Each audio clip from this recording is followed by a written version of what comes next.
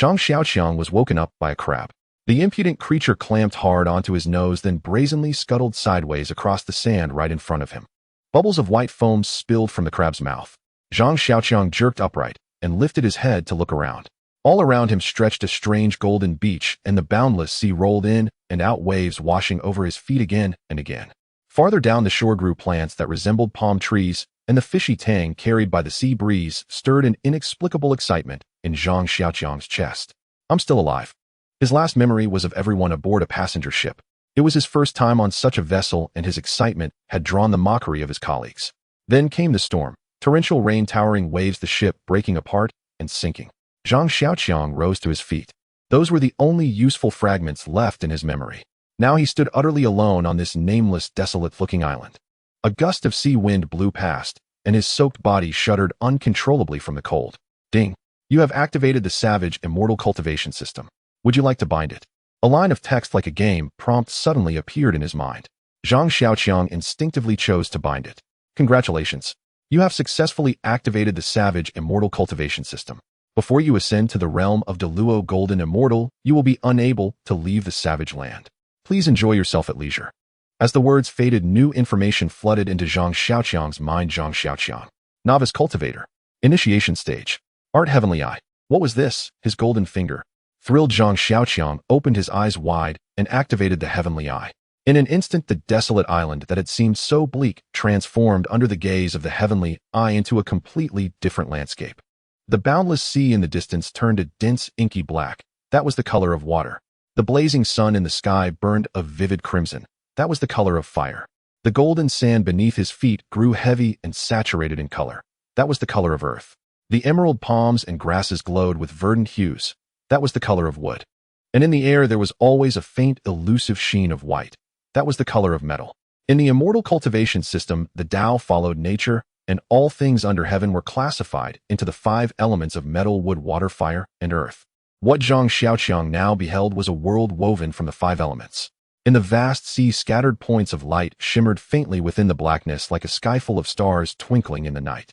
Those were the fish and shrimp of the ocean, their lights the radiance of living beings. Zhang Xiaoqiang was watching with delight when his vision suddenly went black and a wave of dizziness crashed over him.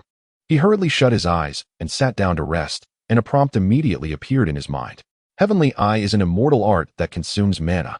With your current mana, you can only maintain it for 10 seconds at a time. That was close. He had finally acquired a new ability only to find its duration so short. After resting for a while, Zhang Xiaoqiang felt the discomfort ebb away. He opened his eyes again. It seemed he could already use the Heavenly Eye once more. So soon. With such a short cooldown, this technique might actually be quite practical. Roughly 3 to 5 minutes were enough to use it again. Zhang Xiaoqiang activated the Heavenly Eye once more and surveyed his surroundings. This time he discovered an unusually large point of light. It was on a distant section of the beach around a bend from where he stood. If these lights represented living beings, fish, birds, rabbits, and the like, then such a large point of light could only belong to a sizable creature. Joy and nervousness surged simultaneously in Zhang Xiaoqiang's heart. A creature that big, if caught, could feed him for several days. But if it turned out to be a lion, a tiger, or something similar, he had better tread carefully. He picked up a stone from nearby and crept cautiously in that direction. On that stretch of beach, the bright spot that both thrilled and frightened him turned out to be a person. A woman. A woman who had once haunted the dreams of Zhang Xiaoqiang and many of his male colleagues. A goddess in their hearts. Yang Zishi, a boss whose looks and figure bore a striking resemblance to Yang Mi. Indeed, Yang Zishi was the owner of the company where Zhang Xiaoqiang worked. The outing aboard the ship had been a company excursion to celebrate a major deal she had just secured. Now Yang Zishi lay unconscious on the sand. Her usually crisp professional office attire was soaked through and clung tightly to her body. Zhang Xiaoqiang's mouth went dry and a restless heat surged through him. Saving her comes first. Saving her comes first. After repeating this to himself several times, the half-trained novice forced down his inexplicable agitation and reached out to help Yang Zishi up. First, a drowning victim should be laid flat, then the rescuer must press firmly on the chest to force the water from the lungs so that the unconscious person can awaken. Following the rescue method he knew for drowning victims, Zhang Xiaoqiang laid Yang Zishi on her back. His gaze briefly lingered on the enticing fullness of her chest, and he swallowed hard before crossing her hands over it. He then placed his own hands over hers and began pressing down firmly again and again. 1, 2, 3, 4. Zhang Xiaoqiang did not know how many times he had pressed when Yang Zishi suddenly jerked, then gagged and vomited out a mouthful of water. A moment later, she slowly opened her eyes and looked around in confusion. When she saw Zhang Xiaoqiang, her expression froze in sudden shock, and then, smack! A sharp slap landed hard across Zhang Xiaoqiang's face. Yang Zishi recoiled like a frightened bird scooting backward as she sat up, her wide, terrified eyes fixed on him. Both hands clutched tightly over her chest. "You filthy pervert, what were you trying to do?" The blow left Zhang Xiaoqiang seeing stars, utterly dazed. Only after a long moment did Zhang Xiaoqiang recover his senses. "Why did you hit me? I was trying to save you." Yang Zishi stared at him with a look of intense disgust. "That's not necessarily true. Who knows what you were planning? Did you touch me?" "Yang Zong, I was trying to rescue you. How could I not touch you?" "Just as I thought. You're exactly that kind of person, taking advantage of others when they're vulnerable. I don't need you to save me. Couldn't someone else have done it?" "Someone else? There's no one else here. And what's wrong with me?" Being spoken to like this made Zhang Xiaoqiang distinctly unhappy. He had done a good deed only to be rewarded with a slap, and such accusations, no one could swallow that easily. How can there be no one else? Where is everyone? Yang Zishi glanced angrily around, then suddenly realized there were only the two of them here. Panic flickered across her face. "Our ship was in an accident. It's just the two of us here. Impossible. There were so many people. How could it be only us? Why are you here?" By now, Zhang Xiaoqiang could clearly see that Yang Zishi harbored an inexplicable dislike for him, and a wave of anger rose in his chest. "If I'm not here, where am I supposed to be? How would I know where everyone else is? You're incredibly ungrateful. I saved you, and this is how you treat me. When have I ever offended you? You call that saving me? Weren't you just trying to take advantage of me while I was unconscious?" Yang Zishi still watched him warily. "Don't think I don't know. They all said it. You pretend to be silent and reserved, but in truth you're lecherous and lazy, doing nothing and stirring up trouble behind people's backs." To be honest, even if she was Yang Zishi at this moment, Zhang Xiaoqiang almost wished he had never saved her. Being stranded on a deserted island with the goddess of your dreams should have been a delightful thing. But when that goddess utterly despises you, the feeling becomes something else entirely. Thus Zhang Xiaoqiang turned around and left, no longer keeping Yang Zishi company. This was a deserted island. Since he could wash up here, it was entirely possible that others might have drifted ashore as well. Zhang Xiaoqiang wandered around the area hoping to find another survivor, but across the empty stretch of beach as far as the eye could see, there was not a single trace of another soul. Damn, I almost forgot. Since he was now in enlightenment stage, immortal, would he not be a fool if he did not use his abilities? Once he opened his celestial eye, everything within his sight was filled with multicolored spiritual energy, within which flickered tiny points of light that represented living beings. However, Zhang Xiaoqiang could only keep the vision active for 10 seconds at a time before resting, then 10 seconds again and resting, yet he still did not see any large points of light that could be a person. In the distance, Yang Zishi's point of light was strikingly conspicuous.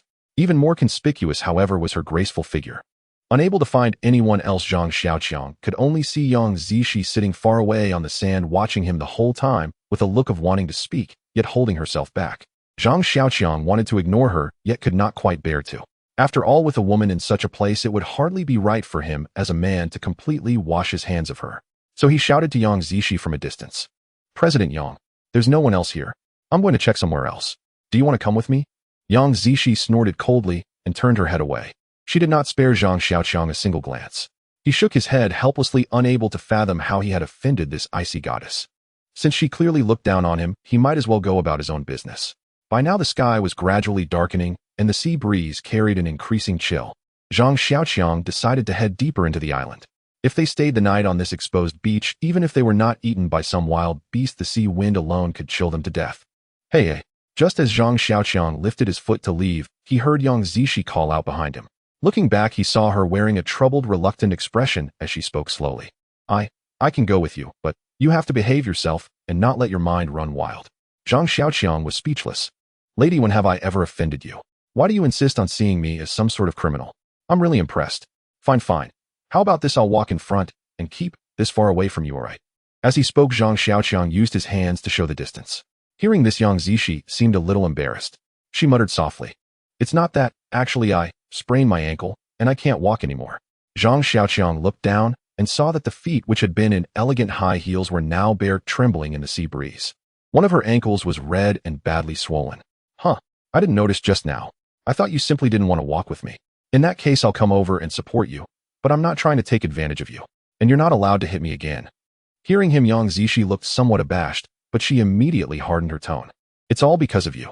You never act properly. They all say you're lecherous and lazy, that your computer barely has any serious files, just piles of those little movies and dirty stories, and that you're always secretly staring at your female colleagues. At that, Zhang Xiaoqiang's temper flared. Who said all that? When have I ever secretly stared at anyone? They said it. They? And what else did they say? They said you're not serious about your work, that you always steal other people's design proposals, and that you only boast and never actually do anything. Rage surged in Zhang Xiaoqiang's chest. This was blatant slander, a shameless attempt to smear him. Tell me who they are. Who has so little shame that they spread such malicious gossip behind my back? Yang Zishi curled her lips. Even in their current predicament, she still trusted those who maligned him more than she trusted Zhang Xiaoqiang himself. Just answer me. Are those things true or not? Of course not. Not a single one. You really don't have those things on your computer? Well, every man has a little bit of that kind of stuff on his computer, right? Didn't Bao Liandong already secure the contract with Jiada Company last time, and then you snatched the credit from him? Of course not. Isn't Jiada Company's secretary Bao Liandong's former classmate? If even his classmate couldn't finalize the deal, how did you manage it? Because Bao Liandong just isn't up to the task. His classmate doesn't even get along with him. I went and approached them myself, played the humble junior, and groveled for a long time before they were willing to give us a chance. Is that what Bao Liandong told you? Of course not. Everyone says so. They all say you stole his credit. Zhang Xiaoqiang was speechless. These bastards were truly vile. They had used him up and then drenched him in filthy water behind his back. Especially that Bao Liandong. After Zhang Xiaoqiang helped him with such a huge matter and spared him from the consequences of failing his task, the man had the gall to claim that Zhang Xiaoqiang had stolen his merit. So much for being fortunate. What nonsense. From Yang Zishi's expression, Zhang Xiaoqiang could tell she did not believe him at all.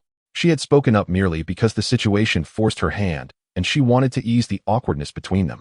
Enough, President Yang. Justice lies in people's hearts. I won't bother explaining myself any further. Let me first help you find a safer, sheltered spot to sit and rest. Then we can see what we should do next. At the mention of doing something next, Yang Zishi grew tense again. What are you going to do? Lady, this is a deserted island. We don't even know what might be out here. Even if there's nothing at all, shouldn't we at least build a fire? What exactly is going on in your head? With that, Zhang Xiaoqiang strode over angrily and helped Yang Zishi to her feet. One had to admit, supporting a woman with such a fine figure felt very different. Clearly unwilling to let him get so close, Yang Zishi tried to walk faster. But how could someone with an injured foot possibly move quickly? After only a few steps, her body tilted and she fell sideways. Hey. Zhang Xiaoqiang hurriedly reached out and wrapped an arm around her waist, but his own footing was unstable. He staggered, and they nearly both tumbled to the ground. You pervert! Yang Zishi suddenly shrieked, swinging her hand back in a slap. The crack rang out clearly as Zhang Xiaoqiang, caught off guard, took the blow full on. Blood immediately gushed from his nose. Zhang Xiaoqiang let go and staggered back a few steps. Only then did he notice that in his haste one arm had slipped under Yang Zishi's armpit, holding her close. By accident, his hand had brushed against a very sensitive spot on her chest. Yang Zishi folded her arms tightly over her chest, glaring at Zhang Xiaoqiang in fury. I knew a dog can't stop itself from eating filth. Even in a situation like this, you're still thinking about taking advantage of me.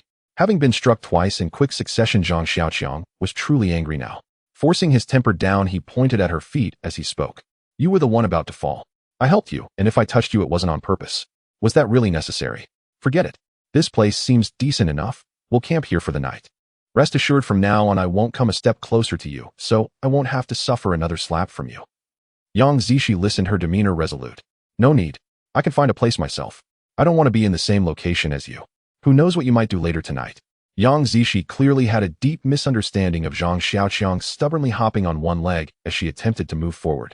However, now that they had left the beach, the uneven ground made it difficult for her to walk. After just a few steps, she lost her balance again. She fell to the ground. This time Zhang Xiaoqiang did not help her. She truly took a tumble, scraping her hands and knees, which began to bleed. The pain combined with fear made Yang Zishi sit on the ground crying. Watching the usually proud beauty act like this made Zhang Xiaoqiang feel a pang of pity. He sighed deeply and pointed to a large rock nearby. Well, stay under that rock tonight. He'll gather some branches to lay down. You can slowly make your way over there. After saying this, Zhang Xiaoqiang turned to leave. Yang Zishi suddenly looked up and shouted at him, Zhang Xiaoqiang, are you still a man? Can't you help me get over there? Zhang Xiaoqiang turned to look at her, thought for a moment, and then replied, originally, we should help each other. But due to your attitude towards me, I think it's better we keep a certain distance. I don't want to be slapped for no reason again. At least being slapped for no reason is still better. I'm just trying to do a good deed, and getting hit. Zhang Xiaoqiang thought to himself before turning to leave. As he turned, he said, Yang Zong, here you are not my superior. We are equal partners. Please remember, if you cannot treat me with the same attitude as you would a partner, then it is better we do not stay together. Hearing Zhang Xiaoqiang say this, and watching him resolutely walk away, Yang Zishi suddenly felt a bit frightened. Why did he leave? Wasn't he the most timid and afraid of trouble? Didn't he usually just laugh off whatever others said? Would he come back? As the sun gradually set, the sky darkened further. The sea breeze made her wet body feel cold. Yang Zishi curled up under the large rock that Zhang Xiaoqiang had just pointed to, anxiously waiting. Could it be that he left in anger because of how I treated him? This is a deserted island. Could there be lions or tigers here that might eat him?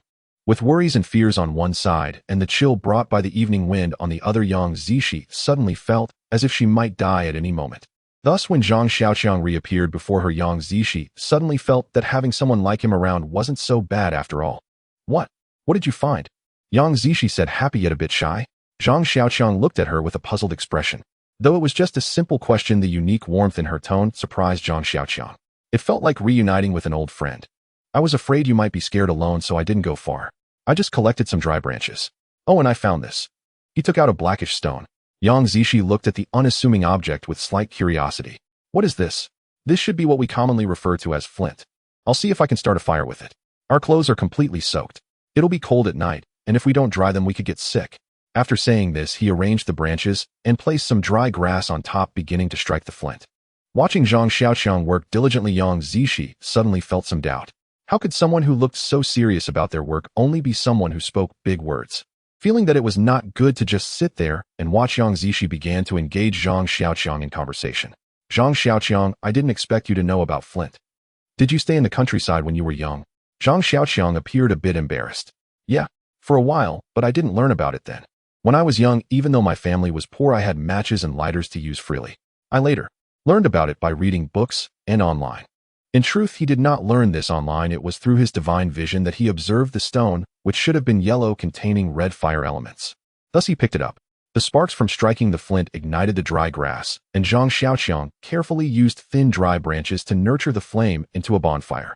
Once the bonfire fully blazed, the warm flames made both of them feel a significant sense of safety and comfort. Zhang Xiaoqiang inserted 2 branches beside the fire on his side, then stood up to remove his clothes and pants. What are you doing? Seeing Zhang Xiaoqiang do this, Yang Zishi became a bit nervous. Don't worry, I'm not going over, but I have to take off my clothes. They need to be dried before nightfall. Otherwise, we could both get sick. After saying this, Zhang Xiaoqiang hung his clothes and pants up. This fortuitously formed a barrier in front of Yang Zishi. This way she had clothes and the bonfire blocking her in front and a large rock behind her. She immediately felt much warmer. I'll go find some dry firewood and see if there's anything we can eat. You, take this opportunity to dry your clothes while I'm gone. If you catch a cold, it will be troublesome. After saying this, Zhang Xiaoqiang turned to leave again. Yang Zishi saw him wearing only a pair of shorts and was about to go. She hurriedly called out to him, Hey, Xiaoqiang, actually, you don't have to go. You can just stay over there and warm yourself by the fire. I can dry my clothes here. Upon hearing this, Zhang Xiaoqiang laughed. You have a big sister mentality. This is a deserted island, and who knows how cold it might get at night. You better dry your clothes properly. I'll go find something to eat. Don't worry, animals won't dare come near with a bonfire. After saying this, he turned and left. In reality, there were many animals on the deserted island, but Zhang Xiaoqiang, being unarmed, couldn't catch any. So once he left Yang Zix's sight, Zhang Xiaoqiang stopped and began searching the vicinity. Hunting requires tools, and Zhang Xiaoqiang currently had no tools. Foraging, however, does not require tools, just knowledge of which plants are edible, but which plants can be eaten. With this question in mind, Zhang Xiaoqiang searched around while inadvertently activating his divine vision skill. When his divine vision landed on a small tree, Zhang Xiaoqiang suddenly felt that the fruits growing on it looked quite tasty. So he went over and picked a few. After searching the area, he found nothing else worth taking besides a few dry branches. Zhang Xiaoqiang returned to the bonfire. As soon as Zhang Xiaoqiang appeared, there was an immediate commotion on Yang Zix's side. Even though it was already quite dark thanks to the bonfire, Zhang Xiaoqiang still saw that Yang Zishi had taken off her clothes to warm herself while he was away. She was now hurriedly wrapping a half-dried damp garment around herself. Don't be scared. I'm not coming over. Zhang Xiaoqiang turned his face away, taking care not to look, and then walked slowly to the bonfire. I won't look, don't be nervous. I'll just place the firewood down and leave. By the way, here are some wild fruits. You can eat them when you're hungry. Yang Zishi hid behind Zhang Xiaoqiang's clothes, peeking her head out to look at the wild fruits on the ground. What kind of fruit is that? Is it edible? Zhang Xiaoqiang hesitated for a moment, looking at the wild fruit left in his hand. This is called August melon. It can be eaten, but it's not the right time. It might not taste very good. Hearing Zhang Xiaoqiang's words, Yang Zishi extended a hand to take one. After taking a bite, she found it acceptable. Xiaoqiang, I didn't expect you to have this skill, eh? You can make fire and recognize wild fruits. Upon hearing Yang Zix's praise, Zhang Xiaoqiang's face turned slightly red. What skill is this? I just gotta know it. I learned it from the internet. In truth, it wasn't from the internet, it was something he had just perceived with his heavenly eye. Zhang Xiaoqiang realized that his ability with the heavenly eye was quite remarkable. If he looked at something for a while, he could not only know its name, but also its uses. As he walked, Zhang Xiaoqiang stuffed the wild fruit into his mouth and took a bite. Hey. As soon as the fruit entered his mouth, information appeared in Zhang Xiaoqiang's mind. Consuming wild fruit grants a bit of spiritual energy. The cultivation of the immortal will be enhanced. Hint: cultivators consuming heavenly materials and earthly treasures will gain spiritual energy. With the increase in spiritual energy, the cultivator's cultivation will improve, and consequently their immortal techniques will also enhance. Upon seeing this, Zhang Xiaoqiang couldn't care less about the taste of the fruit and directly stuffed it into his mouth. Since eating could enhance cultivation and skills, why hesitate? At this moment, the sky was already quite late, and the sun had dipped below the horizon without hesitation. The world was engulfed in darkness. However, in Zhang Xiaoqiang's eyes, it was entirely different. Many small animals had come out. In the darkness, countless little dots were scurrying back and forth. There were rabbits, mice, and even snakes. In the dark, the plants seemed inconspicuous, but the moving little lives shone like candles in the darkness. With just a little attention, one could see them. For instance, right now, less than 10 meters away from Zhang Xiaoqiang, a bright dot lay quietly. It was a rabbit. It was sleeping in its burrow. Its burrow was very well concealed, with the entrance covered by weeds, deep and winding. Capturing it was nearly impossible. But Zhang Xiaoqiang was different. He gathered a pile of wood at the entrance and lit it. The rabbit inside the burrow began to stir, sensing danger approaching outside, and started to move back and forth in the burrow. In the darkness, its movements were like a moving lantern, making it easy for Zhang Xiaoqiang to find the other two entrances. A cunning rabbit has 3 burrows. This refers to rabbits having more than 2 exits to their burrow. The 2 entrances that were usually used were laid bare during the rabbit's frantic movements. Zhang Xiaoqiang blocked the other 2 entrances with stones and intensified the fire at the entrance. The rabbit could no longer bear it. The thick smoke drove it to lose its senses and run toward one entrance. But that entrance was already blocked, so it turned and found the other one was also blocked. With no options left, it could only dash out from the smoky entrance. Unfortunately, just as it burst out of the burrow, it collided with the stone that Zhang Xiaoqiang had prepared earlier. Then, it became the prey in Zhang Xiaoqiang's hands. Haha, we've got meat to eat. Zhang Xiaoqiang didn't expect to catch a rabbit on his first hunt. He was overjoyed. Just a wild fruit had granted him a bit of spiritual energy. A rabbit this big should surely grant him 100 or 80 points of spiritual energy. Holding the rabbit, Zhang Xiaoqiang happily made his way back. When he arrived at the campsite, he saw that the fire was almost out. Yang Zishi was frantically throwing in branches. When she saw Zhang Xiaoqiang return, her voice was filled with a pitiful tone as she said, "Why did you come back so late? The fire is about to go out. I gathered some branches to throw in, but..." Looking at Zhang Xiaoqiang, she couldn't help but slap her forehead, thinking how close it was. It turned out that she had been so focused on catching the rabbit that she lost track of time. The fire needed more wood after burning for 1 or 2 hours, especially dry larger branches.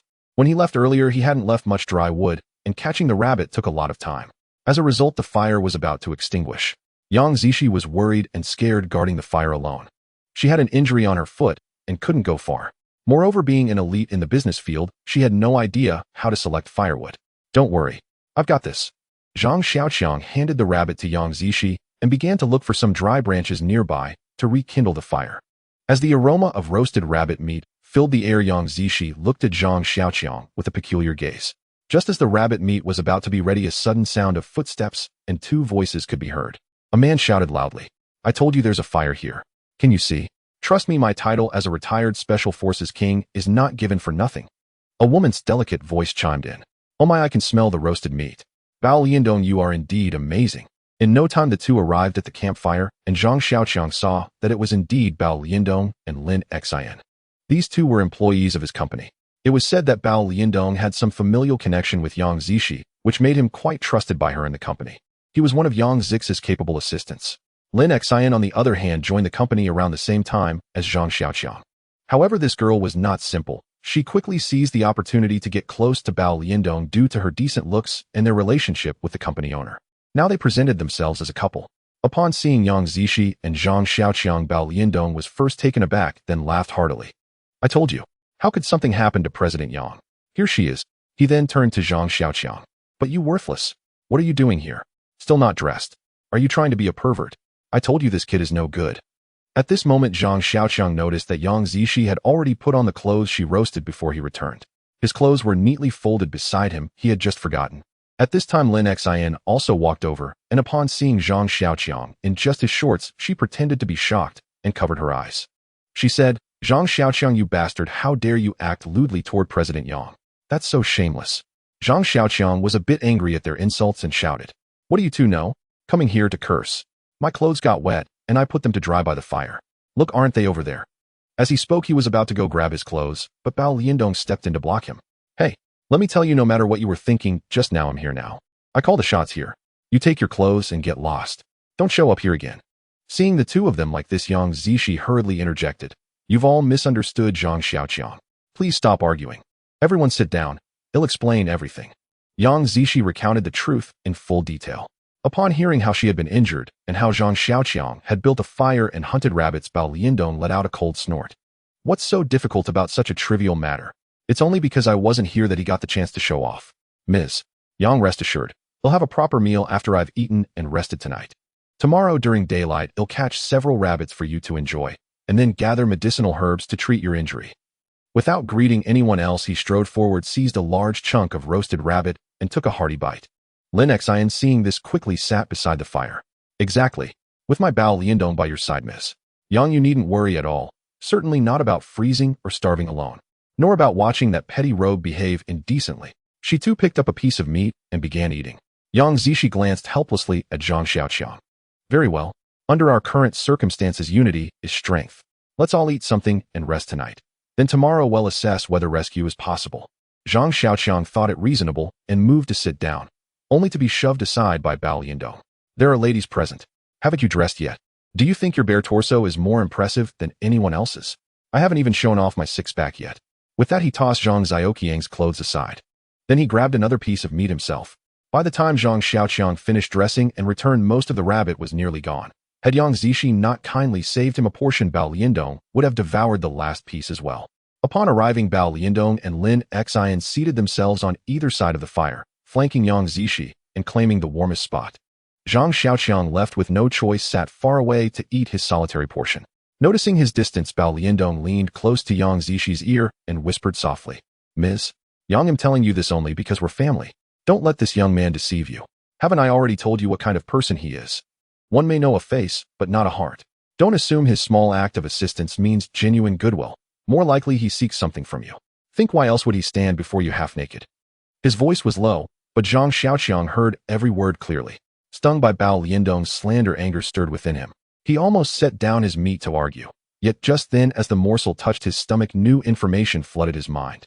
Consuming food prepared from materials native to the wild expanse increases spiritual energy by 10 points, elevating the immortal lord's cultivation level. Indeed, anything edible on this desolate island granted him spiritual energy. That single bite had yielded 10 points, 10 times more than wild fruit. Yet he remained uncertain how much spiritual energy he'd need to advance his cultivation further. By now, Bao Liandong and Lin Xin had finished speaking with Yang Zishi.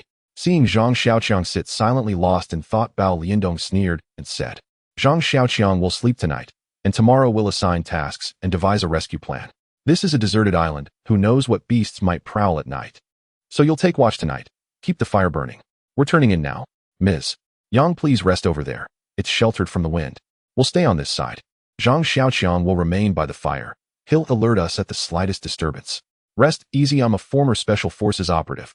Though retired, my skills remain sharp. Even a stray cat or dog falls with one kick. So fear no wild beasts.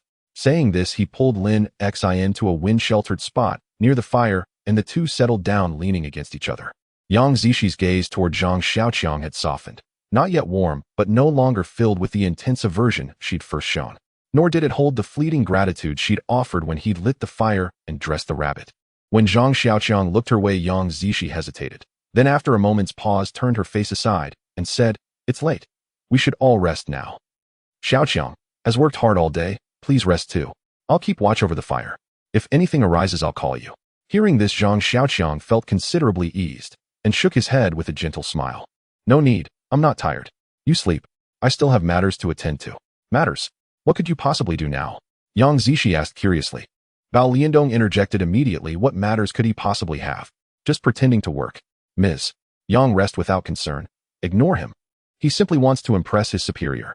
Wait until tomorrow. You'll witness true urban elite prowess, the survival mastery of a veteran special forces operative. Hearing this, Yang Zishi sighed faintly and glanced once more at Zhang Xiaoqiang. Seeing him nod with a calm smile, she reluctantly lay down alone. Zhang Xiaoqiang gathered dry firewood nearby to intensify the blaze, then selected a straight young sapling, broke it free, stripped its branches, roasted it beside the flames, and ground its tip against stone, fashioning a spear roughly only 1.5 meters long. What are you doing, boy? Can't you keep quiet? Bao Liandong, roused by the grinding sound, barked angrily at Zhang Xiaoqiang. Zhang Xiaoqiang reflected Yang Zishi bore injuries and needed deep rest. His noise disturbed her slumber, so he fell silent, motionless. Bao Liandong, mistaking his silence for submission, smugly drifted back to sleep. Only at sunrise did Zhang Xiaoqiang seize a brief moment to close his eyes and rest. But scarcely had he shut his eyes when Bao Liandong's booming voice shattered the quiet. I told you he wouldn't cut it. Look, he was supposed to stand watch, yet he fell asleep. Wake up! What if wolves come and devour you? After a full night's rest, Bao Liandong appeared remarkably refreshed. Last night, I spotted a river nearby. There must be fish. Today, I'll demonstrate the survival mastery of a veteran special forces operative, catching fish for all of you. No need for anyone to gawk over a single rabbit, as if it were some monumental feat. He cast a pointed sidelong glance at Zhang Xiaoqiang. Zhang Xiaoqiang feigned ignorance and turned instead to Yang Zishi. Since Bao Liandong will secure food, I'll explore elsewhere to see what I might discover. The two women naturally remained by the fire. Yet Yang Zishi's foot showed no improvement after the night's rest. Bao Liandong had casually mentioned the island harbored medicinal herbs, so Zhang Xiaoqiang resolved to search for some, hoping to ease her injury.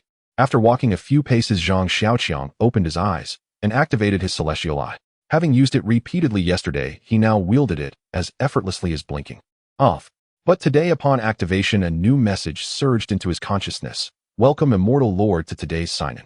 As you've consecutively signed in for 2 days, the system grants you a sign-in gift package, offering one randomly selected prize. 1. 1,000 points of spiritual energy. And 2. A cultivation technique from the spirit enlightenment realm. And 3. A primary tier magical artifact, or a foundational cultivation manual. Zhang Xiaoqiang's heart leapt with joy, so the system offered a daily sign-in reward. Each prize ignited his longing. 1,000 points. Would they suffice for advancement? The spirit enlightenment techniques remained unknown, but the celestial eye alone proved invaluable. As for the third option, it was precisely what he craved. Magical artifacts functioned as divine equipment.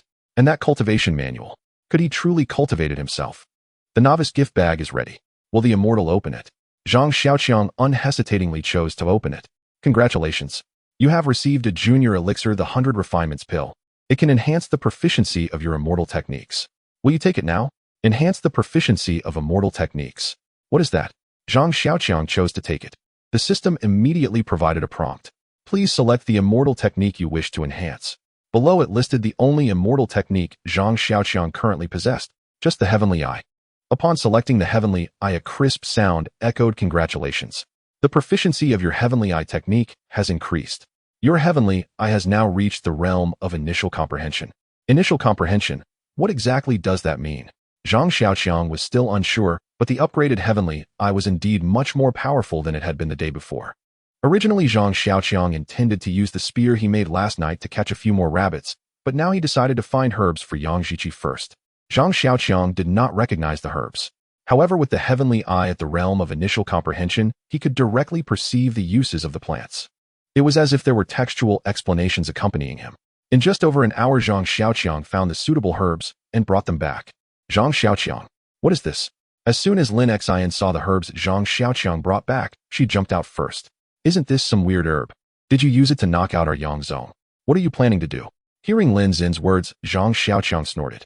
This is snake bone grass used for setting bones and reducing inflammation.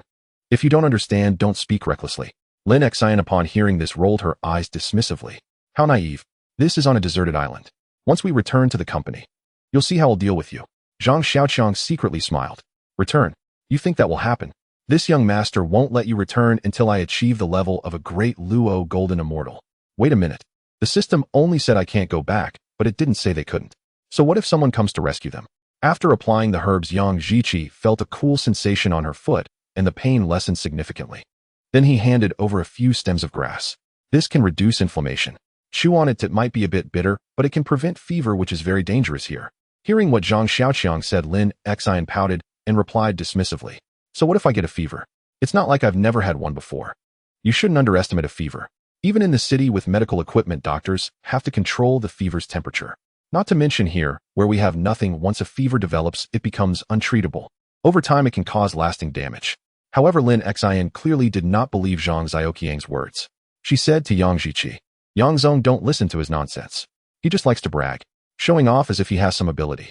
Yang Jiqi hesitated for a moment, looked at Zhang Xiaoqiang and Lin Xian, and finally stuffed the grass stem into her mouth. It's fine. Even if he is lying to me, I still have you and Bao Liandong. Why should I be afraid of him? Hearing Yang Ziqi's words, Lin Xian said happily, Of course, just rest assured. Bao Liandong and I will definitely take good care of you. Yang Zong, if we return to the company, I heard there's a vacant position for a department head. What do you think about me for that? Hearing this, Zhang Xiaoqiang felt exasperated. He saw a hint of a smile mixed with embarrassment on Yang Ziqi's face and hurriedly spoke. Where did Bao Liandong go to find food? Why has he been gone so long? Yang Jiqi quickly joined in the conversation. Oh, he went to the river to catch fish. He said he was going to make us grilled fish. Oh, there he is. He's back. They saw Bao Liandong coming back with a dejected expression.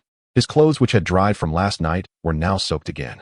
After returning, he angrily sat by the fire pit and said furiously, I'm really fed up. I worked hard all day today and didn't see a single fish. Turns out there are no fish in this river. I wasted my efforts. No fish. No way. Such a big river. Zhang Xiaoqiang said in disbelief. Bao Liandong immediately got angrier upon hearing this. What? You think I'm lying? If there were fish, would I not be able to catch them? If you think you can catch one, then I'll change my surname to yours. Hearing him say this, Lin Xian quickly added. Exactly. Do you think catching fish is that easy? The fish are in the water, and we don't have any tools. Do you think it's as simple as finding a few herbs? Upon hearing about finding herbs, Bao Liandong was stunned, then noticed the herbs wrapped around Yang Ziqi's foot. He exclaimed, Ah, now I understand. You've gotten so bold, daring to meddle in my affairs. Turns out you found a few herbs and think you're a hero. Let me tell you, I could handle such a trivial task in a minute. Unlike you, who considers this an achievement. Seriously, if you really have the ability, go catch a few fish from the river. If you catch any, then you can call it an achievement. Zhang Xiaoqiang felt a bit angry watching their back and forth. Bao Liandong, you said it. What if I catch fish? Zhang Xiaoqiang challenged. If you catch fish, then I'll admit you're better. Stop talking nonsense. What do you mean you'll admit I'm better? I don't need your acknowledgement. If I catch fish, then you won't eat today. We'll all eat, and you'll just work without eating. How about that? Fine. But what if you don't catch any? If I don't catch any, you can say whatever you want. Yang Jiqi looked at the two of them speechlessly, finally, saying, How old are you both, still acting like children? What's the point? Yang Zong, don't mind me. I've disliked this kid for a long time. At the company, I wanted to teach him a lesson. You always say colleagues should be harmonious. Today is just the right opportunity to let him know my strength. Zhang Xiaoqiang glanced at him. What strength do you have? You've been gone for half the day and didn't bring back a single fish. You eat more than anyone. Once I catch a fish, you can go work. The two of them bickered as they walked towards the river. Yang Jiqi couldn't help but follow them, limping along. Lin Xian quickly followed as well. At the riverbank, Bao Liandong had already dug several shallow pits. It seemed this kid understood a little about catching fish. However, the pits were too shallow and the fish here were too big. The place he chose was simply unsuitable for catching fish. No wonder he didn't catch anything all day. With the heavenly eye, Zhang Xiaoqiang could clearly see the fish swimming back and forth beneath the water's surface, so he took the spear and walked into the river. Seeing Zhang Xiaoqiang walk into the river like that, Bao Liandong's face showed a contemptuous smile. What a fool. Does he think the fish will swim to him by themselves? The surface of the water sparkles, yet beneath it lies a hidden world. Large fish swim back and forth between the deep and shallow waters, drawn by the abundance of small fish and shrimp in the shallows. However, the shallows are fraught with danger, not only from the birds that soar above, but also from the predators that lurk on land. Take Zhang Xiaoqiang, for example. Zhang Xiaoqiang fixated on a large fish slowly swimming towards him. As it approached, he thrust his spear fiercely, only to see it graze the fish's body and plunge into the riverbed, causing the fish to flip and dart away in an instant. Huh, how could this happen? Zhang Xiaoqiang was puzzled. It had been such a great opportunity. How could he have missed? See, I told you this guy was useless. All he does is brag. He can't accomplish anything. Lin Xian nodded in agreement. He just takes credit for others' achievements. If it weren't for you, he wouldn't last a day in the company. Bao Liandong shot a triumphant glance at Yang Zishi. Yang, I told you about him before, but you didn't believe me. Now look at what he's really like. Just blabbering away and betting with me. Let's see if he can catch a fish. Yang Zishi watched Zhang Xiaoqiang trying to catch fish in the river, her earlier flicker of goodwill slowly wavering. Zhang Xiaoqiang had no time to pay attention to the people on the shore. He aimed for a second fish, adjusting his angle before plunging his spear. According to physics, when light passes from air into water, it bends due to the difference in density. Thus, generally speaking, the actual position of the fish in the river seen from the shore should appear at a 15-degree downward angle. This time, Zhang Xiaoqiang specifically aimed below the fish's body, thrusting his spear fiercely into the water. Yo! Zhang Xiaoqiang cheered as his spear pierced through the belly of the large fish, staining the river red with blood. I got it. Caught a fish. Zhang Xiaoqiang shouted as he dragged the spear upward. The large fish thrashed violently, slipping off the spear and diving back into the river with a flick of its tail. Damn it! Zhang Xiaoqiang cursed in frustration. After finally catching one, it got away. On the shore, Bao Liandong was astonished, his mouth agape, realizing he had lost the bet. As the river turned crimson, the fish's tail vanished from view. Upon hearing Zhang Xiaoqiang's words, he became energized. You keep bragging. We didn't see any fish. Just because you say you caught one doesn't mean you did. He shot a glance at Lin Xian, signaling her. Lin Xian understood and quickly added, exactly. We agreed that if we couldn't eat any fish, you'd lose. You better not try to back out. Zhang Xiaoqiang chuckled. You think I'm like you too? Always blaming others. Let me show you a big fish. As he spoke, he thrust the spear into the river, anchoring it in the mud at the bottom. Zhang Xiaoqiang then walked downstream for several paces before bending down to scoop up a large fish with his hands and tossing it in front of the three on the shore. Mister, Hua, roast these two. They'll go catch more. Zhang Xiaoqiang called out loudly. Two, are you crazy? Lin Xian stared at the fish on the shore. It had a large wound on its belly, clearly inflicted by Zhang Xiaoqiang's earlier thrust. It hadn't swum far before dying, and he had retrieved it. But where was the second fish? Exactly. I said this guy is all talk. Just because he got lucky and caught one fish, he claims it's two. Yang, you saw it. Otherwise, if we only heard him, we'd think we stole one. Zhang Xiaoqiang returned to the spot where he had anchored his spear, bending down to pull it out of the water. Indeed, the spear had another large fish still impaled on it. See, two. You roast them. They'll try again. If I can catch another, that would be even better. Each of us will have one. You don't get any. Zhang Xiaoqiang looked at Bao Liandong. Don't just stand there. We agreed you won't get any. Hurry up and get to work. Find some firewood. Bao Liandong's expression changed immediately. Hey, why should I? I haven't eaten all day either. Why shouldn't I get my share? Lin Xian chimed in. Exactly. We're all starving. How can we not eat? Zhang Xiaoqiang laughed. Who was the one who bet with me that if I caught a fish, he would skip meals and just work? Bao Liandong looked taken aback. Lin Xian hurriedly replied. Oh, that was just a joke. Right, Yang? We're not kids anymore. How could we take that seriously? Yang Zishi thought for a moment and agreed, exactly. We were just joking. You two can't take it literally. Xiaoqiang, go catch a few more. Well, roast the fish here. You can't really let him starve, can you? To be honest, if it were just Zhang Xiaoqiang and Bao Liandong, he wouldn't mind letting the latter go hungry for a few meals. The problem was that this guy was just too annoying.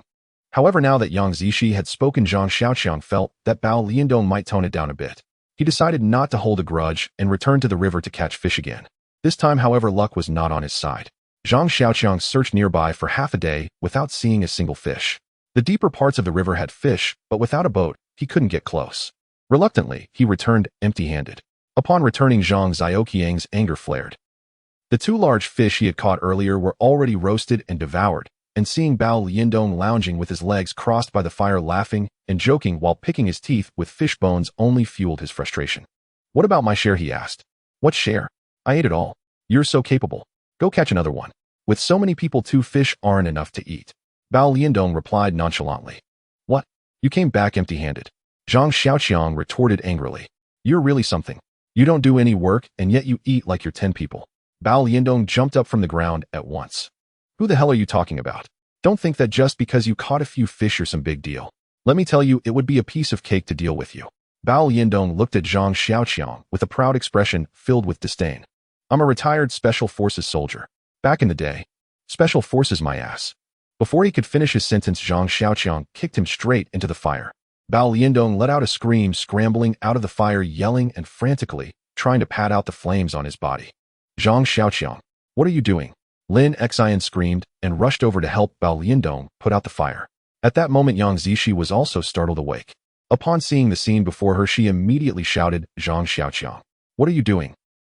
Zhang Xiaoqiang spoke angrily. "What do you mean by blaming me?" "This guy," Lin Xian shouted beside him, "but you can't push him straight into the fire pit. What if he gets badly burned?" Bao Liandong chimed in, "Zhang Xiaoqiang, I never imagined you'd be like this, so ruthless just for a bite to eat. I only ate one extra bite of fish. Does that really warrant pushing me into the fire pit?" Hearing both of them speak so harshly, and seeing Bao Liandong truly covered in soot and smoke, Yang Zishi also grew furious. "Exactly. Zhang Xiaoqiang, it's just a mouthful of food. Does it really merit such treatment? We're colleagues after all, even if you're more capable than the rest of us. That's no excuse to bully someone like this. I used to think others were lying about you, that you were untrustworthy. Now I see they were right. So now I get it. I'm wrong whether I act or stay silent. It's always my fault, isn't it? Fine. You win. Go ahead and amuse yourselves. I'm done serving you." Upon hearing this, Yang Zishi hesitated, but Lin Xian retorted immediately. "Hurry up and go. Don't think we'll starve without you. With Bao Liandong here, what do we need you for?" Bao Liandong flattered, puffed out his chest, and declared, "That's right. I'm a certified veteran of elite special forces. Wilderness survival is second nature to me. Don't I vastly outclass you? Today, had you not ambushed me from behind, I'd have shown you exactly what a true special forces wilderness master looks like." Zhang Xiaoqiang picked up his handcrafted spear and let out a cold, mirthless laugh. "A special forces wilderness master. Fine. Go ahead and flaunt your skills here. Just don't come crawling back to me later begging for help." Hearing this, Yang Zishi's resolve softened, and she called out impulsively, "Wait, hold on. You're still leaving?" Seeing Yang Zishi attempt to intervene, Bao Liandong's eyes flickered shrewdly, and he quickly interjected. "Exactly. A grown man with no magnanimity whatsoever. So I ate a few bites of your fish. Am I not willing to repay you? Yet you shoved me head first into the bonfire. I get it now. You wanted me injured, unable to work, so you could shine by comparison. Fine then. Henceforth, whatever you do, I won't utter a word.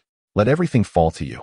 Zhang Xiaoqiang took a deep breath and fixed his gaze on Bao Liandong. "Stop pretending, kid. From the moment you arrived yesterday, you've been sowing discord, spreading slander behind my back. Do you think I'm blind to it? I won't hold it against you. But from this moment on, you do your part, and I'll do mine. We'll keep our distance. No interference, no involvement. And as for you two women, you've already declared me petty, oppressive, and morally bankrupt.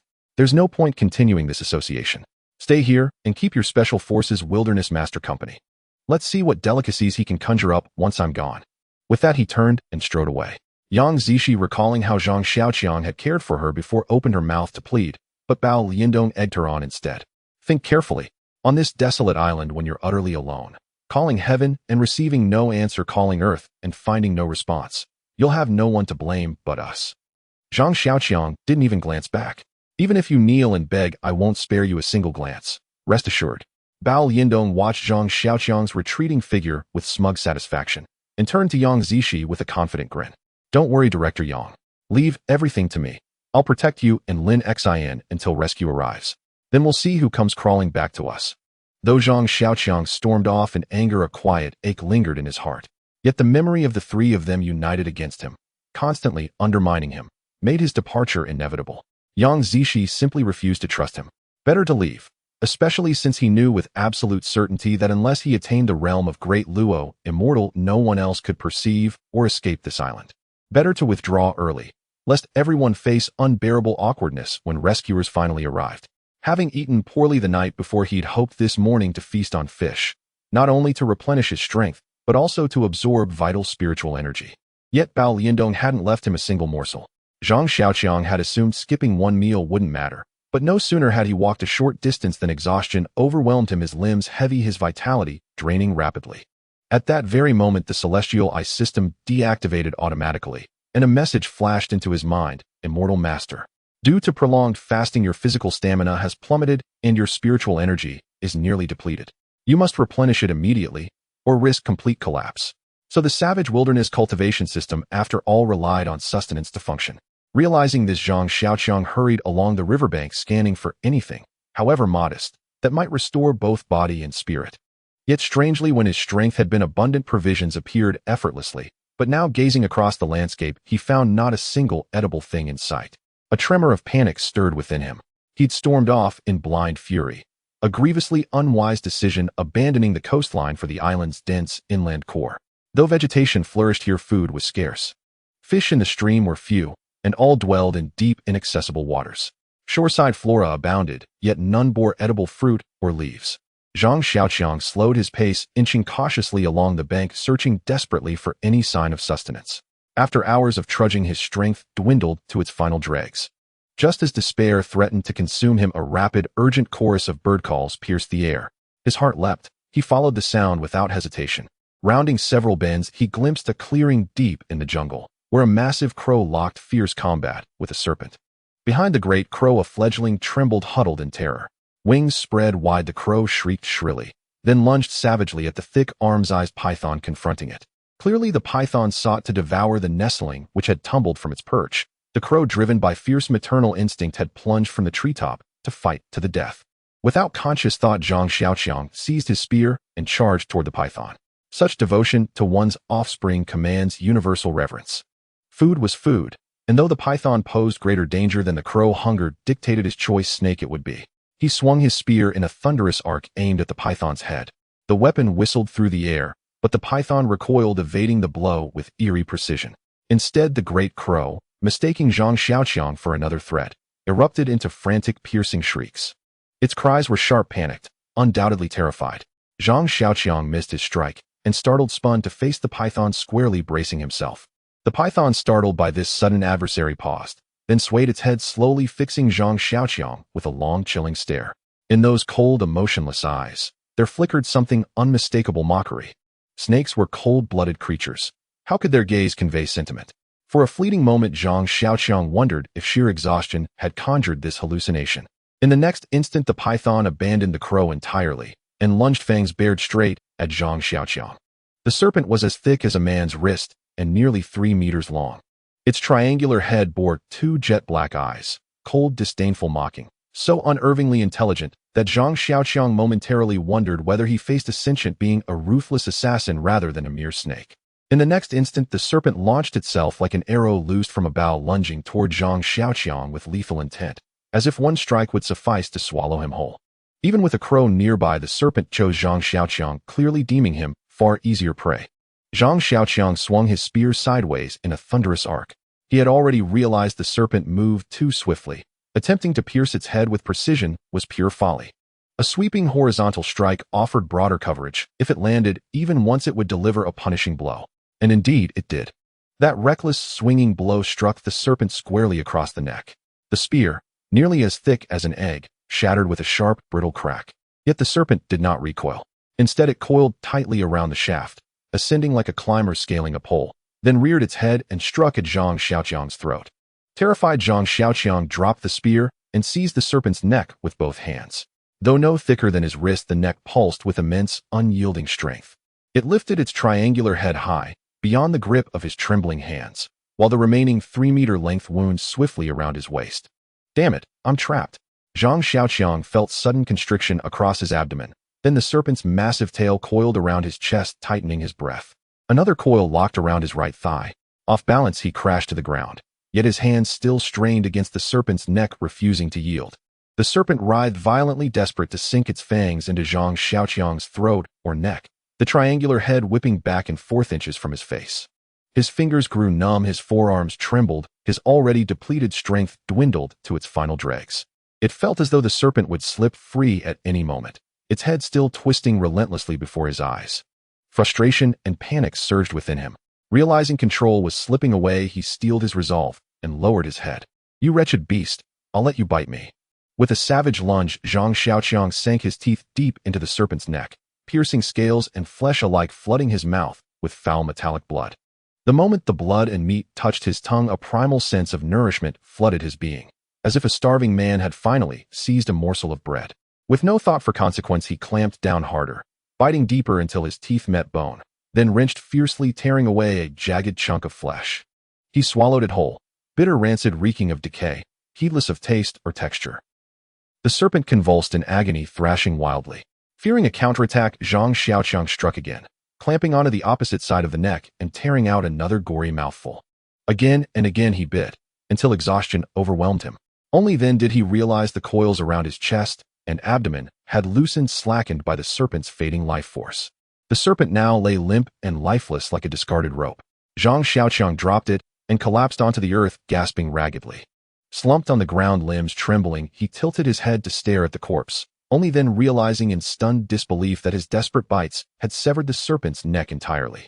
A grotesque, gaping wound gaped where muscle and scale had been torn away, exposing pale vertebrae beneath.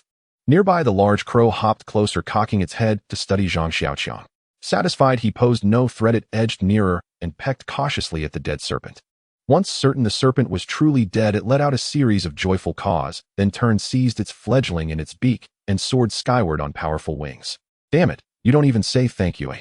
Zhang Xiaoqiang shook his head weakly, then resumed his labored breathing. After a long while he regained just enough strength to rise shakily to his feet and retrieve the broken spear from the ground. He saw then that the sturdy wooden shaft had splintered, shattered upon impact with the serpent's neck. Utterly spent, he could go no further. Dry grass and twigs littered the ground. He fumbled a flint from his pocket, kindled a fire, and tossed the serpent directly into the flames. Normally one would skin and skewer the serpent, but Zhang Xiaoqiang lacked the strength even to unbuckle his own trousers, let alone flay a carcass. So he simply roasted it whole. No ceremony, no pretense. Survival demanded sustenance, not propriety. As soon as the first savory aroma rose from the flames, he tore into the sizzling flesh, blood and all, swallowing greedily. Midway through his ravenous feast, the rush of wings heralded the crow's return. It landed some distance from the fire, watching silently. After a long contemplative pause, it dropped a crimson fruit, glossy as polished agate, into Zhang Xiaoqiang's lap. Hesitant, he picked it up. It was small, no larger than a grape or a cherry, vibrantly colored, fragrant with a delicate sweet aroma. When he lifted it, the crow called out sharply, then fluttered its wings emphatically as if urging him onward. Zhang Xiaoqiang understood the message plainly. Eat it. He glanced between the crow and the fruit. Listen, I just saved your life and your fledglings. If this is poisoned, you'll have some serious explaining to do. Though he knew the crow couldn't comprehend, he voiced the warning aloud. The crow tilted its head, seemingly impatient, and uttered a few insistent cries. Zhang Xiaoqiang hesitated, then, unable to resist the allure, placed the fruit in his mouth. At once the crow hopped joyfully, then wheeled into the air and vanished. Zhang Xiaoqiang felt no immediate change, so shrugging he returned to devouring the roasted serpent. That night, he slept beside the embers. In his dreams, he became a crow, soaring freely across boundless skies. As Zhang Xiaoqiang opened his eyes, he quickly activated his heavenly eye. According to the system's prompt, there should be a novice lottery reward today. Welcome immortal to sign in today. You have signed in for 3 consecutive days, so the system gifts you a sign-in big gift package. You can randomly draw one of the following prizes. 1. 1,000 points of spiritual energy. 2. A celestial technique from the Enlightenment period. 3. A junior magical artifact or a junior cultivation technique. Zhang Xiaoqiang felt a surge of tension. On the first day, he had received the skill of Heavenly Eye, which granted him the ability to find food and fire sources here. The second day, he obtained a refined pill that further enhanced the Heavenly Eye skill. Without this Heavenly Eye skill, it would have been impossible for him to live so freely these past 2 days. What would he draw today?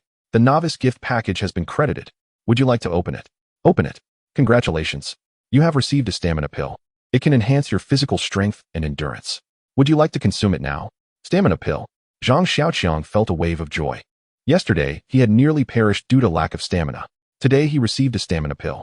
He quickly consumed it and closed his eyes to experience its effects. Ding. You have a celestial fate, please check. Celestial fate. Because of this celestial fate, you have received a gift from the mountain god, the kindness of the crow spirit.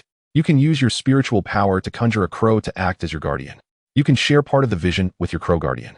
Wow. This is incredible. Zhang Xiaoqiang immediately opened his eyes. He had gained a new skill. Here it was almost a divine ability. Just think.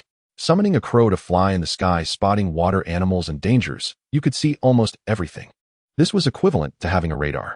Moreover, it was an all-encompassing 3-dimensional radar. If this isn't impressive, then what is?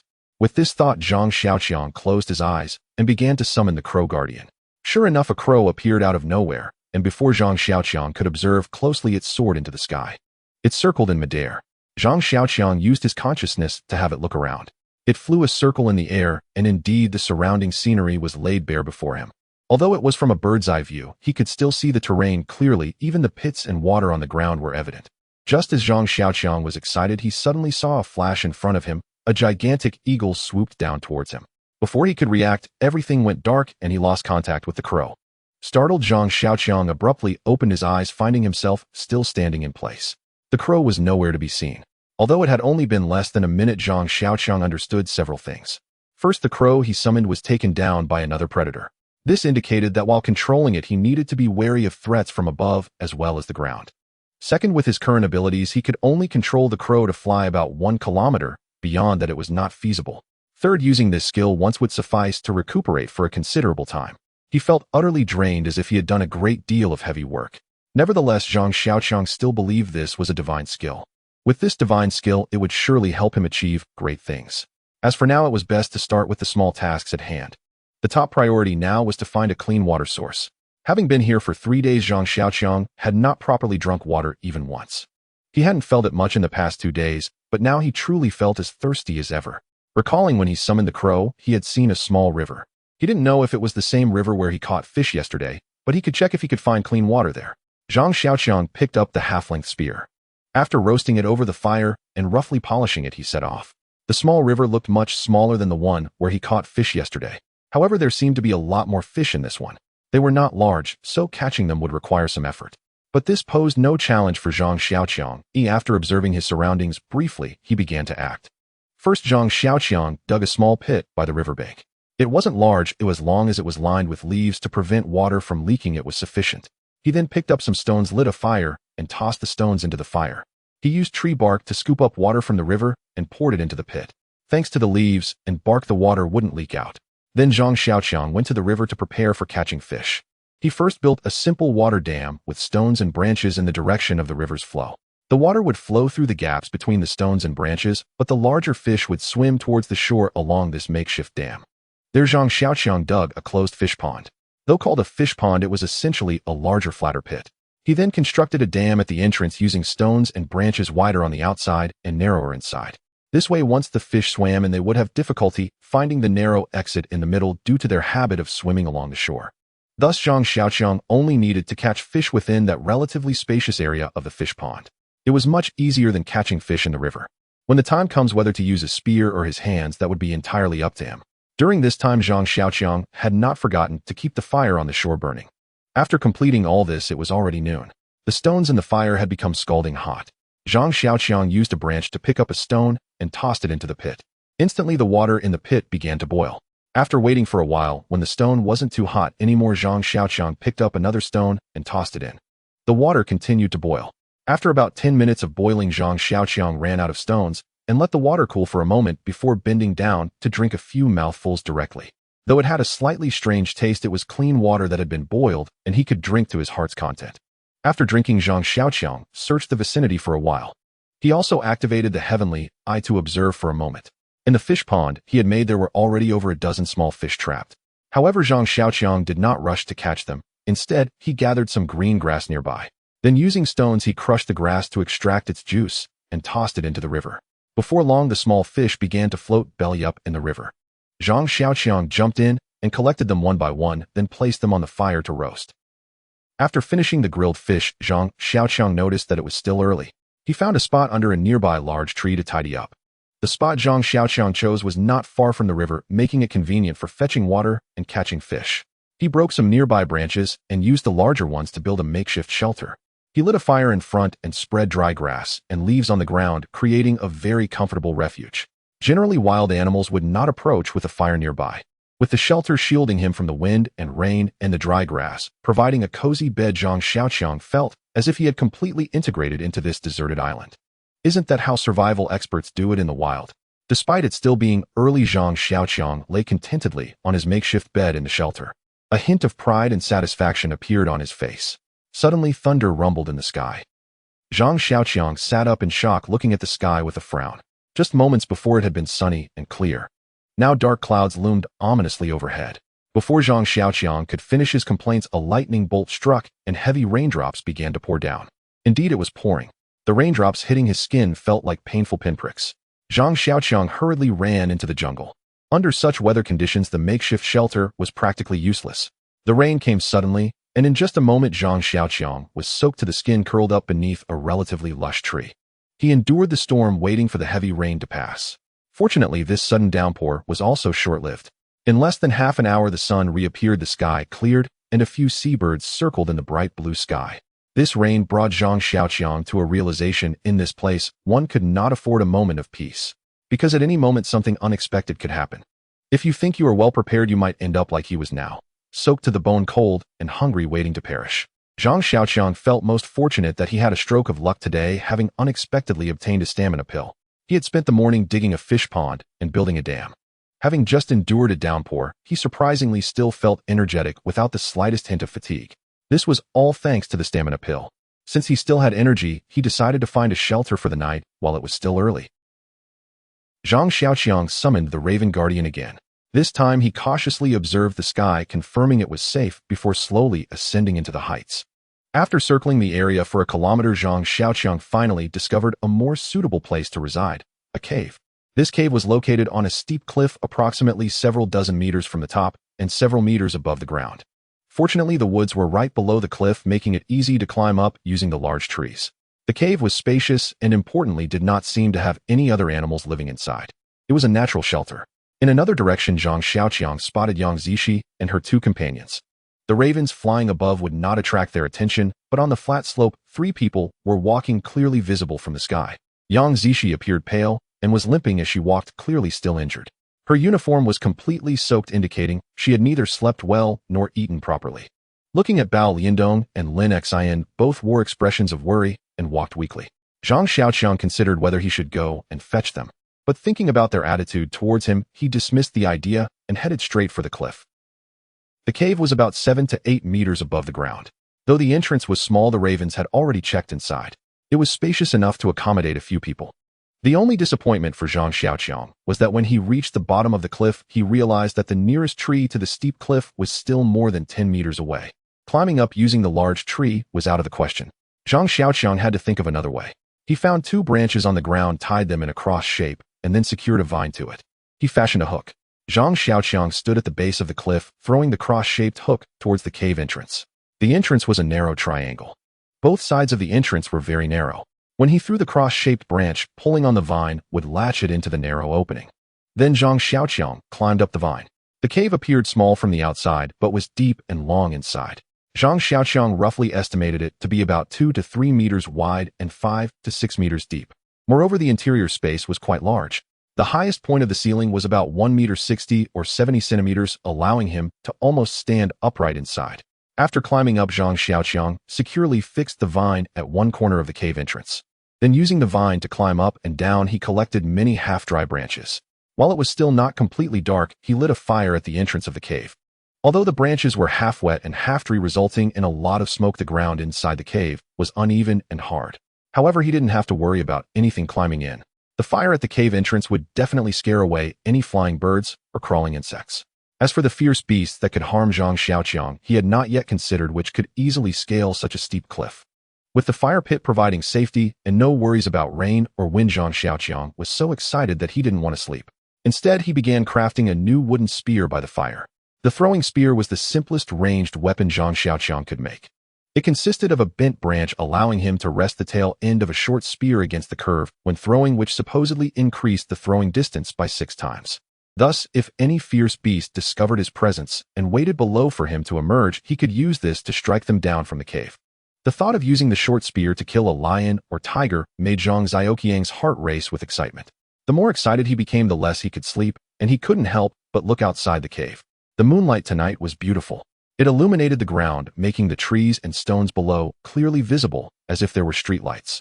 As Zhang Xiaoqiang was bored watching below, he suddenly heard a voice from afar, a man shouting loudly, "Hey, is anyone there?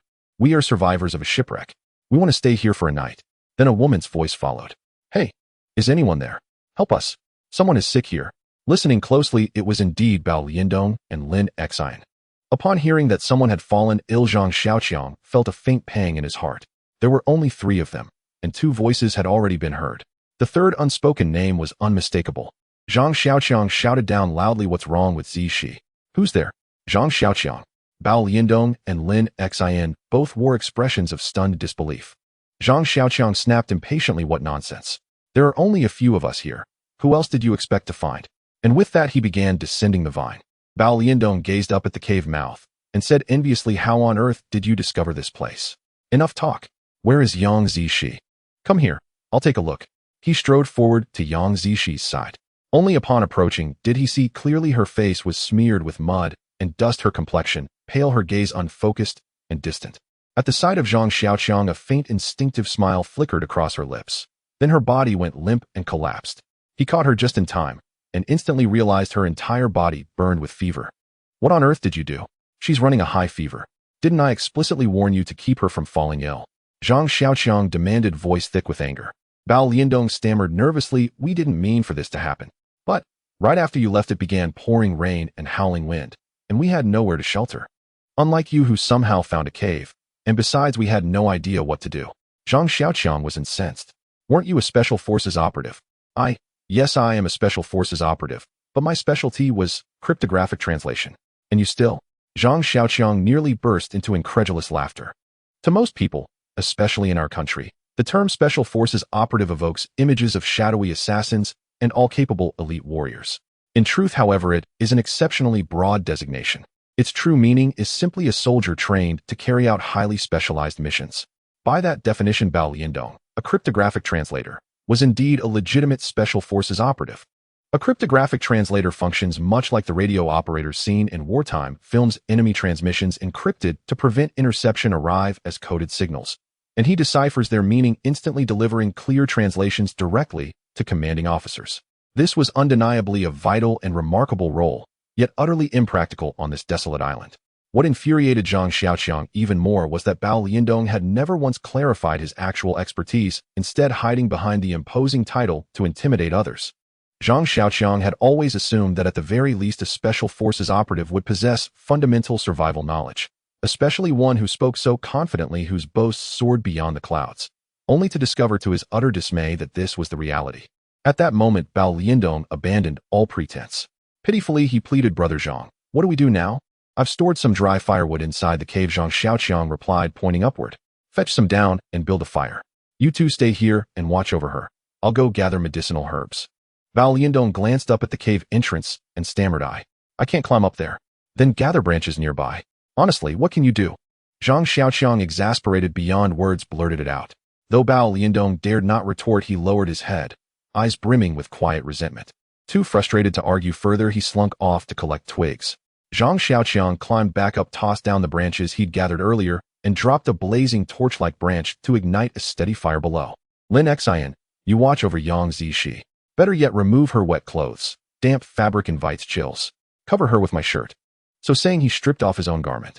Lin Xian turned her face aside, feigning modesty, yet stole furtive glances at Zhang Xiaoqiang from the corner of her eye. Truth be told, Zhang Xiaoqiang possessed an admirable physique, athletic from years of basketball in school rigorously maintained through consistent post-graduation training. Lean beneath, clothing powerfully built beneath. After two cautious peeks, seeing that he remained utterly unperturbed, Lin Xian boldly turned her head fully and studied him openly, unashamedly. Lin Xian herself was soaked through, and though the fire warmed her, she couldn't suppress a shiver. Zhang Xiaoqiang noticed and swiftly broke several leafy boughs from nearby shrubs, arranging them around the fire to shield her from the wind. I'm off to gather herbs. While no one's watching, strip off your wet clothes and warm yourself by the flames. Otherwise you'll fall ill too. With that, he turned and departed. Lin Xian watched his retreating figure and felt unexpectedly a quiet warmth bloom within her chest. Just then Bao Liandong rushed over, arms laden with branches. Where did he go? Lin Xian answered, he's gone to gather medicinal herbs. Herbs? At this hour? How will he even see them in the dark? As if he's the only one who matters. Hearing those familiar petulant words again, Lin Xian's patience frayed. Mind your own business. Just set the branches down. Don't come near. I'm changing Zishi's clothes. Stay over there and warm yourself. Bao Liandong muttered an obedient oh, yet craned his neck, trying to peek. Lin Xian's temper flared. What do you think you're doing? Bao Liandong grinned sheepishly. I just wanted to see. Her expression hardened instantly. See what? Have you no shame? Isn't she family? Bao Liandong hastily retracted his head and glanced again at Yang Zi. She's still unconscious and motionless. Family? Hardly. Our fathers merely know each other well. That's all. When I returned from active duty, her father mentioned she held a leadership position at a company and suggested I join her team. That's the entire connection. Outside, we just call each other relatives for convenience. Lin Xian stiffened. And still you'd spy on her while she's helpless? You're truly despicable. Get away from here. Bao Liandong sighed helplessly. Fine, I won't look. But you're drenched too. Why don't you shed those clothes and warm up? Lin Xin flushed crimson. Get lost. You creep. She removed her outer layer and hung it on a branch to dry, then draped Zhang Xiaoqiang's shirt over Yang Zishi. Chilled without her coat, she called out, Hey, hand me your shirt. It's freezing. Bao Liandong shook his head vigorously. I'm cold too. How about I move closer and give you mine? Besides, mine's soaked through anyway. Lin Xin interjected quickly. No way. Zishi's unclothed. You stay out there. Build another fire. Bao Liandong chuckled. What's there to fear? Didn't you just cover her? We're practically husband and wife. What's the harm in honesty? Go to hell. Who's your wife? Creep. Hurry. Gather more firewood before the flames die. Defeated Bao Liandong reluctantly trudged off to collect more kindling. Meanwhile, Zhang Xiaoqiang activated his celestial eye, scanning the darkness with meticulous precision. During Yang Zishi's previous ankle injury, he'd located serpent bone grass. Now he would return to that same spot, hoping to find more. Under the night sky, spirit-infused flora emitted a soft, milky luminescence, giving the forest floor the hazy, ethereal appearance of being veiled in mist. One plant's glow stood out distinctly brighter than the rest. Zhang Xiaoqiang hurried toward it, murmuring in quiet astonishment, What is this? It was a blade of grass. At the tip of its delicate leaves was a tiny seed filled to the brim with spiritual energy under the gaze of the heavenly eye. What is this? Zhang Xiaoqiang couldn't help but mutter to himself upon seeing such a small seed, astonished by the abundance of spiritual energy within. As he blew gently from his mouth, the small grass swayed slightly. Then a tender sprout more than an inch long emerged from the seed in the wind. Is it really possible? Zhang Xiaoqiang exclaimed in delight, blowing again. The tender sprout seemed to respond to the wind's stimulation, growing further until it stopped at over 10 centimeters. With his playful spirit awakened, Zhang Xiaoqiang continued to blow at it, and the grass truly responded, growing rapidly. Observing carefully with the heavenly eye, he tried to discern its nature, but could only conclude one thing. Heavenly material and earthly treasure. Your heavenly eye skill level is too low to identify. Heavenly material and earthly treasure. What are we waiting for? Zhang Xiaoqiang hurriedly pulled up the grass and blew at it vigorously. Whoosh, whoosh. The grass continued to grow, reaching over a meter in length before it finally stopped. Zhang Xiaoqiang was ecstatic. Since it was a heavenly treasure, it surely had no poison. Moreover, when the grass matured, it released an enticing fragrance that made one's mouth water. Without hesitation, he stuffed it into his mouth. No wonder the heavenly eye couldn't identify it. The taste of the grass was quite good, and Zhang Xiaoqiang swallowed it in a few bites. After eating, he felt no change and continued running forward in search of snakebone grass. With each step, he felt light as a feather. It was as if he could float. After a few strides, he exerted force with his feet and unexpectedly leapt into the air. This jump took him over 2 meters high, covering 5 to 6 meters in a single bound. Moreover, upon landing, he felt no jarring impact from the height. It was as if he hadn't jumped, but had flown instead. With another burst of effort, he jumped even higher and leaped farther. Zhang Xiaoqiang realized it was the effect of the grass he had just consumed, and he was instantly overjoyed, eager to find one or two more. However, after searching around the spot where he had found that grass for a while, he didn't see another one like it. Fortunately, he did find the snakebone grass. Just as Zhang Xiaoqiang was about to leave, he suddenly spotted 2 glowing orbs, one large and one small, filled with spiritual energy, approaching not far away. In the night, those 2 glowing orbs looked like 2 white flames, glaring and blinding. When Zhang Xiaoqiang focused his gaze, he couldn't help but be shocked. It was 2 bears. Brown bears. These creatures are said to be the largest carnivorous mammals on land. This implies they are the largest among man-eating animals on the ground. Of course, one shouldn't take that at face value. Otherwise, why would books say these creatures usually move slowly? Yet now look at how fast it was running, moving like a small mountain. The ground trembled slightly beneath his feet. The large bear was obviously the father bear, tall and robust, leading the way, followed by a little bear cub. It looked adorably like a meatball. However, Zhang Xiaoqiang dared not approach. It's best not to provoke bears, or it could be truly dangerous. Zhang Xiaoqiang quickly hid. He watched as the large bear ran over to the spot where he had just searched for grass, swinging its massive head left and right. It seemed to be searching for something. After a while, unable to find it, the brown bear lifted its head and roared angrily at the sky. Even if Zhang Xiaoqiang didn't understand bear language, he could tell this guy was likely searching for that strange grass it had just consumed. The brown bear, failing to find the grass, became quite angry, pacing around the area while sniffing the air with its large nose. Watching its actions, an ominous feeling gradually rose in Zhang Xiaoqiang's heart. Then he saw the bear's large head suddenly turn towards the direction he was hiding, followed by a roar that shook the ground as it charged over. Damn, I've been discovered. Zhang Xiaoqiang cursed loudly and turned to run. Damn it, he had forgotten that although this creature was called a bear, it actually belonged to the canine family. Its nose was as sharp as a dog's. He had just been digging and uprooting grass, leaving his scent everywhere. The brown bear evidently realized that the heavenly grass it desired had been eaten by someone, and the scent left behind was the culprit. Thus everyone could guess what the furious brown bear would do next. The brown bear looked fat and clumsy, but its body was entirely muscular, moving swiftly and powerfully. As it ran, the ground shook, and any obstacle in its path, whether a tree as thick as a person or a stone pile over a meter high, disintegrated upon collision with its swaying body. This creature didn't even bother looking where it was going and charged directly at Zhang Xiaoqiang. Its speed was akin to a heavy truck racing down the road.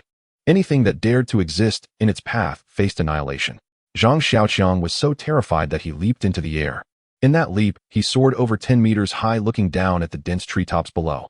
He finally landed gently on the treetops. The brown bear roared angrily and slammed into the large tree. Crack! The tree split in two. Zhang Xiaoqiang lightly floated down from the tree. The brown bear lowered its head, panting heavily as it charged at Zhang Xiaoqiang. Terrified, Zhang Xiaoqiang turned and ran as soon as he landed. At that moment, Zhang Xiaoqiang was genuinely thankful he had just eaten that strange grass. If he hadn't felt as light as a leaf and had his leaping ability greatly enhanced, he would never have outrun this brown bear. At that moment, perhaps spurred by fear of the brown bear, or perhaps due to the effects of the heavenly grass he had eaten, Zhang Xiaoqiang ran with astonishing speed, covering 10 meters in a single step and leaping around 10 meters high with full force. The towering trees and cliffs, usually unattainable, now felt as trivial as stepping stones. One man and one bear raced through the jungle like two meteors side by side, the only difference being that Zhang Xiaoqiang bounded and leaped like a nimble flea. The pursuing brown bear crashed through everything in its path, leaving destruction in its wake. After running for about half an hour, it seemed the brown bear finally gave up, gradually slowing its pace. Then it stood still, roaring angrily at Zhang Xiaoqiang's retreating figure. Whether as a threat or a curse was unclear. Zhang Xiaoqiang dared not stop, desperately continuing to run until he could no longer hear the bear's roars, finally collapsing against a large tree to catch his breath and recover his strength. After a while, seeing that the brown bear had indeed not followed, Zhang Xiaoqiang climbed down from the tree. To his dismay, he realized he was lost. Estimating the frantic half-hour run based on the brown bear's speed and his sudden burst of speed, he must have covered nearly 30 kilometers. Now Zhang Xiaoqiang found himself in an unfamiliar location. Not only could he not find his way back to his cave, but he also couldn't even discern the direction. To make matters worse, after that mad sprint, he was utterly exhausted. His hands and feet felt weak and his entire body trembled. He could hardly muster any strength. At that moment, Zhang Xiaoqiang desperately needed to eat something to replenish his strength. Otherwise, he wouldn't just be unable to return to the cave, he would probably faint from hunger soon. With that thought, Zhang Xiaoqiang opened his heavenly eye, hoping to see if there was anything edible nearby. Ding! Congratulations, immortal, you have gained a mysterious opportunity. You have acquired a mysterious ability, light as a feather. However, due to overuse of this ability, the immortal is currently in a state of severe spiritual energy deficiency. If spiritual energy cannot be replenished quickly, consciousness will be lost.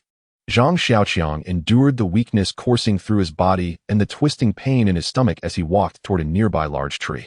On that tree there were some twinkling lights. Zhang Xiaoqiang leaned in, forcefully peeling back the bark to excavate fat, wriggling worms beneath it. These little creatures looked plump, resembling maggots. However, according to Uncle Bay, these things are rich in high protein and vitamins. At this moment, Zhang Xiaoqiang couldn't care less and directly stuffed them into his mouth. There were many worms in this tree.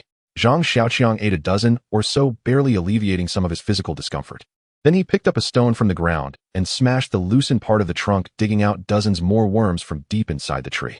After eating some more worms, Zhang Xiaoqiang slightly regained some strength. However, these worms were clearly insufficient to replenish the energy he had just expended. At this moment, he had no time to search for more food and hurriedly retraced his steps along the path he had just taken. Returning the same way was the best option. Although there was a possibility of encountering that brown bear again, the thought of Yang Zishi, who was currently feverish and unconscious, made him anxious. If he didn't quickly bring back the herbs, she might be in danger. Along the way, seeing the destruction left by the brown bear, Zhang Xiaoqiang felt a pang of fear. It was fortunate he hadn't been touched by that creature. If he had brushed against it even slightly, he wouldn't have survived. Just look at those tree trunks, thicker than a person, snapped in two by a mere shoulder brush, and the mounds of earth a person tall, crushed into mud by its charge. You would know just how terrifying that creature is. By this time, the sky was gradually brightening, nearing dawn. Zhang Xiaoqiang walked while searching for anything edible, but unfortunately only found some wild vegetables and grass. Eating them provided little energy, merely alleviating his discomfort. He walked intermittently until the sun had fully risen when Zhang Xiaoqiang finally reached the mouth of the cave. As soon as he approached the cave, Zhang Xiaoqiang was filled with anger. Yang Zishi was still lying unconscious in the same spot, and the fire nearby had gone out with the ashes inside already cold, clearly extinguished long ago. Looking around, he found that Bao Liandong and Lin Xin had inexplicably disappeared. Zhang Xiaoqiang was both angry and anxious, rushing over to check on Yang Zishi. Fortunately, although Yang Zishi was still burning with fever, her breathing was relatively steady. She had merely fallen into unconsciousness. Zhang Xiaoqiang softly called out to Yang Zishi several times, but when he found she had no reaction, he had no choice but to place the snake bone grass in his mouth, chew it up, and then cradling Yang Zix's head fed it to her mouth to mouth. When their lips met, Zhang Xiaoqiang couldn't help but feel a surge of excitement. Then he picked up Yang Zishi and leaped down the cliff, jumping into the cave. He placed Yang Zishi inside the cave and rekindled the fire. Only then did Zhang Xiaoqiang begin searching for Bao Liandong and Lin Xin. It seemed that last night these two had discovered some danger and hastily fled. Otherwise, they wouldn't have just left Yang Zishi behind like that. The clothes covering her were still Zhang Xiaoqiang's, while Yang Zix's clothes were still hanging on a branch. However, he found no traces of wild beasts around, leaving him puzzled as to what could have frightened the two so much that they abandoned Yang Zishi and ran away. Zhang Xiaoqiang picked up some branches nearby and tossed them into the fire, making it blaze more fiercely. Then he leaped down from the cave and ran to the small river. There was a fish pond he had set up yesterday, and after a night there were already a dozen small fish in it. Although varying in size, they could barely suffice for two people. Returning to the cave, he glanced at the still unconscious Yang Zishi while roasting fish over the fire. Thankfully, the immortal grass he had eaten last night gave him the ability to jump around energetically. Now to enter and exit this cave, which was 6 or 7 meters high, all it took was a gentle leap. Even holding onto a person as big as Yang Zishi, it didn't require much effort. Zhang Xiaoqiang thought back to when he had held Yang Zishi, and when he had fed her medicine. For some reason, he felt a swell of pride. Always looking down on me. How about now? In critical moments, it's still me, right? Feeding you medicine and carrying you into the cave. Otherwise, he couldn't help but turn to look at Yang Zishi again. He saw her deep in sleep, her brows like ink, her small face flushed. So beautiful. Zhang Xiaoqiang couldn't help but lean in, reaching out to touch her rosy cheeks. Wow, so hot. As soon as his hand touched Yang Zix's face, Zhang Xiaoqiang exclaimed. At this point, Yang Zishi was not merely feverish, as she was burning up. Her skin was scalding. This left Zhang Xiaoqiang in a panic. He grabbed Yang Zix's dried undergarment and rushed out. The cave was less than 2 kilometers away from the small river. Zhang Xiaoqiang took less than 5 minutes to return. He placed the soaked garment on Yang Zix's forehead to help reduce her fever. The damp undergarment was soaked with river water and trickled down Yang Zix's cheek. When the droplets reached the corner of her mouth, she instinctively moved her lips, licking the water. Water? Does she want water? Zhang Xiaoqiang jumped up, turned around, and dashed out again.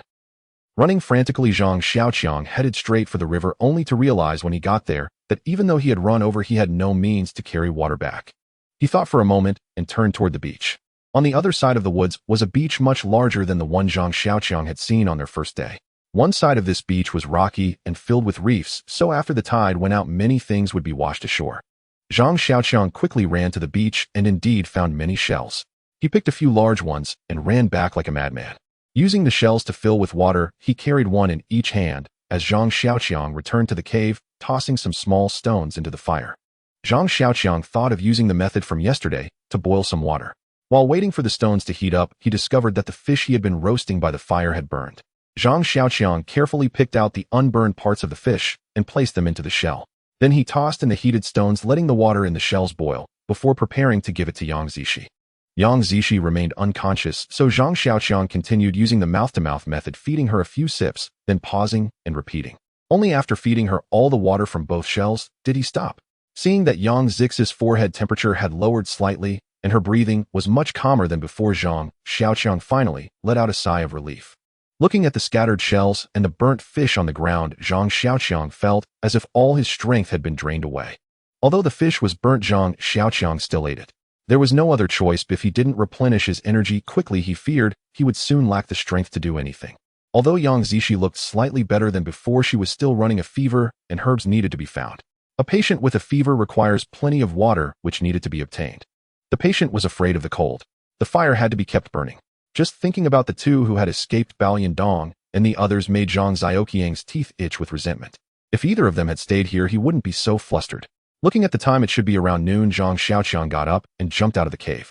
Zhang Xiaoqiang first filled a shell with water and brought it back to the cave, then found some branches nearby to cover the cave entrance.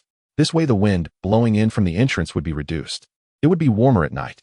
Then Zhang Xiaoqiang ran back to the beach. Yang Zix's current condition required nutrition. Roasted fish was far from enough. It would be best to have fish meat and soup. The area near the beach had more food available. There were sea fish in the deep sea and clams by the rocks. Zhang Xiaoqiang could see them with his heavenly eye. Even if those sea fish were hiding deep in the water, Zhang Xiaoqiang could still see them. However, the distance was far and the water deep. He could see them, but he couldn't catch them. It was quite frustrating. Zhang Xiaoqiang had been watching for a long time on the shore when he finally discovered a large clam behind a rock. It was a huge clam, its dark shell covered with algae and seaweed tightly adhered to the coral reef, and its shell was as large as a conical hat.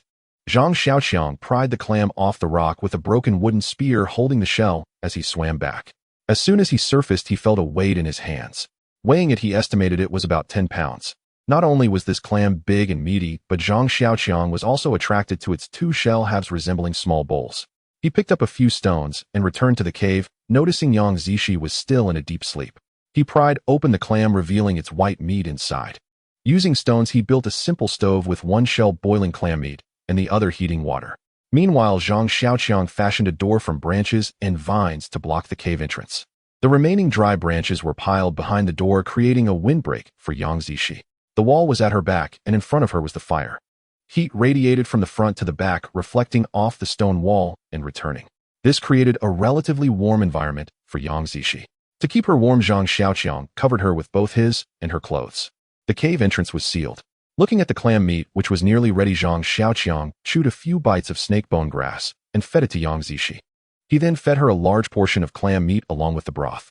At first, Yang Zishi was almost unconsciously swallowing, but later she seemed to respond, opening her mouth to wait for more. However, her eyes still couldn't open.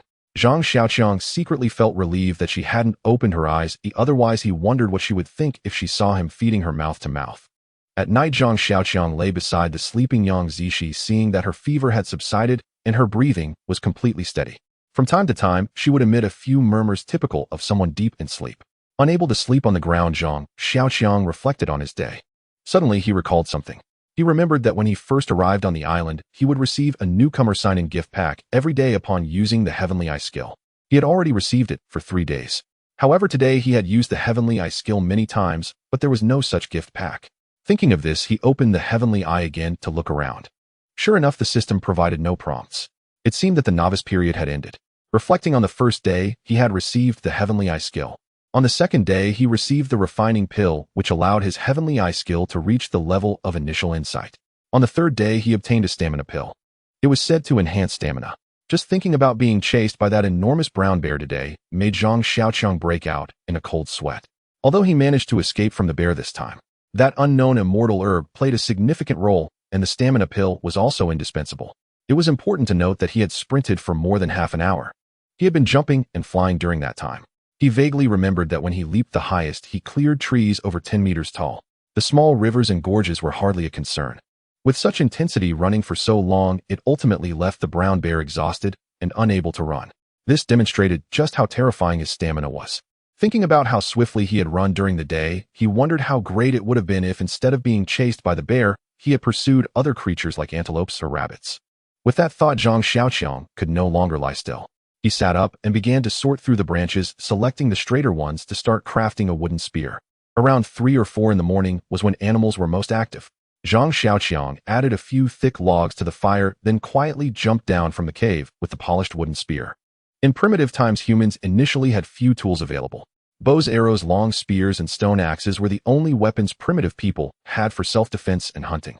Back then, primitive humans faced fierce prehistoric beasts, and their only means of hunting was running. After spotting prey, they would track it over long distances, sometimes for tens of miles.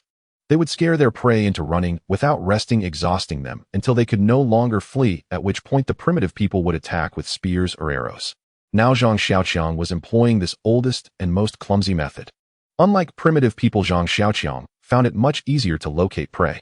In the darkness, those moving with white light were indeed the prey. By observing the size of the white light and how fast it moved, he could roughly guess whether it was a rabbit or a wild boar. Of course, Zhang Xiaoqiang would not chase after a wild boar. Its skin was too thick and his spear would not be able to inflict any damage. Zhang Xiaoqiang was chasing a goat, a moderately sized young goat. As Zhang Xiaoqiang focused on this goat, it too noticed him and began to run at full speed. Its speed was akin to the legendary grass-skimming flight. It was once reported that a goat could run at a speed of 50 kilometers per hour, which was comparable to that of a brown bear. But Zhang Xiaoqiang believed that this one was definitely faster. As soon as it bolted, Zhang Xiaoqiang threw a spear, but unfortunately it flew right past the goat. Then Zhang Xiaoqiang sprinted with all his might to chase after it. At first he thought he would never catch up to it. After all, it had 4 hooves, and with each leap it covered several meters. However, after running for a while, he was pleasantly surprised to find the distance between him and the goat was clearly closing. The goat was swift, but no creature can run forever. After chasing it for 5 or 6 li, Zhang Xiaoqiang clearly sensed the animal's pace begin to falter. It was exhausted. Zhang Xiaoqiang, however, still ran with unbroken vigor. Now only 20-odd meters separated him from the goat, so close that he could see the froth spilling from its mouth each time it glanced back. Zhang Xiaoqiang raised his arm and hurled another spear. It grazed past the goat's flank. Yet to evade the strike, the beast was forced to swerve, sharply altering its course. That misstep narrowed the gap by several more meters. Zhang Xiaoqiang now felt certain one final surge of effort would let him seize the goat's hind hooves. Though his speed had reached its peak, his stamina remained abundant. Just a little closer, and he could grasp it barehanded. At that thought, he flung his last spear. He expected the goat to toss its head and veer aside once more, but instead the spear plunged deep into its hindquarters. The goat tumbled head over heels, rolling and scrambling across the ground for over 10 meters before coming to a ragged halt. As it struggled to rise, Zhang Xiaoqiang lunged forward and delivered a brutal kick to its skull. Then he threw himself full body onto the beast, pinning it down. The spear had not truly pierced its flesh, but it had shattered its balance entirely. That violent fall had left the goat dazed. Before it could recover, Zhang Xiaoqiang had already wrestled it flat onto the earth. They wrestled fiercely for a long while, until Zhang Xiaoqiang finally clamped both hands onto the goat's horns, forcing it to kneel, head bowed and unable to lift itself. Only then did he notice one of the goat's forelegs had snapped in the fall. Even without restraint, it could no longer stand. From there, the rest was simple. Zhang Xiaoqiang drove the spear into the beast's heart. Then, gripping its forelegs, he hoisted it onto his shoulders and turned back toward the cave, having run at least 15 kilometers round trip. Yet, even so, he arrived before the cave entrance just after 7 o'clock in the morning and felt not the slightest trace of fatigue. 3 or 4 hours had passed since nightfall. The fire in the cave had long since died. Still, thanks to its well-sheltered position, the interior remained warm. Yang Zishi lay motionless, unconscious yet breathing deeply as though lost in peaceful slumber. Zhang Xiaoqiang rekindled the fire, hung the goat from a nearby tree, and began skinning it using a sharp shard of flint. Skinning demanded precision, and Zhang Xiaoqiang labored for hours, cutting his own hands repeatedly until the sun reached its zenith and the goat lay fully flayed. More than once he nearly abandoned the task, only to glimpse Yang Zishi's sleeping form inside the cave and grit his teeth to continue. The first thing he did upon finishing was drape the fresh hide over Yang Zishi. He removed the entrails, keeping only the heart, liver, lungs, and kidneys. The rest he discarded deep into the forest. He carried the entire carcass into the cave and began roasting the meat. From the previous night, some broth and fresh water remained. He fed a few sips to Yang Zishi, then returned to the river to fetch more. Now Zhang Xiaoqiang earnestly longed for proper tools, especially a bucket and a knife. With a bucket, he would need only one trip to the river. As it stood, he made multiple journeys. His only vessels, 2 clamshells, each holding barely enough boiled water to quench a single person's thirst.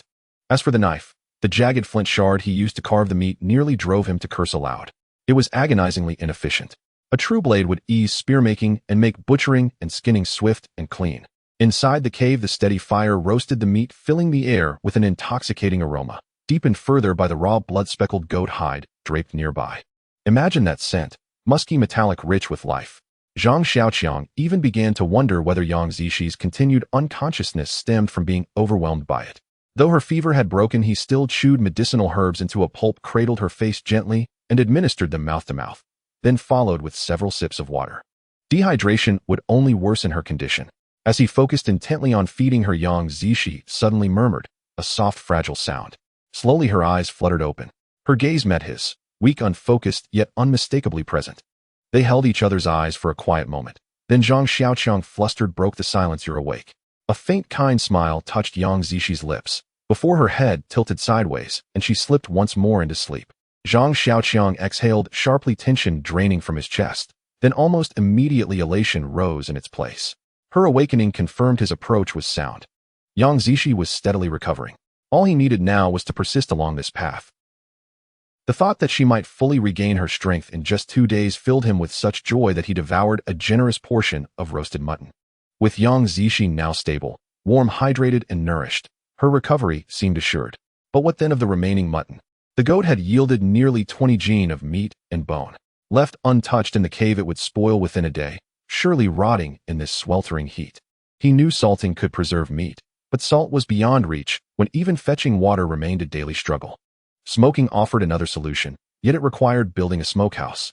While Yang Zishi slept soundly, Zhang Xiaoqiang dug a shallow pit in a sheltered spot outside the cave and erected a small lintel from branches. Ideally, the structure should be plastered with clay, leaving only a narrow vent for smoke. But for Zhang Xiaoqiang, mixing clay was a luxury he could not afford. Water was simply too scarce.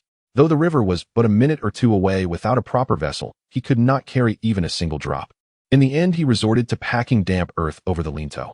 Improvised, imperfect, but functional. He sliced the mutton into thin strips, suspended them from the lintel's frame, lit a fire beneath heaped green wood atop the flames, and sealed the vent with packed soil. The fire burned low and smoldered, releasing thick, pungent smoke that coiled slowly through the vent, infusing the meat with its distinctive resinous essence. The smoked meat would carry a heavy, acrid tang, but it would keep for days.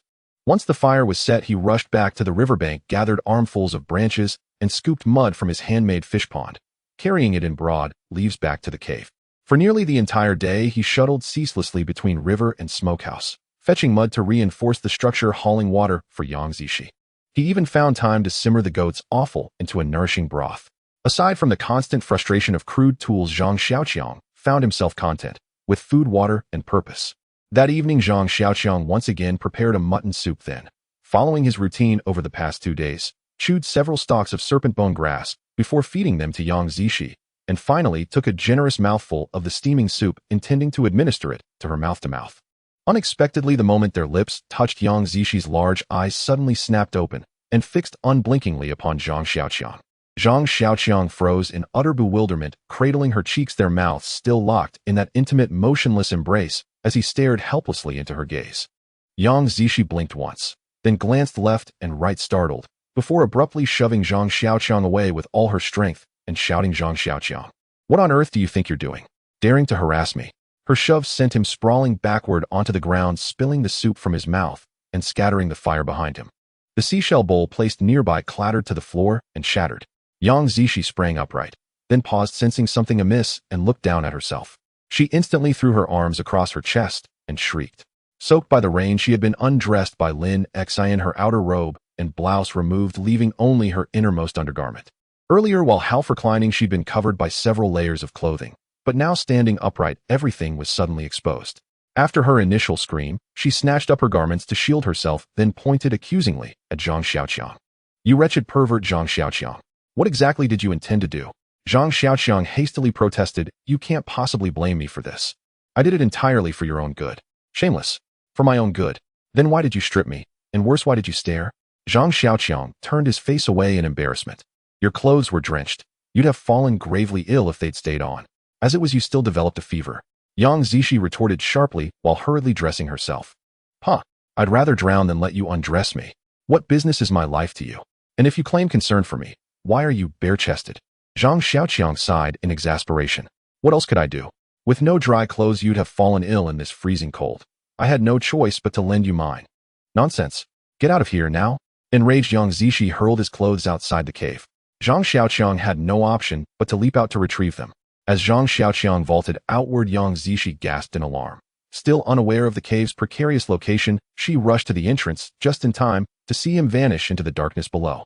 Peering down, she recoiled in terror upon realizing the cave mouth hung 6 or 7 meters above the ground. Outside, Zhang Xiaoqiang dressed swiftly on the open ground, then glanced upward. Seeing Yang Zishi had calmed and now stood quietly at the entrance gazing down, he met her eyes, only for her to blush faintly and quickly turn away, vanishing back inside. Zhang Xiaoqiang leapt back into the cave to find Yang Zishi seated silently on the ground, lost in thought before the fire. Spilled soup littered the floor unattended, so he quietly tidied the mess. Then he settled beside the fire himself. "Thank you." Yang Zishi blurted out unbidden. Zhang Xiaoqiang meanwhile studied the broken seashell bowl on the ground, the vessel he'd used these past 2 days to boil water and simmer soups. It had shattered during his fall. As he pondered what might replace it, without a proper cooking vessel tomorrow's water boiling would be impossible. He paused, startled by her unexpected gratitude. What? Yang Zishi huffed, rolling her eyes. I said, thank you for taking care of me these past 2 days. Zhang Xiaoqiang shifted uncomfortably, glancing at her askance. You aren't angry anymore. Her cheeks flushed, she turned her face aside, flustered. I'm not foolish. I know you never meant to offend me. Besides, truly I owe you thanks, and I apologize for misjudging you. I'm sorry. Though baffled by her sudden change of heart, Zhang Xiaoqiang felt an undeniable warmth rise within him. Huh. No need. This was simply my duty. Yang Zishi cast him a knowing glance and asked, oh, why so? Zhang Xiaoqiang flushed. Ah, well, saving lives, you know. One simply cannot stand idly by while someone lies helpless like that, can one? Yang Zishi smiled wryly, then bent down and picked up a fragment of mutton. Such a shame, such fine food. Zhang Xiaoqiang hurried to reassure her. No trouble at all. I've plenty more. I hunted a mountain goat. There's still ample cured meat left. He pulled several strips of smoked mutton from beside him. Would you like some? Alas, the shell is ruined. It served as my pot. Without it, you'll have to settle for roasted meat. Yang Zishi accepted the mutton with a smile. Having anything at all is a blessing. You've no idea how often Bao Liandong boasted those 2 days about hunting this or that, yet brought home nothing edible. By the way, where are they now? At this, Zhang Xiaoqiang bristled and recounted the events, omitting of course any mention of his cultivation practice. Yang Zishi listened, then regarded him with quiet skepticism. Truly, absolutely. Otherwise, how else would your clothes have come off? Zhang Xiaoqiang hastened to clarify. This point demanded absolute clarity. I never imagined they'd do such a thing, though perhaps it's not entirely surprising. How long was I unconscious? Nearly 3 days. Yang Zishi looked at him gratefully. Thank you. How did you endure these 3 days alone? How? Zhang Xiaoqiang reflected. He decided, aside from tools proving somewhat unwieldy, everything else had gone reasonably well. They shared a modest meal of mutton, then lay down to rest, the night still deep and unyielding. Yang Zishi watched Zhang Xiaoqiang lean casually against the stone wall, wide awake and utterly unruffled. Curiosity stirred. These past days, you slept like that. Why not beside the fire? Zhang Xiaoqiang smiled gently. Mostly because I had no time to sleep. Your fever raged fiercely the first 2 nights. I gathered medicinal herbs, yet lacked any vessel to carry water. Tomorrow I must search the shore for another large seashell. Without one, we'll have no means to boil water, and drinking raw water here invites severe dysentery. Yang Zishi nodded vigorously. I know. So, you haven't slept properly at all these days. Zhang Xiaoqiang shook his head. Fetching water consumed the most daylight hours, then gathering dry firewood. Foraging for food proved difficult those first 2 days. And at night, I had to watch over you lest your fever surge uncontrollably. Still, this was my handiwork for the evenings. He gestured toward the windscreen, a makeshift door fashioned from 2 woven branch frames sandwiching broad sturdy leaves. Though simple, it deflected most of the biting chill, and with a great pile of dry wood stacked before the entrance, she hadn't felt cold at all. Gazing upon it all, Yang Zishi felt something shift, subtly, irrevocably, within her heart, toward Zhang Xiaoqiang. At around 2 or 3 in the morning, Zhang Xiaoqiang got up. He expected Yang Zishi to be asleep, but to his surprise, as soon as he moved, Yang Zishi woke up. Xiaoqiang, are you going out? Zhang Xiaoqiang replied, it's nothing. You just sleep. I'm going hunting. Let's see if I can catch another goat. Yang Zishi looked at him hesitantly. Zhang Xiaoqiang thought she was scared, so he said, don't worry. It's so high here. Generally animals can't come up. Once I'm gone, just block the door. Just keep an eye on the fire to make sure it doesn't go out. As long as there's firelight, no wild beasts will come. Yang Zishi nodded. I understand. You be careful. Zhang Xiaoqiang smiled and jumped out. After landing, he turned back to glance at the cave. This Yang Zishi, suddenly caring so much for others, is a bit unaccustomed. Thinking of Yang Zix's concern resembling that of a wife worried about her husband going far away, Zhang Xiaoqiang felt a wave of warmth in his heart. At this moment it was still dark, and even if Zhang Xiaoqiang summoned a crow to fly, he couldn't see much. It was clearer to look with his own eyes on the ground. Using the crow to fly high gives a distant view, but it cannot use the divine sense. Moreover, it has high weather requirements. The divine sense completely ignores day and night, but the distance is just like ordinary vision. If it's too far away, he couldn't see clearly. If there was a rock blocking the view, he couldn't see anything at all. Thus Zhang Xiaoqiang ran and stopped nearby until the sun rose, but he still didn't spot any prey. So Zhang Xiaoqiang turned and ran towards the beach. Yang Zishi was still drowsily asleep when she suddenly heard the sound of the door panel blocking the cave opening. She sat up in panic and saw Zhang Xiaoqiang walking in 2 large fish strung on a branch over his shoulder. In his other hand, he held a bundle of thin twigs. The twigs were for firewood, and the 2 large fish had already been scaled and gutted. They just needed to be roasted over the fire. Zhang Xiaoqiang regretfully said to Yang Zishi, "What a pity. I didn't find any large shells today, we can't collect water. Are you thirsty? If you're thirsty, let's go to the river to drink." Yang Zishi nodded a bit shyly. "I am indeed a bit thirsty, but it's so high. How can I get down? Did you jump up here just like that?" Zhang Xiaoqiang pointed to the cross nearby the cave entrance, which still had a vine on it. "I climbed up using this at first. Later I don't know how, but I could just jump up." Yang Zishi looked like she was really thirsty. She glanced at the cave entrance. "Then, how do I get down? How did you get me up back then?" "Me. I jumped up while holding you." Yang Zishi's face flushed. "Stop lying. You managed to get up here by yourself? How could you carry me while jumping?" Originally Zhang Xiaoqiang said he jumped up and Yang Zishi thought he was climbing while holding onto the vine. She never expected that Zhang Xiaoqiang really just jumped up. Seeing that she still didn't believe him, Zhang Xiaoqiang suddenly changed his expression and said with a smile, "This is a big secret of mine. You mustn't tell anyone." Saying this, he suddenly bent down and picked up Yang Zishi in a princess carry. "Zhang Xiaoqiang, what are you doing?" Yang Zishi was startled, feeling both shy and angry. But Zhang Xiaoqiang ignored her and jumped out in one stride. "Oh!" Yang Zishi screamed in fright, closing her eyes. She felt the wind whistling by her ears. Her body went limp. Then she heard Zhang Xiaoqiang whispering in her ear, "All right, you can open your eyes now." Yang Zishi opened one eye and saw the green grass and a small forest not far away. There was also the blue sky and white clouds above. From time to time, an unknown seabird flew by. Looking again, Zhang Xiaoqiang was already standing on the ground outside. She had just jumped down from a height of 6 or 7 meters. Moreover, she was carried down by someone. Yang Zishi felt a bit dizzy as she followed Zhang Xiaoqiang to the riverbank. The fish pond that was made a few days ago had been repaired into a more proper shape by Zhang Xiaoqiang over the past few days. It contained a dozen fish of various sizes. Although they were not very large, they were enough for the 2 of them. Upon seeing these small fish, Yang Zishi exclaimed, "When you come down, just bring those 2 large fish. These can be saved for tomorrow." Zhang Xiaoqiang replied, while digging a hole. "No need. We'll eat those 2 big ones when we go back at night. Let's eat these first. Don't rush. I'll get you some hot water." "Hot water? You don't have a pot. How can you boil water?" Next, Yang Zishi watched with her mouth agape as Zhang Xiaoqiang dug a hole and then poured clean river water into it. Then he used heated stones to boil the water. "Wow, you are really amazing. How did you know all this?" Yang Zishi lay on the ground sipping hot water while marveling. Zhang Xiaoqiang was digging a slightly larger hole next to her, still lining the bottom with leaves. He put in river water, grabbed a few fish, cleaned them, and put them in. Then he used stones one by one to boil the water. Finally, he made a pot of fish soup. "Give it a try. Although there's no salt, it's better than just eating roasted meat. In a few days, when we have tools, it'll be better." "Tools?" Yang Zishi sat by the fish soup pot holding chopsticks made from twigs, eating and asking, "What tools?" Zhang Xiaoqiang said proudly, "Look, today I found this." Saying this, he took out a piece of green stone from his pocket. "What is this?" Yang Zishi took it and looked. It was neither jade nor agate. It looked just like an ordinary green stone. "This is the legendary malachite. It's a copper ore. With this, as long as we get some charcoal, we can refine copper. Then we can make a few bronze knives or something. Wouldn't that give us tools?" Yang Zishi looked at the malachite and said, half believing, "Really? Can you refine bronze?" Zhang Xiaoqiang smiled and said, "Of course. Otherwise, will the 2 of us always live in the Stone Age?" Yang Zishi first nodded happily, then said with frustration, "Then what can I do? I can't do anything." "How can that be? You are definitely useful. Don't worry. With your help, I'll have it much easier." Zhang Xiaoqiang said confidently, "Our first step is to prepare to make charcoal." "All right." Yang Zishi stood up excitedly and said, "So what should we do first?"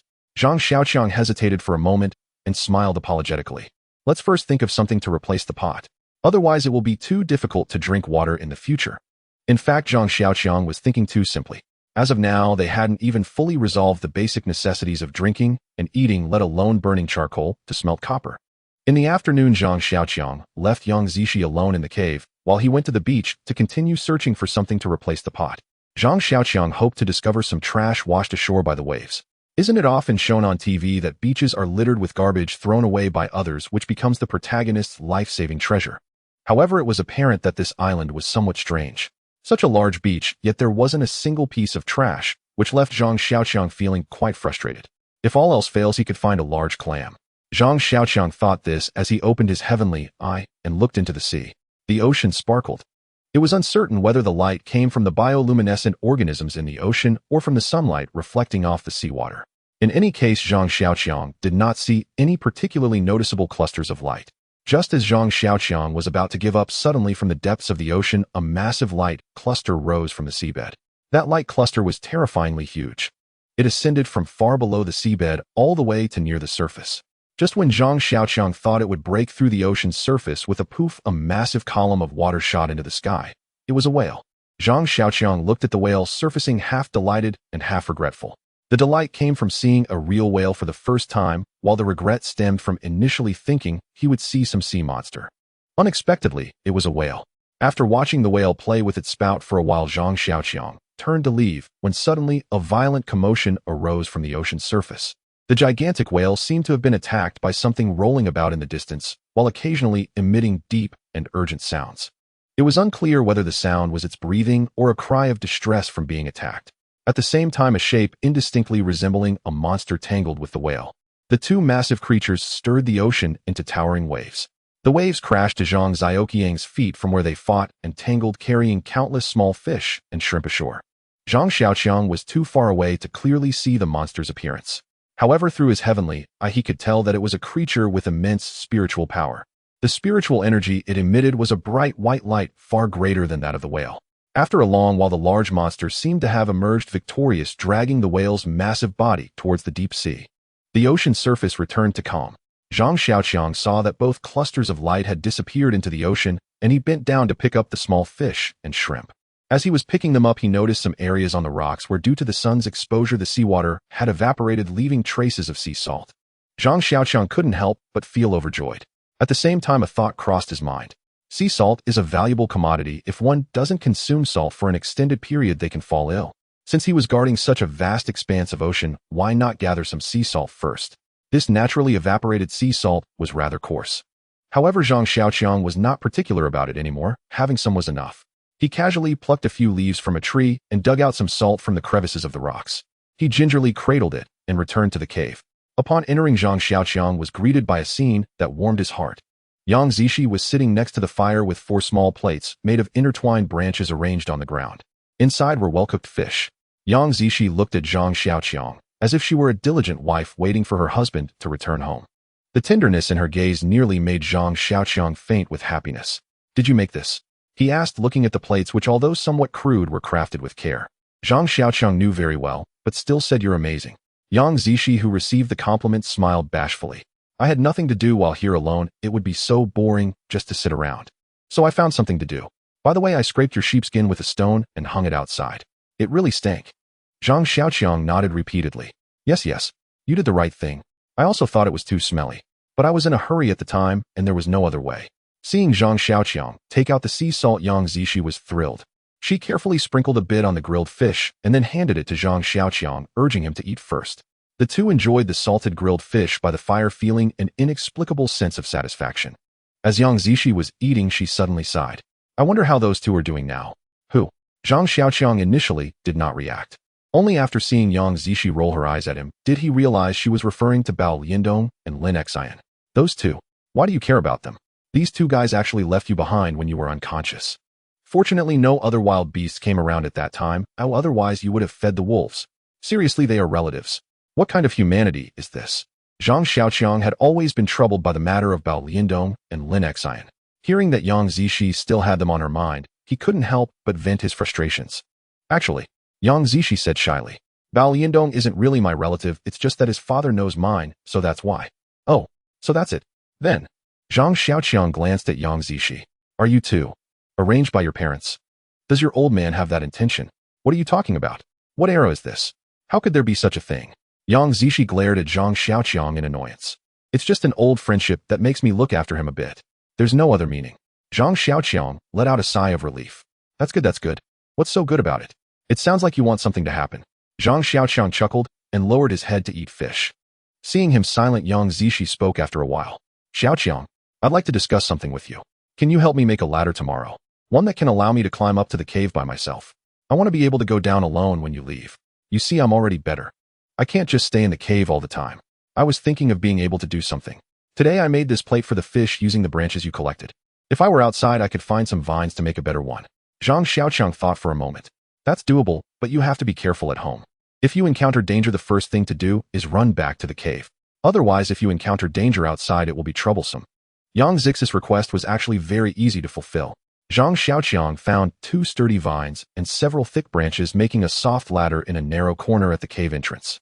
Yang Zishi could easily climb up along the ladder, and once she was up, she could just pull the soft ladder back for safety.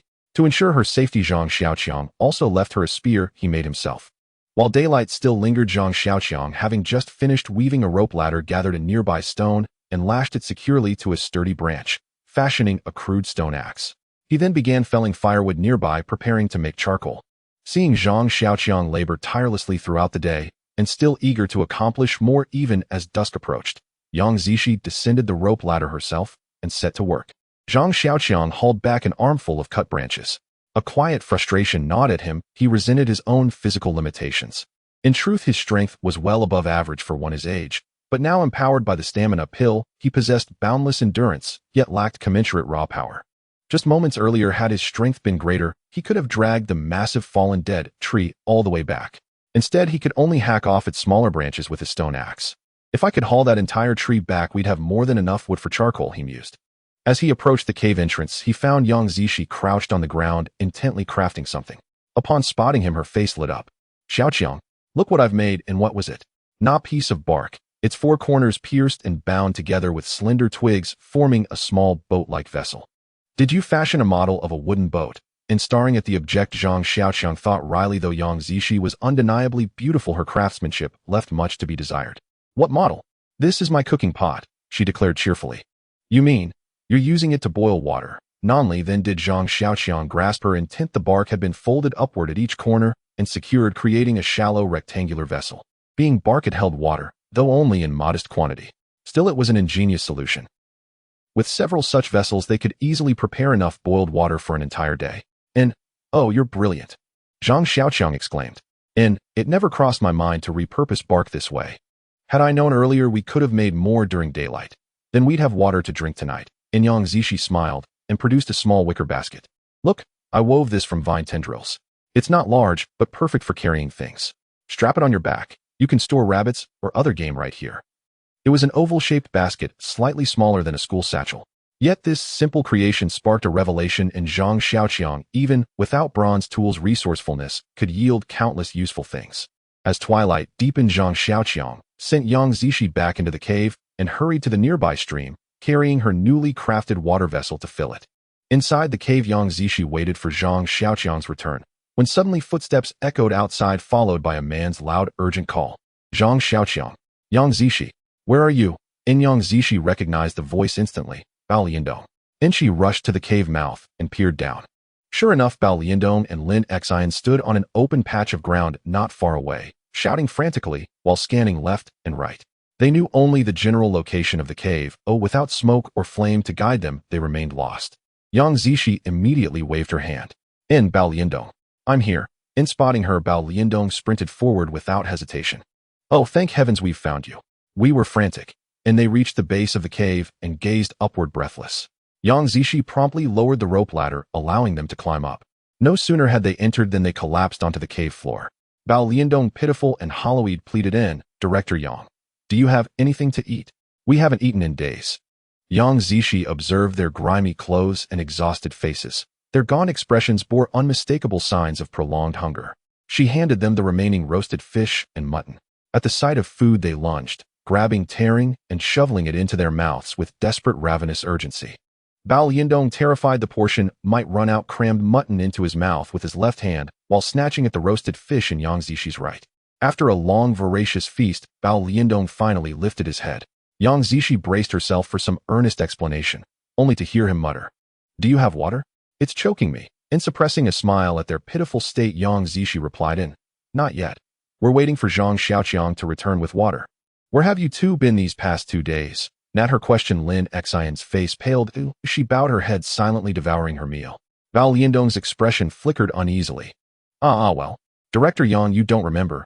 You were unconscious that day, and then Zhang Xiaoqiang just vanished, off doing walk knows what. Only Lin Xian and I were left to watch over you. She removed your soaked clothes, and I built the fire, to keep you from catching cold. Then, Then, a wolf appeared. Yes, a real wolf. Fearing it would devour you while you lay unconscious, we lured it away. In Bao Liandong's telling, Zhang Xiaoqiang had abandoned them all the moment Yang Zishi fell unconscious, while he and Lin Xian heroically risked themselves as bait to divert the beast. Yang Zishi's expression darkened. In one swift motion, she snatched the roasted mutton from his grasp. Enough. Do you truly think I know nothing? How dare you lie to my face? In Bao Liandong stammered, scrambling to defend himself. How could I? Director Yang, we're family. Why would I deceive you? In no deception. Very well. Then tell me, you claim you built the fire. How exactly did you kindle it? We've been together for days, and not once have you coaxed even a single spark from flint and tinder. Is that not why I fell ill with fever? Come, here's dry kindling. Build me a fire now. Prove your claim, and I'll believe you. And she pointed firmly to the pile of seasoned firewood beside them. Fail, and when Zhang Xiaoqiang returns, you'll answer to him yourself. I recall quite clearly the two of you wagered on precisely this skill. Bao Liandong's face drained of color. He blurted out in, Director Yang, you can't be serious? We've been apart for only 2 days, and already you're siding with that boy. Remember, we're kin. In Yang Zishi let out a cold, disdainful snort. Turning to Lin Xian, she said evenly, in, Lin Xian, tell me, where did you two go? Was it truly a wolf that drove you away? Lin Xian kept her gaze fixed on the ground. After a long silence, she whispered in, Director Yang, I had no shame coming back to you. He said, you were easy to deceive.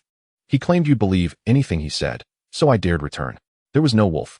Only a terrifying guttural roar, some wild beast close and deafening. We panicked. Yang Zishi shot Bao Liandong a glacial glance. And, what can I even say to you? You fled. That's done. I didn't reproach you upon your return, but ingratitude has its limits. These past days on this desolate island, every bite you ate, every sip you drank, was provided by Zhang Xiaoqiang. Even this very cave was his discovery. At the very least, you owe him gratitude, not slander. To fabricate falsehoods about him behind his back is unforgivable. Bao Liandong stared at the ground, silent. Yang Zishi, seeing his silent, sighed and said, in, fine, your misstep is forgiven.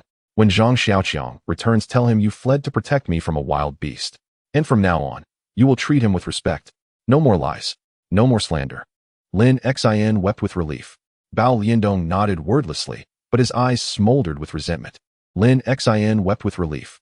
Bao Liandong nodded wordlessly, but his eyes smoldered with resentment. Lin Xian wept with relief. Bao Liandong nodded wordlessly, but his eyes smoldered with resentment. As Zhang Xiaoqiang stepped into the cave, he immediately spotted Bao Liandong and Lin Xian seated beside the campfire. Hey, what are you two doing here? Zhang Xiaoqiang froze in surprise. Before he could utter a word, Bao Liandong spoke first. Why shouldn't we be here? Did you really think only you could stay close to Director Yang? Fearing the two men might escalate into an argument, Yang Zishi quickly stepped in and interrupted Zhang Xiaoqiang. Oh, they were in danger. Danger? Yes. They encountered wolves and diverted them to protect me. After that, they got lost. Only just found their way back these past 2 days. Hearing this, Zhang Xiaoqiang glanced at them skeptically. Really? Bao Liandong, seizing Yang Zishi's intervention as his chance, hurried to affirm. Of course it's true. Who do you take me for? I serve Director Yang with unwavering devotion. Don't imagine your recent efforts make you indispensable. Had I not been absent from Director Yang's side, would there even have been room for you to shine? Zhang Xiaoqiang let out a cold, mirthless laugh. Fine. Then prove yourself now. There's a small river nearby. Go catch us a few fish. You expect me to obey your orders just like that? Since when did you gain the authority to command me? Don't forget, I'm the office director while you're merely a junior clerk. Zhang Xiaoqiang retorted sharply, enough talk. Will you go, or not? If you refuse, you won't eat tonight. Bao Liandong stiffened his neck defiantly. I won't go, and if I don't eat, so be it. Excellent. Zishi, bring out the dried mutton and roasted fish I've saved. We'll light the fire and feast while he watches. With that, Zhang Xiaoqiang moved to kindle the flames. Yang Zishi hesitated, then said awkwardly, Xiaoqiang, please gather more food. The portion you prepared earlier was already eaten by them. All of it. Zhang Xiaoqiang stared in disbelief at Bao Liandong and Lin Xian. Lin Xian, embarrassed, turned her face away. Bao Liandong, however, remained utterly nonchalant. So what if we ate it? It's just a bit of meat. So stingy. Are you even a man? No wonder your name is Xiaoqiang. You clearly lack magnanimity. Zhang Xiaoqiang bristled. That was nearly 10 jin of meat, enough to last several days. You devoured it all in one sitting. Bao Liandong exploded.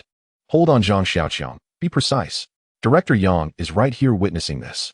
How many pieces of meat were there really? 10 jin. You're exaggerating again. Director Yang, you saw it with your own eyes. You handed those portions to us yourself. prove how much there truly was. Yang Zishi added, somewhat flustered, Xiaoqiang. Yes, they ate it, and I gave it to them. But it wasn't nearly that much.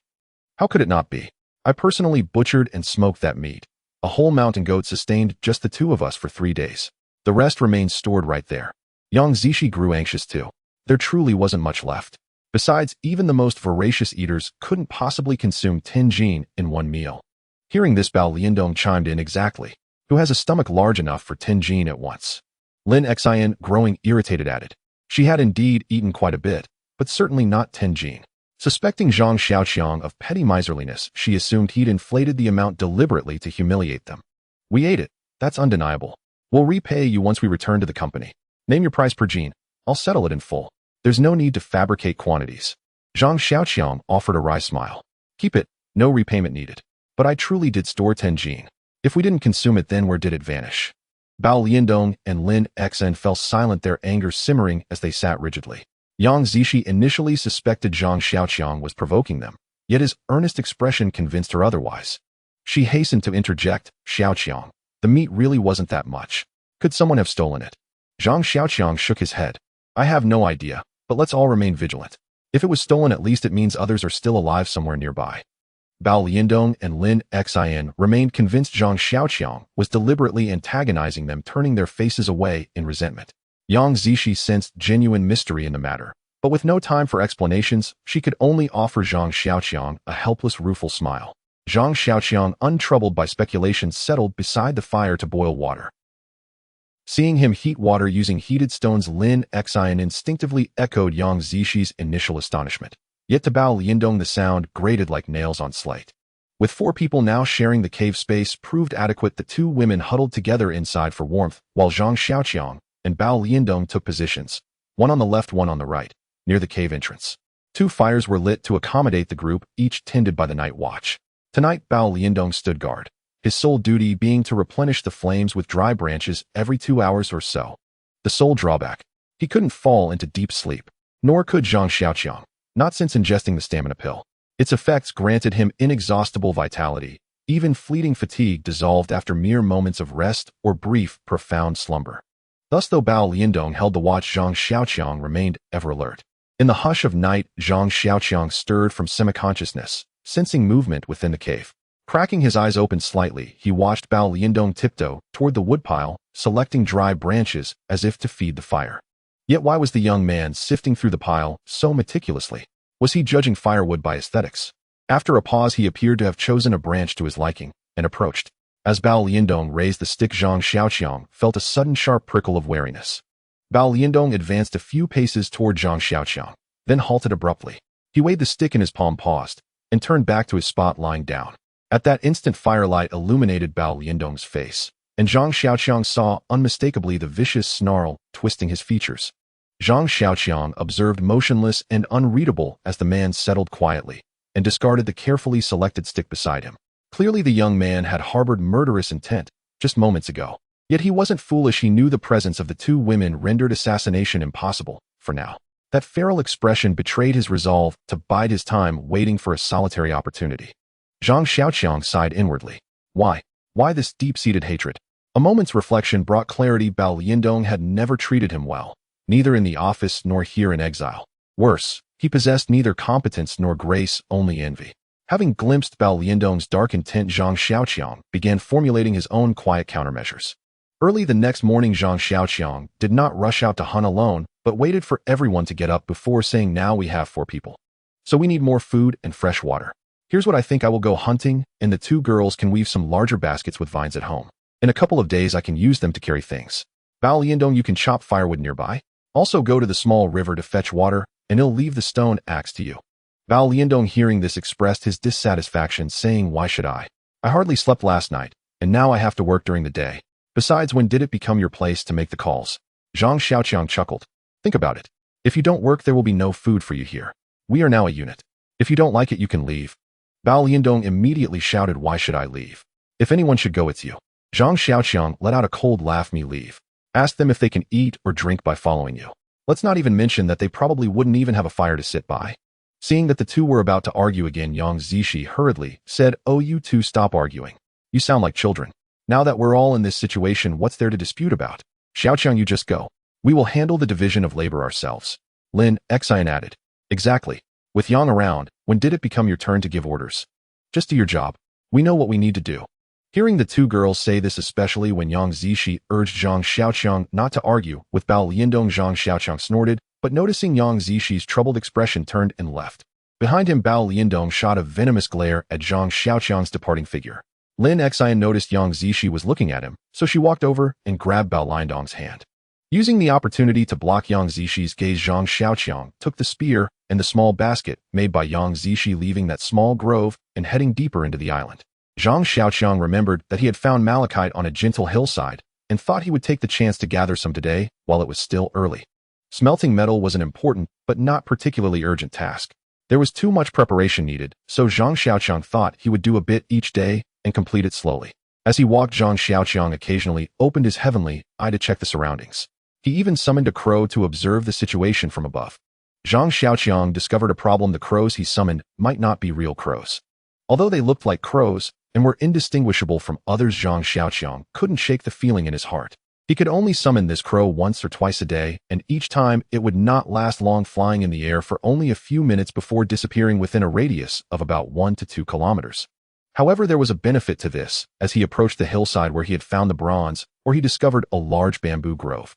Although he did not know how the bamboo there had fallen, bamboo was a good material that could not only be used to build a shelter, but could also be made into many things, such as the water buckets and pots he needed most right now. Thus, Zhang Xiaoqiang changed his mind on the spot and ran towards the bamboo grove. The bamboo grove was dense and lush, and Zhang Xiaoqiang felt delighted, but he had no tools to cut it down, so he could only search the grove for any fallen pieces that might be easy to take back. As he walked, he suddenly heard a series of urgent roars from wild beasts. The sound was somewhat familiar, mixed with a hint of anxiety and fear. Zhang Xiaoqiang stealthily approached, hiding behind the bamboo grove to look out. It turned out to be a massive brown bear which was standing next to a cliff, anxiously looking around as if seeking help. One of its front paws was firmly pressed down on the root of a dead tree that had fallen, and most of the tree's branches extended out over the cliff, with less than half of the roots still buried in the ground. The other half was exposed, and without the bear's weight, it would fall off the cliff. At the top of the tree, on a branch, a small bear, plump like a meatball, was clinging to the branch with its 2 front paws hanging in midair, desperately trying to climb back up. However, the little bear was too small and pudgy, its short legs flailing helplessly in the air, unable to reach the branch, and it seemed about to lose grip with its front paws. The big bear looked anxious, shaking its head, but not daring to move. Zhang Xiaoqiang couldn't help but secretly admire. The intelligence of this brown bear was evidently not low. It knew its predicament and was panicking without making a rash move. Otherwise, if it moved the paw that was pressing down on the tree root, the little bear would fall into the abyss. After thinking for a while, seeing the little bear struggling in midair, Zhang Xiaoqiang felt compassion and decided to step out. Upon seeing Zhang Xiaoqiang, the brown bear let out a threatening low growl, lowering its head and raising its shoulders, appearing as if it was about to charge. Zhang Xiaoqiang placed the spear and basket on the ground, then raised his hands towards the brown bear. I know you can understand what I mean. Zhang Xiaoqiang spoke slowly, pointing at the little bear hanging in midair. I can help you save it, but you must not attack me. Okay, if you understand, just nod your head. The bear's reaction to Zhang Xiaoqiang's gesture stimulated it. It let out a low growl, then turned to look at the little bear, then back at Zhang Xiaoqiang, and surprisingly, it actually nodded at Zhang Xiaoqiang. Can you imagine? A brown bear actually understood what he was saying. Zhang Xiaoqiang was both astonished and delighted. He cautiously approached closer, and the brown bear, lowering its head, neither growled nor moved, simply stared at Zhang Xiaoqiang, occasionally casting anxious glances at the little bear.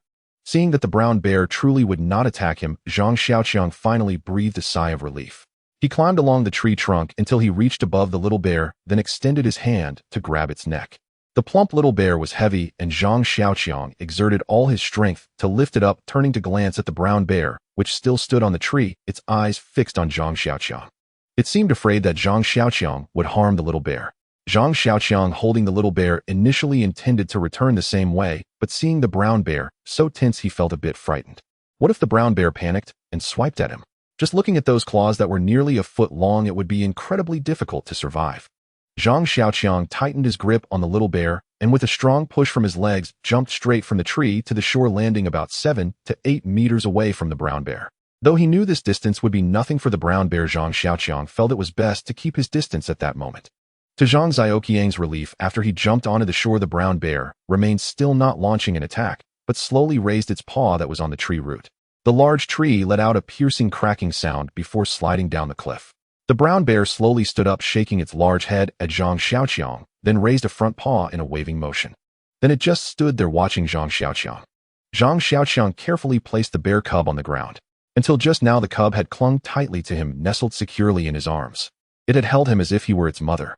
Now as Zhang Xiaoqiang set it down, the cub first glanced back at him, then rubbed its snout gently against his hand and legs, sniffing intently, before turning and trotting off toward the brown bear. The brown bear lowered its head, nudging the cub with its nose, then extended its tongue to lick the cub thoroughly. After casting a brief glance at Zhang Xiaoqiang, it turned and ambled away with slow, unhurried steps. The cub dashed after the brown bear for 2 strides, then suddenly wheeled around, darted back to Zhang Xiaoqiang's feet, and wrapped its small body around his thigh, rubbing itself affectionately against him.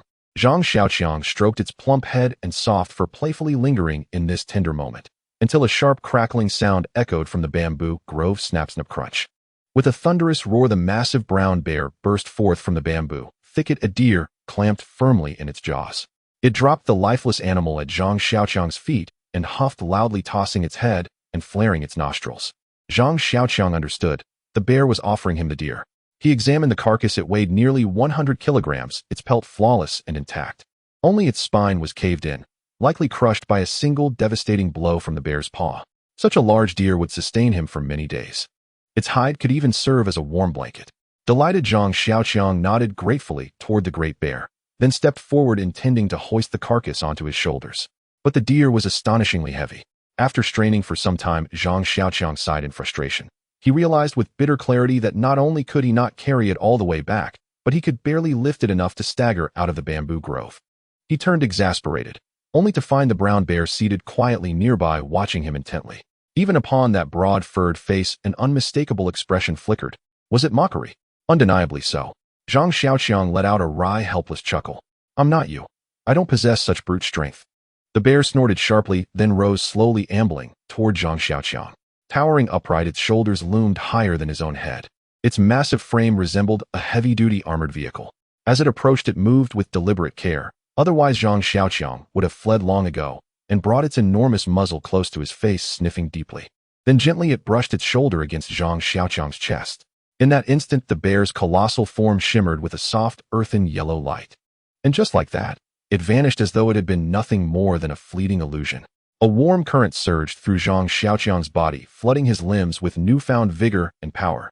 The great bear cast one last look at Zhang Xiaoqiang before turning and shuffling away. This time the cub followed closely, pausing every few steps to glance back until both disappeared into the distance.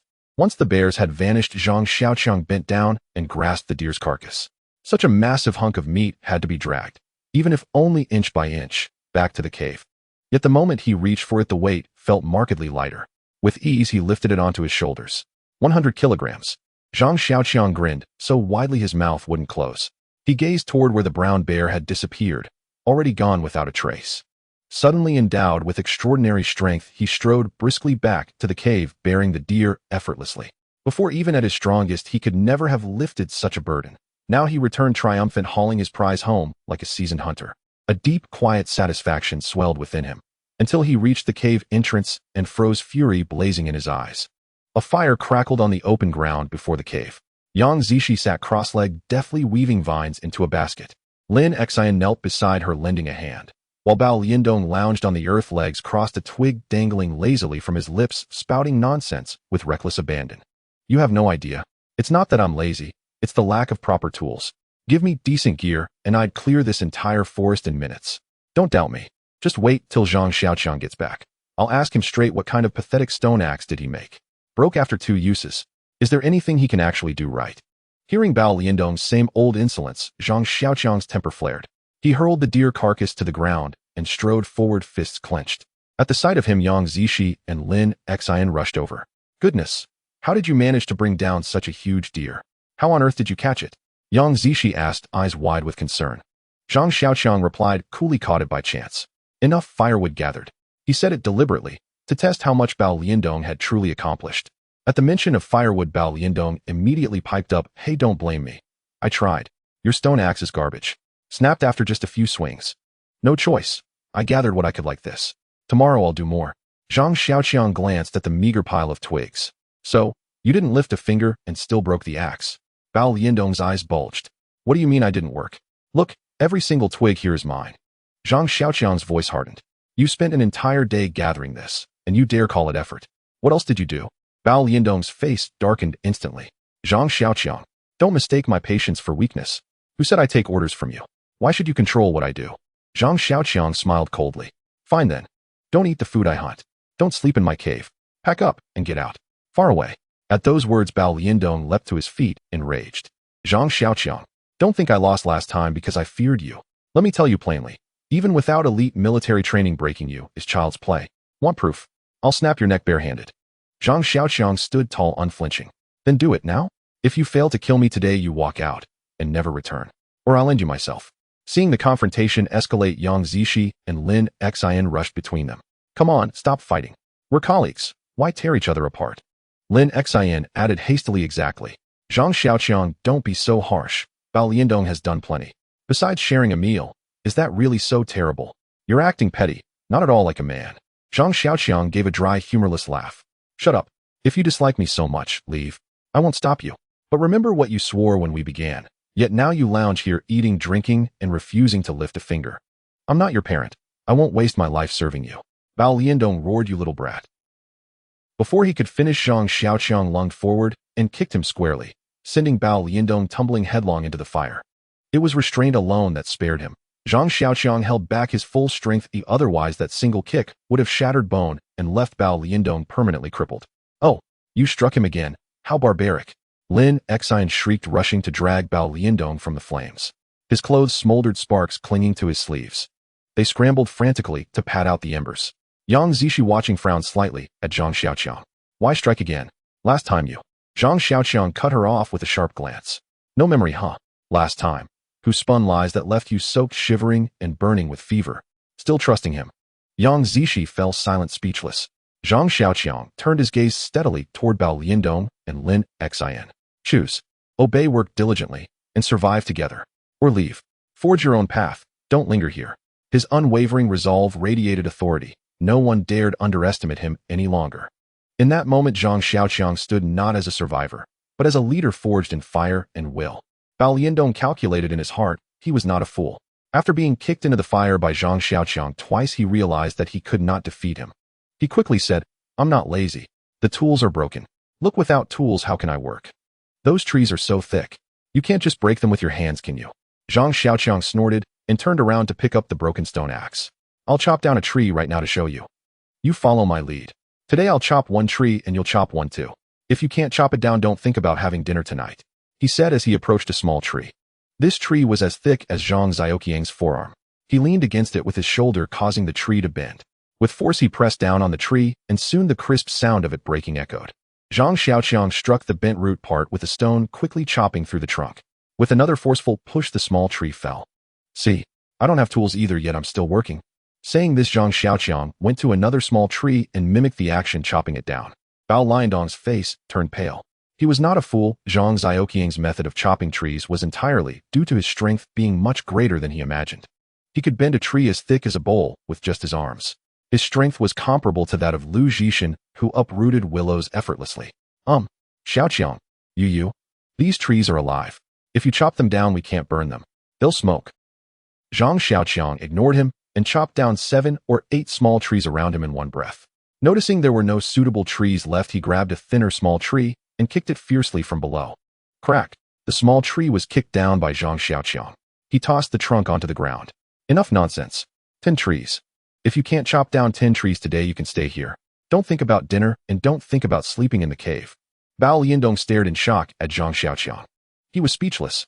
He had seen clearly that the kick just now was exactly like the one he received. Now he understood that Zhang Xiaoqiang had been lenient with him otherwise. Brother Chong, I promise I will make up for it tomorrow. Okay, just give me a day and I'll fix the stone axe tonight. I'll come to chop trees early tomorrow.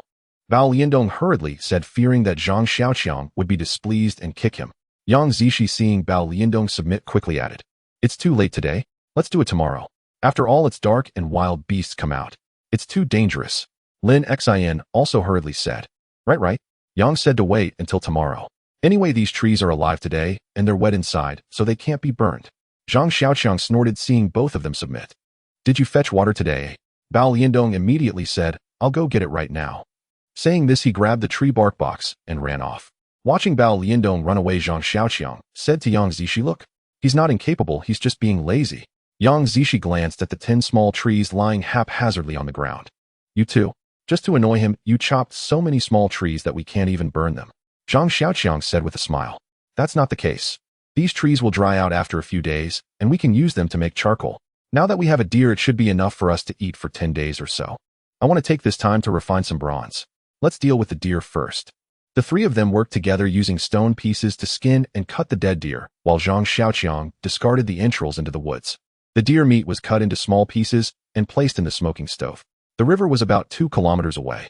Bao Liandong ran back in less than 20 minutes, bouncing all the way. When he saw the dead deer, a glint of greed appeared in his eyes. Brother Chong, this is a good thing.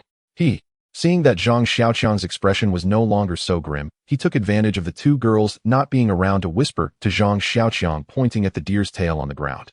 Brother, why don't you roast this tonight? I'll keep watch tonight. You and Yang can go rest in the cave. As he spoke, a sly grin appeared on his face.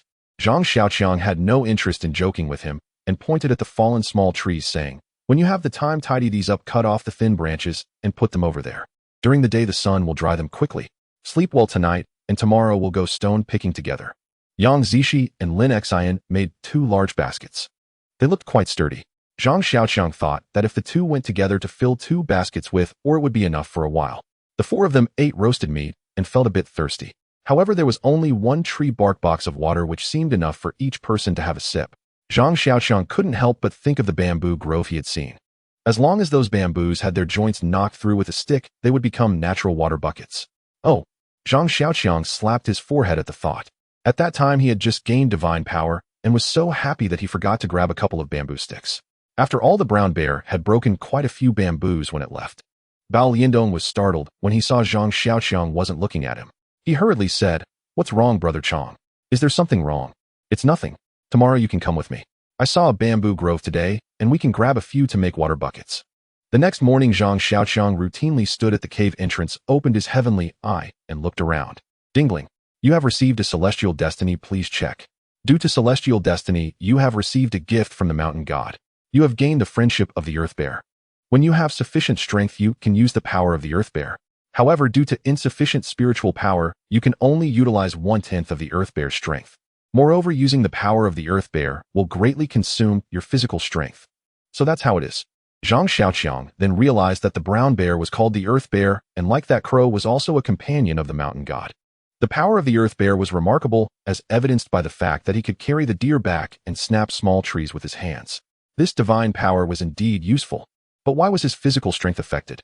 After thinking, he realized that he had used so much strength yesterday, yet it seemed to have recovered overnight. No way. Zhang Xiaoqiang suddenly understood. During dinner last night, he had eaten so much roasted meat that the other 3 looked dumbfounded. Moreover, he had slept particularly soundly last night, hardly waking up at all. This was the first time since arriving on the deserted island, especially after taking the strength pill. It seemed he had overexerted himself, so he replenished himself with food and sleep. With this in mind, Zhang Xiaoqiang couldn't help but sneak a glance at Bao Liandong. The kid didn't know that if he had snuck over with a stick like last time, it would have been disastrous. Bao Liandong, unaware of Zhang Xiaoqiang's thoughts, stepped forward and said, Brother Chong, I'm ready. We can set off any time. Seeing his enthusiasm, Zhang Xiaoqiang took him along to the bamboo grove. Zhang Xiaoqiang didn't feel much when he walked alone, but walking with Bao Liandong made him realize how slow this guy was. Even while carrying a 200-pound deer, Zhang Xiaoqiang was faster than him on this 10-mile mountain road. Chong Gu, I never realized before. You're so impressive. I've been jogging, yet I can't keep up with you. How are those legs of yours so long? Bao Liandong also found himself unable to keep pace. To avoid giving Zhang Xiaoqiang a chance to reprimand him, he gasped for breath while trying to flatter him. If you can't keep up, then stop talking. Save your breath and walk a bit faster. We've been walking all morning, and we're still not there. When we get there, we still have to cut bamboo and head back. We have to make it back before dark. Hearing this from Zhang Xiaoqiang, Bao Liandong quickly shut his mouth and quickened his pace, though his eyes looking down were filled with fierce resentment. There were many bamboo poles broken by the brown bear. The 2 of them chose several thick ones that were intact and carried them on their backs. This only highlighted the difference in their abilities. The two selected more than 10 bamboo poles and tied them up with vines. Zhang Xiaoqiang carried them in front, while Bao Liandong struggled to keep up behind. After just a few steps, Bao Liandong couldn't take it anymore. Oh no, this won't do. Changge, carry fewer poles. It's just too heavy. I can't handle it. You can't carry just these 2 poles. What about when we need to collect, or later? Upon hearing about collecting, a look of grievance appeared on Bao Liandong's face. Changge, let's do it tomorrow. This is just too heavy. I can't lift it. I don't know how long it will take to walk back. Look at the sky. Carrying this back will take us most of the day. Zhang Xiaoqiang was about to scold him for being lazy when he suddenly remembered that Bao Liandong was just an ordinary person unlike himself who had both stamina pills and the strength of the earth bear. He had no choice but to put down the bamboo. How about this? They'll carry this and you take the basket and follow me. We'll go collect, and when we reach the place you can gather it yourself while I take the bamboo back and come back for you. Bao Liandong shook his head repeatedly. Changge, don't joke. You think you can run back while carrying this bamboo? This bamboo must weigh over 100, almost 200 pounds. How long will it take you to run back? Till tomorrow morning. You might as well come back to collect my corpse. It won't take that long, Zhang Xiaoqiang said decisively as he hoisted the bamboo onto his shoulder. Just follow me. Don't let me leave you behind. Saying this, he strode forward. Bao Liandong hurriedly followed him.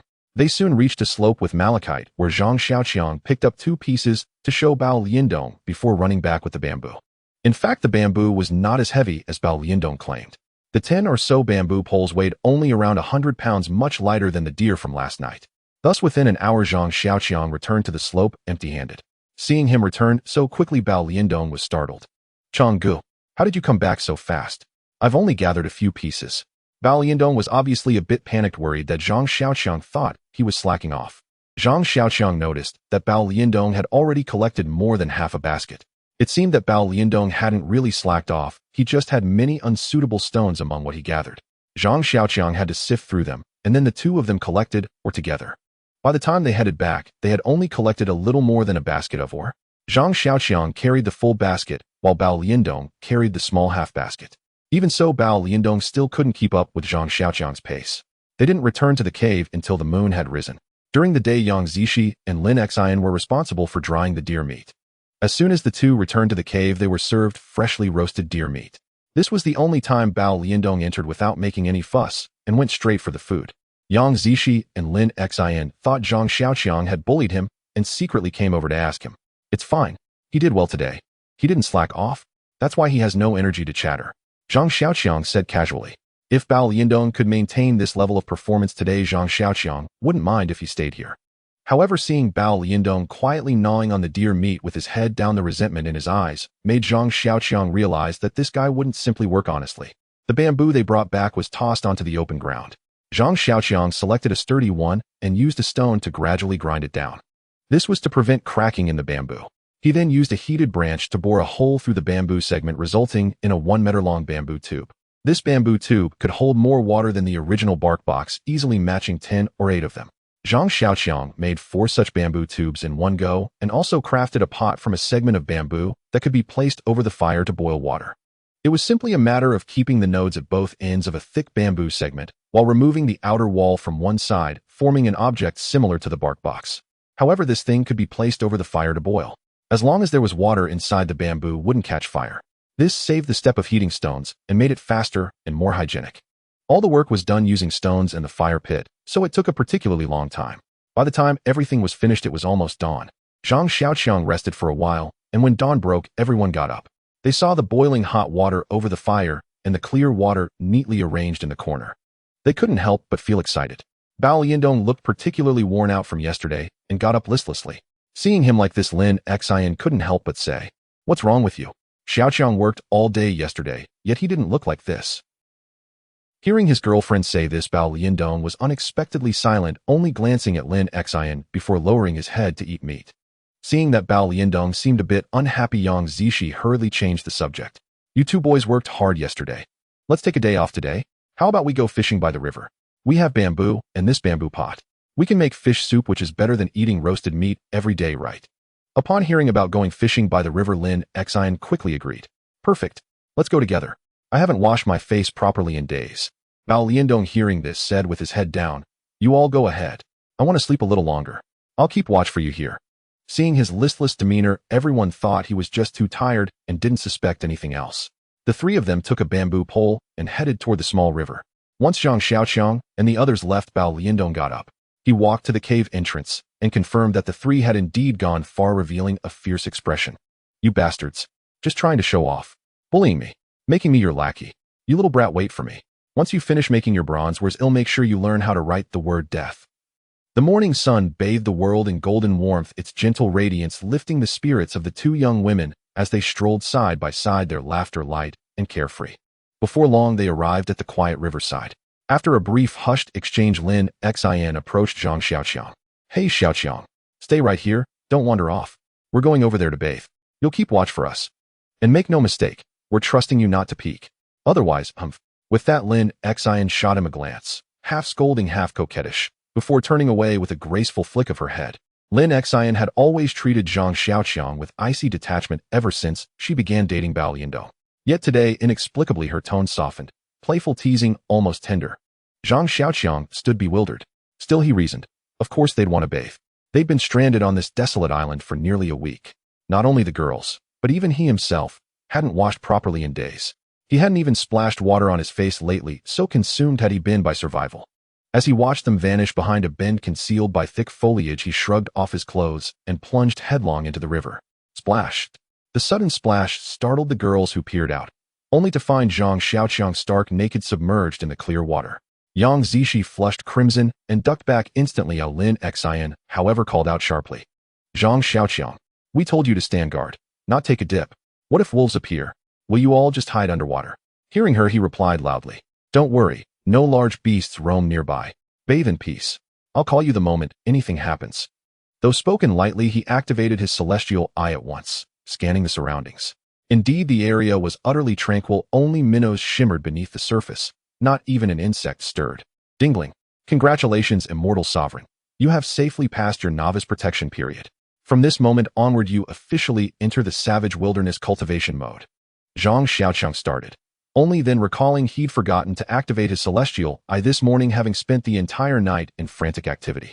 Clearly, he'd need to make it his first daily ritual. Henceforth, immortal sovereign, you will receive system-assigned quests at unpredictable intervals. Only by completing them flawlessly may you fulfill the ultimate objective of the savage wilderness cultivation system. Upon completion, rewards will be granted proportionate to your performance. Failure incurs corresponding penalties. Severe failures may even trigger heavenly tribulations. Please take heed. Zhang Xiaoqiang drew a slow, deep breath. Until now, the system had offered only rewards, never consequences. And tribulations. That was no trivial matter. Dingling. A celestial affinity has manifested. Please attend to it promptly. A surge of excitement rose within him. The last two affinities had heralded extraordinary treasures. He hurriedly checked the message. By virtue of this celestial affinity, you have received a quest: construct a temporary shelter. Successful completion yields rewards. Dingling. As this is your inaugural quest, kindly note the higher the quality of completion, the greater the reward. Dingling. Confirmation received. You have constructed a temporary shelter. Evaluation medium grade. Confirm completion. Almost reflexively, Zhang Xiaoqiang affirmed, and instantly a chime rang out. Congratulations, immortal sovereign. Quest completed. Awarded 2 vitality pills. Vitality pills, again. A faint disappointment flickered across his thoughts. His stamina had been more than sufficient lately. He'd hoped for something rarer, more profound. Yet only 2 pills appeared. Even after swallowing them, his lingering dissatisfaction remained unsoothed. Then, dingling. Final reminder: the higher the quality of task completion, the more exceptional the reward. That jolted his memory. His cave. What flaws had he overlooked?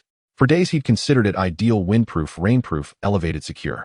Now he realized how many flaws it truly harbored. Take the entrance: ragged, dilapidated, and worse, drafty at night. Especially now with 2 young women residing inside, sharing the entrance with Bao Liandong felt increasingly awkward. They'd all slept on piles of dry grass and twigs. Yang Zishi at least had a grimy sheepskin, the others fared far worse. Then there was the rope ladder, crude vines lashed to brittle branches. Unwieldy, precarious, and perilous to ascend or descend. He'd never noticed these shortcomings before, until the savage wilderness cultivation system delivered its verdict: medium grade. If even this system rated it merely medium, the cave's inadequacies were unmistakable and ripe for refinement. With renewed focus, Zhang Xiaoqiang began surveying the vicinity for materials to improve their subterranean dwelling. Oh, indeed. So preoccupied had he been with smelting copper that he'd entirely forgotten this resource. His fingers sank into the riverbank's rich dark clay, and a subtle knowing smile curved his lips. He retrieved a bamboo pole, originally intended for repairing the fish pond, and set it aside for now. Selecting the thickest segment, he painstakingly scored it with a stone, then carefully excavated fine stone-free clay from a chosen spot, filling the hollow bamboo tube with precision. Hey, Xiaoqiang, what are you doing? Deep in concentration, he looked up, only to see Yang Zishi emerging from the river clad in her white shirt, her damp hair cascading down her shoulders as she combed it while walking toward him. What are you searching for? Ah, pervert. She'd taken only a few steps when she suddenly registered his bare legs, and mortified clapped her hands over her eyes and spun away, cheeks blazing. Wait. I. A wave of exasperation washed over him. Who did I offend? You walked right up to me. He'd worn only undergarments, then in haste forgotten even those. Hastily pulling on his trousers, he waited until Yang Zishi and Lin Xian reappeared, walking slowly, deliberately. Yang Zishi's blush still lingered as she fixed him with a sharp, indignant glare. Lin Xian, by contrast, wore an expression of amused nonchalance. Well, Zhang Xiaoqiang. Turns out you're a flasher. That was deliberate, wasn't it?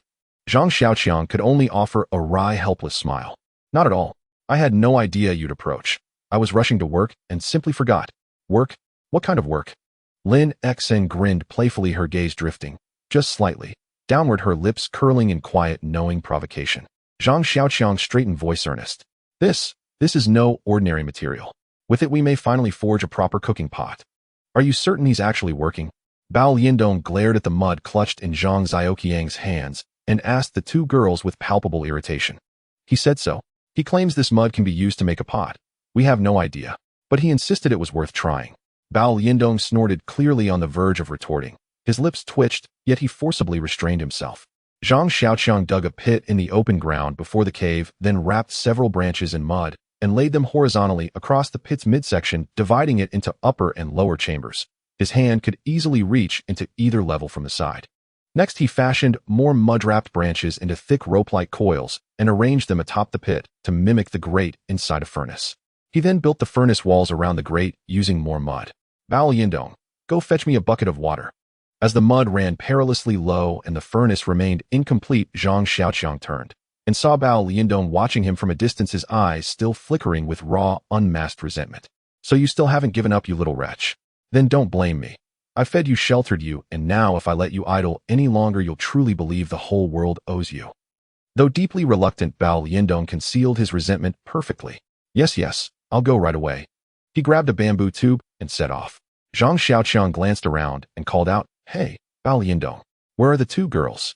Bao Lindong replied, Yang Zishi said she spotted mushrooms in the woods over there. They went to forage. Zhang Xiaoqiang responded offhandedly. Mushrooms? Do they even know which ones are safe? If they pick poisonous ones, we'll all end up poisoned. At those words, Bao Lindong abruptly froze mid-step. I forgot to ask. Do you know them? Zhang Xiaoqiang laughed heartily. Me? Not a chance. Even mycologists can't identify every species. Just stick to the ones you recognize. Bao Lindong chuckled and walked on. Indeed, mushrooms are astonishingly diverse. Distinguishing edible from toxic varieties is notoriously difficult. Legend holds that their toxicity shifts with geography. A mushroom harmless here may prove deadly elsewhere.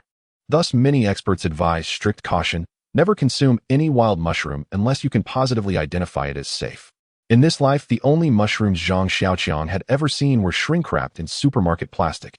None of these forest specimens meant anything to him. Yet he paused, then smiled inwardly. After all, he was now a celestial being endowed with the divine eye technique. A mere glance would reveal poison or purity. Just then, Yang Zishi and Lin Xian returned, each carrying a small woven basket, crafted by their own hands over the past 2 days. Their baskets overflowed with an array of mushrooms. Zhang Xiaoqiang discreetly activated his divine eye. Scanning revealed no toxins, only pure milky white radiance. He lowered his head and resumed shaping the furnace. The furnace would take time to complete, so Zhang Xiaoqiang kindled a fire nearby and molded a small bowl from clay, placing it within the flames, then covering it carefully with fine kindling. Yang Zishi watched astonished. You're firing ceramics. You actually know how to do that. Lin Xian rushed over, peering intently at the clay bowl nestled in the embers. Is this really porcelain? Can it truly be fired successfully? Zhang Xiaoqiang smiled. This isn't porcelain, it's earthenware. I discovered it while you two bathed. The riverbank soil here is perfect for pottery. I brought some back to test. If it works, we'll finally have pots, bowls, ladles, and every vessel we need. The girls beamed with delight. Soon after, Bao Liandong returned, set down the water, and stared wide-eyed at the mushrooms. So many. Where did you find them? I'll gather some too. Thinking he wished to help, Yang Zishi pointed toward the woods. There's plenty in that grove. Here, take this basket. Bao Liandong accepted the basket and turned to Lin Xian. Come on, you'll accompany me. Yang Zong can assist Zhang Xiaoqiang here. As he spoke, he flashed Lin Xian a subtle, knowing glance. Lin Xian understood instantly and followed him away. Zhang Xiaoqiang caught the exchange and felt a quiet unease stir within him. After a moment's thought, he turned to Yang Zishi. Zishi, could you tend the fire for me? I'll gather more kindling. She frowned, puzzled. But there's still so much here. Better to stockpile, he replied. Firing earthenware consumes great fuel, and we'll need charcoal soon too. With that, he strode into the woods, away from Yang Zishi's sight, and with a flick of his hand summoned a raven. The raven bowed its head, uttered a single sharp cry, then flapped into the canopy. Deep in the woods, Bao Liandong held up several mushrooms to Lin Xian. Remember this when cooking, place these mushrooms exclusively in Zhang Xiaoqiang's pot. Don't forget. Lin Xian, unsettled by his expression, whispered hesitantly. Why are these? Silence. Bao Liandong snarled. Just obey, exactly as I say. Lin Xian recoiled, trembling. Bao Liandong, are you insane? If these are poisonous, they'll kill him. Damn it, I'm done waiting. Can't you take it anymore? Ever since he arrived, he strutted about like royalty. Once just a useless errand runner, now he barks orders. Cooking, building, commanding, even me. And he dared strike me. Aren't you fed up too? No work, no food. As if he's our savior. Would you truly endure his condescension? But must it come to this? Once rescued, couldn't we deal with him properly? Help will arrive in days, if he dies now. Her voice faltered, fear tightening her throat. Bao Liandong spat venomously. Damn it. I'd waited hoping rescue might come soon.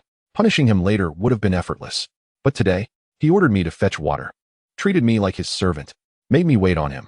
It nearly choked me. We've already been stranded 6 or 7 days. Rescue is imminent.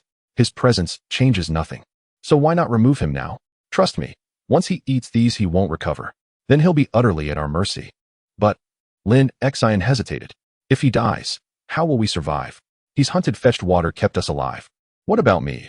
Bao Liandong scoffed. Without him, I'll manage just fine.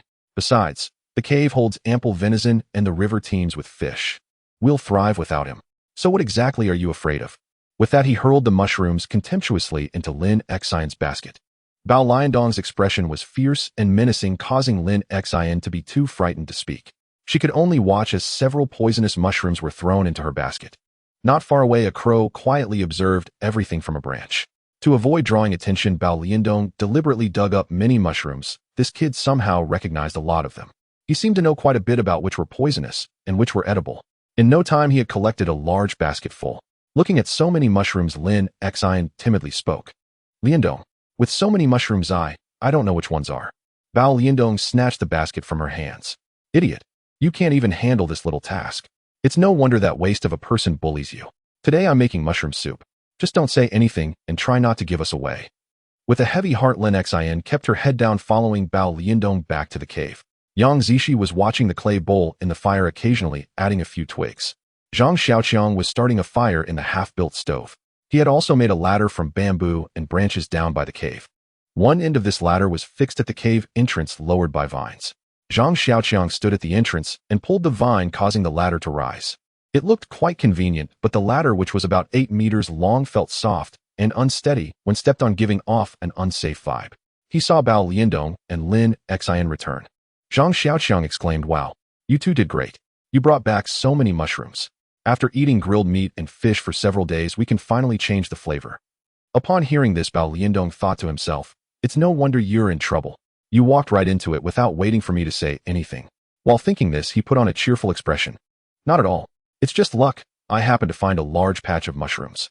I don't even know if they're all edible. I just gathered them all. Brother Chong, can you tell if they're edible? He pretended to be serious as he handed the basket of mushrooms to Zhang Xiaoqiang. Zhang Xiaoqiang opened his divine sense to take a look. In the basket, amidst the faint white light, there were a few mushrooms emitting green glows. Oh no, how would I know about this? It's fine, it's fine. Just go ahead and use them. I still need to check if that clay bowl is done. If it's finished, we can make some big portions, and then we can cook whatever we want. Upon hearing this, Bao Liandong quickly replied, All right, you handle that while I help make a few bamboo tube pots. We'll make big portions of mushroom soup, enough for everyone. Ever since Zhang Xiaoqiang made the bamboo pot for boiling water, everyone has been quite fond of it, and they made several bamboo tubes for boiling water. Now having one for each person at mealtime was basically sufficient. Since the weather was nice, everyone decided not to go back into the cave and set up a fire outside to start cooking. A small fish, a few pieces of deer meat, and the freshly picked mushrooms made for a delicious soup. For someone who had been eating grilled meat, this delicacy was simply irresistible, causing even Yang Zishi, a goddess-like figure, to drool while staring at the bamboo pot, with Zhang Xiaoqiang praising it nonstop. From time to time, she would lean in closer to smell it, occasionally stirring the contents with chopsticks, seemingly unable to resist tasting it first. Bao Liandong watched this, his heart filled with joy. Yet Lin Xian sat silently by the fire, seemingly lost in thought. She neither helped nor spoke. Zhang Xiaoqiang noticed Lin Xian's state and said, "Sister Lin, if you're tired, why don't you take a break first?" Upon hearing that Zhang Xiaoqiang had noticed Lin Xian, Bao Liandong hurriedly added, Yes. Lin Xian has done a lot of work today, but she must be tired. You can see she's out of energy. Go lie down in the cave for a while. I'll call you when the food is ready." Lin Xian lifted her head, wanting to say something, but after hesitating, she finally said, "I seem to be a bit tired today. I'll lie down for a while. You all carry on." Saying this, she returned to the cave. At this moment, Zhang Xiaoqiang had already taken the clay bowl out of the fire. It was too hot, so he used branches to pry it out, and then lay on the ground to examine the clay bowl. Though charred, it seemed to have developed a glaze on the outside. When he tapped it with a branch, the shell felt hard. If it didn't crack after cooling down, that meant it was a success. Zhang Xiaoqiang was overjoyed and used a branch to beckon Yang Zishi over to take a look. However, he accidentally dropped it on the ground, causing his heart to tighten in fear. When he looked, the clay bowl had fallen on the ground and was perfectly fine. It worked. Now we have pottery to use. Upon hearing Zhang Xiaoqiang say this, Yang Zishi was also very happy and came over to take a look. Coincidentally, Zhang Xiaoqiang was also bending down to check the clay bowl, and their heads bumped together. "Ouch! You bad guy! You knocked me out." Yang Zishi immediately crouched down, holding her head, tears welling up in her eyes. Zhang Xiaoqiang quickly reached out to support her. I'm sorry. Oh no, are you alright? It was all my fault. Let me see if you're hurt." Zhang Xiaoqiang nervously touched Yang Zix's forehead, examining it closely. Their faces were very close, making Yang Zishi feel a bit shy. Her face flushed as she turned away. "You annoying. No need for you to check." Seeing this scene, Bao Liandong's expression turned sour, while Zhang Xiaoqiang felt a rush of excitement. In the past, when similar situations occurred, Yang Zishi would scold him without a care. Where would she show such a girlish demeanor now? Such a bashful expression would make any man's blood rush, and if he didn't do something, it would feel like something was missing. Yang Zishi seemed to feel a bit embarrassed too, and turned to enter the cave. Seeing that both girls were no longer nearby, Bao Liandong quickly picked up a bamboo pot. "Brother Chong, this one is ready. Drink it while it's hot. The mushroom and fresh fish soup is absolutely delicious." Zhang Xiaoqiang glanced at Bao Liandong and then at the other pots on the fire. Seeing Zhang Xiaoqiang's gaze, Bao Liandong immediately said, "Those are ready too. You eat first. They'll go call the two of them." Zhang Xiaoqiang nodded and then lowered his head to take a sip. It really is delicious. Bao Liandong, you should try some too." Zhang Xiaoqiang joyfully handed over the pot. Bao Liandong repeatedly shook his head. No, I have my own. We have 4 pots here. Each of us can have one." Zhang Xiaoqiang took another big sip of the soup. "Honestly, Bao Liandong, I think my bowl of soup tastes better. Don't believe me? Try it." Saying this, he handed the pot over once more. Bao Liandong dodged it, laughing as he said, "Brother Chong, you love to joke. They're all the same. It's all the same stuff. I have my own, so just hurry and drink. Don't just watch, let's drink together." Seeing Bao Liandong lift another pot to take a sip, Zhang Xiaoqiang shouted into the cave, "Zishi, Sister Lin, come eat. The soup Bao Liandong made is delicious." Hearing Zhang Xiaoqiang's shout, Lin Xian suddenly poked her head out from the cave entrance. "Xiaoqiang, don't drink that soup. It's poisoned." Zhang Xiaoqiang froze in astonishment. "What? Poison?" Bao Liandong immediately panicked. "Poisoned? Where's the poison?" Lin Xian scrambled down the ladder and saw Zhang Xiaoqiang and Bao Liandong each holding a bamboo tube pot. Less than half the soup remained in each pot. Her expression instantly fell into dismay. "Oh no, why are you so greedy? Just because it's handed to you, you gulp it down. Those mushrooms were poisonous." Lin Xian spoke tearfully as she gazed at Zhang Xiaoqiang. Bao Liandong, terrified, blurted out, "Lin Xian, what nonsense are you spouting? Where's the poison? We've both drunk it. So where's the poison?" Lin Xian pointed at Zhang Xiaoqiang's pot. While gathering mushrooms, Bao Liandong said, "He'd put poisonous ones in your pot. Because you've been making him work these past few days. Before, he always gave the orders. You obeyed him. Now you're directing him, and he resents it. So he Bao Liandong turned deathly pale. Lin Xian, how dare you slander me? When did I ever do such a thing? Would I risk my own life to harm brother Xiaoqiang? Besides, we ate the same food. If I poisoned the soup, wouldn't I fall ill too? Zhang Xiaoqiang chuckled as he held up his pot. Sister Lin, you must be exhausted. How could Bao Liandong possibly do something like that? He was just teasing you. It's the same mushroom soup. He drank it too. Nothing's wrong, right, Liandong? Go on. Take a sip to prove it to her. With that, he lifted the bowl and drained the remaining soup in one gulp. Seeing this, Bao Liandong hastily followed suit and swallowed a mouthful. See, nothing's wrong. You two hurry up and eat. There's still work to do. When Lin Xian saw Zhang Xiaoqiang not only dismiss her warning, but finish the soup, fury flushed her face crimson, and she whirled around to storm off. Yang Zishi seized her arm. Xiaoqiang, are you truly unharmed? She studied him closely, finding no sign of distress, then cast a suspicious glance toward Bao Liandong. Bao Liandong quickly declared, I swear, I'm utterly innocent. Before Yang Zishi could reply, Zhang Xiaoqiang interjected, everyone rest easy. We're all bound together, like grasshoppers on a single string. We must support one another. We have neither time nor energy for suspicion or sabotage. Liandong, drink up. Once you've finished, we still have tasks ahead. Mechanically nodding, Bao Liandong watched Zhang Xiaoqiang now sated sit before the newly built hearth, molding objects from riverbank clay. Truly no poisoning. Watching Zhang Xiaoqiang sit unperturbed, Bao Liandong reluctantly sat aside and sipped the mushroom soup bite by slow bite. Impossible. He'd personally placed several toxic mushrooms into Zhang Xiaoqiang's pot and had watched the soup boil himself. How could this be? Had he misidentified them? Were those mushrooms harmless after all? Lost in confusion, he suddenly heard Zhang Xiaoqiang clutch his abdomen and cry out, "Ah, my stomach." His face twisted in sudden agony.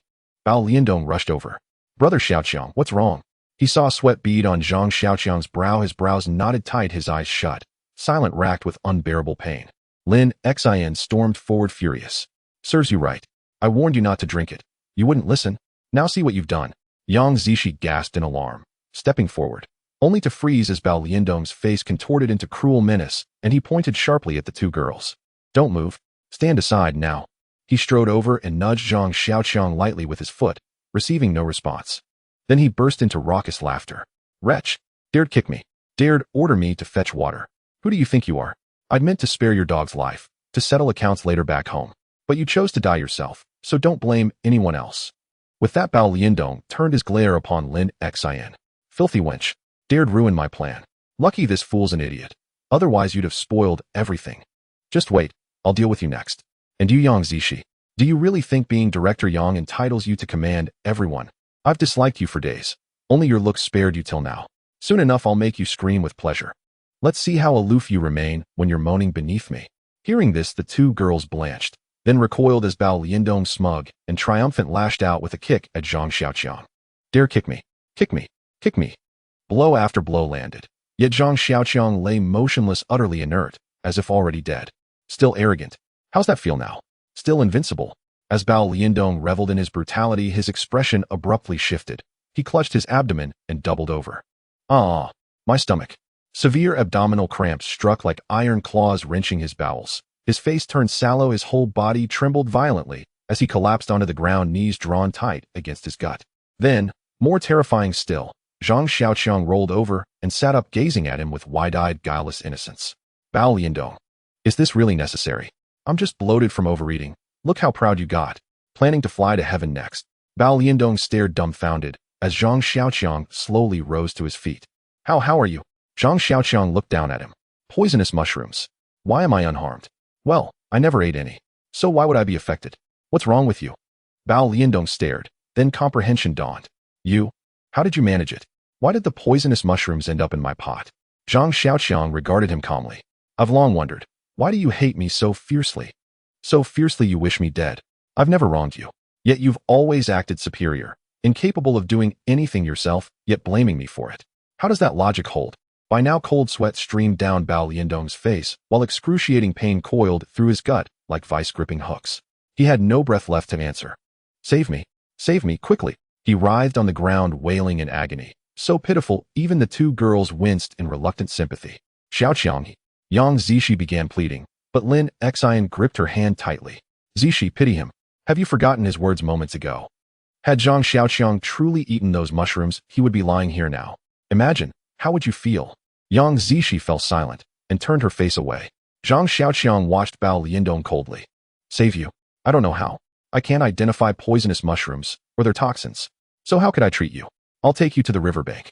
And you'll vomit them out yourself? Whether you live or die, that's up to fate alone. With that, Zhang Xiaoqiang seized Bao Liandong's shoulder and dragged him toward the small river. Bao Liandong, pale and trembling, collapsed at the river's edge, shakily forcing his fingers down his throat, desperate to expel the poison. Zhang Xiaoqiang waited, then approached. Bao Liandong lay utterly still, icy cold, his body slack. He was already dead. Zhang Xiaoqiang pondered for a long time before deciding to bury Bao Liandong under a mound of earth far from their dwelling. Lacking tools, he could only dig a shallow grave with branches covering it with soil and stones. He then found a large stone to mark the spot. In case a rescue team arrived in the future, they would be able to locate his body or perhaps bring it back to his family. At this point, Zhang Xiaoqiang felt he had done all he could. Returning to the cave, he found Zhang Xiaoqiang had come back alone. Yang Zishi was somewhat better, but Lin Xian remained silent, as if she were carrying a shadow in her heart. Zhang Xiaoqiang knew that she and Bao Liandong had been a couple, and that she must be feeling very hurt by his sudden absence. However, as a man, he felt powerless to offer advice, so he let Yang Zishi stay with her a little longer while he continued to work on the pottery kiln.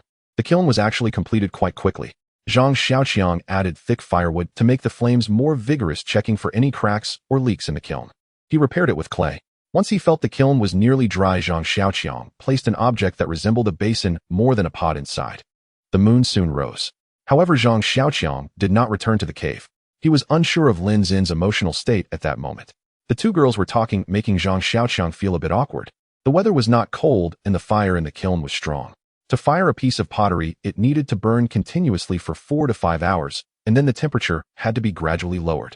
If the temperature decreased too quickly, the pottery would crack easily. Thus, someone needed to keep an eye on the process. Zhang Xiaoqiang simply sat beside the kiln to watch. He wondered if he could create a pottery pot. The bamboo pot had shown serious carbonization after just 2 days of use. It was estimated that it could be used at most one more time before becoming unusable. Although there was plenty of bamboo, creating a reusable pottery pot was still quite important. Footsteps approached from behind. Without turning around, Zhang Xiaoqiang already knew it was Lin Xian. She slowly walked up behind him, standing there for a while. When she saw that Zhang Xiaoqiang had no intention of turning back, she finally spoke. Xiaoqiang, I want to ask you something. Zhang Xiaoqiang turned to look at her. Lin Xian was actually quite pretty. If she didn't speak, she appeared to be a demure and elegant girl. At this moment, she looked down at Zhang Xiaoqiang sitting on the ground, appearing somewhat slender and fragile under the moonlight.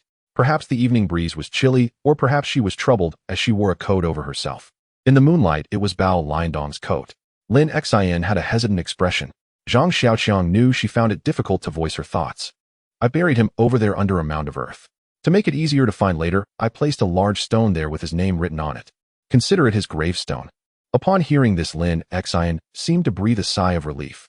Thank you, I thought. I'm sorry it was our fault before. As for you. Hearing Lin Xian apologize, Zhang Xiaoqiang was somewhat surprised, but after thinking it through, he felt indifferent. They were colleagues from the same company, and it was foolish for them to let their rivalry lead to someone's death. It's fine. It's all in the past.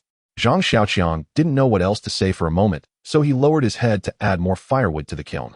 Lin Xian stood for a while before suddenly asking, why did he drink the poisonous mushroom soup? What? I mean, he wanted to kill you, so it shouldn't have been a mistake. Why did you drink the non-poisonous one while he drank the poisonous one? Zhang Xiaoqiang didn't turn around and thought for a moment. I don't know. Maybe he made a mistake. I was focused on making this thing. I didn't pay much attention to that. Maybe. He was too nervous and grabbed the wrong one. After all, they were all quickly made bamboo pots from these past 2 days. They don't look too different. Lin Xian looked at Zhang Xiaoqiang. When I first warned you not to drink, why were you not at all panicked? You didn't suspect anything. Did you trust Bao Liandong that much? I warned you, yet you still drank. Did you not trust me at all? After saying this, Lin Xian stared intently at Zhang Xiaoqiang. Zhang Xiaoqiang slowly stood up and turned to face Lin Xian. How was I to know what you two were up to? You two have always been in cahoots to prank me. How could I trust either of you? As for the poison, I initially thought you were just trying to trick me, and that I would fall for it just to laugh at me later. Who knew you really wanted to kill me? I want to know, what were you guys thinking at that time? Did you think that by eating and drinking from me, you would get away with this? Upon hearing this, Lin Xian finally looked somewhat flustered. She tightened her coat tightly. This was all his doing, saying he couldn't stand being bullied by you. So, bullied by me. Zhang Xiaoqiang's voice suddenly raised significantly, causing Yang Zishi to poke her head out from the cave. Why don't you tell me how I bullied you? I worked hard to gather food for you both. After you ate it, you didn't say a good word and even mocked me. We all ended up on this deserted island to survive, yet you two act like royalty, refusing to do any work. I do everything, and you still find fault with me. In the end, I couldn't handle you, so I left. You both came after me saying you wanted to help each other. And what happened? Asking you to do some work is bullying you. What kind of logic is that? Perhaps Zhang Xiaoqiang's voice was too loud, or perhaps Lin Xin felt she was in the wrong as she kept her head down in silence. He let Zhang Xiaoqiang vent. Seeing a girl like this in front of him made Zhang Xiaoqiang feel somewhat embarrassed. All right. I'm not saying this to settle scores with you since it's already come to this. But I can tell you, Bao Liandong's death was all his own doing. What was that phrase? He brought it upon himself. Yes, he brought it upon himself. As for why he drank the poisonous mushroom, I can only say that perhaps heaven could no longer bear to see it and wanted to punish him. Lin Xin listened to this, remaining silent for a long time, finally, seeing that Zhang Xiaoqiang's emotions were not very agitated. She then spoke. Actually, I just wanted to know what if it was me or Zishi, if we drank that poisonous mushroom, would you have a way to save us? Zhang Xiaoqiang coldly looked at Lin Xin and said, actually, what you want to ask is, if I could find a way to save someone, could I save Bao Liandong? Right? Let me tell you, I don't know. If someone drinks poison, I only have one way to help them, which is to make them vomit. Unfortunately, this guy died before he could vomit. As for you, you'd better hope that day never comes. Because I only know two methods to induce vomiting. One is to punch the stomach and the other is to feed you feces. As the sun rose above the horizon, Zhang Xiaoqiang finally lifted the earthen pot from the kiln, its surface still warm from an entire night of firing. Brilliant. It actually worked. Clutching the vessel, which bore a striking resemblance to a wash basin, he nearly leapt with exhilaration. Its walls varied unevenly in thickness, the base was slightly warped. Yet it felt solid to the touch, and when tapped it rang with a clear resonant chime, evidence of its resilience against fire. Zhang Xiaoqiang immediately filled it with water and set it atop the blazing hearth. The new pot appeared sturdy enough for boiling and cooking. At that moment, Yang Zishi and Lin Xin stirred awake. They stood at the cave mouth, peering down. Xiaoqiang, did you stay up all night? Yang Zishi called out upon spotting him tending the fire below. You're awake. Come down. Help me test this pot. If it holds up, I'll make more just like it. Lin Xin leaned over the edge and paled instantly. Xiaoqiang, wolves behind you. Yang Zishi saw them too. Xiaoqiang, run. Wolves behind you. He whirled around just as a massive gray wolf lunged, its jaws snapping mere 10 paces away.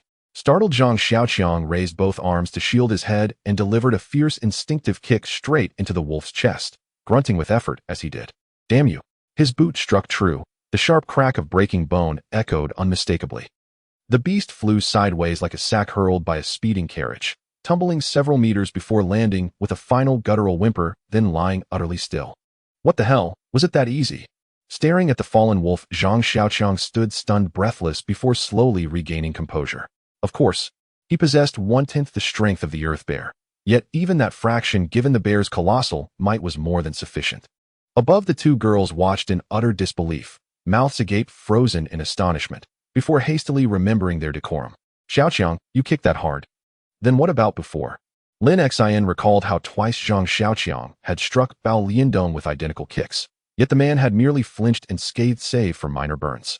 Now, gazing at the dead wolf, her eyes flickered with something new, wonder, wariness, awe, as Zhang Xiaoqiang knelt beside the carcass, confirmed its death, and spoke. Perfect. We'll feast on wolf meat today. Who has a stone knife? I'll skin it, giving us 3 pelts in total. Exactly. 1 sheep hide, 1 deer hide, and now a wolf skin. We're practically wealthy. Yang Zishi teased. Until recently, she'd been the sole keeper of the sheep hide, using it nightly as a blanket, often sharing it with Lin Xin out of modesty. Then came the deer hide, freshly prepared but not yet used. And now another, the wolfskin. Lin Xin said nothing, merely handed Zhang Xiaoqiang a handful of sharp-edged flint shards, then sat beside him to help skin the wolf. Their so-called stone knives were simply fractured rocks, natural shards formed when stones shattered their edges keen enough to cut flesh, strip hides, or peel bark. Hence the name. Zhang Xiaoqiang jokingly dubbed their existence the Paleolithic Age, since no one bothered to painstakingly polish such fragments. Historically, early humans first wielded just such shattered flakes, the era thus named the Paleolithic. Later, they discovered that grinding and shaping stone yielded far superior tools. That led to the Neolithic Age. But Zhang Xiaoqiang had no intention of progressing through each epoch in turn. From the outset, he aimed squarely for the Bronze Age. Though they'd spoken of wolf meat, in truth they dined on venison and fish. The wolf's flesh proved unpalatable. In the lull between butchering, Zhang Xiaoqiang activated his celestial eye to survey the surroundings. It was Lin Xin who'd spotted the wolf. Had she not, he would surely have been wounded. This marked yet another instance where exhaustion had made him forget to scan ahead. Yet this near miss served as a stark reminder safety must now be paramount. Days of sustained fire-making, roasting, and butchering in one location had drawn predators. Today a gray wolf, tomorrow perhaps lions or tigers. Though he'd cast off entrails far from camp, there remained no guarantee another predator wouldn't breach the perimeter as boldly as today's wolf. With him present, defense was possible, but absent, the two women would be perilously exposed, especially now that they habitually wove baskets on the open ground outside the cave. Zhang Xiaoqiang surveyed the terrain and resolved to build a perimeter wall. Constructing one was remarkably straightforward, particularly for him. Using the cave as center, he traced a semicircular boundary 10 meters in radius along the cliff base, then felled every small tree within that arc. Along the outer curve, he anchored vertical poles from existing trees and lashed horizontal crossbeams, felled saplings between them to form a barrier. Initially fearing insufficient timber, he soon realized that clearing saplings along the arc alone provided more than enough material to complete the fence. The barrier stood over 2 meters tall. A fist-width gap separated its upper and lower tiers, wide enough for occupants to observe outward, yet narrow enough to bar large predators. Later he'd seal that gap. For now, any intruder approaching the open space beneath the cave would first need to surmount this fence, and those inside could use that crucial delay to retreat into the cave, retracting the ladder behind them. Even lions or tigers would find entry impossible, at least for a time. The task consumed the trio's entire day. By moonrise, the two women lacked the strength even to climb the ladder back into the cave. Watching Zhang Xiaoqiang tend the fire and prepare broth for them, Lin Xin murmured, "Xiaoqiang, we never knew you were this capable. You seem tireless." He smiled. "Aren't I a man? Shouldn't I bear the burden?" She rolled her eyes. "Indeed. Not a single man in our company matches you, not one. You don't even look muscular. So how do you possess such strength? Those saplings, you snapped them barehanded, didn't you? And you've had no respite all day, felling trees, trimming branches, lashing the fence, then fetching water from the river. And still you cook tonight. You're simply..." Perhaps finding no adequate word, Lin Xin sighed and waved her hand dismissively. After completing the perimeter wall, Zhang Xiaoqiang began gathering materials in bulk for pottery making and charcoal production. The wall conferred two immediate advantages, the first being enhanced security. The second was an abundant supply of firewood. Within a 50-meter radius centered on the cave, no tree thinner than Zhang Xiaoqiang's forearm remained standing. Trees thicker than his arm were beyond his strength to fell. Those thinner, however, he could snap barehanded, using the sturdiest fragments for the wall and the rest as fuel. With such a plentiful stockpile of firewood, Zhang Xiaoqiang decided to produce both charcoal and pottery simultaneously. While only 1 or 2 ceramic pieces could be completed per day, charcoal production allowed for greater volume. Charcoal making was straightforward. Dried logs were stacked neatly, then thoroughly insulated above and below with thick layers of dry grass. Finally, the entire pile was encased in clay, forming a sealed earthen sphere. A vent was opened at the top of the sphere, and 6 additional air vents were carved evenly around its circumference. Dry grass inserted into the top vent was ignited, allowing flames to descend gradually through the bundled wood. As combustion progressed, Zhang Xiaoqiang monitored the 6 peripheral vents. Whenever flame appeared at one, he promptly sealed it with clay. Once all 6 vents were sealed, the top vent was likewise closed. Thereafter, the scorching earthen sphere was left to cool naturally. 2 precautions were critical. The sphere must remain airtight. Any smoke leakage was immediately patched with clay, and rain must be avoided. Given the abundance of dry timber, Zhang Xiaoqiang fired 3 such spheres at once, yielding an estimated 1 to 200 jin of high-quality charcoal. As for pottery, now that he possessed a functional cooking pot, Zhang Xiaoqiang crafted 4 rice bowls and 1 crucible. "Oh, what are these smaller ones?" "Are arrowheads," Yang Zishi asked, noticing dagger-like ceramic objects among the pieces laid out beneath the shade to dry. "These are ceramic knives. I once watched a documentary stating that when used carefully for butchering or skinning, they perform nearly as well as metal blades. I made several for testing, not just knives, but also ceramic spear tips and arrowheads. Later I'll attempt crafting bows and arrows, so you'll have proper weapons for defense while I'm out hunting." That day marked Zhang Xiaoqiang's sole break from hunting. He labored indoors until moonrise, after which all 3 retired early into the cave. Upon entering, an awkward silence settled over them. The 2 young women sat closely side by side. The floor's dried grass bedding had been freshly replaced that day. A sheepskin lay atop it. Yang Zishi clutched a deer hide nervously to her chest, eyes lowered toward the hearth. Lin Xin, by contrast, spoke with easy confidence, pointing to a sleeping mat near the cave entrance. "Xiaoqiang, You're our only man now, so please take the watch at the entrance. As a reward, here's a wolf pelt. You've worked hard all day, rest well tonight. I'll stand guard. Though termed night watch, in practice the latter was always retracted after dark. The entrance was barricaded with wooden planks, rendering the interior invisible from outside. With the newly erected perimeter fence, the watch's sole duty was to ensure the hearth remained alight. Zhang Xiaoqiang nearly declined, insisting he wasn't weary, but paused and held his tongue. Later that night, feigning sleep with eyes closed, he suddenly heard faint rustling footsteps. Drawing on past experience with Bao Liandong, he remained still, only parting his lashes slightly. He saw Lin Xian on night watch tiptoe carefully toward him, glance back toward Yang Zixi sleeping place, then gently lower herself beside him, pressing close against his side. The warmth and firmness of her mature body sent an involuntary tension rippling through him. Lin Xian, startled in turn, caught his feigned slumber, and a subtle smile flickered across her lips. I know you're awake. Don't move. Waking Zixi would be awkward. She wrapped her arms around his head, drawing it snugly against her chest, letting him feel the soft, supple fullness there, before whispering again, her breath warm against his ear. Back then I treated you poorly, always teasing you. Now you're our only man. Promise you won't mistreat us girls. Her voice was honeyed and tender, her breath fluttering softly against his skin, raising gooseflesh along his arms. Sensing his tension, she smiled faintly and brushed a light, playful kiss across his cheek. Be kind to me. And later, having spoken, she released him, slipped silently back to her own bedding, and before lying down, turned once more to meet his astonished gaze, offering a radiant smile and a mischievous wink. Then she slipped beneath the same blanket as Yang Zixi. What on earth was that about? Zhang Xiaoqiang rubbed the spot on his cheek where her lips had lingered. Lin Xian had always mocked him coldly. Her sudden warmth left him genuinely disoriented. Yet reflection brought clarity. She suspected his involvement in Bao Liandong's death. Though lacking proof, she'd staged this intimate overture, fearing his resentment over her past entanglement with Bao Liandong. At this thought, Zhang Xiaoqiang sneered inwardly. Bao Liandong's demise was self-inflicted, his own attempt to poison others with toxic mushrooms thwarted by Zhang Xiaoqiang's Heavenai ability. Indeed, Bao Liandong had gathered several poisonous mushrooms, but also numerous antidotal varieties.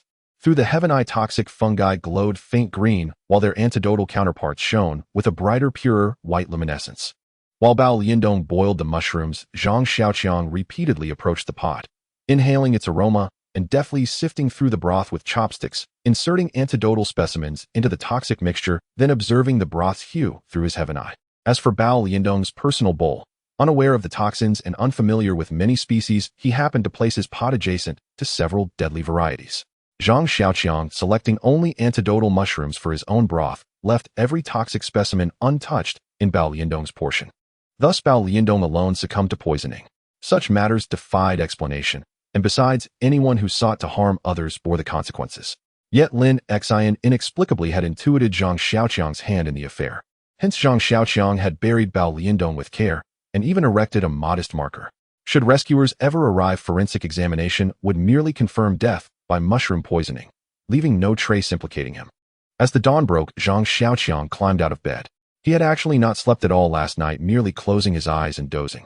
Zhang Xiaoqiang was naturally full of energy and seldom needed sleep. The commotion caused by Lin Xian made it even harder for Zhang Xiaoqiang to fall asleep. What was this woman up to? He couldn't let her run wild, or who knew what trouble she would stir up. So as soon as he got up, Zhang Xiaoqiang assigned tasks to the two girls. Today you two will make a few more large baskets. It will probably take us 2 or 3 days to finish the charcoal. At that moment, Zhang Xiaoqiang said the charcoal needs to be brought to the cave and packed in baskets. I will mainly be responsible for bringing you 2 vines and such. Hearing this, Yang Zixi curiously asked, why are you so anxious about the charcoal? Don't we have so much firewood? If you're worried about the rain, can't we just stock up on some dry wood? Zhang Xiaoqiang pointed to the pile of green stones stacked in the corner. Have you forgotten? I need to refine bronze, and with bronze we will have knives and axes. Then it will be easier to make wooden doors, and cutting down trees, we won't have to struggle as we do now. Upon hearing Zhang Xiaoqiang mention struggling, Lin Xian teased him. You know about struggling. I see you every day as if you have endless energy. Are you holding something back here? Hearing Lin Xian tease Zhang Xiaoqiang like this, he remained calm and just smiled. However, Yang Zixi looked at Lin Xian in surprise. Then she glanced at Zhang Xiaoqiang and noticed he was actually smiling. Her expression turned slightly displeased. Isn't this situation good enough? What do we need bronze tools for? After hearing Yang Zixi say this, Zhang Xiaoqiang thought seriously for a moment. At the very least, I can make an axe to create a more comfortable bed for you. Then I'll make a proper door.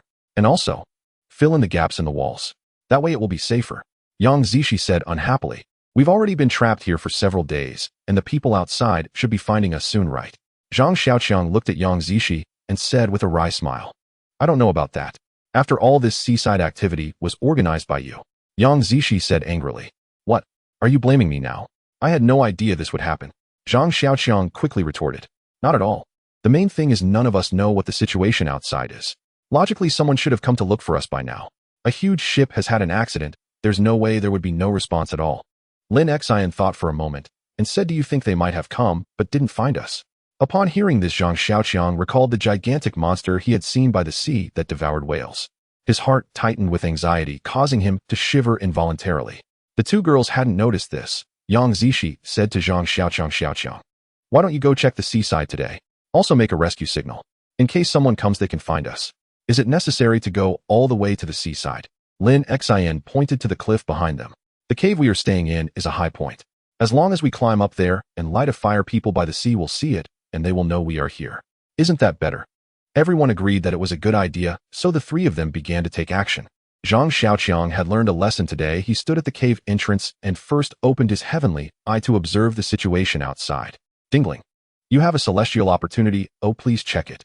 Today's cultivation task for the celestial being is to find a clean freshwater source. Complete it to receive rewards. The higher the completion level, the greater the rewards. Note, this task must be completed today. Otherwise, it will be considered a failure and you will receive a punishment. Freshwater source. Upon seeing this task, Zhang Xiaoqiang couldn't help but feel delighted. Not far from here was a small river where he fetched water daily. This task is practically a freebie. Zhang Xiaoqiang turned around and picked up a bamboo tube from the ground. You two go ahead and make breakfast. I'll go fetch water. I'll also see if there are any fish today. Zhang Xiaoqiang carried the bamboo tube and soon arrived at the riverbank, but when he saw the scene by the river, he was stunned. A group of wild boars was rolling around in the river having a great time. The fish pond that Zhang Xiaoqiang had originally built with stones and branches had been destroyed, and many wild boars were frantically snatching at the small fish trapped in the pond. What made it even more unbearable for Zhang Xiaoqiang was that some wild boars were not only eating in the river, but also defecating in it. The originally narrow river had turned into a muddy mess. It seemed that he wouldn't be able to fetch water here for the next few days. Zhang Xiaoqiang's face turned pale with anger. What he had planned to accomplish had now all gone back to square one. Frustrated, Zhang Xiaoqiang put down the bamboo tube, picked up a stone nearby, and threw it at the nearest wild boar. Oh! The wild boar cried out and turned to run. Once it ran, all the wild boars were startled and immediately scattered in all directions. Several of them ran toward Zhang Xiaoqiang. Zhang Xiaoqiang had not brought a spear today, and seeing such good pork escaping by him made him anxious. When he saw a medium-sized wild boar run past his legs, he raised his hand and slapped the wild boar's back hard in a moment of panic. Oh! The wild boar let out a cry of pain. It fell to the ground, continuously crying and kicking its legs. Zhang Xiaoqiang had managed to break its spine with that slap. Zhang Xiaoqiang looked at his hand in disbelief, suddenly recalling the dead deer the brown bear had given him. That deer, weighing over 200 pounds, seemed to have been killed with such a slap. This wild boar was also fairly large, weighing around 60 to 70 pounds. Since the freshwater here was no longer usable, Zhang Xiaoqiang simply threw the dead boar over his shoulder and took the bamboo tube back to the cave. Upon hearing that the river's water had been polluted, the two girls only expressed a bit of regret. In their eyes, they could fetch water from the river today, tomorrow, or the day after. After all, there were still 2 bamboo tubes filled with water at home. As for the sound of regret, it might have been because they wouldn't be able to bathe in the river today. But Zhang Xiaoqiang couldn't do that. He was anxious. He handed the wild boar over to the 2 girls and picked up one of the bamboo tubes filled with water and turned to leave. If the river here was polluted, he could go to the upstream. There would surely be clean water there. Zhang Xiaoqiang returned to the messy riverbank and walked upstream along the river. The river twisted and turned, and after walking a couple of 100 meters upstream, he discovered that the water flowed out from underground. Following the stone crevices, he could see that this narrow river was actually formed by the convergence of several underground rivers. The water here was indeed clean, but it was difficult to scoop water with the bamboo tube because the water was in the cracks of the stones. Zhang Xiaoqiang tried to move a few stones to create a deep pit. Then he cupped his hands to scoop up some water and tasted it. It's quite sweet. Zhang Xiaoqiang nodded in satisfaction. Just as he was about to fill the bamboo tube, he looked up and saw a pair of green eyes staring at him from the opposite side. In the grass opposite Zhang Xiaoqiang, a pair of glistening green eyes were fixated on his every move. The coldness in those eyes bore no hint of emotion. Staring back felt akin to locking gazes with a block of ice.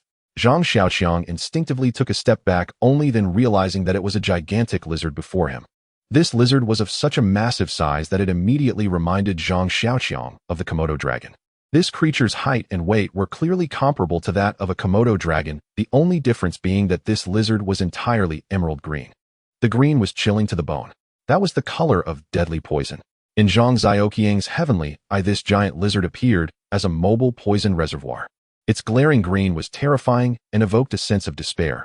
What chilled Zhang Xiaoqiang even more was the drool that dripped steadily from the corners of the lizard's mouth. The drool fell drop by drop onto the grass between the stones and into the river. Wow! Zhang Xiaoqiang nearly vomited on the spot. Having just taken a sip of that river water, he now wondered if he had been poisoned. The giant lizard showed no reaction to Zhang Xiaoqiang's response, merely taking a slow step forward. Zhang Xiaoqiang quickly stepped back, reaching down to pick up a stone.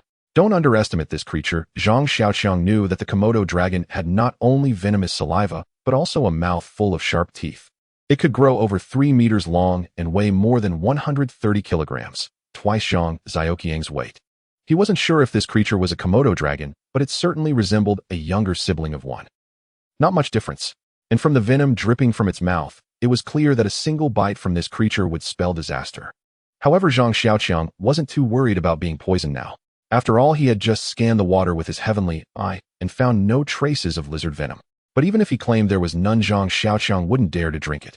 After all, that tumterlong creature was staring right at him. Even without venom, it had its sharp teeth and its towering height. That amount of strength shouldn't be underestimated. Zhang Xiaoqiang slowly reached down to grab a bamboo tube and began to rise. At this distance, Zhang Xiaoqiang couldn't guarantee that the creature wouldn't pounce on him in an instant. So he had to move slowly, stepping back little by little. It seemed that the giant lizard had noticed Zhang Xiaoqiang's movement and pounced forward with a fierce leap, rushing toward him. However, it completely missed its target. Its speed was notably fast, reaching 20 kilometers per hour, which is quite respectable in the animal kingdom. Unfortunately, Zhang Xiaoqiang's only advantage was his speed. Even a bear running at 50 kilometers per hour couldn't catch him, and he had previously captured a goat running at 60 kilometers per hour. He dismissed the giant lizard's speed entirely. Without looking back, Zhang Xiaoqiang leaped away from the lizard's attack, accelerating away to safety. Damn it, I need to remember this. Wherever I go, I should first use my heavenly eye to check. That nearly scared me to death. Even after escaping the giant lizard, Zhang Xiaoqiang was still terrified. To be honest, if he had a weapon, Zhang Xiaoqiang, relying on the divine strength of the earth bear, would have dared to confront it. But being unarmed made that impossible. The Komodo dragon has no natural enemies, its thick skin impervious to knives and bullets. Regular animal sharp teeth and claws are ineffective against it, let alone Zhang Xiaoqiang's bare hands. Thinking of this, Zhang Xiaoqiang advanced the timing of his bronze vessel once more. The small river could no longer provide water, and now he had to search for fresh water again. To avoid encountering dangers like the giant lizard again, Zhang Xiaoqiang had become smarter. He would activate his heavenly eye to survey the surroundings after each stretch of walking. Only after the cooldown of the heavenly eye skill did he feel safe enough to search the area. A wise sage once said that countless treasures await discovery in the wilderness as long as you have the capability. Now Zhang Xiaoqiang understood the sage's meaning. Looking around, he noticed that many plants on the deserted island had unique characteristics.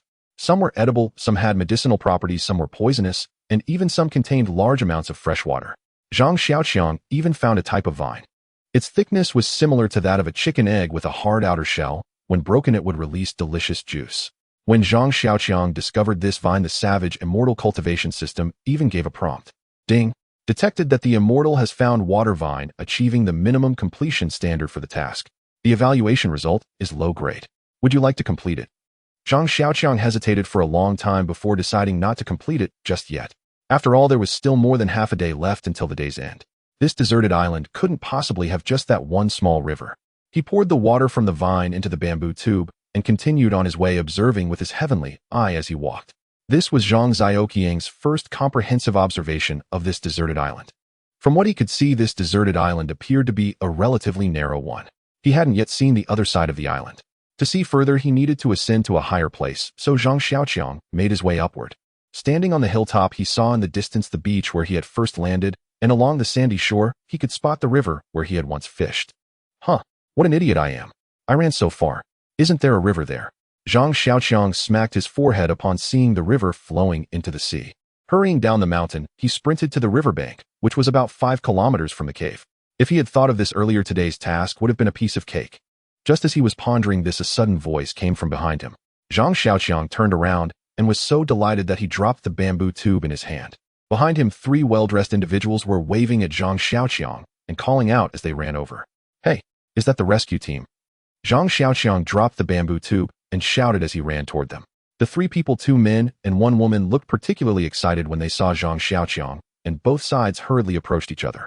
The trio consisted of 2 men and 1 woman, with the man leading the way being tall and robust, clearly resembling a former soldier or bodyguard. Following closely behind was an elderly man who appeared to be a professor, and the young woman seemed to be his secretary. "Hey, you guys." As they got closer, Zhang Xiaoqiang began to feel disheartened. The attire, mannerisms, and even the expressions on their faces did not resemble those of rescue team members. Zhang Xiaoqiang halted in his tracks, watching as they approached. Sure enough, the bodyguard-like man's first words were, "Great. We finally found someone. We are stranded. Can you help us?" 3 victims. The old man is their boss, named Su Ming. The bodyguard and driver is a burly man named Wang De. The female secretary is named Song Shi. Like Zhang Xiaoqiang, the 3 of them also encountered a shipwreck, resulting in them being marooned on a deserted island. Zhang Xiaoqiang instinctively used his heavenly eye to glance at the 3. There was no abnormality. It occurred to him that they were just people like him. However, it was evident that these 3 were not ordinary individuals, especially that Wang De. Standing at 6 feet 3 inches tall and weighing 200 pounds, he surprisingly had no pot belly. His muscular build indicated that he was a practitioner. As for the female secretary Song, she not only was she beautiful, but she also had a tall and curvaceous figure. Her demeanor was polite and graceful, yet her large eyes revealed a cleverness. It seemed as if she observed everything around her. Regarding the old man, Su Ming, just think about it. Being able to be their boss clearly meant he was no ordinary person. When Wang De learned that Zhang Xiaoqiang was also a victim, he laughed heartily and patted Zhang Xiaoqiang on the shoulder. "What a coincidence. Brother, we are all fellow sufferers." Su Ming showed a hint of surprise when he heard that Zhang Xiaoqiang was also a victim. He looked Zhang Xiaoqiang up and down. "Brother Zhang, how long have you been stranded on this island?" Zhang Xiaoqiang thought for a moment. It's been a bit over a week. I'm not exactly sure, but it's been around 7 or 8 days. So does that mean this is truly a deserted island?" Su Ming asked again. This question made Zhang Xiaoqiang feel a bit embarrassed. "To be honest, I've always considered this place a deserted island. Having been here for 7 or 8 days, we have only moved within a radius of about 10 miles. We haven't ventured far at all." Su Ming nodded. It seems our decision was indeed correct. They had arrived on the deserted island the previous night. Along with them were a group of people, part of a medium-sized tour group, alongside a team organized by a unit. In total, there were about 30 people. After they washed ashore, Su Ming determined it was a deserted island and wanted to venture deeper into the island to search for food and fresh water. However, the other 2 groups disagreed because they had arrived on a lifeboat during the shipwreck and still had some supplies. Thus, they had a falling out with Su Ming. The 3 of them set out alone to search the island while the other 2 groups waited for rescue on the beach. Upon hearing Su Ming's words, Zhang Xiaoqiang was momentarily confused. He asked Su Ming, "Uncle, how did you determine that this is a deserted island? And why do you think we shouldn't wait for rescue here?"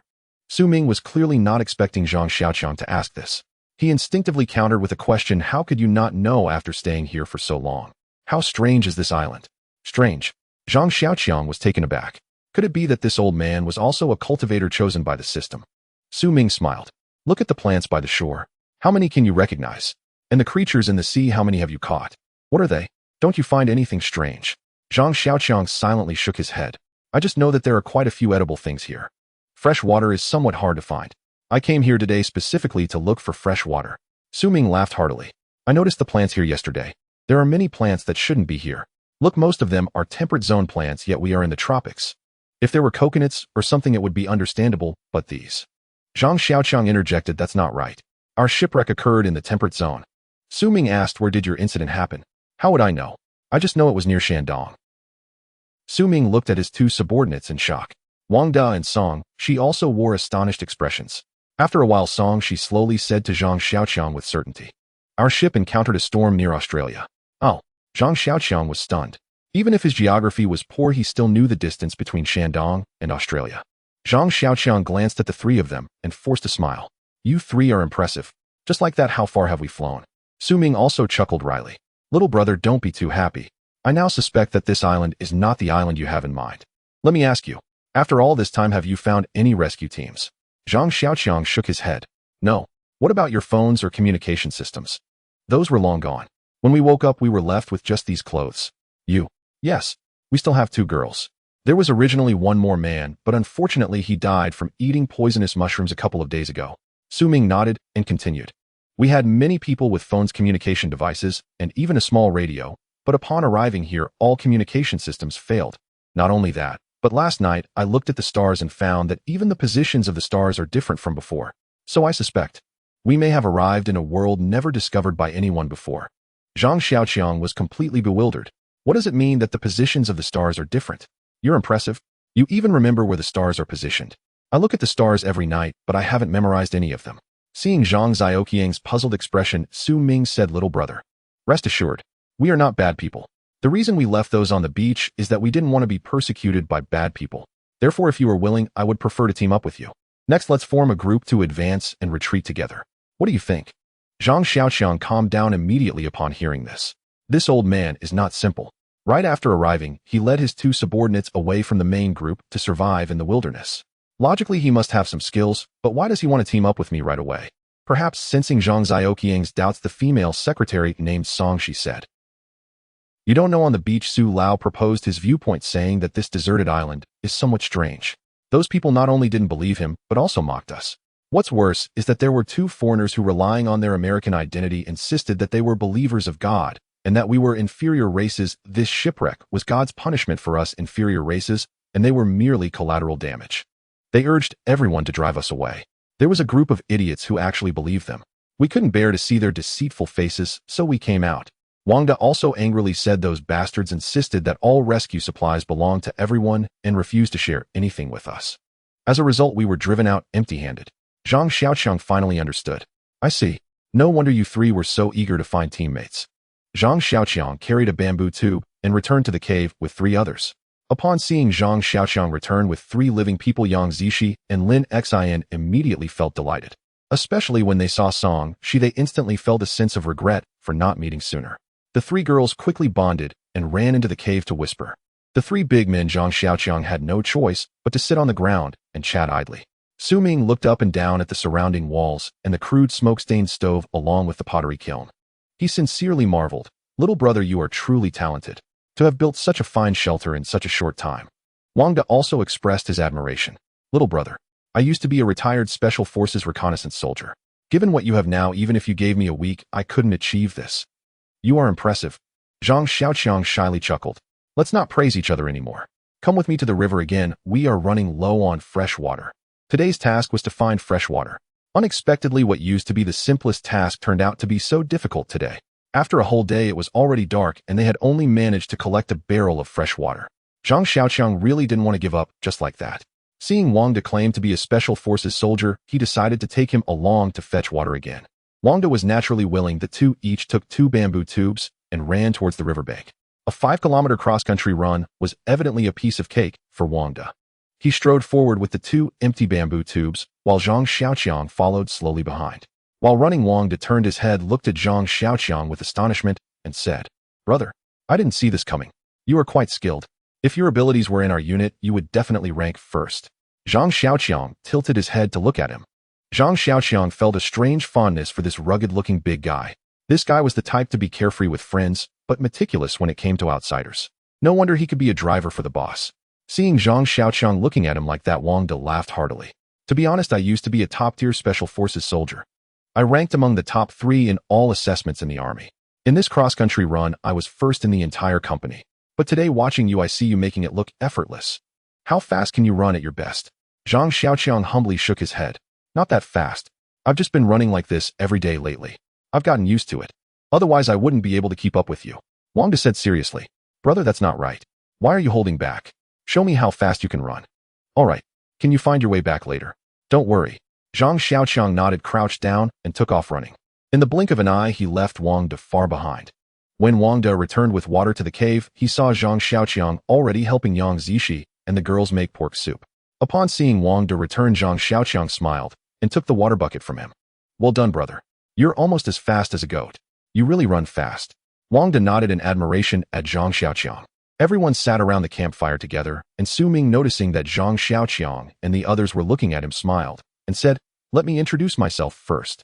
Since we will be living together in the future, it's best to establish some familiarity. Let me start. My name is Su Ming, and I am a businessman. I am 56 this year. But don't worry, even though I'm older, my health is fine. I promise not to hold anyone back. Hearing Su Ming say this, Zhang Xiaoqiang and the others felt a bit embarrassed. A man over 50 declaring in front of a bunch of young people that he won't hold anyone back. This implied that he was willing to work together and share both blessings and hardships. I am Wang De, 25 years old. I am Su Lao's driver. I am a retired Special Forces soldier, and I know a bit about survival in the wild. My health is fine. In the future, any dirty or heavy work can be left to me. And Brother Xiaoqiang. He originally wanted to say leave it all to me, but since he had just lost the running match to Zhang Xiaoqiang on the first day, it felt a bit embarrassing to say that. So he simply included Zhang Xiaoqiang. After all, it seemed that they were the main workers now. Upon hearing Wang to say this, the two girls Yang Zishi and Lin Xian couldn't help but chuckle. Lin Xian, who was more outspoken, looked at Wang De and said, another Special Forces soldier. Brother Wang, we will be relying on you a lot in the future. Wang De laughed heartily. No need to say that, no need to say that.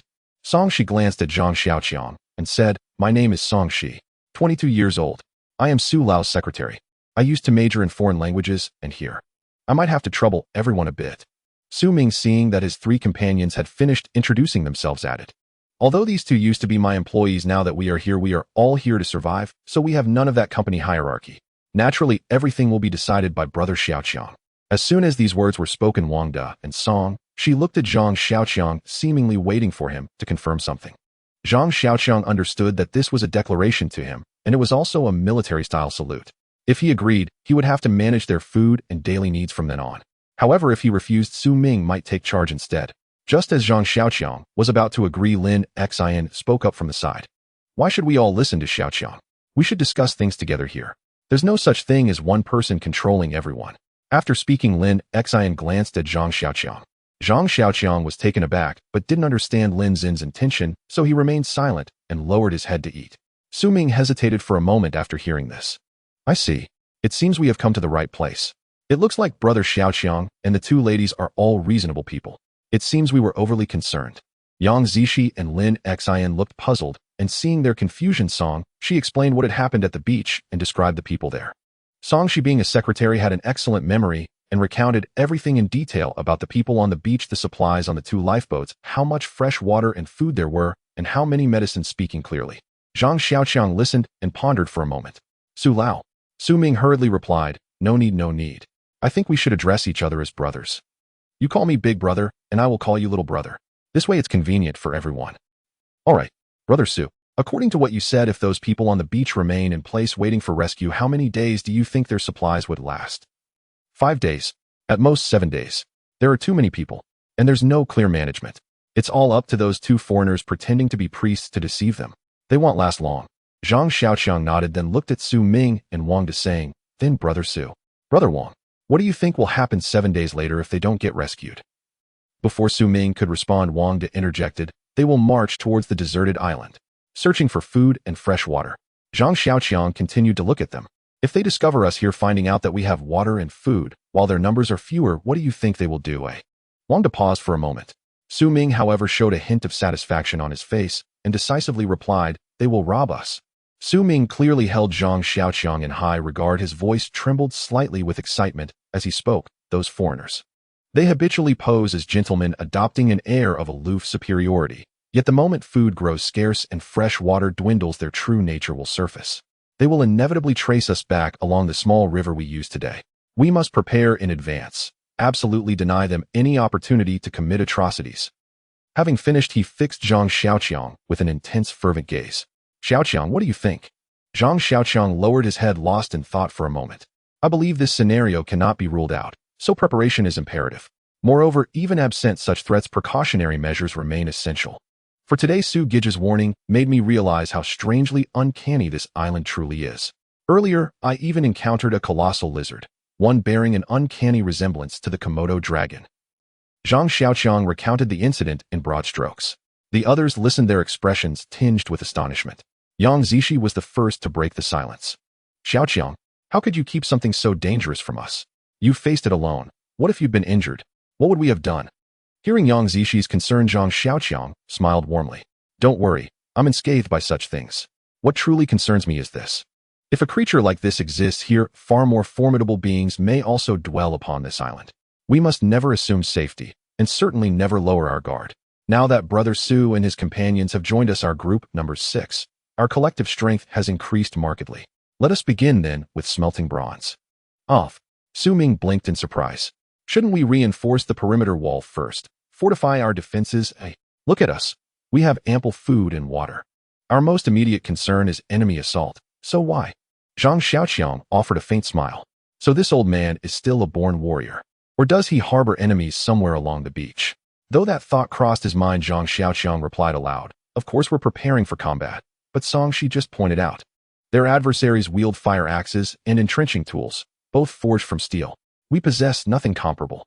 Without bronze, how can we forge blades, axes, or finely crafted bows and arrows?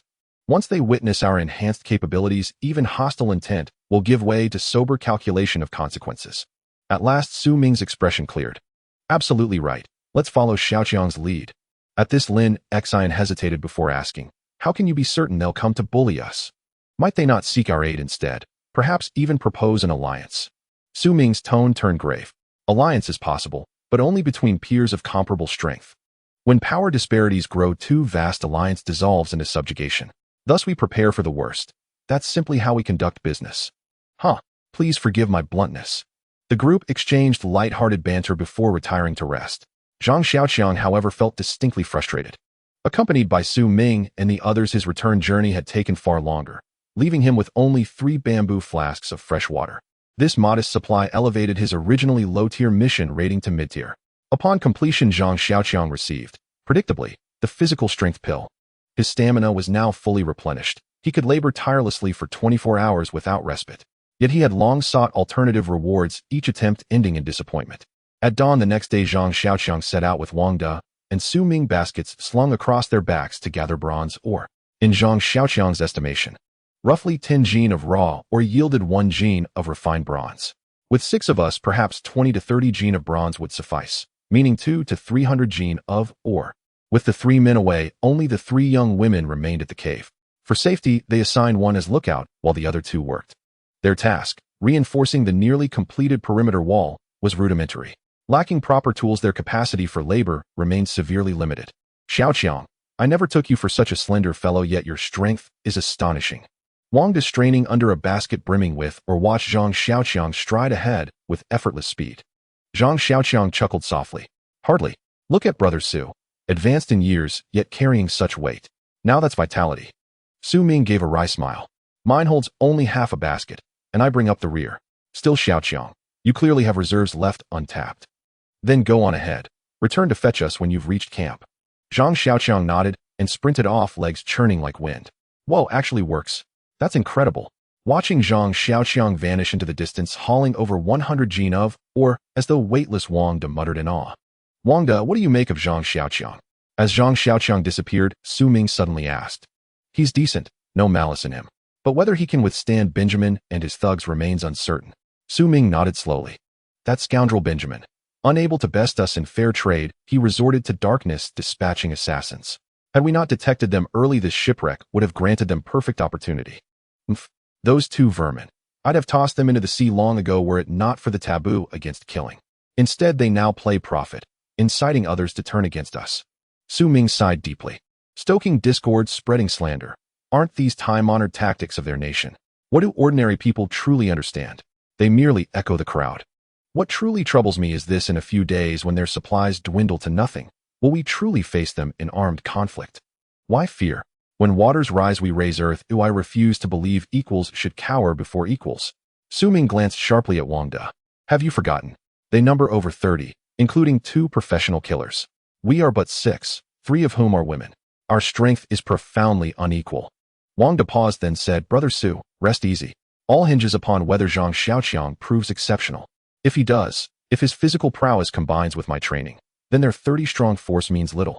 Wilderness combat differs vastly from commerce. Mere numbers hold no dominion. Su Ming exhaled slowly. We'll deliberate further later. Let's press onward. We'll spare Xiaoqiang some distance. How does he run so effortlessly? Like a mountain goat. Wang De and Su Ming were halfway to their destination when Zhang Xiaoqiang came running towards them. Upon seeing Su Ming and Wang De, he cheerfully took the baskets from both of them. How's it going? Are you fast? Wang De gave a thumbs up. Fast. Brother, you are really quick. Then you 2 should hurry up and move. The three girls at home said they would make us meat soup. You have no idea, ever since the last time we lost one person after eating mushrooms, no one dares to eat mushrooms anymore. So now we can only eat meat. Eating every day is getting a bit too much. The three of them walked to the outer wall and saw Song. She's standing on the wall looking a bit off. Wangda commented, just by looking at him it's obvious he has never been in the army. How can you stand guard like that? The enemy can see you from far away, yet you won't notice them until they're right in front of you. Seeing Zhang Xiaoqiang and the others return, Song's eyes expression did not improve. She politely greeted Zhang Xiaoqiang and then walked over to Su Ming, speaking to him in a low voice. Zhang Xiaoqiang sensed the coldness and resistance in Song's eyes attitude, so he hurriedly took a few steps forward and coincidentally saw Yang Zishi standing in the yard with an awkward expression. Lin Xian was angrily turning her face away. What's going on? Zhang Xiaoqiang asked Yang Zishi, who glanced at everyone and then spoke in a low voice. Our food has been stolen. What? Yang Zishi shot Zhang Xiaoqiang a glare. Keep your voice down. Just now after you left we discovered it while preparing dinner. Our food suddenly decreased a lot. There was still plenty of meat last night, but now it's only enough for one day. Deer meat, fish meat, and pork are all gone. Lin Xian questioned how things could just disappear without reason. Song, she felt Lin Xian was suspecting her, and the two exchanged a few words, both getting angry. I absolutely did not steal anything. We are all living together now. Where would I put the stolen goods? Moreover, since we are all eating and living together, what would be the use of me stealing? Lin Xian immediately jumped up. Then tell me, why haven't we had any problems during our stay here for so many days? It's only after you guys arrived that things started going missing. Upon hearing this, Zhang Xiaoqiang suddenly recalled something. Wait a moment. Where did the things go missing? Let me take a look. In fact, the food had always been kept at the back of the cave with a pile of dry firewood there to prevent moisture. The smoked meat was kept there. Zhang Xiaoqiang inspected the area nearby and then turned back. Have you all been in the cave the whole day? Yang Zishi replied, no way. We've mainly been outside repairing the wall today. We haven't spent much time in the cave at all. Zhang Xiaoqiang pointed at the door of the cave. Then I guess you didn't put the door panel down right. Exactly. We need to go in and take things, so why would we put the door down? We never do during the day. Zhang Xiaoqiang nodded and looked at Su Ming and the others. Su Ming hurriedly said, Xiaoqiang, I believe that Song, she would never steal anything. I know this child's character. Brother. Zhang Xiaoqiang quickly stopped Su Ming. Don't worry, brother. I think today's incident is a misunderstanding. Things have indeed gone missing, but I guess it wasn't any of us, that must have been someone else. Listen to me, Lin Jia. Do you remember a few days ago when we also lost something? Do you recall? At that time, as Zhang Xiaoqiang said this, Lin Xian suddenly remembered. Right? At that time, he was still here. You said he ate all the meat. Zhang Xiaoqiang nodded. Now that I think about it, none of us stole anything, but the meat did decrease.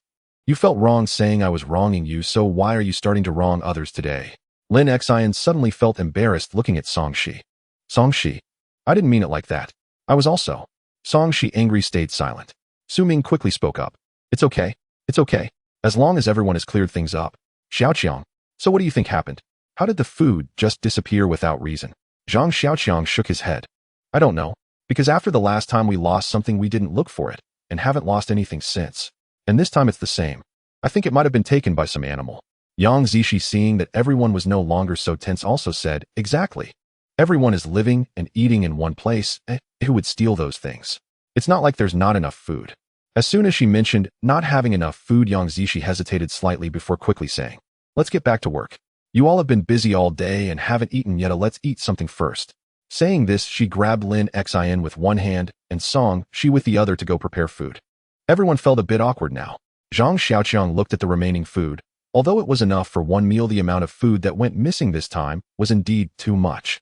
Even one person would have found it difficult to take all that. But what could have stolen so much meat right under the noses of three girls? Zhang Xiaoqiang stood at the cave entrance looking down from above. After observing for a while, he suddenly had a bright idea. Wang Gu, can you climb trees? Wangda replied, of course. What's hard about that? Great. Come on, let's go find some bird nests. Zhang Xiaoqiang pointed into the distance. There's a big bird nest over there. Let's see if there are any bird eggs or something. Bird eggs? At this time the little birds must have left the nest, right? How could there still be eggs? Wangda mumbled as he followed behind Zhang Xiaoqiang out of the cave. No way. Xiaoqiang. So far away. How did you see that? Wangda, seeing Zhang Xiaoqiang continue to walk ahead, went out for a mile and still hadn't stopped, couldn't help but feel a bit suspicious. However, when the two stood under a big tree looking at the frighteningly large bird's nest on the branch, Wangda was completely convinced. Brother, you have extraordinary eyesight. From this far you could actually see it. You'd definitely make a great sniper. As he spoke, Wang De began to take off his clothes, revealing a muscular physique. Seeing Wang De climb the tree with ease, Zhang Xiaoqiang didn't show off his jumping skills. After all, the bird's nest was only about 15 or 16 meters above the ground, and one jump would suffice to reach it. However, Wang De was also quick, swiftly climbing to the treetop, showcasing his impressive agility despite his robust build. Zhang Xiaoqiang couldn't help but give him a thumbs up. Wang De, your skills are amazing. Why don't you take some time to teach me? Wang De leaned closer to the bird's nest and exclaimed, wow. What kind of bird's nest is this? So many. Xiaoqiang, we found the thief who stole the meat. Hearing this, a proud smile spread across Zhang Xiaoqiang's face. Indeed, the little thief had always been living near the cave, but unfortunately, he had never noticed it.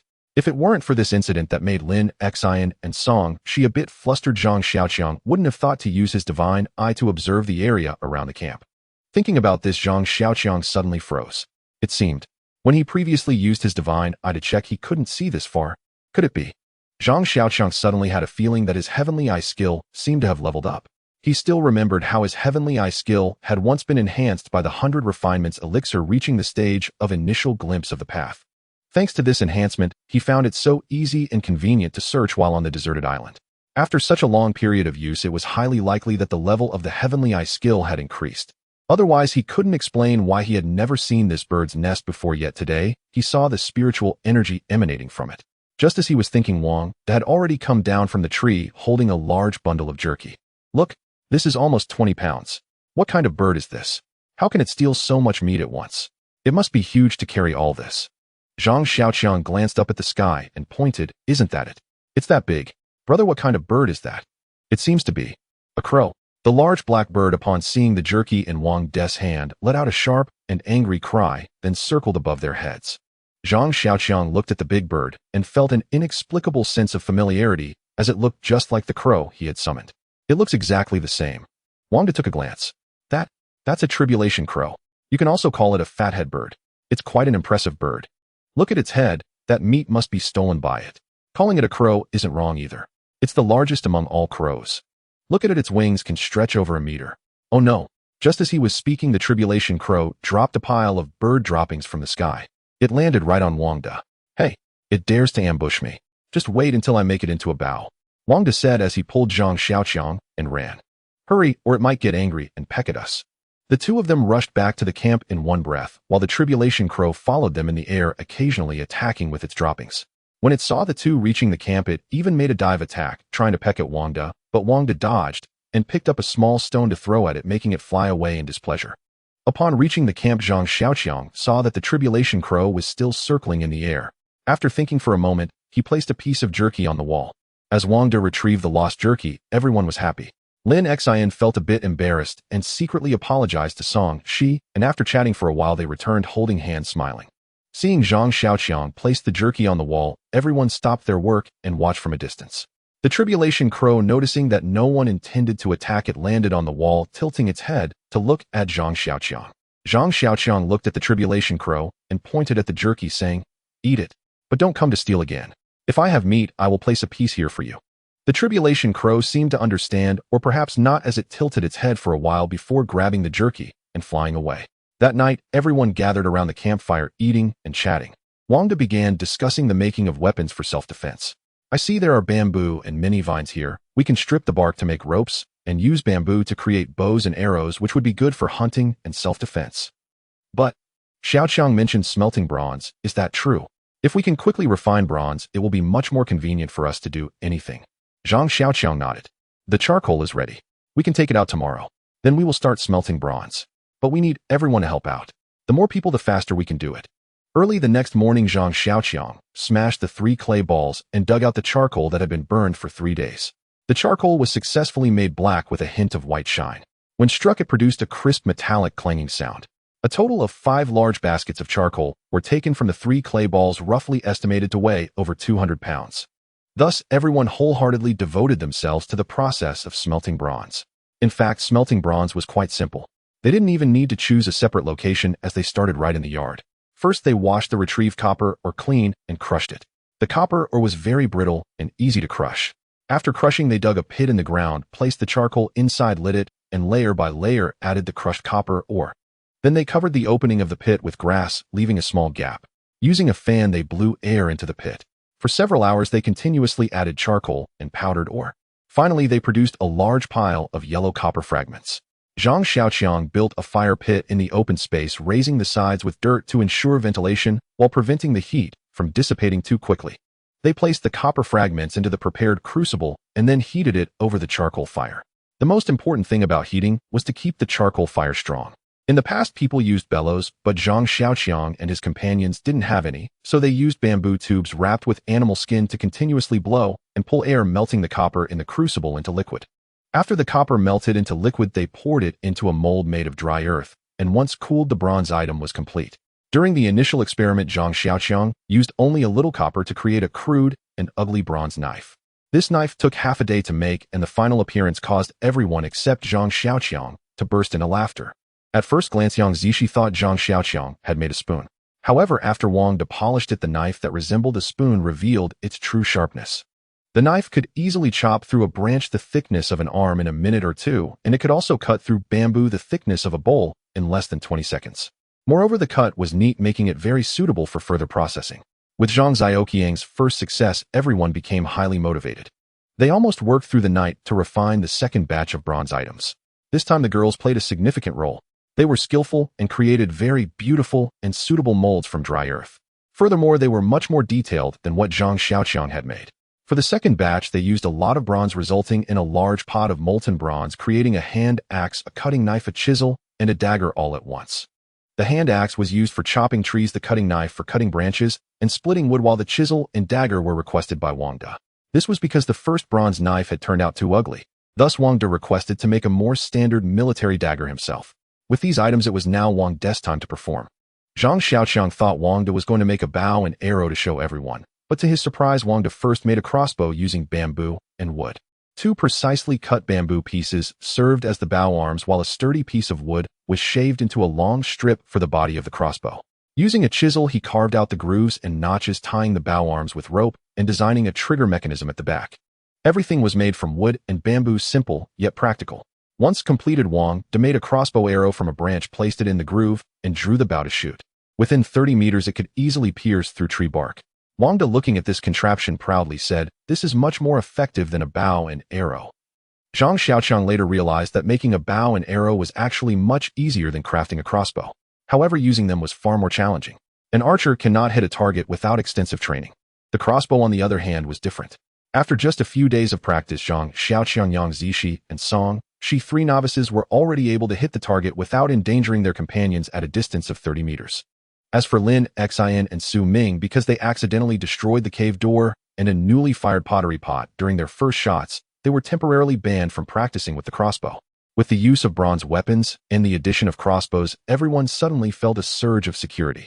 Therefore, they decided to continue refining a batch of bronze weapons the next day, primarily focusing on crafting arrowheads and spear tips for hunting. However, unexpectedly, as night fell and the bright moon shone overhead, heavy rain suddenly poured down in the middle of the night. This downpour was utterly heart-stopping.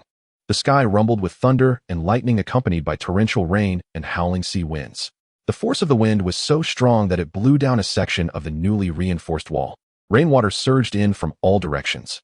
If everyone hadn't taken shelter in the cave, it felt as though they would be swept away by the sea winds or the rain. As time passed, the rain intensified and flashes of lightning struck above the cave, each bolt seeming to make the cave tremble. The three girls huddled together in fear, tightly leaning against the fire pit. Wang De and Su Ming were somewhat better off, but as they watched the rain outside sway like a curtain in the fierce wind and the unstable wall creak ominously, both let out helpless sighs. Zhang Xiaoqiang sat at the cave entrance, silently observing the destruction wrought by the storm outside. This morning, he had opened his heavenly eye as usual to survey the surroundings. Unexpectedly, amidst such a violent storm, he received this piece of information. Dingling. You have a celestial opportunity, please check it. Due to your celestial opportunity, you have received a task to hunt a prey and obtain sufficient food. Complete it for a fire reward. The higher the task evaluation, the more generous the rewards. Failure will result in punishment. This system, is it just playing tricks on people? In such a stormy weather, not to mention going out to hunt, even just taking a stroll outside could lead to getting lost. Moreover, what kind of prey would come out in this weather? Isn't this just ridiculous? But to simply refuse it, Zhang Xiaoqiang felt a bit reluctant. Zhang Xiaoqiang continued to gaze outside. In the midst of the wind and rain, it seemed that as heavenly, I was also affected by the storm, unable to see far. While watching outside, Zhang Xiaoqiang unconsciously stroked the bronze machete in his hand. This knife was made by Wang De, resembling a typical machete seen on the streets, but much heavier. Zhang Xiaoqiang had once asked Wang De why he didn't make a bronze sword instead. Wang De replied that the technology required to craft a bronze sword was dozens of times more complex. Given their current level, it was simply out of the question. Inside the cave, the fire was gradually dwindling because all the dry firewood was piled outside. At this moment, the heavy rain had soaked all the dry firewood. Zhang Xiaoqiang looked at everyone. Even though it was summer, everyone was feeling extremely cold. With just a little spark remaining, if they waited any longer, they would probably catch a cold. Zhang Xiaoqiang steeled himself. Everyone stay here. Hand me the axe, I'll be right back. Saying this, he took the axe and jumped outside. Zhang Xiaoqiang plunged into the torrential rain, braving the storm as he made his way towards the woods. Zhang Xiaoqiang had explored the nearby woods thoroughly and quickly found a large tree that had been blown down by the wind due to its dead state. This tree was thick enough to be hugged, and originally Zhang Xiaoqiang had deemed it too thick and far from the camp to be useful, so he had ignored it, not expecting to actually need it today. Zhang Xiaoqiang chopped off its branches and leaves, then carried the dead tree back to the cave. After a long time, he finally made it back. Are you crazy? Did you risk such heavy rain just for this wood? Yang Zishi exclaimed angrily, slapping Zhang Xiaoqiang on the shoulder as soon as she saw him return. You don't understand. This is rare dry firewood. At this time, this stuff is very precious. Zhang Xiaoqiang replied with a smile. Precious dry firewood. Look for yourself. It's been drenched by the rain for so long, it's completely soaked. Yang Zishi retorted angrily. Her tone was half annoyed, half worried. Zhang Xiaoqiang smiled slightly. Don't believe me? Watch me perform a magic trick. Saying this, he took out the axe and swiftly split the wood open, revealing the dry center inside. The outer wood had been soaked through by the rain, but the center, which hadn't been exposed to the rain, still had plenty of dry material suitable for burning. Zhang Xiaoqiang chopped the entire tree into smaller sections, and together with Wang De used the axe to split them open, tossing the dry parts into the fire pit. The fire pit instantly brightened, and the temperature in the cave rose several degrees. Clever, clever, Su Ming remarked in admiration. Cleverness is one thing, but more importantly, this guy is really strong. In this heavy rain with such a thick tree, if 2 or 3 of us were to try, we wouldn't be able to bring it back. Yet he did it alone. Wang De said, praising Zhang Xiaoqiang, while placing the wet wood pieces next to the fire pit. These half-dry pieces of wood will burn well after being roasted for a while. At least they'll last a while longer. This way we'll have more fuel. Songshi nodded in agreement. Brother Wang, this method is great. It also reminds us, when the weather clears up, should we build 1 or 2 shelters in the yard? That way, if we encounter another stormy day, we'll have backup wood. It's not just the wood. Su Ming lamented as he looked down. The crushed or powder we made seems to have been soaked by the water. And the charcoal, it probably can't be used anymore. This time we've really suffered a significant loss. After he said this, everyone finally recalled. Yesterday, while happily making bronze weapons, we left everything in the yard, thinking we would do more today, but didn't expect it all to be ruined by this heavy rain. Looking at everyone's dismayed expressions, Zhang Xiaoqiang instead smiled. What's there to be afraid of? Haven't we already made several things? Now that we have tools, we are far better off than when we had nothing at the beginning. If we want something, we can just make it again. What's there to be upset about? Everyone heard this and could only agree. After all, they couldn't afford to be in low spirits. Just at that moment, Zhang Xiaoqiang suddenly heard a series of urgent and anxious bird calls from outside. He poked his head out to take a look. In the storm, a large raven was desperately flying toward them, almost crashing into the cave as it battled the wind, then began to caw frantically at Zhang Xiaoqiang.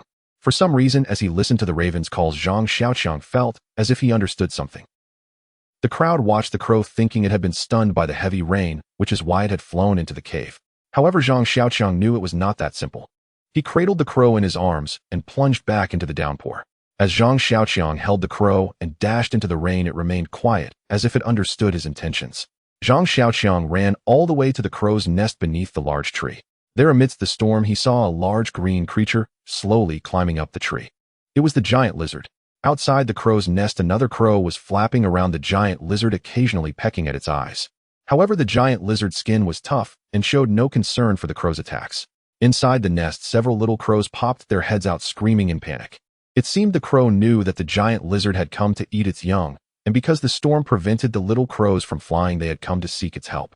Seeing this, Zhang Xiaoqiang set the crow down, took his machete, and charged forward. The giant lizard was over 2 meters long, clearly visible as it crawled on the tree. Zhang Xiaoqiang jumped up and struck down on its back with his machete, producing a metallic clang. Was the giant lizard's skin really this tough?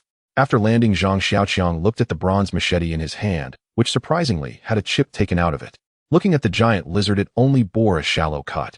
At this moment, the giant lizard seemed to notice something was amiss and turned to glance at Zhang Xiaoqiang. After a moment of hesitation, it continued to climb upward. Zhang Xiaoqiang, seeing this, jumped again, this time thrusting rather than striking. Thud! This time the bronze knife's tip plunged several inches into the giant lizard's skin. The giant lizard suddenly flipped over, sweeping its massive tail toward him. Zhang Xiaoqiang had jumped to thrust, and after doing so he was suspended in midair, unable to dodge, and was struck solidly by the tail. Zhang Xiaoqiang felt a sharp pain in his ribs. He flew away like a kite, with a broken string falling to the ground, without even having time to catch his breath before darkness enveloped him. Wow! He spat out a mouthful of blood. However, this caused the giant lizard to fall from the tree. After hitting the ground, it suddenly raised its head and rushed toward Zhang Xiaoqiang at high speed. It opened its large mouth, revealing rows of sharp teeth, attempting to bite Zhang Xiaoqiang's calf. Zhang Xiaoqiang dared not be careless and leaped backward, jumping several meters away. The giant lizard missed its target with a swoop. Standing still, it stared at Zhang Xiaoqiang with its emotionless round eyes. Zhang Xiaoqiang took a deep breath, finding his breathing smooth. After moving his limbs and feeling no abnormalities, he raised his machete to confront the giant lizard. The giant lizard remained motionless like a statue, staring at Zhang Xiaoqiang, who feared the sudden lunge it had just made. Not daring to slack off, he continued to face off against the giant lizard. They stood there for an unknown length of time, when suddenly a series of shouts came from a distance. Xiaoqiang! Zhang Xiaoqiang! It was Wang De, who had chased after him from behind, followed closely by Yang Zishi and Song Shi. Su Ming and Lin Xian also arrived. What the heck is that? Wang De exclaimed, startled by the sight of the giant lizard. He hurried over to stand shoulder to shoulder with Zhang Xiaoqiang.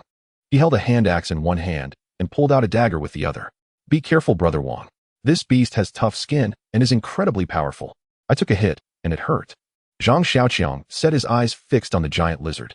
Wang De nodded. I know. Its skin has cartilage similar to chain mail. It would be better to use a spear against it. The things we have in hand seem unable to pierce its skin. Not long after, Yang Zishi and the others arrived. Seeing the giant lizard, several girls screamed in fright. Upon seeing that so many reinforcements had arrived, the giant lizard slowly took a step back and then turned to leave, glancing back at Zhang Xiaoqiang as it did. Once the giant lizard had retreated far away, Zhang Xiaoqiang let out a sigh and slumped to the ground. Wang De rushed over in shock. How are you? Where are you hurt? Here I was hit by the tail. It felt like I was struck by a club. Wang De checked Zhang Xiaoqiang. It's nothing. The bones are fine. Just not sure if the internal organs are damaged. Try breathing and let me know if anything feels off. While Wang De was busy with Zhang Xiaoqiang, Su Ming looked up at the two crows flying around the nest. Xiaoqiang, did you rush through the rain just to save these two crows? Zhang Xiaoqiang smiled slightly. When I first arrived, one crow helped me. I don't know if they are the same, but if I can help, I will. It's better than doing nothing, right? As he spoke, Zhang Xiaoqiang looked up at the nest. He had just noticed that the rain had lightened considerably. Now only a gentle drizzle fell against his face. The two crows circled around him, appearing hesitant to land. Su Ming observed and said, these two creatures seem to have some affection. They want to come down and see you. Let's step back a bit and let them land. Everyone listened and retreated. Once they had moved far enough away, one crow swooped down and landed right in front of Zhang Xiaoqiang, calling out to him repeatedly. Its voice was rhythmic and captivating, but Zhang Xiaoqiang smiled, unable to understand it. The other crow dove into the nest, then flew out and landed in front of Zhang Xiaoqiang. It placed a yellowish round bead in Zhang Xiaoqiang's hand and tilted its head, looking at him. This scene felt so familiar that it reminded Zhang Xiaoqiang of the crow that had given him fruit. Is it you? Is it really you? Zhang Xiaoqiang asked excitedly, but the crow merely stared at him.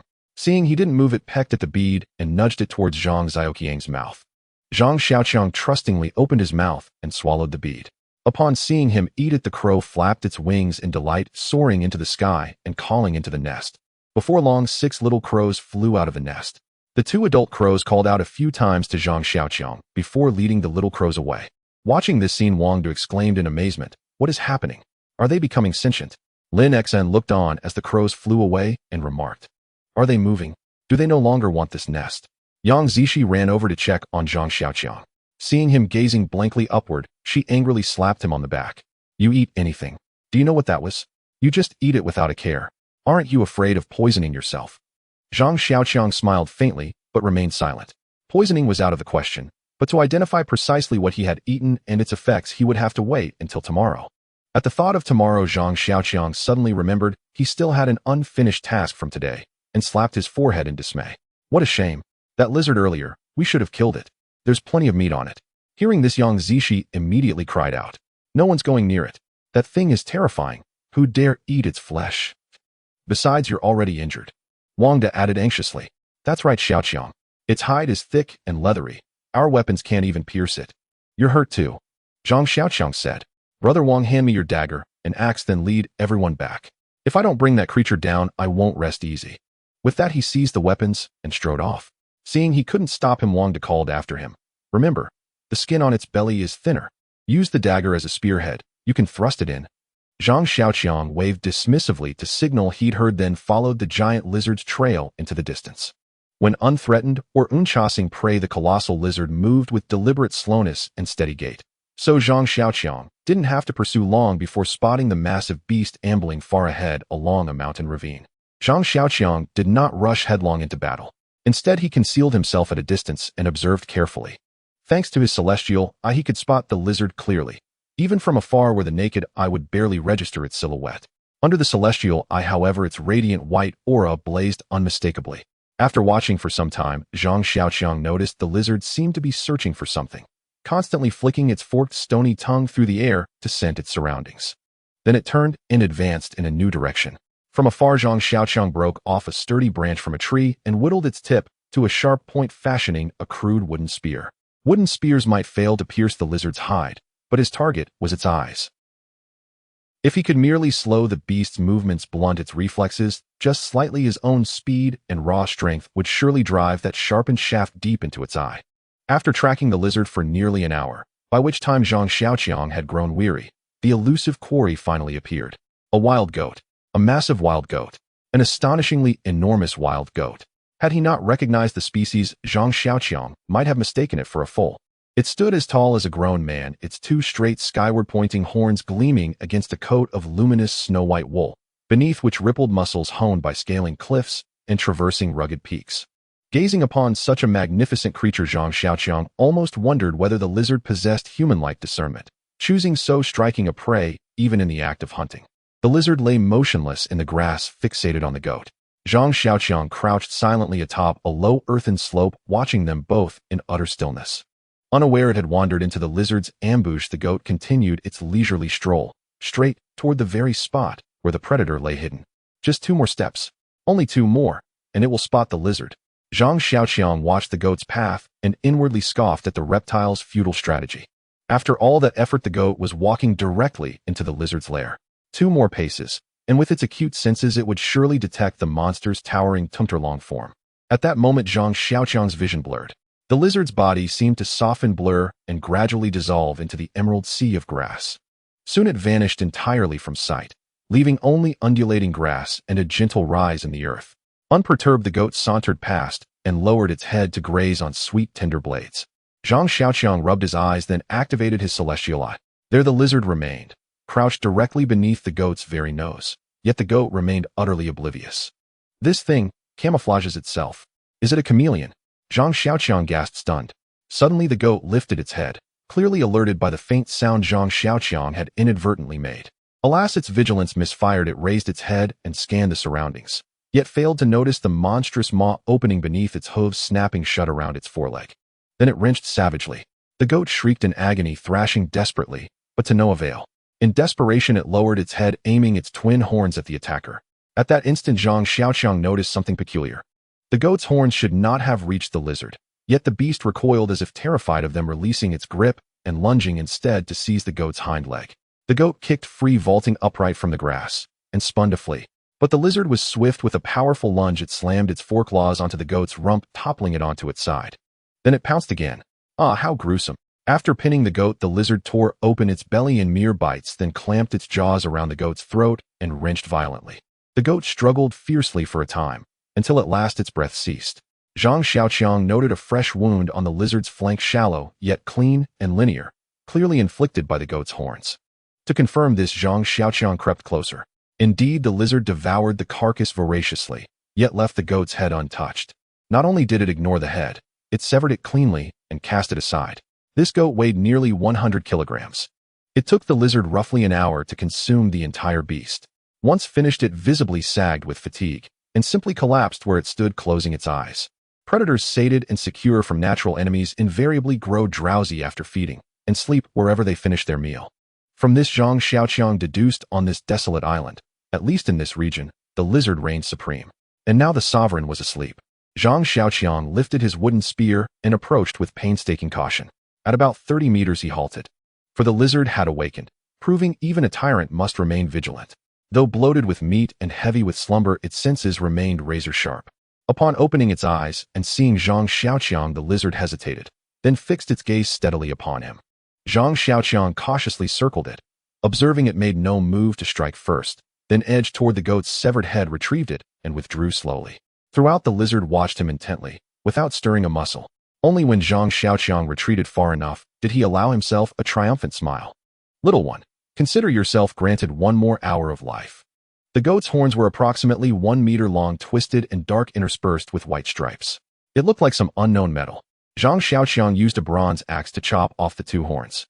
He bound them to a branch, turning them into 2 long spears. Then he returned to the resting place of the giant lizard. The huge creature was still lying in place. Zhang Xiaoqiang couldn't help but complain, "You really don't take me seriously. Let's see how you fare now." As he approached the giant lizard, Zhang Xiaoqiang immediately used all his strength to throw the spear. The spear accurately pierced the giant lizard's body. Half of the 1-meter-long goat horn embedded in its abdomen, and the giant lizard almost simultaneously leaped up, crazily pouncing towards Zhang Xiaoqiang. Zhang Xiaoqiang turned and ran with the remaining spear, instantly reaching his maximum speed. The giant lizard closely followed behind, and they ran nearly a kilometer before the giant lizard realized the distance between them was increasing, prompting it to stop. After running a good distance, Zhang Xiaoqiang saw the giant lizard standing still and not chasing after him, so he returned. At a distance that was neither too far nor too close, Zhang Xiaoqiang felt that this distance allowed his spear to hit, while not getting too close for the giant lizard to catch him. When the giant lizard saw Zhang Xiaoqiang return, it got up and chased after him again. However, this time its speed was noticeably slower. The serious injury to its abdomen combined with the previous intense exertion left it exhausted. This time Zhang Xiaoqiang had the chance to throw the second spear before turning to run again. The spear pierced the giant lizard's shoulder, passing through its chest and emerging from underneath its ribs. This time the giant lizard didn't run far before it collapsed to the ground. Zhang Xiaoqiang didn't dare approach, holding onto his axe from a distance, waiting until he heard a ding sound. "You have a celestial fate, please check. The immortal has completed the task. Evaluation result: high quality. Do you wish to complete it?" "High quality." Zhang Xiaoqiang was overjoyed and hurried to confirm. "Ding! Congratulations, immortal. You have completed the task and received 100 refinements pill. Do you wish to consume it?" 100 refinements pill. Zhang Xiaoqiang remembered that this item enhances skill proficiency. He had used it on his heavenly eye once before.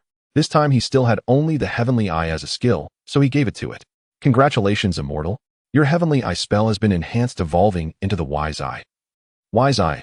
Zhang Xiaoqiang opened his heavenly eye and looked at the dead giant lizard. Komodo dragon. Venomous. Tough skin. Very strong. Its jaw has venom glands, adept at concealing its form, preying on spirit beasts. Its meat is edible. Spirit beasts. Can it turn invisible? Zhang Xiaoqiang carefully examined the giant lizard's corpse. Clearly the upgraded heavenly eye had some explanatory functions. However, what made Zhang Xiaoqiang uneasy was whether the appearance of this monster meant that many such creatures with special abilities would emerge in the future. Thinking of this, Zhang Xiaoqiang turned his gaze to the spear in his hand. White Zay horn. Allegedly the horn of the divine beast by Zay, sturdy and sharp, capable of piercing beast skin armor. Are you kidding me? What kind of divine beast is so weak? It was eaten by a Komodo dragon. But then he thought about it. They mentioned it was a legend, so perhaps that goat was just named that, but wasn't the actual divine beast. Regardless, this goat horn spear was definitely effective. Without it, killing this Komodo dragon would have been much harder. Zhang Xiaoqiang happily kissed the spear in his hand, then bent down to carry the giant lizard's corpse. This giant lizard weighed about 250 pounds. Carrying it on his shoulder felt like hauling a dead deer. Zhang Xiaoqiang thought about the long journey ahead and couldn't help but feel overwhelmed. Heavy loads are not for long distances. When Zhang Xiaoqiang carried the dead lizard back to the camp, his first reaction was, "What on earth are these people doing?" There was no welcome like before when he returned with prey. All he received was Su Ming's bitter smile, Wang De's strange grin, and inside Lin Xan looked at him awkwardly, while Song, she was the best, who upon seeing him said, "Xiaoqiang, you're back. Hurry and check inside." Zhang Xiaoqiang was taken aback, dropped the lizard, and rushed into the cave. Before he could enter, Yang Zishi threw a roll of sheepskin at him. What are you doing going out? Why come back? I told you not to go. But you insisted. What do you want? It's not like we don't have food. Zhang Xiaoqiang was stunned and looked back at everyone who seemed to enjoy the chaos. Unable to help, but say, you guys, you're messing with me. Everyone burst into laughter while she forcibly pulled Yang Zishi out of the cave to meet Zhang Xiaoqiang. Then everyone started to process the giant lizard. While working, Su Ming said, Xiaoqiang, this heavy rain is likely to disrupt our plans. What do you mean? Su Ming continued. Our camp was almost ready, but now the walls are damaged and the ore is gone. Many things have to start over. But it seems our enemies might be arriving earlier. Su Ming paused and added, tonight I noticed several people coming from the beach, seemingly searching for something. Su Ming nodded. Actually, I've long wanted to tell you the full story. Its origin lies with me and a man named Benjamin, an American. We were business rivals. For several years, he and I competed fiercely for markets across Asia and Southeast Asia, until we decisively defeated him. Later, we clashed again over the European market, where he suffered successive defeats at our hands. This time we had agreed to a truce negotiation, yet fate intervened. All of us ended up stranded on this desolate island. Seeing that his group outnumbered ours, Benjamin harbored sinister intentions to secretly eliminate us and later claim our deaths were tragic accidents. In truth, that treacherous plan had already taken shape during the negotiations. He dispatched 2 underlings to infiltrate the island disguised as tourists. They blended into the tour group, but Wang De saw through the ruse. Shi, ever vigilant, discovered Benjamin conspiring with a British man named John, plotting to form an alliance aimed squarely at suppressing us. Already outnumbered as Asians, we found ourselves further weakened when disputes erupted and factions formed, many choosing to curry favor with foreigners rather than stand with their own. Our position grew increasingly precarious, until Benjamin even dared openly order his men to harass Shi. We had no choice but to flee. Su Ming looked at Zhang Xiaoqiang. Fortunately, we were lucky enough to find you. And from what I see, you're not one of those who blindly idolize foreigners, unlike others who instantly praise everything foreign while disparaging their own people. So I believe we can count on you. Of course, for now, this remains solely a conflict between Benjamin and myself. If you wish to stay uninvolved, we'll simply depart. Just pretend you never saw us. Zhang Xiaoqiang hadn't yet spoken when Yang Zishi interjected. How could they behave like this? Even after surviving a disaster, they refuse unity, only sowing discord and endangering others. Suga, how many of you are there in total? Shi added. Initially, 2 lifeboats reached this island, carrying fewer than 40 people. Most are foreigners, the Asians number less than 10, and among them 2 are from South Korea. Hearing this, Zhang Xiaoqiang remarked, we can safely disregard those 2. They've long fancied themselves Americans. So does that mean we have only 8 allies? Su Ming shook his head. Not quite. Among the foreigners, some sympathize with us, while among our own, a few grovel before foreigners, even betraying their kin to win foreign favor. At this, Zhang Xiaoqiang rubbed his temples and smiled at Yang Zishi. Brother, since you found me, we're already aboard the same vessel. If they come after you, we'll stand by you without hesitation. But here's what troubles me most. Among so many people, some are loyal, some treacherous, and some remain utterly inscrutable. Su Ming paused, surprised. What is it you fear? Zhang Xiaoqiang chuckled. We'll aid the righteous and tolerate no wickedness. But how do we handle those whose true nature remains hidden? Su Ming laughed softly at that. Survival is everyone's sole aim. There are few true villains here. Only a handful harbor ill intent, the rest are merely swept along by circumstance. Benjamin and John each command at least 2 to 4 bodyguards. Together, their followers constitute nearly half the island's population. The rest remain fragmented, indifferent unless directly threatened. Thus, we need not fear them excessively, but neither should we trust them as allies. Once Benjamin consolidates power, these neutral parties will inevitably pledge allegiance to him. Conversely, if our strength becomes evident, they'll shift loyalty to us without hesitation. Zhang Xiaoqiang nodded. Before Yang Zishi cut in, didn't you understand? Everyone froze, then watched Zhang Xiaoqiang grin at her. I understand perfectly. The neutrals are like employees. Whichever boss offers better terms wins their service. The rest are loyalists, devoted, unwaveringly bound to their master right. At Zhang Xiaoqiang's analogy, laughter rippled through the group. Su Ming nodded vigorously. Exactly. This began as a corporate dispute, until Benjamin broke all rules and resorted to violence. That's why first we must forge weapons, enough to make Benjamin's faction hesitate before provoking us. Zhang Xiaoqiang glanced at Wang De. Yet women comprise half our group. Blades and spears seem impractical. Wang De nodded. Not only the women. Master Su is elderly, he shouldn't engage in direct combat. And Benjamin commands several professional bodyguards. We must avoid open confrontation whenever possible. I'll craft crossbows and longbows immediately. Everyone should practice daily. Though archery demands greater skill, arrows fly faster and project stronger intimidation than bolts. Zhang Xiaoqiang added, Wangu, please also make several javelins for me. I'm most adept with those. Meanwhile, let's butcher this meat tonight for emergencies. I'll head to the bamboo grove now to harvest stalks for your bows. Wangda glanced outside. Now, it's pitch black. You can't even see the path. Wait until dawn. Zhang Xiaoqiang smiled. No matter. I know this trail like the back of my hand, even blindfolded. With that, he strode off, machete in hand. As dawn approached, Zhang Xiaoqiang returned, shoulders laden with a massive bundle of bamboo. His extraordinary stamina astonished the women. First carrying a 200-gen giant lizard over 20 miles, then hauling a 100-gen bamboo load for over 10 miles, yet showing no trace of fatigue. Wangda, however, praised him profusely. Brother, rest a while. You haven't slept all night. Zhang Xiaoqiang complied, retreating into the cave, where he found the three young women sleeping soundly huddled together. Su Ming was already awake. He gave Zhang Xiaoqiang a silent nod, gesturing downward to avoid disturbing them. As sunlight crested the horizon, Zhang Xiaoqiang activated his celestial eye to survey the surroundings. Ding! A celestial affinity has manifested. Please acknowledge it. At that chime, Zhang Xiaoqiang felt both exhilaration and trepidation. Each summons heralded either wondrous fortune or daunting trial. He opened the notification and grinned. Ding! By virtue of celestial affinity, you have received a soil spirit pearl. Upon ingestion, it fortifies your physique and envelopes you in protective earth-aligned spiritual energy. Ding! Your celestial eye skill has attained the realm of wisdom eye discernment. The primordial cultivation system now grants access to your personal attribute interface, where your current cultivation realm is displayed. What? I can finally view my own cultivation realm.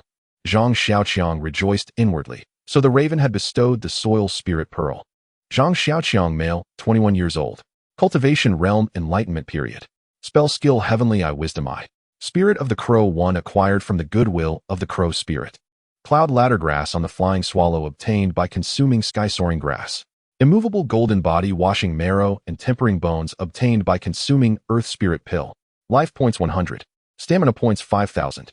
Obtained by consuming 5 stamina pills. Mana points 100. Agility points 500. Obtained by consuming sky soaring grass. Strength points 1,000. Achieved through the friendship with the earth bear. Zhang Xiaoqiang glanced at his attributes. After consuming 5 stamina pills, his stamina reached an astonishing 5,000.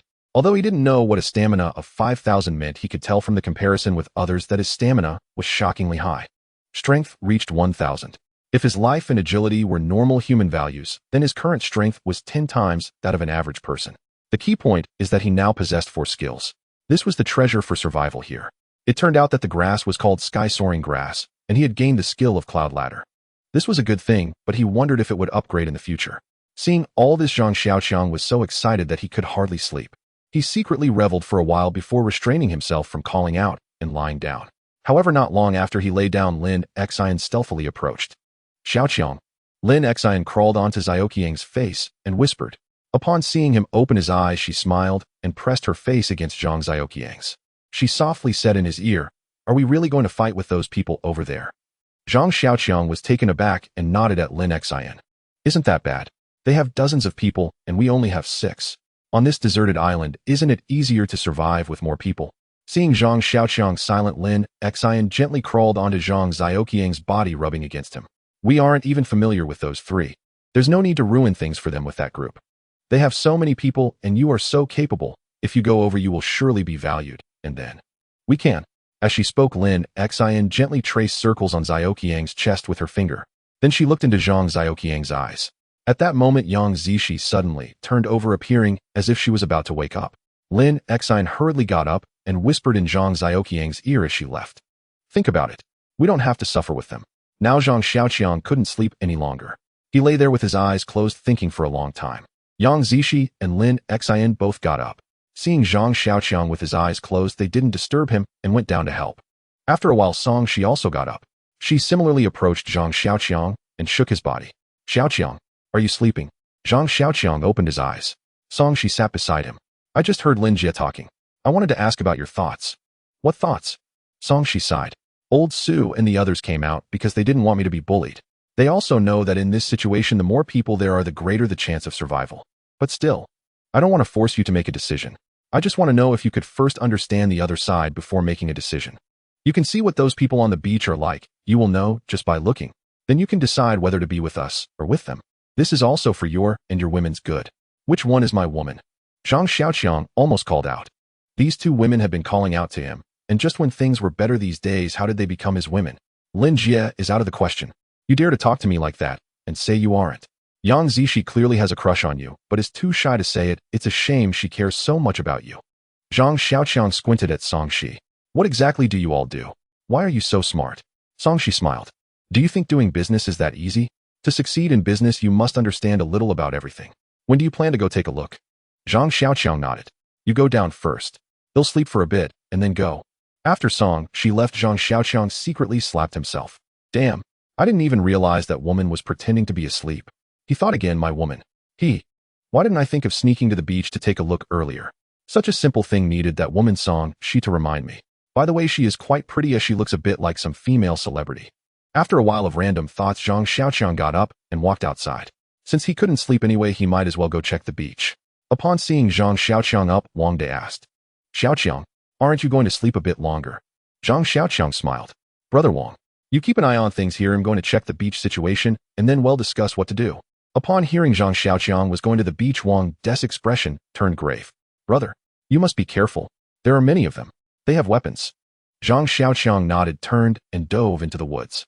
Upon seeing Zhang Xiaoqiang suddenly decide to check the beach, Lin Zin's face revealed a hint of a proud smile. Song Shi observed this and exchanged a meaningful glance with Su Ming. Yang Zishi merely frowned, running around recklessly again, not considering others at all. Zhang Xiaoqiang, of course, wouldn't rashly run to the beach. He carefully made his way into the woods using the cover of the trees to stealthily approach the beach. The camp of over 30 people was visible from a distance. Zhang Xiaoqiang hid behind a large rock and summoned the crow. At this moment, Zhang Xiaoqiang realized that this was called a crow spirit. The crow flew past from another direction and landed on a large tree near the camp. Then it observed everything in front of it. Zhang Xiaoqiang tightly closed his eyes, feeling the information transmitted by the crow. It was a large and simple camp centered around 2 lifeboats with 2 tents set up side by side. Both tents were occupied, and from the open tent doors, he could see some rescue supplies inside. The lifeboats were turned over to serve as sunshades. Inside there were several burly men. Also a few blonde, blue-eyed women were going back and forth dressed in simple clothing, carrying shells and sea clams. Clearly during this time, these people's main food source was gathering these things on the beach. In the distance close to the beach, several people were fishing. Some had fishing rods while others had fishing nets. Unfortunately, these people seemed to be inexperienced, and that stretch of sea appeared to have hardly any fish in Zhang Xiaoqiang's eyes. The rest were building a nearby wall. It seemed that the recent storm had hit them hard. It appeared that among those sitting under the lifeboats there was Benjamin and John, but he didn't know who was who. Moreover, Zhang Xiaoqiang didn't understand English very well and couldn't comprehend what they were saying. However, one thing was clear to Zhang Xiaoqiang. That is, most of the workers were of Asian descent, with only a few foreigners regardless of gender or age, while those resting under the lifeboats were all foreigners. And they were all young, either strong men or beautiful women. 34 people in all, 14 women and 20 men. Only about 7 appear to be Asian, and I couldn't make out anyone who looked Korean. They carried fishing nets and rods, apparently 2 signal pistols, 2 life axes, and 2 entrenching shovels, nothing else of note. They have freshwater, though scarce. More importantly, they possess a medical kit, which is the crucial thing. I scarcely understand English, so their words elude me, yet it is plain that some among them are faring terribly. Moreover, they do not seem to form a single cohesive group. They are clearly divided into 2 factions, one evidently bullying the other, Zhang Xiaoqiang observed before speaking. Those who look like leaders, 7 or 8 of them, do no work and merely watch others toil. It makes one furious. Su Ming nodded. If I'm not mistaken, that lot must be Benjamin and John and their followers. Since they are occupied repairing their camp, it works to our advantage and gives us ample time to do our own repairs. After all, our tasks are somewhat easier than theirs. Zhang Xiaoqiang nodded and added, I do not know what is truly amiss with those people, but since they are clearly split, one group working while the other supervises, I think it is better we do not join them.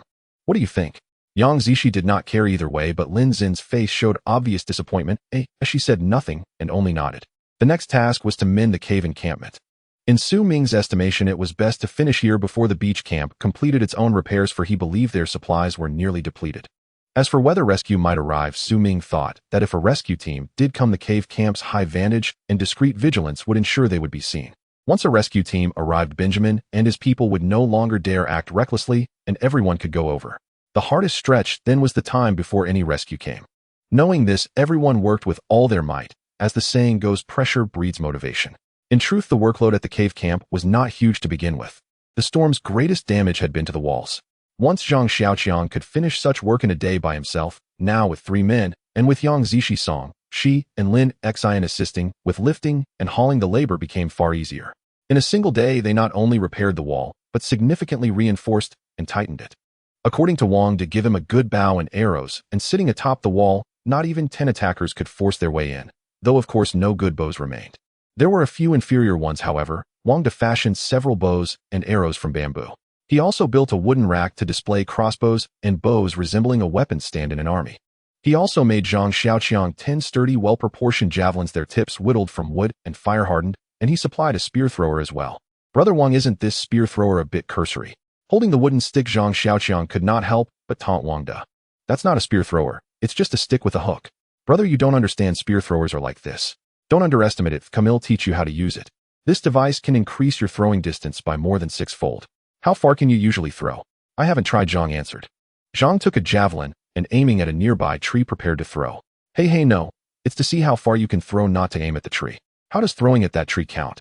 Throw into the open clearing. Wang De pointed to a broad clearing created by repeated tree felling. That direction faced the small river, and from the cave entrance, one could almost see the riverbank. Zhang heaved with all his might. The javelin whistled as it sailed, traced a graceful arc through the air, and vanished into the woods. Zhang felt a flush of embarrassment. All right, brother, you don't really need the spear thrower. You should work on your accuracy, he was told. You're off by perhaps 6-fold. Even if an elephant stood there, you might not pierce it, Wang De said speechlessly. It was hardly Wang De's fault. Zhang's throw had indeed been somewhat humiliating. Missing such a vast clearing and ending up in the trees proved, however, that distance was not Zhang's problem. 90 to 100 meters would undoubtedly be within his reach. The issue was his aim. Brother, your front foot like this, your arm like that. Haven't you ever learned proper javelin technique? Wang De, seeing such favorable conditions, resolved to teach. Only then did he discover that Zhang Xiaoqiang had no foundation whatsoever. As Wang De was instructing Zhang hand by hand, 10 people approached from the beach. 10 men, wearing all manner of clothing, each clutching some kind of weapon. One carried a machete, another a fireman's axe. The others bore wooden spears and bows fashioned from branches. Xiaoqiang, people are coming. Su Ming, on guard duty, called to Wang De and Zhang when he saw them. Zhang glanced up at the newcomers. From the weapons they carried, one could infer their positions. Those with the machete and axe belonged to the faction that supervised others' labor. The rest appeared to have been picked from among the workers. One man, upon approaching, saw Su Ming slung his machete over his shoulder and spoke with an air of triumph. Well, if it isn't Boss Su. Fancy seeing you here. We thought you took your private plane back. How come you are stuck on this island like the rest of us? Did your plane fall into the sea? Wang De snorted a cold laugh nearby. Wang De shot back, son, Hai, don't be so smug. You follow Benjamin, but what good does that do you? You're just one of his dogs. I don't think you're any better. Sun Hai's eyes flashed as he glared at Wang De. What did you say, Wang De? If you have a problem with us, let's settle it now. We'll see whether your special ops skills or my professional bodyguard prowess prevail. Bring it on. You're not frightening me. Wang De rolled up his sleeve and moved to step forward, but Su Ming restrained him. Wang De, this is Xiaoqiang's matter now. At Su Ming's words, Wang De halted. Sun Hai, who had been about to charge with his machete, paused, remembered the purpose of his visit, and lowered his blade. Good sense, Boss Su. This isn't for you, Wang De, to decide. Call your overseers out. We have a matter our boss wishes to discuss with them. Sun Hai glared at Wang De, then at Su Ming. Seeing neither move a muscle, his frustration flared. What's the matter? Is there no one in charge here? Call someone out. Or, Su boss, will you step forward? Seeing no one stir, he noticed Zhang Xiaoqiang standing apart, absorbed in studying javelin throwing technique. His posture and expression led Sun Hai to assume he was merely a low-ranking subordinate, so he paid him no mind. Su Hai shook his head faintly. Old Su hasn't that kind of influence. This gentleman, Mr. Zhang Xiaoqiang, is the leader of our camp. Even if matters require discussion, it would be Benjamin himself who comes, not you, who lacks even the standing to demand an audience. Sun Hai scoffed aloud upon hearing this, and upon truly taking in Zhang Xiaoqiang's unremarkable appearance, he burst into raucous laughter. Say, Old Su, you've grown more backward with every passing year. You spent your entire life commanding respect beyond the sea, yet now stranded on this desolate island you bow to a mere boy. I'd say you do better returning with me. Hand over Song Shi, and I'll speak warmly of you before Mr. Benjamin. Back home, you're still a man of status. Who dare make you lift a finger? Upon hearing this, Song Shi's face paled. You're full of nonsense. Sun Hai responded with a cold, disdainful laugh. Let me state it plainly, from today onward your camp shall deliver to ours 1 cask of fresh water and 10 jin of meat daily. Fish, game, or livestock, all acceptable. And in return we'll safeguard your camp. Otherwise, at that very moment Yang Zishi and Lin Xian peered cautiously from the cave mouth. The instant Yang Zishi appeared, Sun Hai's eyes lit up with predatory delight. Well, well, what a lovely young lady. Why not come with me? Over there I'll protect you, guaranteeing you rich feasts and fine wine. Huff. Before he could finish, Zhang Xiaoqiang shot forward like a sudden gust of wind, swift, silent, decisive, and shoved hard against Sun Hai's chest. The force sent Sun Hai flying sideways. Before he could even register what had happened, he crashed headlong into the mud. Only then did the others snap to awareness, raising weapons and surging forward. Wang De bellowed, "Hold your ground." And astonishingly, those men froze instantly, motionless where they stood. Zhang Xiaoqiang turned and saw Wang De holding a bamboo longbow drawn taut and aimed straight at them, his gaze already sharpened with lethal intent. Though 9 men still stood opposite, not a single one dared shift. Even in their own estimation, Wang De's authority outweighed theirs combined. Zhang Xiaoqiang turned back to Sun Hai sprawled in the muck. Only now did Sun Hai stir, lifting his upper body, mouth opening to curse, when a sudden warmth bloomed across his chest. His breath seized, he nearly blacked out. Seeing Sun Hai clutch his chest in stunned silence, Zhang Xiaoqiang spoke, slowly, deliberately. "Tell your master this, we draw no lines across each other's waters, for now. Should he seek to bully us, let him weigh the cost carefully." Sun Hai finally caught his breath, and immediately spat curses. "You reckless cur, have you swallowed lion's gall? Do you know who I am? I serve Mr. Benjamin, Kaka." Before he could utter another word, Zhang Xiaoqiang planted his boot squarely on Sun Hai's chest. Sun Hai choked into silence. 2 nearby men lunged with spears. Zhang Xiaoqiang deflected both with a single sweep of his javelin, sending their weapons spinning far into the air. Gazing down at him, Zhang Xiaoqiang said, "You're nothing but a dog. What right have you to bark so loudly? Crawl back and send someone with sense. Or better yet, send no one at all. Tell your master plainly, with such feeble strength as yours you cannot hold ground on this island. So abandon your fantasies." At the icy sharpness of Zhang Xiaoqiang's gaze, Sun Hai, finally exercising rare wisdom, shut his mouth tight, though venom still smoldered openly in his eyes. Watching Sun Hai's ragged retreat, Su Ming stared at Zhang Xiaoqiang for the first time with genuine astonishment. "Brother Xiaoqiang, how did you?" Zhang Xiaoqiang watched the retreating figures fade into the distance and replied, "I may not understand English, but I understand Chinese perfectly. On the beach, this brute singled out his own people to bully, groveling like a lapdog before foreigners, yet strutting like a lord among his countrymen. Such men I despise above all." Having spoken, he turned to Wang De.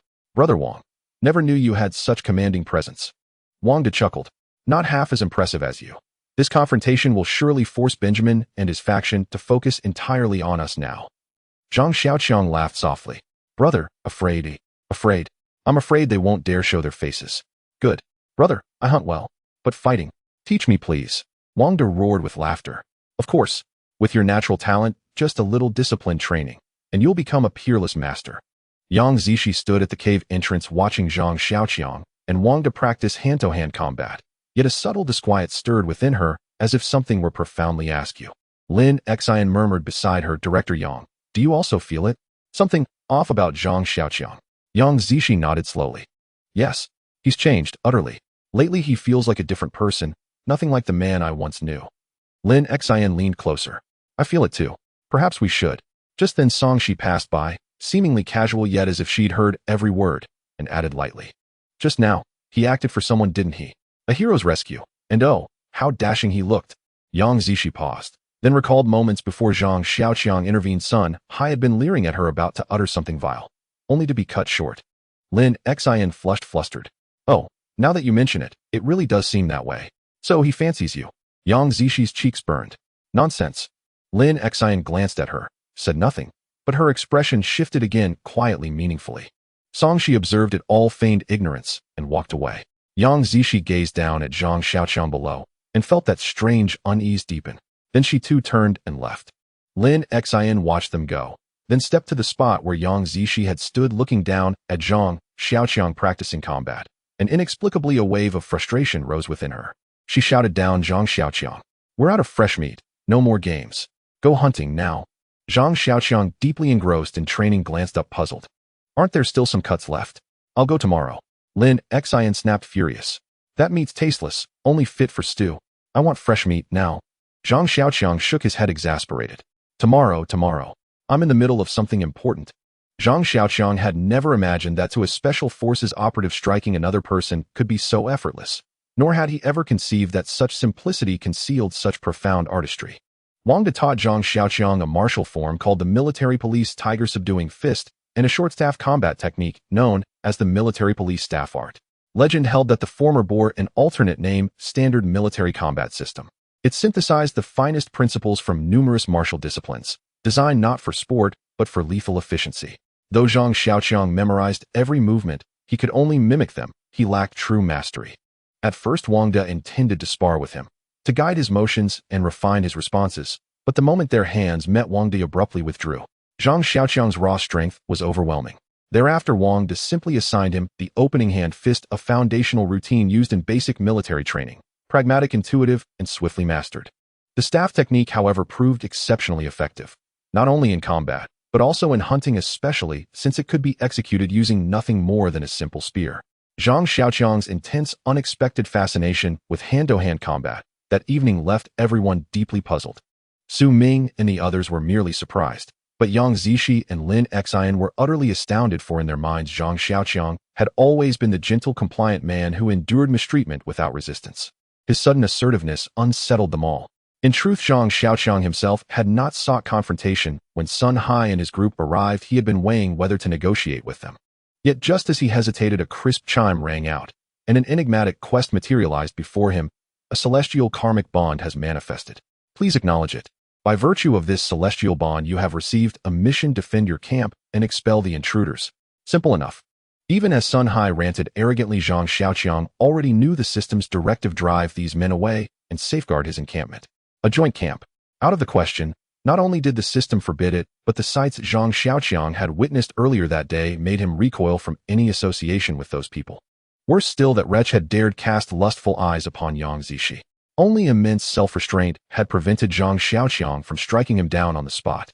After all, the present day Zhang Xiaoqiang possessed sufficient strength to slay a wild boar with a single blow. Once Sun Hai was expelled, Zhang Xiaoqiang received his reward. 100 forged pill, a rare treasure that enhanced skill proficiency. Before Zhang Xiaoqiang could decide which ability to fortify, he departed with Wang De to train in martial arts. That night, as the others slept, Zhang Xiaoqiang lay awake, contemplating how best to allocate the 100 forged pill. He closed his eyes and summoned his character interface. Zhang Xiaoqiang, male, age 21. Cultivation realm, opening flight stage. Magical arts, celestial eye, discerning pearl eye, raven spirit, a single raven spirit, gained through its goodwill. Cloud riding ladder, grass skimming swallow, acquired by consuming nimbus grass. Immovable golden body, bone marrow, cleansing sinew forging, acquired by consuming earth spirit pill, health points 100. Stamina points 5000, obtained via 5 stamina pills, HP points 100, agility points 500, obtained via nimbus grass, strength points 1000. Gained through the friendship of the earth bear. You possess 100 forged pill capable of enhancing the proficiency of any one of the following abilities. Select 1: celestial eye, raven spirit, cloud riding ladder, immovable golden body. Zhang Xiaoqiang hesitated. He had always allocated the 100 forged pill to the celestial eye. As a result, it had advanced to the discerning pearl eye level now. Whenever he gazed upon any object possessing latent utility, his vision automatically revealed its value. Yet after brief reflection, he decided the cloud riding ladder would benefit most from the pill. This technique enhanced speed and agility in running and leaping. If elevated sooner, might it unlock unforeseen transformations. Even if no new effects emerged, greater speed alone would significantly bolster survival and practicality in this world. With that resolve, Zhang Xiaoqiang bestowed the 100 forged pill upon the cloud riding ladder. Chime. Congratulations. Your cloud riding ladder cultivation technique has increased in proficiency. Chime. Your agility points have risen. Agility points 600. Zhang Xiaoqiang suppressed a quiet surge of delight. Indeed, the cloud riding ladder's essence was intrinsically tied to agility. That realization drew his gaze instinctively toward his stamina and strength values. How invaluable it would be to possess a skill directly linked to either. These two stats towered far beyond ordinary limits, yet remained frustratingly inert, unusable, without corresponding techniques. As this thought crossed his mind, a faint sound reached his ears. He cracked his eyes open slightly, and saw Lin Xian stealthily approaching. She knelt beside him, gently shook his shoulder, and upon seeing his eyes open, pressed a finger to her lips in silence, then beckoned softly. She then slipped quietly outside. In the corner of the cave entrance rested a soft rope ladder. long abandoned after bamboo ladders replaced it, forgotten by all. Lin Xian descended the rope ladder with meticulous care, making not a whisper of sound, then gestured for Zhang Xiaoqiang to follow. Bewildered Zhang Xiaoqiang descended after her. Without uttering a word, Lin Xian seized his hand and led him straight outward until they stood beyond the perimeter wall. Then suddenly she whirled and embraced him tightly. "Tell me, do you love me?" Zhang Xiaoqiang froze in stunned silence. "What? Say it, you love me," Lin Xian demanded, voice unyielding. "But," Zhang Xiaoqiang paused, hesitant. "I don't love you." At those words, Lin Xian shoved him back violently. "I knew it. You heartless scoundrel. You're infatuated with Yang Zishi. Men are all alike." Her sudden fury left Zhang Xiaoqiang shaken. "Sister Lin, what on earth has come over you?" Lin Xian cried out fiercely. "Then tell me, do you love me?" Zhang Xiaoqiang gazed at her helplessly. "Of course I don't." "Why?" Enraged Lin Xian swung a furious slap, only for Zhang Xiaoqiang to evade it with practiced ease. He immediately grasped her wrist to prevent another strike. She struggled fiercely, but her strength was negligible against his. Still writhing, she cried, "Why refuse to join them at the beach? They outnumber us vastly. You 3 men stand no chance against their mob. Have you considered us women at all? Without hesitation you chose violence. Tomorrow they'll send even more men. What am I to do then?" At that, Zhang Xiaoqiang seized her shoulders and thrust her away with sudden cold force. "So, you still think like that? You haven't changed at all. Just as selfish as before." Lin Xian tumbled backward onto the ground, staring up at him in disbelief. She could scarcely believe this man had dared push her. Yet Zhang Xiaoqiang looked down upon her, not with anger, but with glacial detachment. "You wish to go to the beach. Go, no one restrains you." But, his gaze sharpened, icy and unrelenting. "Do not presume to command my will." "Why, oi?" Lin Xian suddenly leapt to her feet, screaming hysterically. "You treat them both so well. Did you think I wouldn't notice? You're always stealing glances at Yang Zishi and Song Shi. Did you think I wouldn't know? When Song Shi forbade you from going to the beach, you obeyed, without question. Why do you comply with everything they say, but refuse when I ask us to go together? With your abilities, you'd certainly never be bullied there. Then I'd suffer less too. Surely that's not unreasonable." Her voice was deafening, echoing unervingly in the still night. Soon voices echoed from within the cave, and everyone gathered at its mouth, watching the scene unfold. Though the wall obstructed most of their view, they could still see the 2 figures standing there. "Senior Sister Lin, what's happened?" Yang Zishi rushed forward, alarmed by Lin Xian's hysterical state. Then, spotting Zhang Xiaoqiang standing opposite her, expression shifted instantly to sudden understanding. She whirled toward Zhang Xiaoqiang and shouted, "Zhang Xiaoqiang, you despicable wretch! How dare you bully Senior Sister Lin? You're no human being." Zhang Xiaoqiang stood motionless, glancing briefly upward at the cave entrance above. "Rest assured, I would never do anything untoward to Senior Sister Lin." Hearing his calm reply, Yang Zishi's rising fury abruptly subsided. Strangely, Zhang Xiaoqiang now radiated an unfamiliar aura. No longer the easygoing, ever-obliging Zhang Xiaoqiang she could summon with a single call. Meanwhile, Lin Xian gazed at Zhang Xiaoqiang, tears streaming down her face, her voice breaking as she whispered, "Why? Why treat me like this? Is it because of the past? I've already apologized. It was my fault, and Bao Liandong's. But he's dead now. What more do you want from me? Why can't you accept me?" Zhang Xiaoqiang stared at her coldly, icy, unyielding like frozen stone. "Do you truly believe I'm singling you out? Don't you?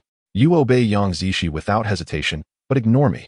When she says she wants meat, you hunt for her. When I ask for the same, you refuse. Fine, let the past be past. Just the 2 of us. I admit I treated you poorly before. I won't defend that. But why does Song Shi's arrival change everything? Is she truly better than me? You hang on her every word. Her voice even sounds sweeter to you than mine. So tell me, what am I to you?" Zhang Xiaoqiang sighed deeply, his expression softening slightly. "I simply regard you as my former colleague, the Senior Sister Lin of today, nothing more. I've never compared you to anyone else. That's your own doing. But that's exactly what you are doing. I told you, if we go to the beach, your skills will earn you immediate respect. Then we'll stand side by side. No more drudgery, no more endless chores. We won't have to live in fear of attacks either.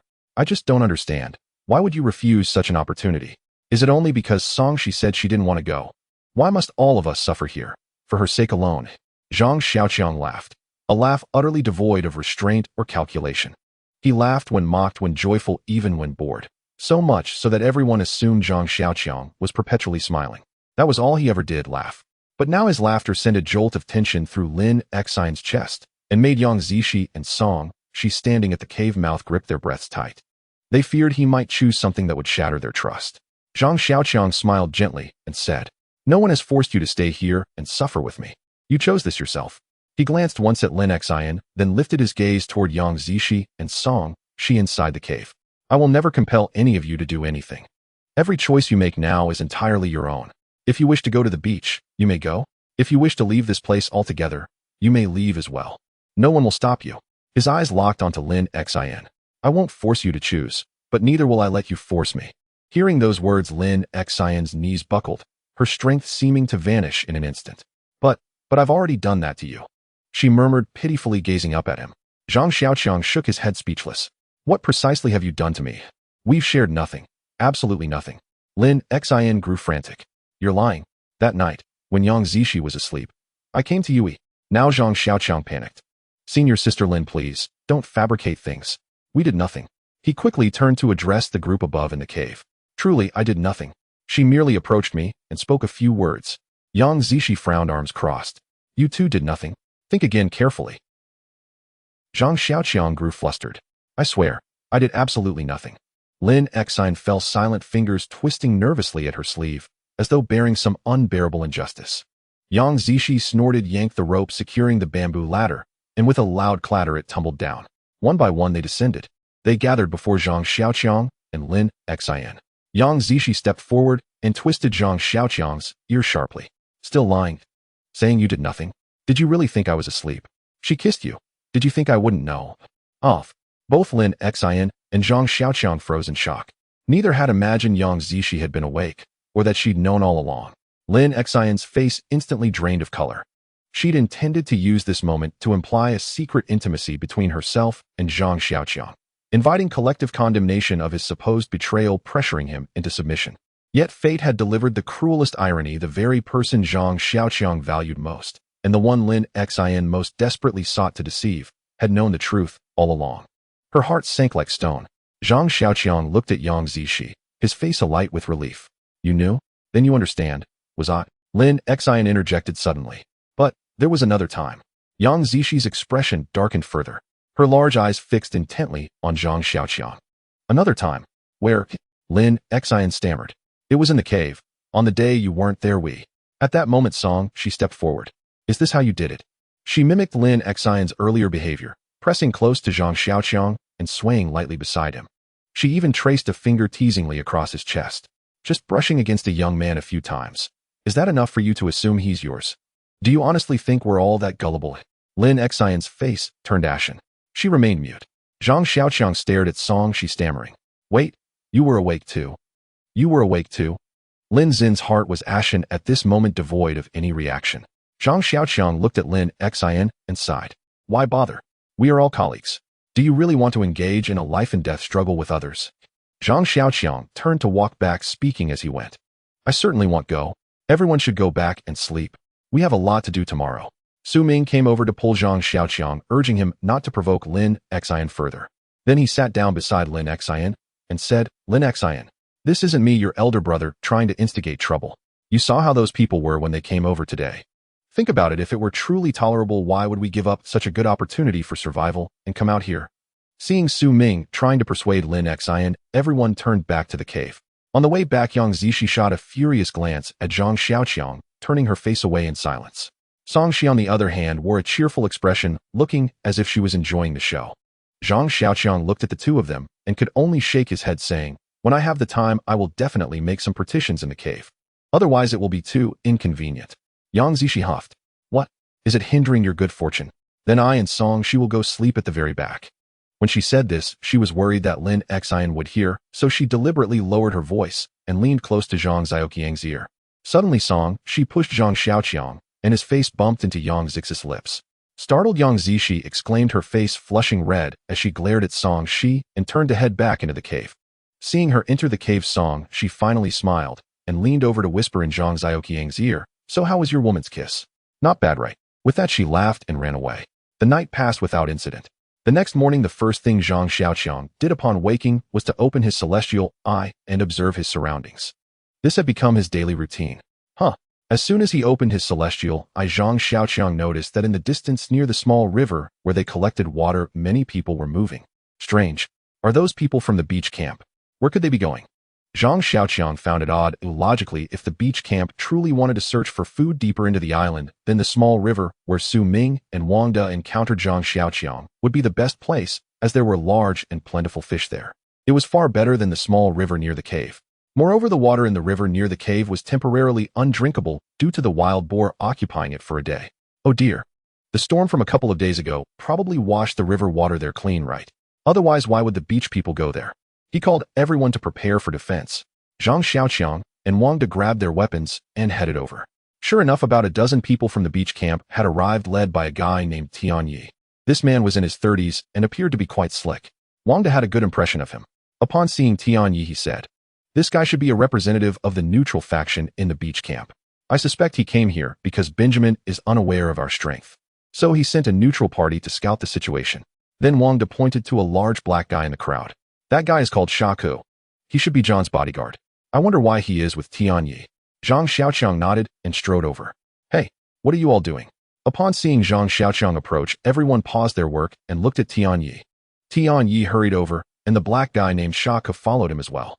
"This brother here is Zhang Xiaoqiang, right? I am Tian Yi, and we are survivors from the beach. The thing is, we are running low on food. We came here to catch a few fish." "Catch fish?" Zhang Xiaoqiang frowned slightly. Sure enough, these guys had taken advantage of their previous fish pond to create a larger one. The entrance was also designed to gradually narrow, allowing fish to swim into the pond by themselves. "I don't oppose you fishing. However, this is my fish pond." "Your fish pond? Where does it say it's your fish pond?" A nearby person, seeing that Zhang Xiaoqiang was not tall and only had 2 people with him, said angrily. "Exactly. This is a deserted island. Whoever comes first gets it. How is it yours?" Upon hearing this, Zhang Xiaoqiang said angrily, "If that's the case, then we arrived at this deserted island first. Does that mean you can't stay here?" "On what grounds? We came first." "Exactly. We've already set things up like this. Why should it be given to you?" Everyone was quite dissatisfied and began to voice their opinions. Zhang Xiaoqiang glanced at Tian Yi and found that this guy was only smiling there, neither speaking nor opposing. He seemed to be enjoying the spectacle. "Your camp should have another river nearby, right? That river is wider. There are more fish. Why not fish there?" Upon hearing Zhang Xiaoqiang's words, Tian Yi smiled and replied, "I don't know, it's Mr. Benjamin who said that the fish here are easier to catch, which is why we came here." Zhang Xiaoqiang suppressed his annoyance and said, "Then you have occupied our fishing grounds. What should we do about it?" Tian Yi merely smiled and looked at everyone. Those people looked at each other. Finally, one of them said, "There are so many fish here. We're not stopping you. If you have the ability, go catch them yourself. Just don't take our fish." It was evident that these neutral faction people had no strong opinions. When one person proposed an idea, everyone immediately chimed in. Right. You go catch them yourself." "Yes. There are fish in the river. You go catch them. Just don't catch our fish from the pond." Zhang Xiaoqiang looked at them and suddenly smiled. "So if I don't fish in your pond, the fish I catch are all mine. That works too. Let's keep our waters separate. You'll catch mine, and you catch yours." Those people began to discuss. Eventually, they reached a conclusion. The more people there are fishing in the river, the more they can catch. Zhang Xiaoqiang had only 2 people, so he would definitely catch less than their dozen. So they all agreed. Zhang Xiaoqiang nodded. "Will you all come here to fish in the future? Tomorrow too?" Tian Yi thought for a moment. "Probably. After all, we are not very familiar with this deserted island. We just know that there is food here." Zhang Xiaoqiang nodded. "All right then. You all can fish. I have work to do. Just don't go back on your word later." After saying that, Zhang Xiaoqiang had Wang to stand by the river to watch them, while also helping himself catch fish. Then he took a bamboo spear and walked into the river.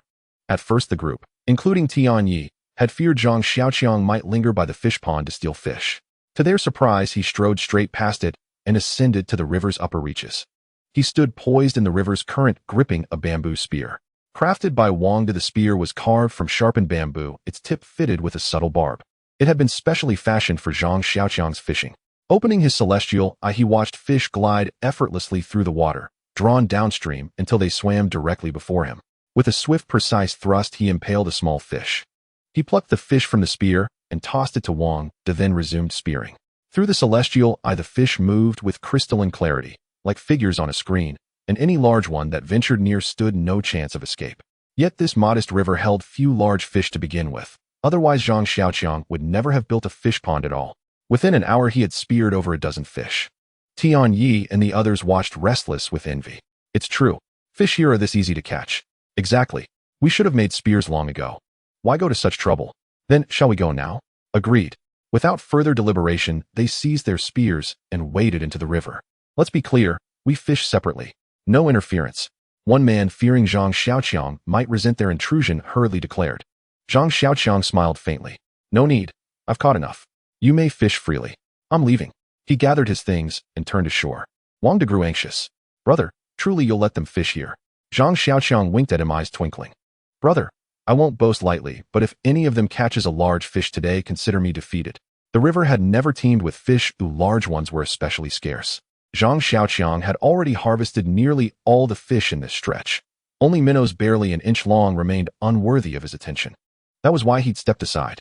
Wang De's eyes widened in disbelief. Truly, you've taken all the fish. Zhang Xiaoqiang only smiled in silence. Wang De paused, thoughtful.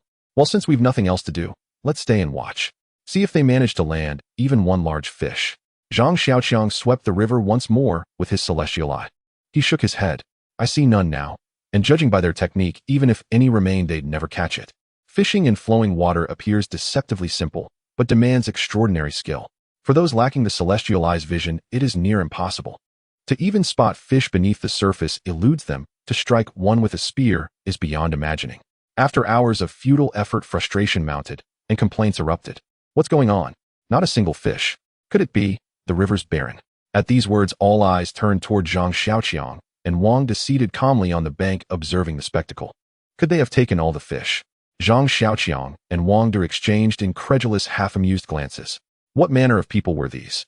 The others, however, drew close to Tian Yi, whispering urgently, glancing repeatedly in Zhang Xiaoqiang's direction.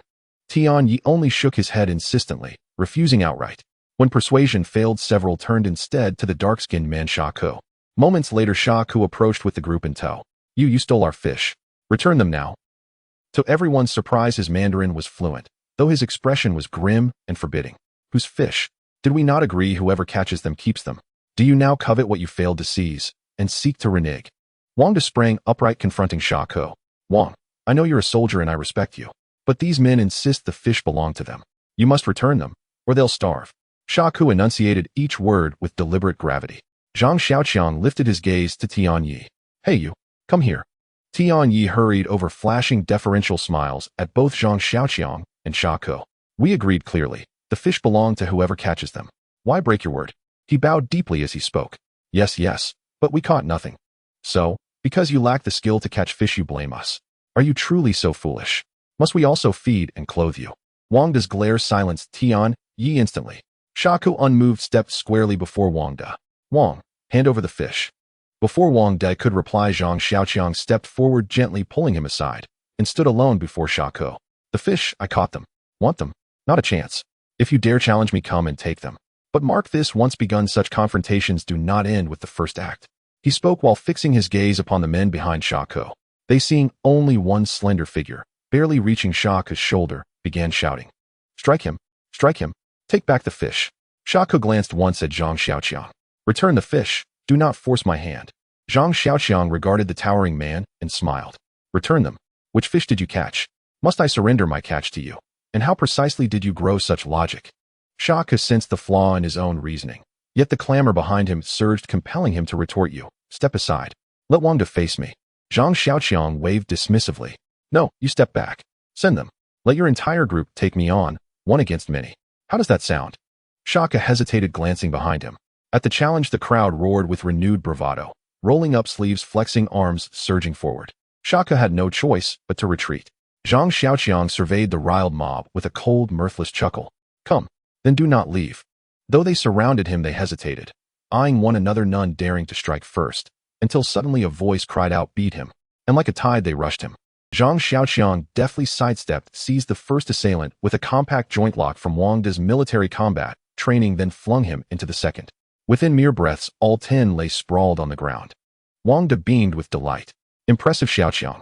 Truly, you've retained every move. Only your execution lacks polish, still unrefined.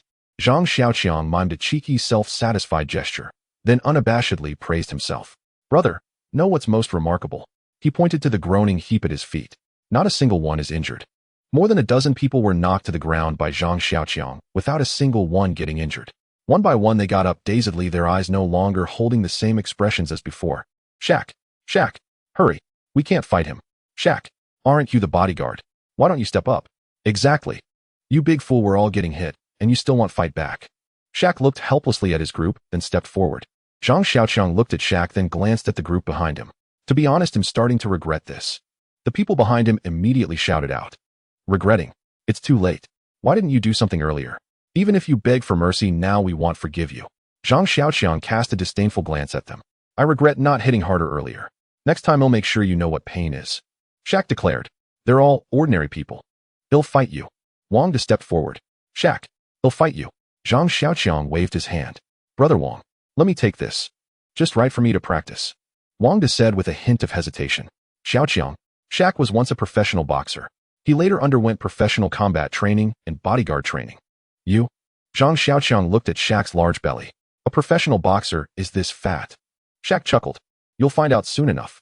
The two took their stances on the beach, and everyone formed a circle, forcing Wang De to stand aside and observe.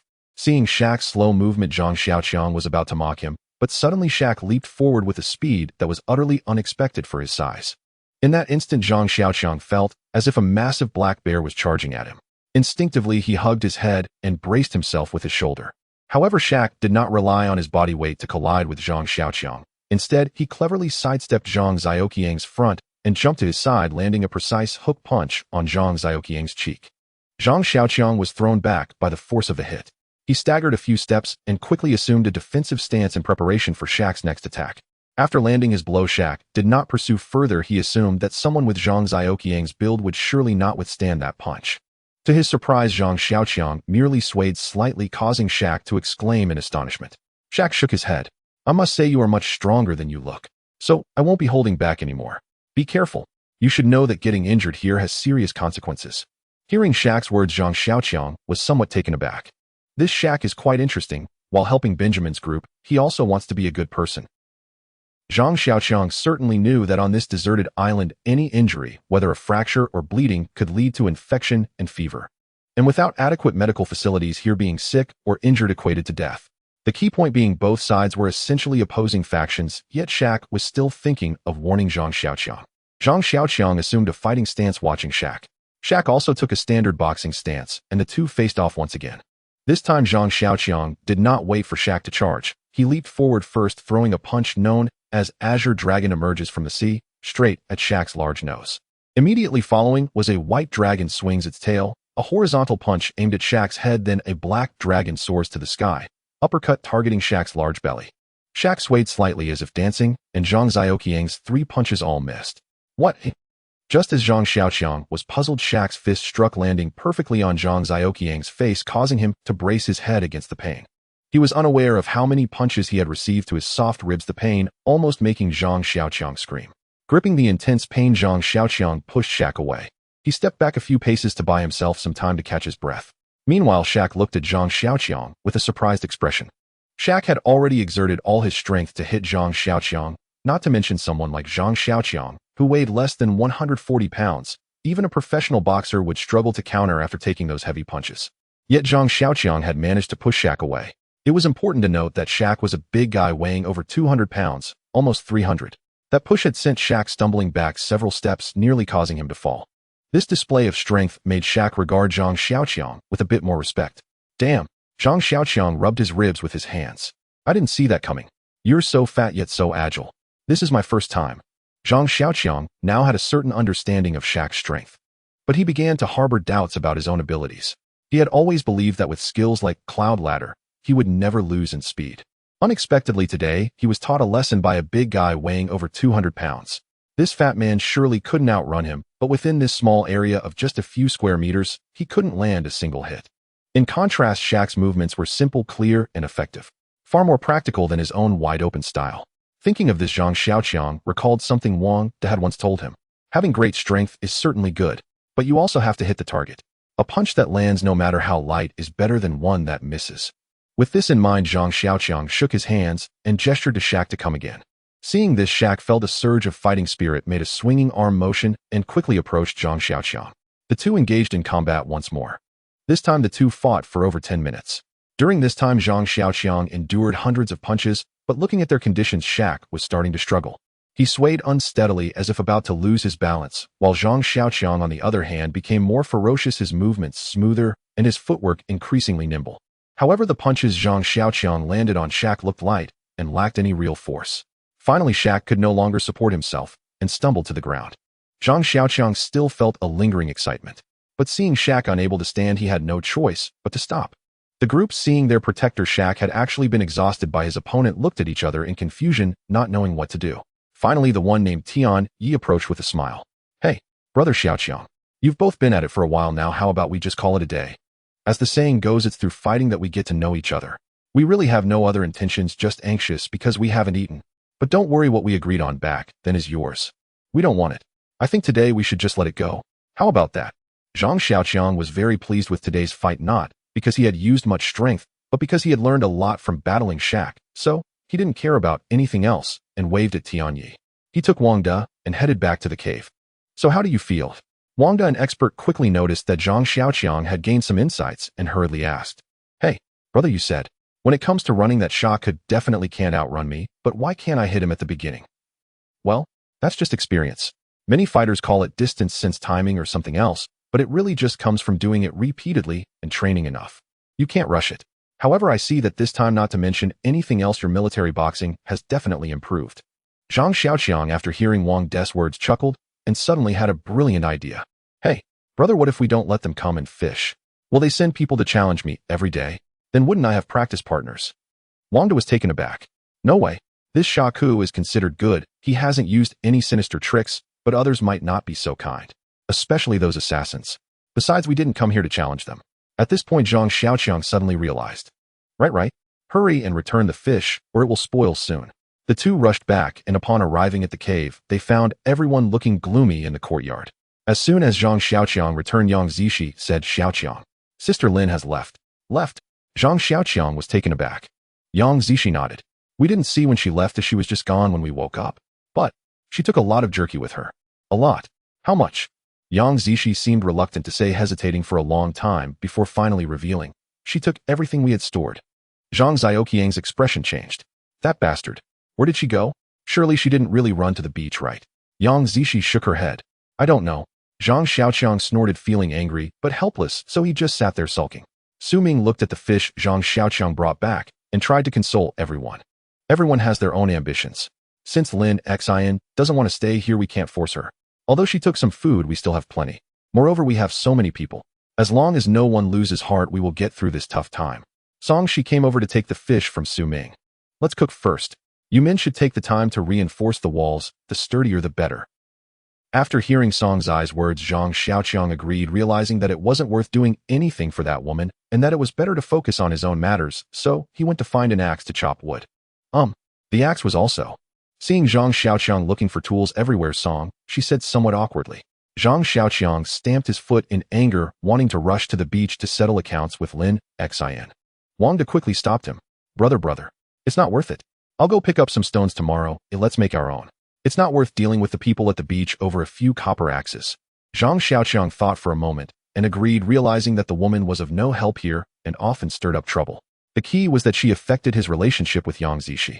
If she left, the loss of tools and food would only be a matter of days. Instead, it would save him some trouble, so he smiled. "Wang Gu, it's fine. I'm not going to look for them. I'm going to take advantage of this time to get some bronze, and then we can make some charcoal today and make a few more tools." After hearing Zhang Xiaoqiang's words, Wang De was still a bit skeptical, but then Song Shi came over and said, "Brother Wang, just let it go. I don't believe that while Zishi is here, he would dare to look for other women." This statement made Yang Zix's face turn bright red.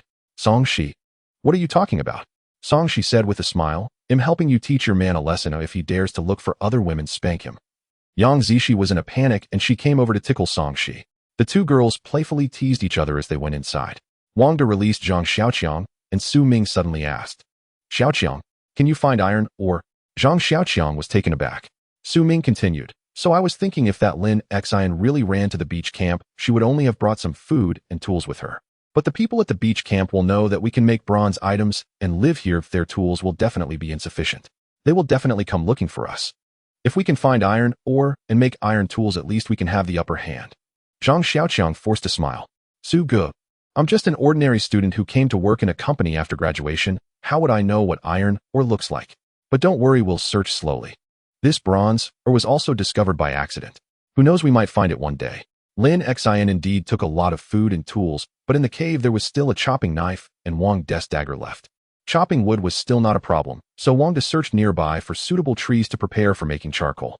Zhang Xiaoqiang took this opportunity to collect a basket of bronze ore. At night, Zhang Xiaoqiang came to the usual sleeping spot at the cave entrance only to find that his bed had been moved inside. Brother, you've always been on night watch. You've done so much during the day. Tonight you should have a good sleep. I'll keep watch. Su Ming said as well. Let me keep watch. I'm older and don't need as much sleep. Unlike you young folks, you do so much during the day. You must rest well at night. No matter what Zhang Xiaoqiang said, the two insisted on having him sleep inside, so it turned into a situation where Zhang Xiaoqiang was the boundary with Wang De and Su Ming outside the cave, and Yang Zishi and Song Shi inside lighting two fires for warmth. Zhang Xiaoqiang was right in between the two fires. We must make the bed and partition tomorrow. Sleeping inside the cave felt a bit inconvenient for Zhang Xiaoqiang. The two girls cuddled up together in the cave. Occasionally, they revealed a glimpse of spring light, making Zhang Xiaoqiang, who was already restless, even more unable to sleep. However, thinking about it, making a bed and partition requires a lot of tools. And currently, making charcoal alone would take several days, which made Zhang Xiaoqiang feel frustrated. With a fire burning inside, Zhang Xiaoqiang ran out as soon as the sun rose. He needed to chop several large trees to prepare for charcoal. Just as Zhang Xiaoqiang chopped down a large tree and was carrying it back, he discovered that many people had come below the cave. Su Ming and Wang De were holding weapons standing on the wall, while Yang Zishi and Song Shi were also brandishing crossbows at the cave entrance. 8 people stood outside the wall. The 2 leading figures were clearly foreigners. With blonde hair and blue eyes, one even had natural curls. The taller of the 2 foreigners looked surprised and delighted upon seeing Zhang Xiaoqiang. Hi. Hello. Let me introduce myself. My name is Benjamin. I am the representative of the camp over at the beach. Benjamin is an American in his 30s, almost 40. He appears very talkative and is exceptionally friendly upon meeting Zhang Xiaoqiang, shaking hands while introducing the person next to him. This is John. He is also the representative of the survivors from the beach camp. We have come here to discuss some unpleasant incidents that occurred between our camp and yours a few days ago. John, however, does not possess Benjamin's acting skills. The look he gives Zhang Xiaoqiang carries a hint of provocation. If it weren't for seeing Zhang Xiaoqiang returning alone with a tree as thick as a person and 5 meters long, he probably wouldn't be so quiet right now. Oh, it's like this. Mr. John's bodyguard had some friction with Mr. Zhang Xiaoqiang while fishing yesterday, but when we returned, Shaq spoke highly of Mr. Zhang Xiaoqiang, saying that you are an impressive individual. He said you single-handedly protected your companions. You are an exceptional survival expert. Zhang Xiaoqiang smiled slightly. Mr. Shaq is truly flattering. In fact, our camp is a collective effort helping each other. After all, we are all survivors. Naturally, we should assist one another here. Benjamin laughed heartily. Well said. We are all survivors, so of course we should help each other. Therefore, the purpose of our visit is to reach an agreement with you and your camp.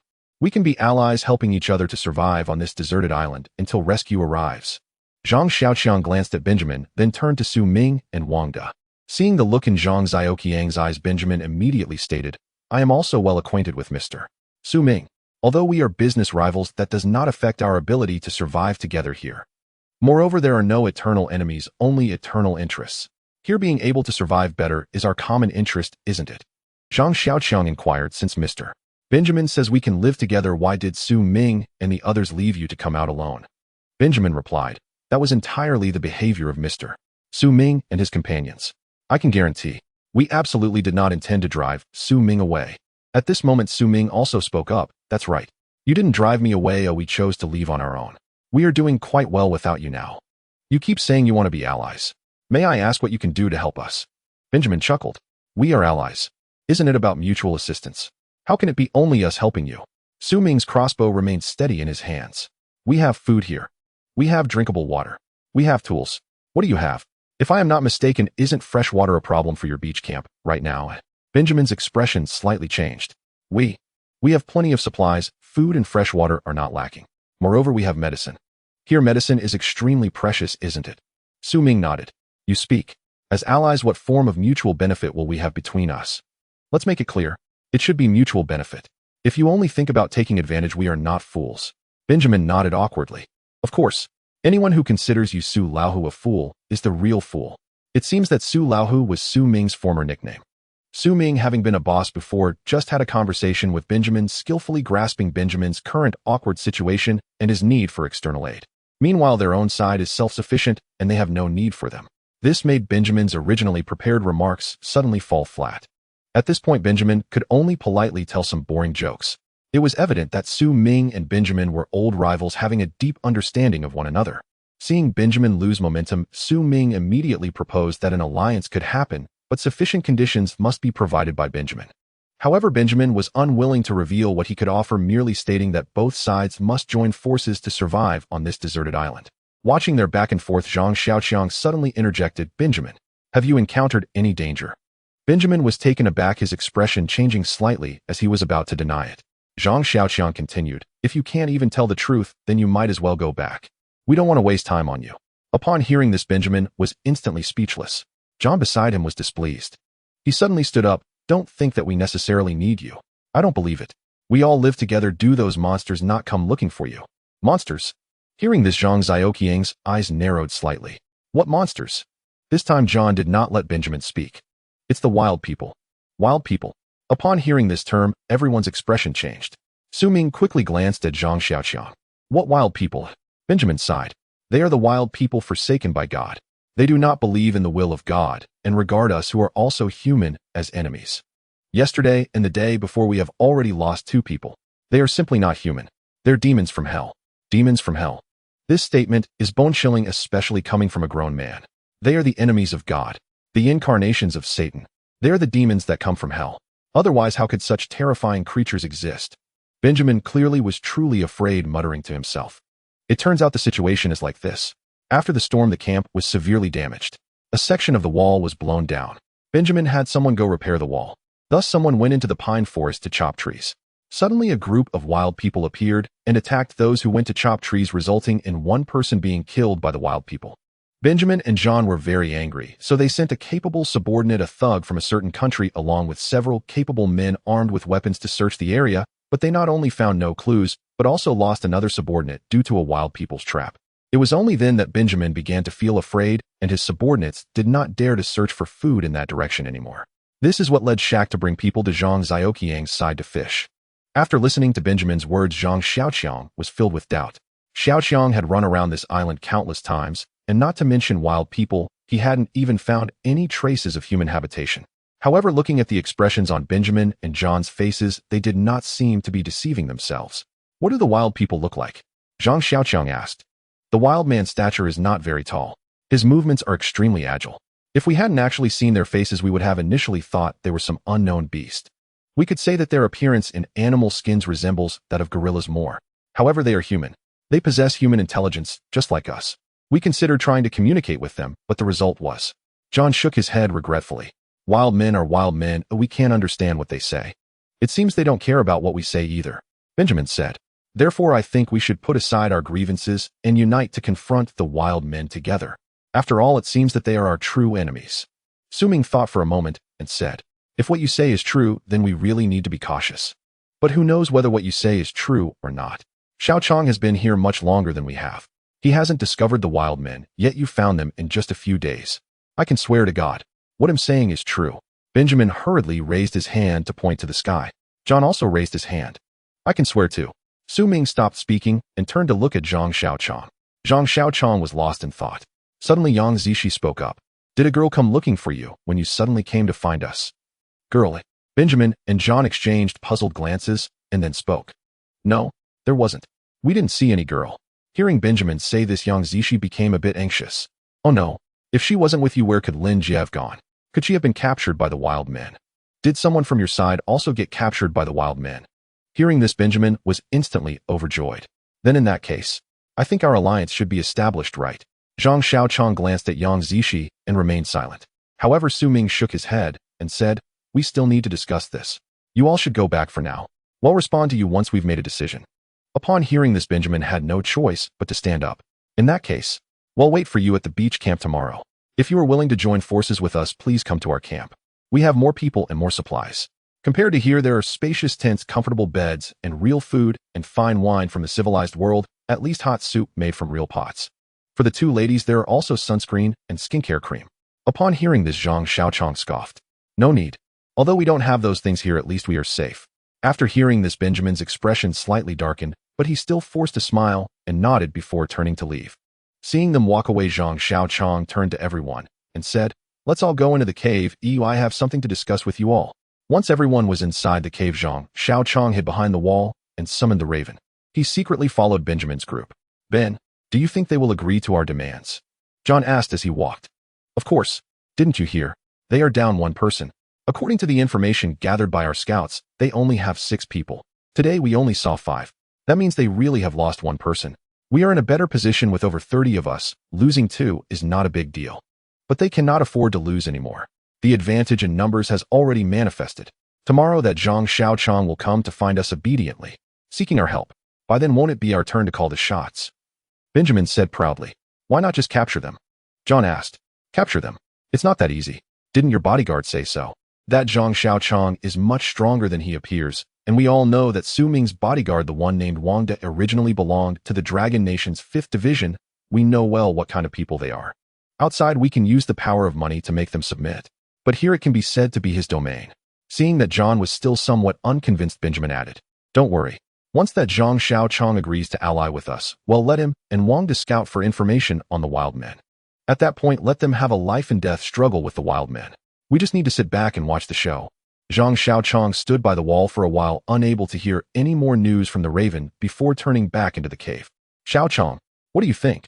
Su Ming began to speak, and Zhang Xiaochang nodded. "The matter of the wild men is true." Yang Zishi heard this. What about Lin Jie?" Zhang Xiaochang shook his head. "I don't know about Lin Jie's situation, but since the wild men are real, we need to prepare more. Since Benjamin and the others came to find us and want us to join forces, it means they are already threatened by the wild men. Although we don't have that threat now, we will in the future. So this alliance, I think it's feasible, at least on the surface." Su Ming shook his head and said no. If Benjamin does not know about Lin Zin's disappearance, he might still have some intention to partner with us. Now that he knows about Lin Zin's disappearance, he will definitely think we need him. If we go to find them tomorrow, given their nature, they will certainly make things difficult for us. And even if we do ally, they will only send us to do the dangerous things while they hide and watch. Su Ming, being Benjamin's old rival, guessed this quite accurately. Zhang Xiaochang nodded. "That's right. I think the same. So we need to prepare for both possibilities. Tomorrow I will go to the beach alone and tell them we will join forces, but we will not interfere with each other. As long as we don't sabotage one another, that should suffice. I also want to see what these wild men are really about." Su Ming thought for a moment. "In that case, let's not ally at all. Just say you can be a mercenary to investigate the wild men's whereabouts and sell that information to them. If we have news, we can do a deal with them. If not, there's no need to worry, to avoid taking their frustrations." Upon hearing this, Zhang Xiaochang gave a thumbs up. "Su Ge, you really are. No wonder they all fear you." Song Shi, who had been listening to everyone, suddenly raised a question. "If there are really wild men, should we reduce our outings? What about food? What about fresh water?" Zhang Xiaochang smiled. "It's fine. The small river where I used to fetch water is back to normal now. We can go fetch water. It's not far. Let's prepare more bamboo tubes. A one trip for water will last us a few days. As for food, I will go hunting right away. I can definitely ensure everyone has enough to eat." More than food or fresh water, Zhang Xiaochang worried most about the camp's security, first fearing raids from the beach settlement, and now with the added threat of a wild man. Zhang Xiaoqiang had no choice but to reinforce the camp's firepower. Wang De had already crafted 3 crossbows and dozens of quarrels. Zhang Xiaoqiang retrieved the giant lizard's venom gland. Wang De explained that smearing the quarrel tips with this substance would poison anyone struck, though the exact potency remained unknown. Still, having it was far better than having nothing at all. Reinforcing the perimeter wall just days earlier now proved prescient. The wall now stood so tall and sturdy that not even ordinary beasts could scale it. Wang De had further sharpened countless bamboo poles and embedded them along its crest. Anyone, or any creature, attempting to cross it would inevitably suffer grievous injury. Inside the cave, 10 bamboo tubes brimmed with fresh water. Plenty of firewood also lay stacked nearby. Wang De and Su Ming took turns standing guard around the clock. Zhang Xiaoqiang, shouldering 10 javelins and gripping his ram's horn spear, bypassed hunting entirely and marched straight for the beach settlement. This time he approached openly. The beach stretched wide and barren, visible for great distances. Yet even so, he drew nearly to the settlement's edge before anyone spotted him. "Halt! Who are you?" A sentry bellowed, brandishing a wooden spear, then instantly twisted to shout over his shoulder. "Quick, fetch reinforcements. That man has come again." That man. Hearing himself referred to so dismissively, Zhang Xiaoqiang's brow furrowed. Moments later, the beach settlement erupted in chaos as a crowd poured forth, and Zhang Xiaoqiang immediately recognized Sun Hai at their forefront, the very man he'd knocked flat with a single blow.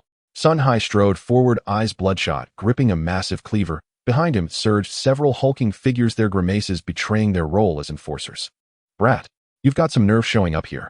Weren't you bold yesterday? So you're scared now? Come begging to join us. Where's your pretty girl? Why didn't she come along? Let me have my fun with her, and maybe I'll. His words choked off as a sudden pressure seized his chest. Zhang Xiaoqiang lunged forward and slammed him backward with brutal force. This time Zhang Xiaoqiang deliberately added extra strength. Ugh! Sun Hai crashed violently onto his back. Before even hitting the ground, a torrent of crimson erupted from his mouth. The onlookers roared in fury and surged forward, weapons drawn, until a thunderous command cut through the din hold. Benjamin emerged, flanked by armed followers. His gaze darkened upon seeing Sun Hai sprawled on the sand. He fixed Zhang Xiaoqiang with a stern look. Mr. Zhang Xiaoqiang, what is the meaning of this? No meaning at all, Zhang Xiaoqiang scoffed. I warned him once, to grow wiser and send someone sensible next time. He launched into vulgar nonsense the moment he saw me. I refuse to waste breath on such trash. Benjamin's voice tightened with anger. Mr. Zhang Xiaoqiang, you must understand this is a deserted island. Injuries can easily become fatal. Yet you strike down one of my people without hesitation. How then can I ever extend shelter to you and yours? Zhang Xiaoqiang shook his head. No, not at all. Mr. Benjamin, it is not you who shelters me. It is I who aids you. Should you deem my assistance unnecessary, I will depart at once. After all, I haven't yet reached the point of being hunted by wild men. Benjamin froze stunned. What? You didn't come to join us? Of course not. I came to ask whether you wish to hire me. I intend to explore the island myself, perhaps uncover clues about the wild man. If you're interested, I'll trade intelligence for supplies. I suspect your true aim is simply to seize our provisions, Benjamin retorted, shaking his head. Our stores are reserved solely for our own people. If you run short of food, find it yourselves. No food? Are you truly so naive? Let me show you what we eat daily. With that, Zhang Xiaoqiang turned and strode into the sea under the crowd's watchful eyes. Benjamin frowned in confusion, whereupon a well-meaning bystander called out. Hey, don't go in there. Sharks tore our nets just 2 days ago. Zhang Xiaoqiang nodded. Thanks, brother. I'll treat you to shark meat later. He waded into the shallows, then withdrew a javelin from behind his back. Under the unblinking gaze of his celestial eye, a 5 to 6 gene fish lurked near the sandy seabed. With one swift thrust, Zhang Xiaoqiang pinned it to the ocean floor. A gush of crimson bloomed, swiftly swept away by the tide. Those on shore couldn't see the kill. Only the javelin vanishing into the waves, never retrieved. So they assumed he'd missed his target while fishing and broke into mocking laughter. Who is this guy? So absurd. No idea. Does he think fish leap into his hands like that? Hey, old Wang, he promised you fish. Don't forget us when you feast. What kind of fish? Didn't you hear? Shark meat. He won't deign to eat common fish. Zhang Xiaoqiang ignored their jeers, his focus locked on the largest, swiftest, luminous form shimmering just offshore, his ram's horn spear gripped tight in both hands. Minutes passed. Then, without warning, he sprinted forward, raised the spear high, and drove it with lethal precision into a churning patch of surf. In the next heartbeat, a colossal shark erupted from the waves, its jaws wide, aimed squarely at Zhang Xiaoqiang, standing waist-deep in the sea. But Zhang Xiaoqiang struck first. The razor-sharp spear pierced the shark's forehead, cleaved through its skull, and buried itself deep into its chest cavity. Zhang Xiaoqiang threw his full weight onto the shaft, pinning the 2-meter beast helplessly onto the beach. The shark thrashed wildly, lashing its massive tail against the water in desperate attempts to flee back to the sea. Yet Zhang Xiaoqiang held fast, levering inch by inch until he dragged the creature fully ashore. Over 2 meters long and weighing more than 100 gene, the shark convulsed violently as it breached the surface, then grew still, motionless at last. Its head and chest were skewered clean through, blood seeped from the wounds, swirling back into the sea with each receding wave. The coppery stench of gore agitated nearby sharks, sending them circling restlessly through the waters. Zhang Xiaoqiang turned, first toward Benjamin, then across the stunned crowd. Which gentleman warned me just now, eh? A middle-aged man in his 40s stepped forward, trembling. Zhang Xiaoqiang beckoned him over and gestured to the fallen shark. Brother, lend me your knife. Choose any cut you please.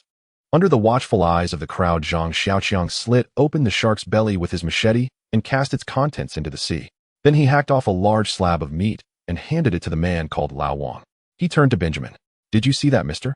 Benjamin, on this deserted island, food and fresh water are effortless for me.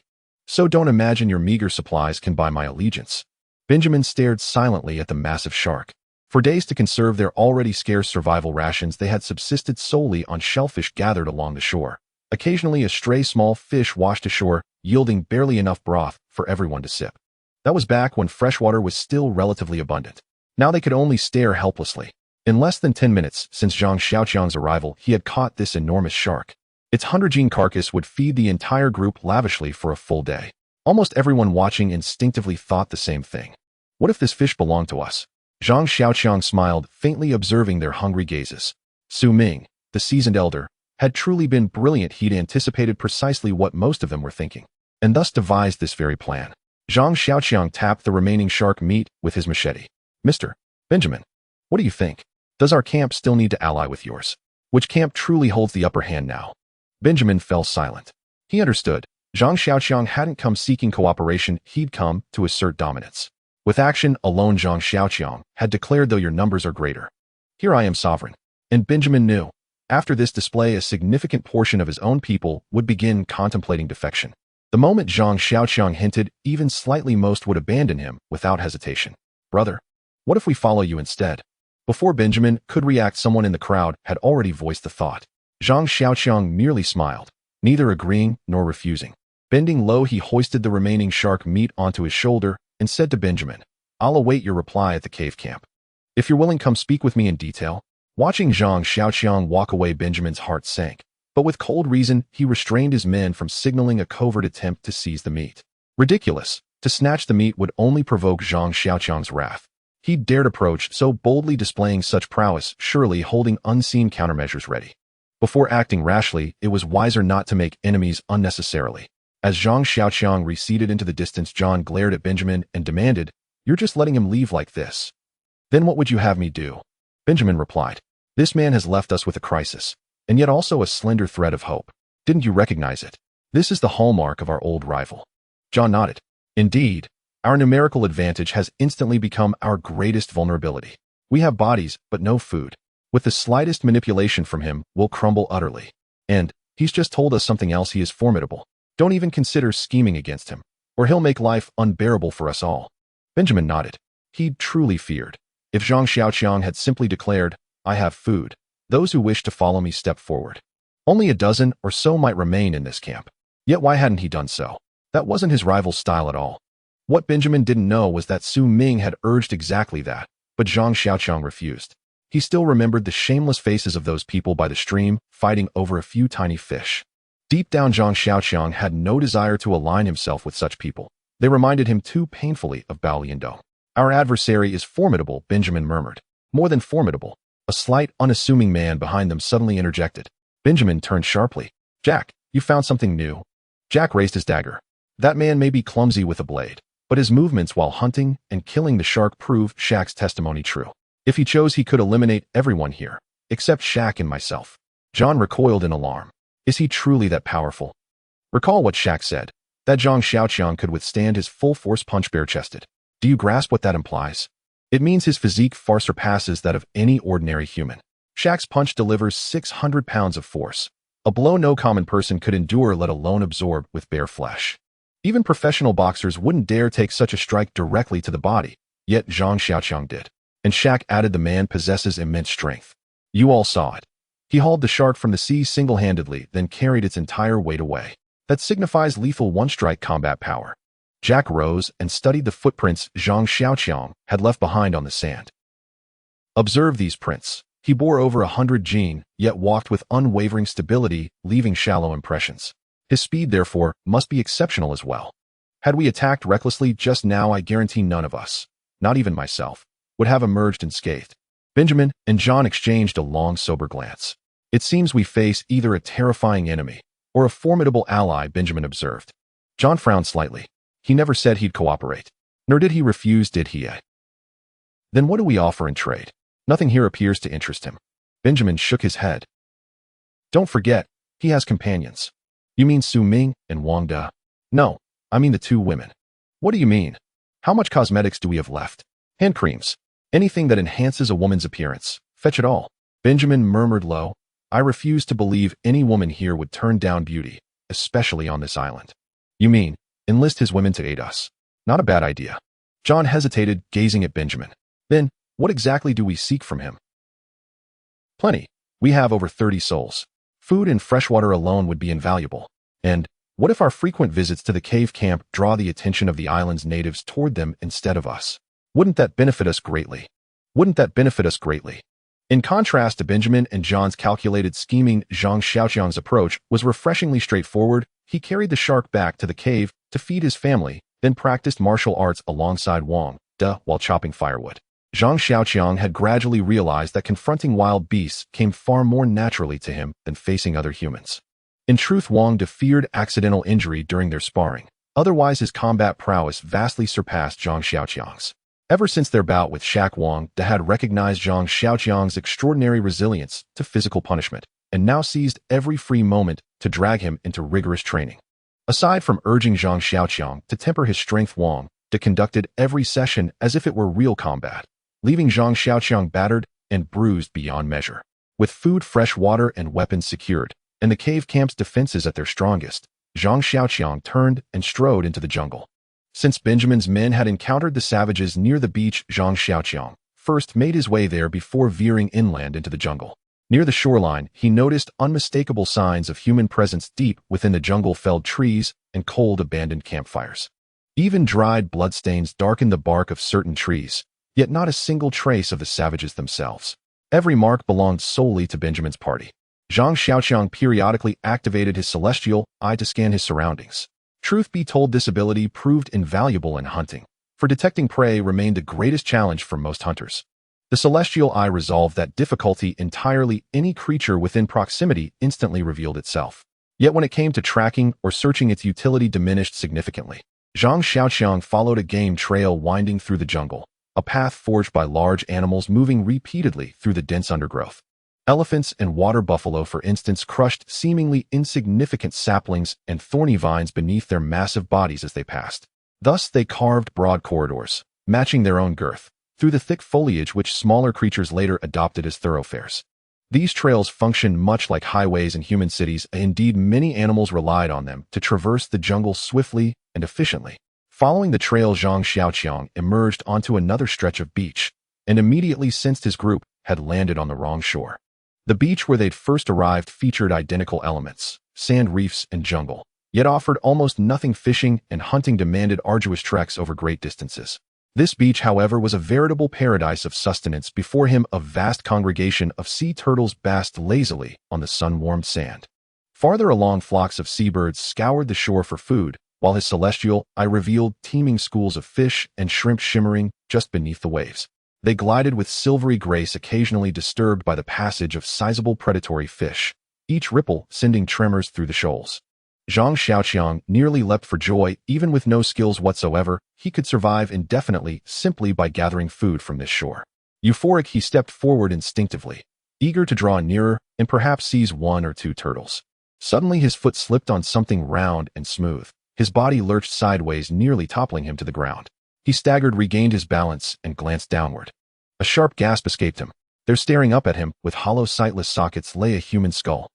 Do not grow too confident. Beware the peril of excessive joy, the skull seemed to whisper. At his first encounter with such a relic, Zhang Xiaoqiang barely stifled a cry, frantically scanning the surroundings, braced for ambush. Fortunately, under the watchful gaze of his celestial eye, the largest beings nearby were the sea turtles. Only then did his pulse begin to steady, allowing him to examine the skull closely. It appeared to be an adult human cranium, large in size and clearly long abandoned. What chilled him most was the gaping hole atop the skull. Even without expertise in weaponry, Zhang Xiaoqiang recognized it as the brutal imprint of a heavy, blunt impact. Perhaps this blow had claimed the man's life. Nearby, Zhang Xiaoqiang discovered several large bones, resembling human femurs and humeri. Gritting his teeth against rising dread, he counted 4 arm bones and 5 leg bones, proof that multiple people had perished here. Their remains scattered and incomplete. Following the direction of the bones, he approached a towering tree and spotted a stark axe-shaped gash carved deep into its trunk. On adjacent trunks, enormous claw marks, larger than his own palm, scored the bark, 3 parallel slashes, razor-sharp and metallic as though carved by blades. Judging by the scale of those claws, the beast must have rivaled Zhang Xiaoqiang in height, if not exceeded him. And then ahead, he uncovered the true source of his terror. On the beach lay an immense, long-abandoned fire pit, surrounded by a grisly carpet of human skeletal fragments. Overwhelmed, Zhang Xiaoqiang clapped a hand over his mouth and fled into the jungle, retching violently. Those monsters. It had been a savage gathering place, where they danced and sang around roaring fires, feasting ravenously upon human flesh. Only after his stomach emptied completely did Zhang Xiaoqiang manage to suppress the nausea. Yet he refused to return to that horrifying scene, not even to face the ocean's direction, preferring instead to sit frozen in place, cursing the savages inwardly with seething fury. After cursing them for some time, his anger began to ebb, when suddenly a memory surfaced. Benjamin had stated his men had suffered losses only recently, and one had died near their own camp, his body left behind by the savages. But the bones Zhang Xiaoqiang had just found showed signs of having lain exposed for at least 1 or 2 months. The timeline simply did not align. So, who then had these savages devoured? Determined to confront the truth, Zhang Xiaoqiang steeled himself and returned to the beach, only to recoil again, bile rising in his throat at the ghastly sight. Around the fire pit, chaotic footprints littered the sand. He selected one particularly clear impression and compared it to his own bare foot. It was markedly smaller. Surveying the others, he concluded the savages were likely short in stature, but possessed prodigious strength. Beside the pit lay a stone slab, used as a butcher's block, weighing well over 100 jin. Zhang Xiaoqiang returned to the cave with a grim expression. The moment he appeared, everyone gathered around, bombarding him with questions in overlapping voices. When they learned that wild men inhabited the island, and might even be cannibals, nearly all were seized by fear. Wang De, a soldier, perhaps feared death little, but the thought of being devoured surely unsettled him. Su Ming, upon hearing the news, offered only a wry smile. He pulled out a can of beef stew and said never expected it. Benjamin and I have been rivals for over a decade. Today is the only time he's ever gained an advantage over me. It turned out that while Zhang Xiaoqiang was searching for clues, Benjamin had personally arrived at the cave camp to propose cooperation and brought supplies too valuable to refuse. He also expressed his willingness to establish a long-term amicable partnership with Zhang Xiaoqiang and his group. Among the terms, mutual sharing of intelligence critical to both parties' safety. For instance, information regarding the wild men, and reciprocal exchange of resources, such as when the beach faction traded one cosmetic case for 50 jin of fish meat from the cave camp. The can of beef stew in Su Ming's hand was the earnest payment Benjamin had offered for this intelligence on the wild men. Both sides had agreed beforehand that if the information proved exceptionally vital, Benjamin would deliver 5 cans of beef stew to Zhang Xiaoqiang's group. Each can weighed roughly 1 jin. Yet Zhang Xiaoqiang cared less about quantity than quality. After all, consuming food from the civilized world was already extraordinary. Together, the group reviewed and analyzed the intelligence Zhang Xiaoqiang had gathered. Most deemed the news profoundly alarming. Only Su Ming saw it as a double-edged revelation. First, the discovery of a resource-rich area on the island promised significant advantages for their future survival. Second, having located the wild men's activity zone before they themselves were discovered granted precious time to evade detection. Third, operating unseen from the shadows allowed them to gather precise intelligence, and the longer the wild men remained unaware, the more time they had to prepare countermeasures.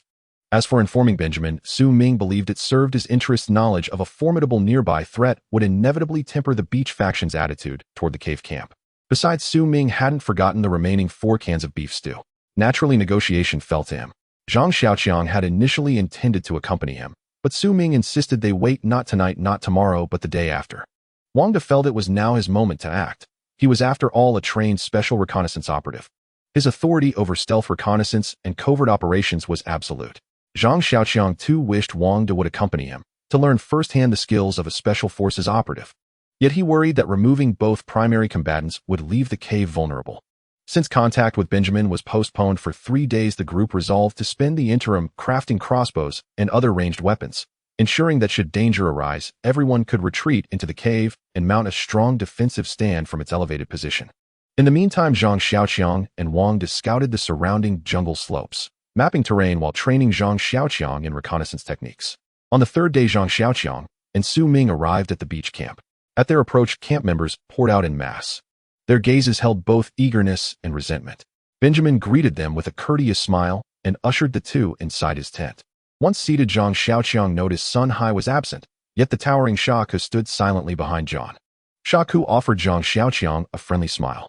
Beside Benjamin sat an unremarkable man, head bowed, seemingly indifferent to all around him. Noticing Zhang Xiaoqiang's glance, Benjamin smiled and introduced, "This is Jack, a friend of mine." Then he turned to Su Ming.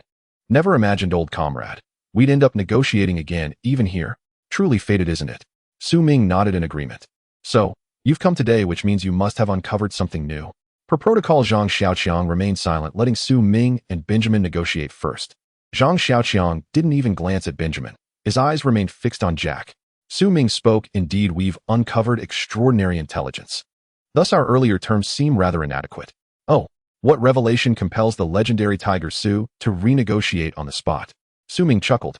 Intelligence capable of reshaping every one of us on this desolate island. Do you deem it worthy? Benjamin paused in thought. How much more do you demand? Su Ming raised a hand, signaling a number. 10 more cans of beef stew. Impossible. We're running low on supplies. Unless you're willing to trade food instead. Benjamin flatly refused. Su Ming shook his head. I'm not asking for supplies. I'm asking for manpower. For what lies ahead, you'll assign 10 people to accompany us.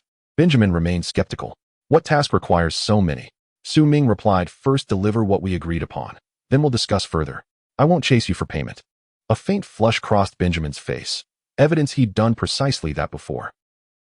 He gestured, and aid promptly delivered for cans. Speak, old comrade. What has you so unnerved?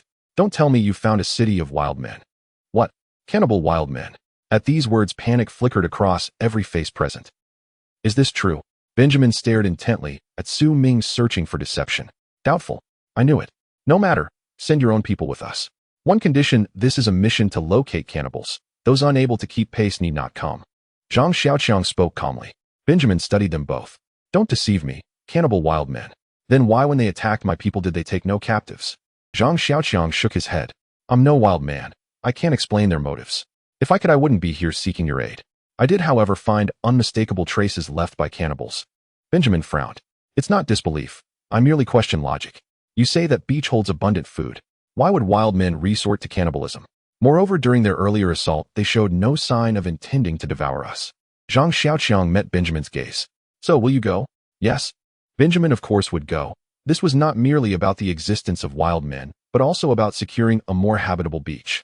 Benjamin immediately assembled 10 subordinates and assigned them to accompany Zhang Xiaoqiang to survey the beach, placing them under the command of a Korean enforcer named Park Deshang. Park Deshang was a master of Taekwondo, embodying the quintessential traits of his homeland. He bore deep hostility toward Zhang Xiaoqiang, having heard how Zhang had defeated the towering brute Shaq. He and Shaq were the two most formidable fighters at the beach camp. Park had long believed himself superior to Shaq, yet had never found an opportunity to prove it. When Shaq returned and recounted Zhang Xiaoqiang's overwhelming strength, Park grew deeply resentful. Now tasked by Benjamin to explore the wild men's lair alongside Zhang, he seized what he saw as his chance and stood before Zhang with a defiant, mocking glare. Su Ming observed this and turned to Benjamin. For this expedition, though you've contributed 10 men, command shall rest solely with Zhang Xiaoqiang. What? Park Deshang immediately protested. We're 10 strong. We should be in command. Su Ming glanced at him dismissively, then addressed Benjamin directly. Should you refuse, you're welcome to proceed alone. We'll withdraw our involvement entirely. Hearing this, Benjamin hesitated. He dared not let Zhang and his team go alone, fearing it might be a trap. Yet sending them risked falling into that very trap. Worse still, if he dispatched 10 men only for Zhang to lead them straight into ambush, the consequences would be catastrophic. I believe we have 10 men, while you have only 2. Isn't that? Benjamin hadn't finished before Zhang Xiaoqiang cut him off. No, we have only 1 me. Brother Su will not accompany us. What? What game are you playing? 10 of us. Only 1 of you. And yet we must obey your orders. On what grounds? Park Deshang instantly leapt forward. Strangely, Zhang Xiaoqiang did not even glance at him. His gaze remained fixed on Benjamin. Mr. Benjamin, what is your verdict? Furious, Park roared, Brat. I'm speaking to you. Seeing Benjamin remain silent, Zhang Xiaoqiang replied coldly. Then it seems you've chosen to act alone. In that case, we take our leave.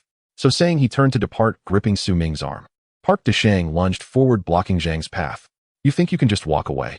Do you know where you are, boy? Let me tell you. Before he could finish, Zhang Xiaoqiang seized his throat in one swift motion. With a single hand, he hoisted Park clear off the ground. His face flushed crimson. He kicked and flailed helplessly, suspended midair, his breath choked off, his vision already dimming toward unconsciousness. Bystanders cried out, but one sharp glance from Zhang silenced them all. Those who had witnessed his prior fights, or suffered them firsthand, dared not utter a word. Only then did Benjamin speak. Mr. Zhang Xiaoqiang, we are partners. This behavior is hardly appropriate. Zhang returned his gaze with icy disdain. You call us partners, yet your dog barks incessantly, unrestrained and untrained. As master, you neither discipline him nor curb his insolence. Do you truly regard us as equals? Seeing Park's eyes begin to roll back, Benjamin hastily interjected. We're still negotiating. We haven't agreed to unconditional obedience. Please release him first. Zhang Xiaoqiang flung Park aside. He was caught midair by others nearby. Zhang Xiaoqiang fixed Benjamin with a piercing look. I've noticed. Anyone here may blurt meaningless noise, yet no one speaks a word of substance. Since this is how you conduct yourselves, our partnership ends here. Proceed as you wish. I decline further involvement. Mr. Zhang Xiaoqiang, what are you doing? Must such a trivial matter incite such anger? Benjamin and John both reacted with alarm. Zhang Xiaoqiang shook his head. I dislike you. I no longer wish to cooperate. Find your wild men yourselves, and henceforth do not disturb me again. Otherwise, his sudden declaration startled not only Benjamin, but even Su Ming, who had been privy to their earlier agreement to jointly hunt the wild men. Yet now, with Zhang's abrupt reversal, Su Ming remained silent, watching closely. Zhang Xiaoqiang's unfinished sentence trailed off as his gaze locked onto Jack, standing quietly behind Benjamin, languid and unassuming. Jack had risen without fanfare, still exuding lazy nonchalance. He met Zhang Xiaoqiang's stare and smiled. Here's a proposal. Replace that fool with me. Shall we go together? Zhang Xiaoqiang studied Jack, pausing thoughtfully. You'll go and obey my orders en route. Jack grinned. Of course. After all, only you know where the wild men have appeared. Zhang Xiaoqiang narrowed his eyes, scrutinizing Jack intently. Under his divine sense, Jack emitted only the faintest trace of spiritual energy, a mere glimmer like a mouse or minnow's shimmer against the vastness of his presence. For reasons inexplicable, Zhang felt an unsettling depth to Jack's simplicity. Just then Park Deshang regained consciousness, and upon seeing Zhang engaged with Jack, fury erupted anew. Coward, daring to ambush me. Feel the power of a Taekwondo black belt. With that, he launched a vicious kick toward Zhang's head. Zhang didn't flinch. He caught Park's calf midair, then twisted sharply. A sickening crack echoed. Park screamed, collapsing to the ground, clutching his shattered leg. Zhang's gaze never wavered from Jack, who watched him with quiet amusement. Zhang didn't blink, not even at Park's agony. Very well. At dawn tomorrow, I'll await you by the shore. His voice held steady, his eyes locked on Jack's. Agreed, till then. Jack smiled. Zhang turned and walked away. Onlookers wore expressions of outrage or dread, but none dared step forward to impede him. Benjamin's face darkened. This marked the second time Zhang had struck someone on his own territory, and both times Zhang departed unscathed as though nothing had occurred, stripping Benjamin of all authority and dignity. Jack, why go with him? Benjamin demanded, seething. I believe you'd have done better stepping in yourself. Step in? For that fool? Jack chuckled. I'm not foolish enough to challenge a rampaging bear heathen. Besides, compared to your lackeys, Zhang Xiaoqiang strikes me as infinitely more intriguing. Smiling, Jack's desiccated hand drifted idly over his belt. It's been ages since I encountered prey so fascinating. How could I possibly resist playing with him? Just a little longer. On the way back, Zhang Xiaoqiang walked quickly, causing Su Ming to run just to keep up. Xiaoqiang. Xiaoqiang. Su Ming finally caught up, grabbing his arm. What's wrong with you? Why did you change your mind at the last minute? Zhang Xiaoqiang glanced back and slowly said, that Jack gives me a strange feeling. It's as if I saw that giant lizard. Su Ming listened and reached out to touch Zhang Xiaoqiang's forehead. You must be too tired and getting sick, right? After we go back, you should rest well. Don't work. The two continued walking, and just as they were nearing the cave, Zhang Xiaoqiang suddenly turned around. Su Ming was startled to see two girls timidly following behind. Judging by their age, both girls seemed to be around 20, wearing tattered clothes. Their faces and heads were dirty with mud and grass. The two girls saw Zhang Xiaoqiang standing still and showed delighted expressions. Hello. We are survivors living on the beach. It's like this. We don't know if we could stay at your camp. We can do anything. We will work hard. We won't slack off. We don't eat much. My name is Li Duoer, and she is Sun Waner. The girl spoke, cautiously afraid that Zhang Xiaoqiang might get angry and refuse to shelter them.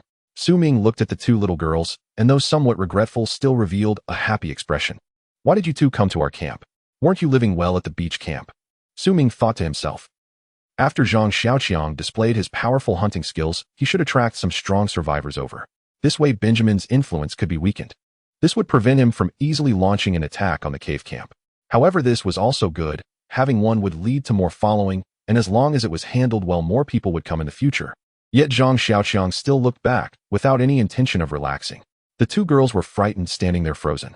After a while, another person appeared from behind. It was the old Wang, who had once reminded Zhang Xiaoqiang. Mr. Xiaoqiang, we all know you are a good person. I came here to beg you to take in these two children. If you don't take them in, and they stay over there for a few more days, those bastards will come after them. Upon seeing Zhang Xiaoqiang, old Wang seemed to have found his backbone and hurriedly spoke. It turned out that these two girls were originally models from a small company. They had come out with the company's people only to encounter a shipwreck. At first, everyone took care of the two little girls, but as life became increasingly difficult, they were neglected. Later, Benjamin's two subordinates, Sun Hai and Park Deshang, set their sights on the two beautiful girls. They wanted to forcefully take them, but because there was conflict between the two of them, each wanted to keep both for himself, which temporarily protected the two girls. Until Zhang Xiaoqiang appeared, injuring Sun Hai and Park Deshang, allowing the two little girls to find their backbone. They had been secretly following, hoping to find a sanctuary. I see. Upon hearing this, Su Ming hesitated. His thought was to dismantle Benjamin's subordinate forces, but without provoking Benjamin, lest he act out of desperation. If it were just ordinary survivors coming over, even if Benjamin was unwilling for the sake of cooperation, he would endure. However, these two girls were favored by his two capable subordinates. If they were taken in, even if Benjamin didn't want to intervene, his two subordinates would not agree.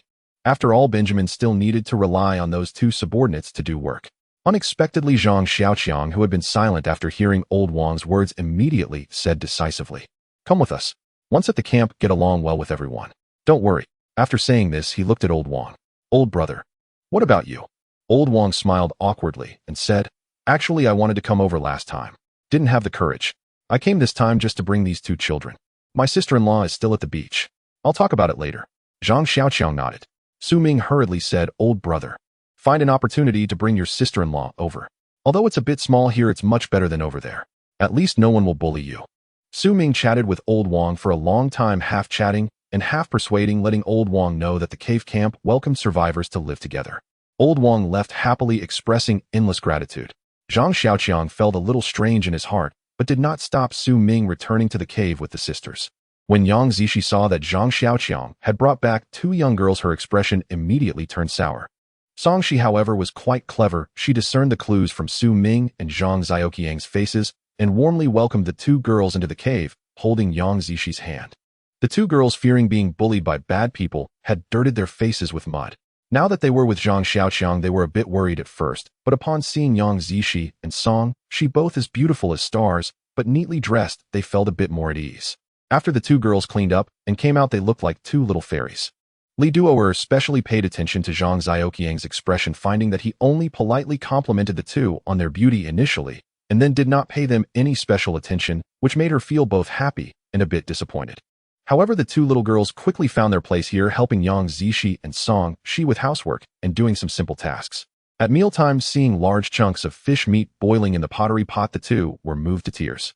At this moment, Zhang Xiaoqiang and the others realized that food was actually quite scarce at the beach camp, as none of the 30-odd people there knew how to hunt or fish. With no one able to obtain food, and over 30 mouths to feed, the situation there was unimaginable. More importantly, Benjamin had immediately taken control of the limited resources. He and his subordinates were able to have a full meal every day, while others, even those few women who had thrown themselves to survive, were only slightly better off than Li Duoer and the others. After hearing their words, Yang Zishi and Song, she felt a pang of compassion. Yang Zishi glanced at Zhang Xiaoqiang, who was still focused on gnawing the meat in his hand. She then said angrily, "Xiaoqiang, you're so good at hunting, why don't you call them over?" "Call them over? Call them over for what?" Zhang Xiaoqiang asked. Yang Zishi angrily responded, "Of course, so everyone could live together. On this deserted island, who will look after them if you don't? Wouldn't they starve to death?" Zhang Xiaoqiang looked at Yang Zishi speechlessly. "Why should I take care of them? I'm not their savior. Moreover, there are so many of them. How could I take care of them? Do you think everyone is like you, satisfied as long as they are full? They are not like that." Yang Zishi glared sharply. "How is it not? You've never even seen them." Zhang Xiaoqiang chuckled softly and glanced at Wang De. "Actually, I have seen them, just the other day by the river. Didn't I tell you all when I came back? Some people simply mustn't be indulged." Zhang Xiaoqiang was referring to that incident by the river, when a group claiming to be neutral had seized their fish pond, then brazenly tried to confiscate the fish he himself had caught. Yang Zishi remembered the episode well, so she flushed faintly with embarrassment, yet refused to concede, outright murmuring instead. But what choice did they have? Starvation drives even decent folk to shameful deeds. At that moment, Song, she gently took Yang Zishi's hand. "I believe Xiaoqiang handled this correctly. Without him, none of us would have survived. And now, when we can offer him no real support, how could we possibly ask him to shoulder others' burdens as well?" Upon hearing this, Sun Wanner and Li Duer exchanged anxious glances toward Zhang Xiaoqiang. They feared he might utter words banishing them both. Xiaoqiang swallowed the last morsel, then turned to Wang De. Tomorrow I'll join a man named Jack on an expedition to hunt the wild man. The camp falls to you and Su Go. Jack. Wang De's brow furrowed slightly at the name. Why him? You know him?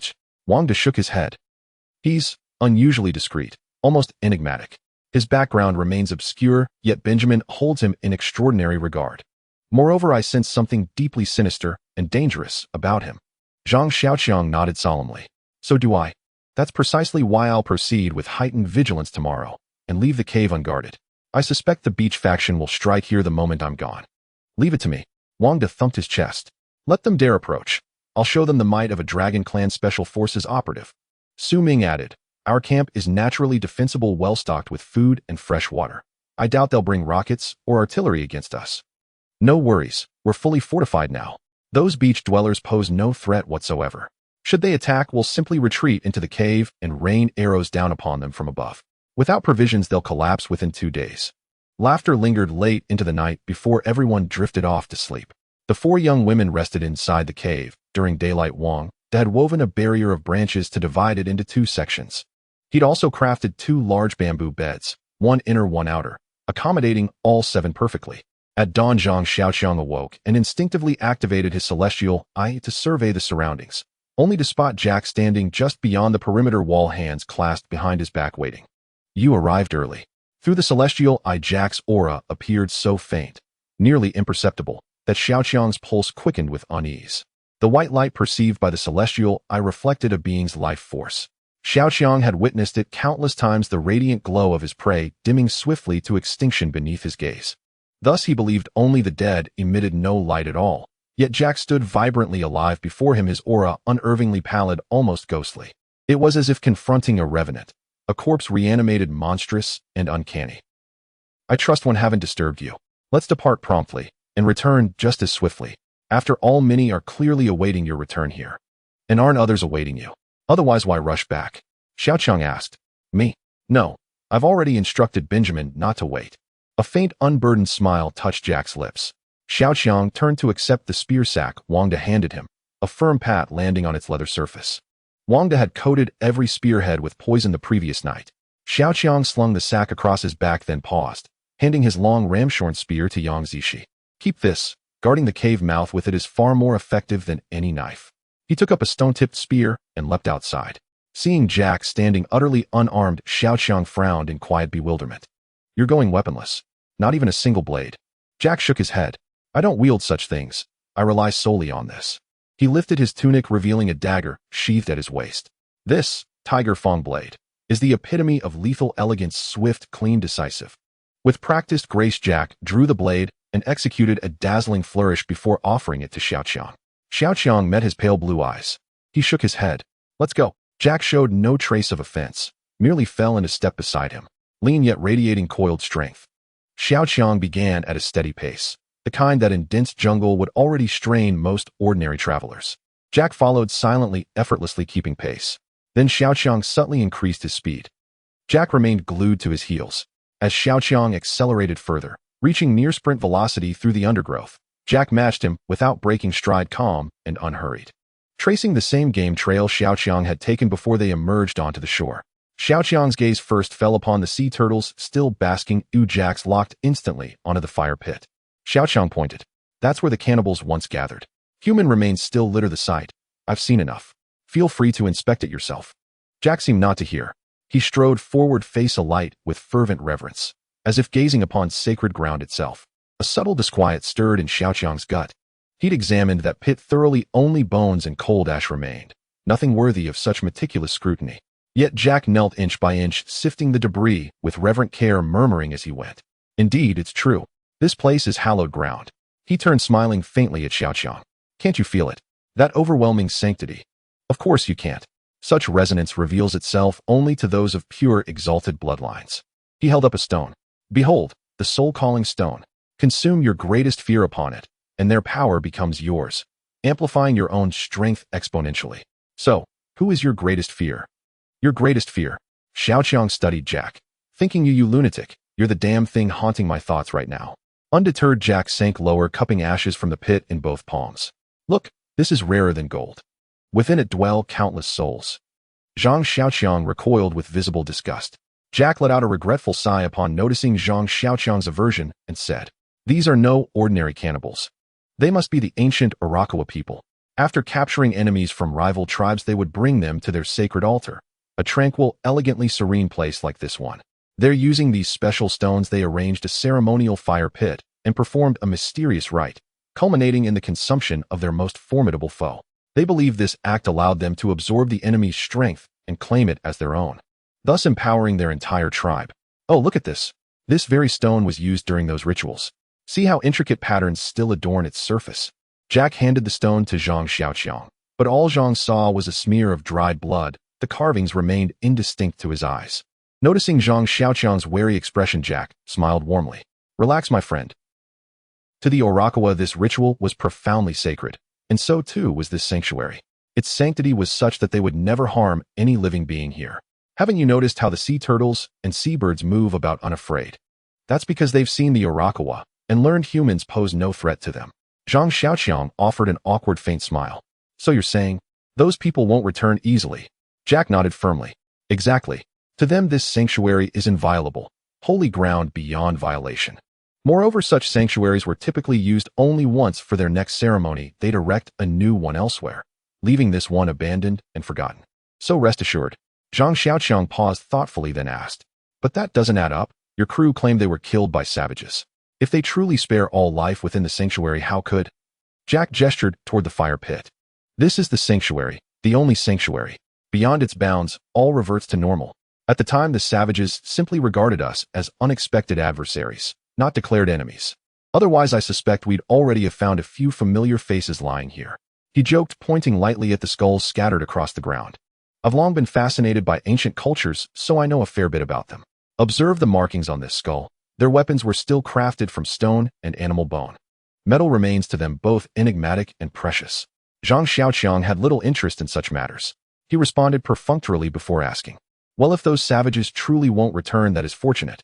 At least we're all safe now." "Precisely. And more importantly, they left behind their sacred altar. According to their beliefs, consuming an enemy here within the sanctuary grants the victor the vanquished's power. Though they've departed, the altar remains." At that moment, Jack whirled suddenly, and Zhang Xiaoqiang felt a chilling blade press against his lower ribs. Instantly, a jet of crimson erupted from his side. "What the hell? You backstabbed me." Stunned, Zhang watched Jack leap backward several paces, gripping the razor-sharp tiger fang blade. Blood dripped steadily from its edge. Only then did Zhang realize his flank bore a deep, gaping wound. "You truly are a fool. I just told you. The power of your foe is yours to claim by consuming him here. Yet you stand oblivious. A wretched, under-evolved race indeed." Jack sneered coldly, idly twirling the dagger in his fingers. "Why?" Zhang clutched his wound, only now realizing the cut's terrifying depth and breadth. One hand couldn't contain the gushing blood flowing freely, as if inexhaustible. "For your abilities, of course." Jack grinned. "The first time you displayed your power before me, it captivated me utterly. It was the raw instinct of a beast. The uncanny precision with which you tracked prey made me believe for a moment that you were a seasoned hunter. But it seems I was mistaken. You're merely a novice." Zhang drew a sharp breath, and instantly felt his limbs grow weak, his knees threatening to buckle. "So you actually think killing me will grant you my strength? That you'll suddenly become a hunter? Are you insane?" Jack's smile never wavered. "Of course not. My IQ stands at 173, higher than most of you, I'd wager." "Then why do you still believe eating me will make you stronger?" "Naturally. That's precisely how I ascended. The last man I consumed was an Israeli. His Krav Maga mastery transferred into me complete and flawless. Still doubt me?" "Doubt? Of course I doubt. I'm no fool. Let you try hunting after devouring me, and see if anything changes." Jack seemed to read Zhang's thoughts plainly. "Cease this futile resistance. That you're still standing is remarkable, and solely thanks to your robust physique. Soon all of it will be mine." With that he lunged, slim as a monkey yet ferocious as a tiger. His dagger flashed twice, thrice, ripping fresh wounds across Zhang's body. Zhang parried left and right, yet failed to block a single strike. His opponent moved with simian agility, speed bordering on the supernatural. "I told you, don't waste energy resisting. Your strength is prodigious, but your speed falls far short of mine. Truth be told, when we ran here together, I'd only unleashed half my true velocity." Jack smiled serenely, the tiger fang blade resting lightly in his grip as he rolled his shoulders, like a cat coiling before the pounce. Zhang assumed a fighting stance, eyes locked unblinkingly onto his foe. Jack swayed almost imperceptibly, then struck. In one fluid motion, he closed the distance, slashed Zhang's torso with his dagger the instant Zhang threw a punch, and retreated as silently as mist. His movement was as graceful as a heron gliding through clouds. Surrender. I'll grant you a swift end. Zhang's breath grew ragged, each inhalation a labored, wheezing gasp, like air escaping a broken bellows. Gritting his teeth against the agony, he fixed Jack with a steely gaze and spoke. Speaking of speed, I have something else to tell you. Just now, I used less than half my true speed. Without another word, he spun and bolted deep into the jungle, covering 10 meters in a single stride, leaving Jack far behind in mere heartbeats. Damn you. Watching Zhang vanish into the foliage like a sudden gust of wind, Jack roared in fury and gave chase without hesitation. Jack was astonishingly fast, but once he plunged into the jungle's tangled depths, Zhang Xiaoqiang had already vanished without trace. Frustrated, Jack stamped his foot repeatedly, then slowly a sly, triumphant smile curled across his lips. Across the emerald grass, a faint, intermittent trail of blood stretched far into the distance. He absolutely must not return to the cave first. Zhang Xiaoqiang thought this firmly. Though he had already fled over 10 li, he did not relax in the slightest. Jack would surely follow the blood trail behind him.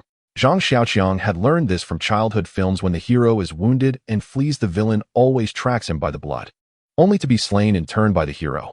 Zhang Xiaoqiang's injuries were grave. He had just glanced at his attributes. Zhang Xiaoqiang, male, age 21.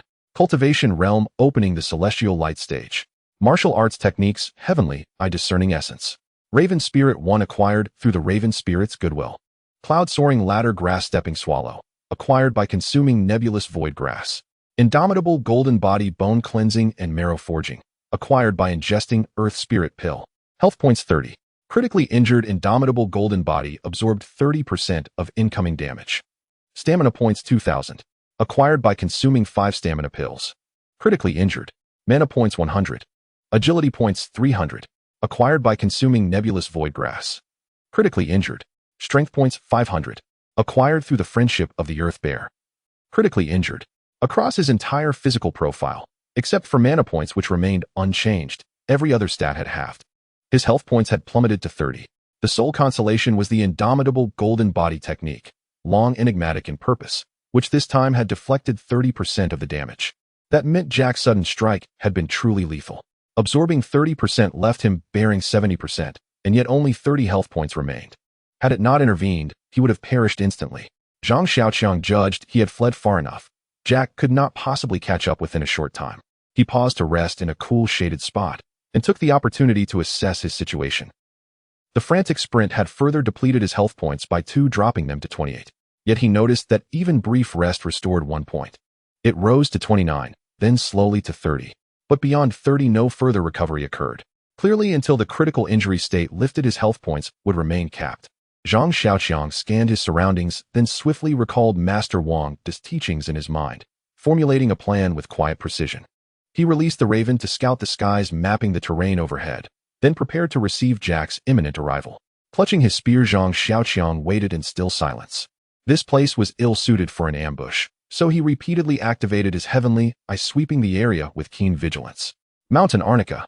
Spotting a cluster of golden yellow flowers nearby, leaves radiating from the center like miniature sunflowers, he approached, plucked a handful, and swallowed them whole.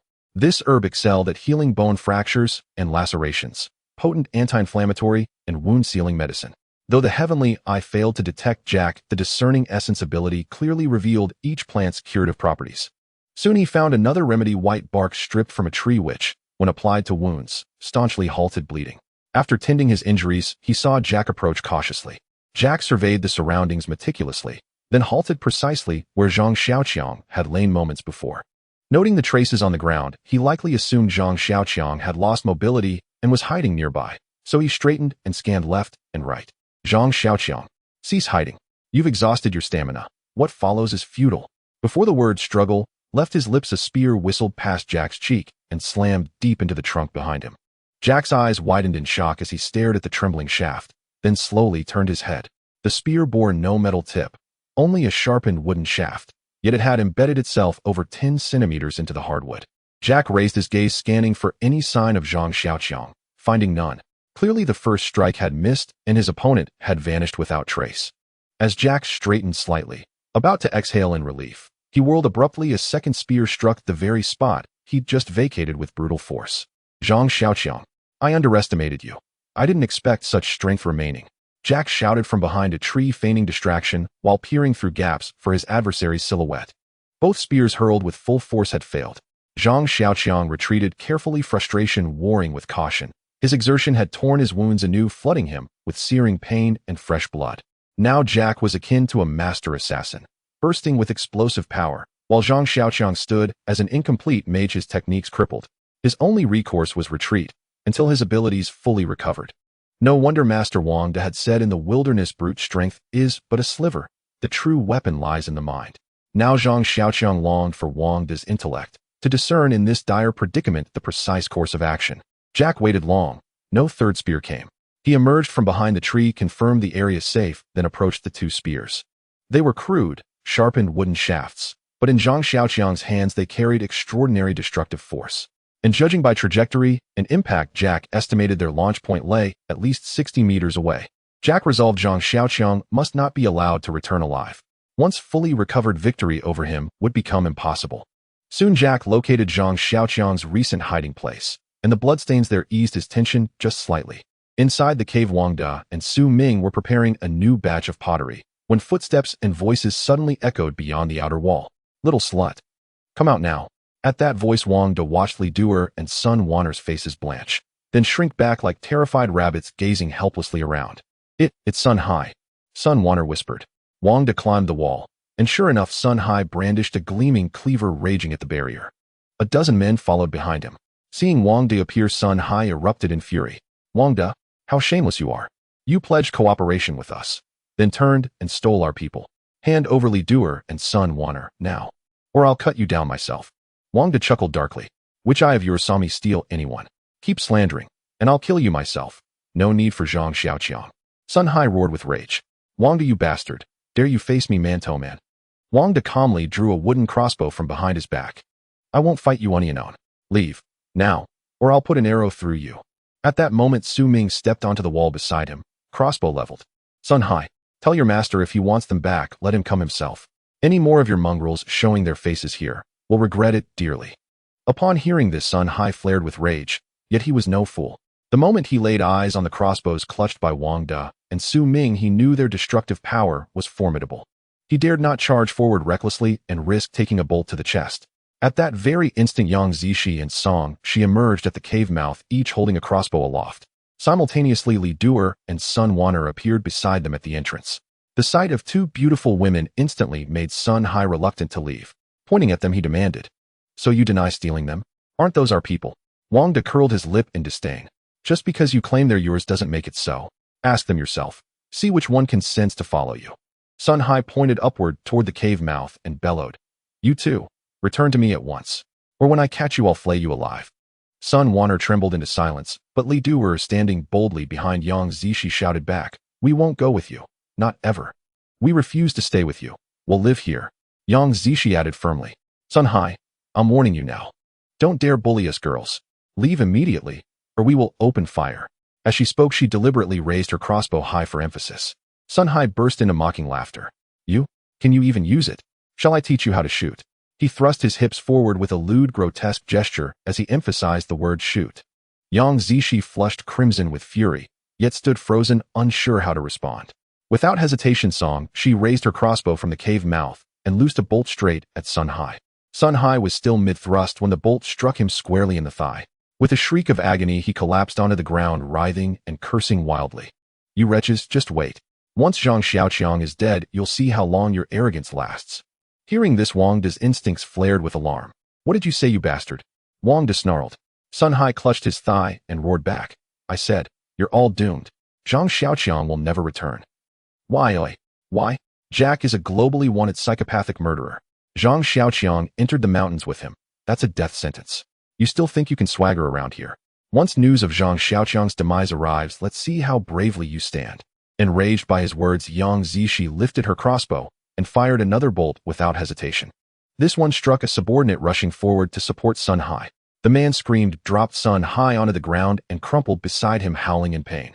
The remaining men exchanged terrified glances, and without delay dragged both wounded men away in frantic retreat. Watching them vanish into the distance, Wang De felt an ominous chill settle deep in his gut. He turned and found Yang Zishi gazing intently at him. Brother Wang, could what they said be true? Su Ming murmured, head bowed low. We know nothing about this, Jack, but if Sun Hai speaks so confidently, and Zhang Xiaoqiang has already been gone for over a day and night, he should have returned by now. We must prepare for the worst. Wang De declared, I want to go search for him myself, but what if it's a trap? If I leave, only old Master Su remains to protect you all, the girls. And that worries me.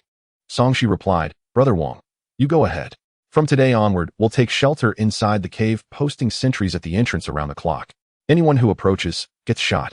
We'll hold this ground until you and Xiaoqiang return. Wang De paused, then nodded slowly. Wait.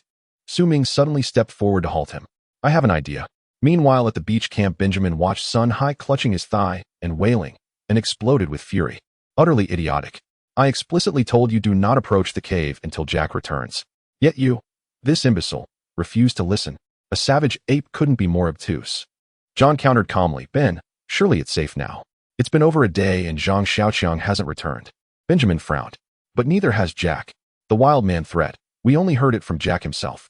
No one knows whether such a creature truly exists, or whether as he claimed it appears once and never returns.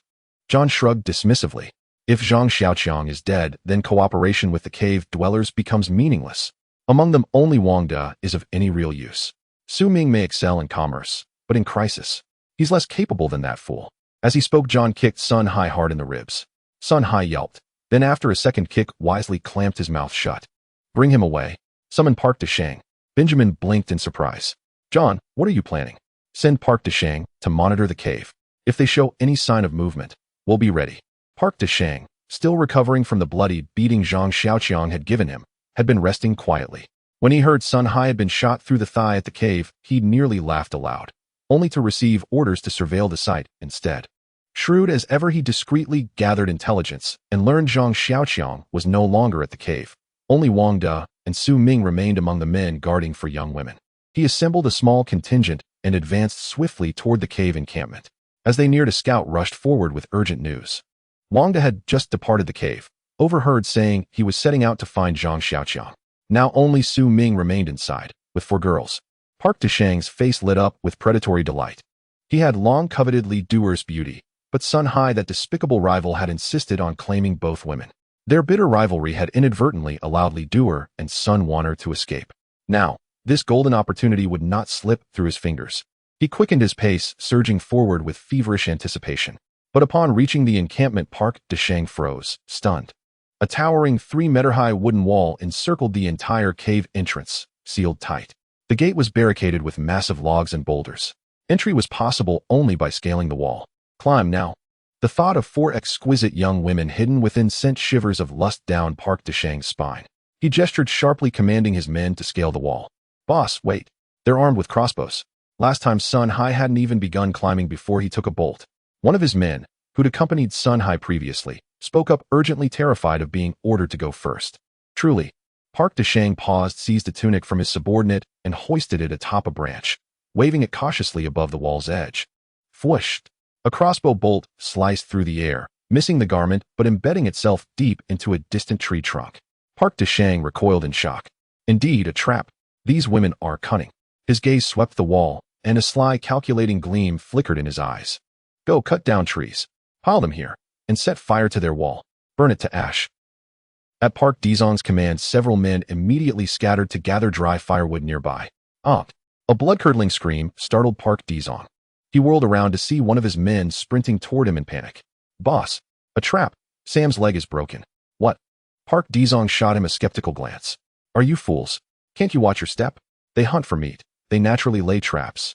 Open your eyes and look carefully. Medicine is an extreme rarity here. Even Sun Hai, the wretch, was pierced by an arrow straight through his thigh, yet Mr. Benjamin refused to waste precious remedies on him. So stay sharp, stay unharmed. Don't get injured.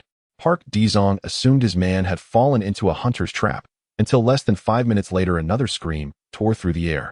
Boss, another one caught in a trap. Huh, the same kind again. No, this time it was a poisoned arrow. Boss, I can't shake the feeling these traps weren't meant for game, but for us. Park DeShang himself began to doubt who sets so many traps right at their own doorstep. Noting that enough firewood had been gathered, He ordered his men to stay put and light the fire there. They were preparing to set the perimeter wall ablaze, when suddenly a sharp arrow streaked from nowhere and pierced the shoulder of the man kneeling to ignite the flames. He shrieked and collapsed instantly. 2 more arrows followed in rapid succession. Though they missed their marks, they sliced past 2 men's bodies with chilling proximity. The others, seized by terror, scattered in all directions without hesitation. Even Park Dizong bolted, only to hear a heavy spear thud into the very ground where he'd stood moments before. He cried out in alarm. Zhang Xiaoqiang is back. At those words, the fleeing men sprinted even faster. Once they vanished into the distance, Wang Dacai emerged silently from the forest, signaled toward the cave, then melted back into the undergrowth. Watching Wang Dacai disappear, Yang Zishi sighed, regretfully stroking her crossbow. What a pity, I didn't land a single shot. Su Ming echoed her lament. A shame indeed, we've simply not trained enough. Unlike Wang Dacai, who felled the firelighter with 1 perfect shot. The beach should be quiet for days now. Yang Zishi gazed into the distance, her brow furrowed with worry. I hope Brother Wang finds Xiaoqiang. That fool, where is he? Why won't he just come back sooner? Meanwhile, Zhang Xiaoqiang watched Jack approach, not with menace but with unnerving nonchalance. Zhang Xiaoqiang was utterly awestruck by Jack. At that moment, Jack's expression alone could have belonged to a man strolling leisurely through a glittering metropolis, arm in arm, with beautiful companions, pockets heavy with cash. Words failed to capture his utter ease. Yet Zhang Xiaoqiang knew the truth. Jack bore grievous internal and external wounds. Over the past 2 days, Zhang had exhausted every spear and javelin, employing every tactic Wang Dacai had taught him, relentlessly attacking. Now Jack appeared to have at least 1 fractured rib, with chest and lungs suffering varying degrees of internal trauma. In truth, he was as battered and broken as Zhang Xiaoqiang himself. Yet seeing Jack's demeanor, Zhang Xiaoqiang bowed in silent, heartfelt respect. His heart truly was vast. Facing death itself, Jack remained astonishingly serene. Zhang Xiaoqiang exhaled deeply, steeling himself against despair. Zhang Xiaoqiang. Male. Age 21. Cultivation realm, spirit enlightenment stage. Arts techniques. Heavenly, divine insight. Raven spirit 1, raven familiar earned through the raven spirit's goodwill. Cloud soaring ladder, grass skimming swallow. Acquired by consuming sky treading grass. Unmoving golden body, marrow washing and bone forging. Acquired by ingesting earth spirit pills. Vitality 10, critically endangered. Unmoving golden body absorbs 30% of incoming damage. Stamina 500, acquired via 5 stamina pills, severely wounded. Spiritual energy 100. Agility 200, acquired via sky treading grass, severely wounded. Strength 200, granted by the friendship of the earth bear, severely wounded. Zhang Xiaoqiang dared no longer run swiftly or sprint over short distances. Any vigorous movement caused drastic drops in both his vitality and stamina, and more critically, all his stats were now declining slowly with no sign of recovery. This relentless deterioration stemmed from infection, wounds across his ribs, arms, and shoulders. Over the past 2 days, Jack had closed in on him, repeatedly forcing no fewer than 10 brutal life-or-death hand-to-hand clashes. Though Zhang Xiaoqiang ultimately escaped Jack's grasp, thanks to his extraordinary physique and breathtaking speed, the cost was catastrophic, irreversible terminal injury. He was dying, inch by inch. The sole consolation sustaining Zhang Xiaoqiang's will was this: through his heavenly eye, he saw Jack's vitality ebbing just as rapidly, if not faster, than his own. Jack, once already dimmed by exhaustion, now resembled a corpse, if one ignored his expression. His once pristine shirt hung in tatters, his trousers bore ragged holes of fresh blood seeped continuously from his body. He'd bound his wounds with braided grass, letting blood drip steadily along the fibers. When I return, I will master archery. Clutching a branch in his hand, Zhang Xiaoqiang felt a pang of regret. Jack held a bow and arrows, crafted by his own hands during the chase. Though crude, the weapon delivered lethal range, a devastating advantage. Deprived of spears, Zhang Xiaoqiang was reduced to close combat, where Jack clearly held the upper hand. Jack crouched beside a boulder and spotted a small patch of poo-stained earth. He touched it, then sniffed his fingers. Then he lifted his gaze forward. Zhang Xiaoqiang knew he hadn't been detected. Jack was merely reveling in his own grim triumph. Zhang Xiaoqiang gathered the last reserves of his strength and raised the branch. He hurled it like a javelin. His strength was gone. The throw lacked both power and precision. Yet Jack instinctively recoiled, vanishing behind a slender sapling. And that was precisely what Zhang Xiaoqiang needed. As Jack's body brushed the sapling, a hidden mechanism triggered. The sapling toppled backward, launching a massive stone skyward, while a vine snapped upward from the earth, coiling tightly around Jack's ankle and hoisting him upside down. Zhang Xiaoqiang lunged from cover and flung a stone at Jack. But when he reached the spot, only an empty branch remained. swaying gently bearing a single severed vine. Where was Jack? The barren vine bore clean sharp gashes, marks of a blade's swift passage. Zhang Xiaoqiang instinctively rolled sideways, but it was already too late. An arrow struck his shoulder with a sickening thud, a numbing tingling sensation surged from the tip, chilling his heart. Then Jack's grinning face emerged from the grass, triumphant, amused, watching Zhang Xiaoqiang falter. Another arrow rested on the string of his bow. This is toad venom. In moments your limbs will convulse. Let's see if you can run this time. Before Jack could finish speaking, Zhang Xiaoqiang hurled a stone at him and bolted. Jack gave chase immediately, but he too was spent, his strength ebbing like a dying tide. He could not match Zhang Xiaoqiang's desperate flight. Yet this time Jack felt no urgency. The poisoned arrow had already pierced deep into Zhang Xiaoqiang's flesh. Within minutes, a toxin potent enough to fell an ox would flood Zhang Xiaoqiang's veins. In Jack's mind, the scene unfolded vividly, his tiger-slaying blade parting Zhang Xiaoqiang's chest, revealing a still-beating heart. He advanced slowly. Zhang Xiaoqiang lay slumped at the edge of a sheer cliff. Below, a churning river roared. Zhang Xiaoqiang's heart hammered wildly, darkness pulsed across his vision. The river's thunder filled his ears, yet he could not see its waters. Zhang Xiaoqiang, you should feel honored. You are the only prey I have ever hunted, so long, wounded so grievously, and nearly perished alongside just to bring you down. You. As Jack spoke, his voice dripping with self-satisfied reverence, his hand crept toward Zhang Xiaoqiang's chest. Zhang Xiaoqiang could no longer see Jack's face, but he felt the cold, clammy grip of his fingers. With the last of his strength, he seized Jack's wrist and whispered hoarsely. Jack could not make out the words, so he bellowed, "Louder! Speak louder! I can't hear you." Even as he shouted, he raised his dagger high. Suddenly, Zhang Xiaoqiang clamped down hard on Jack's wrist. Then with fading breath rasped, "You twisted freak, die with me." With that, his other hand locked around Jack's throat. In one violent twist, he rolled them both over the precipice, their final shared screams swallowed by the raging river.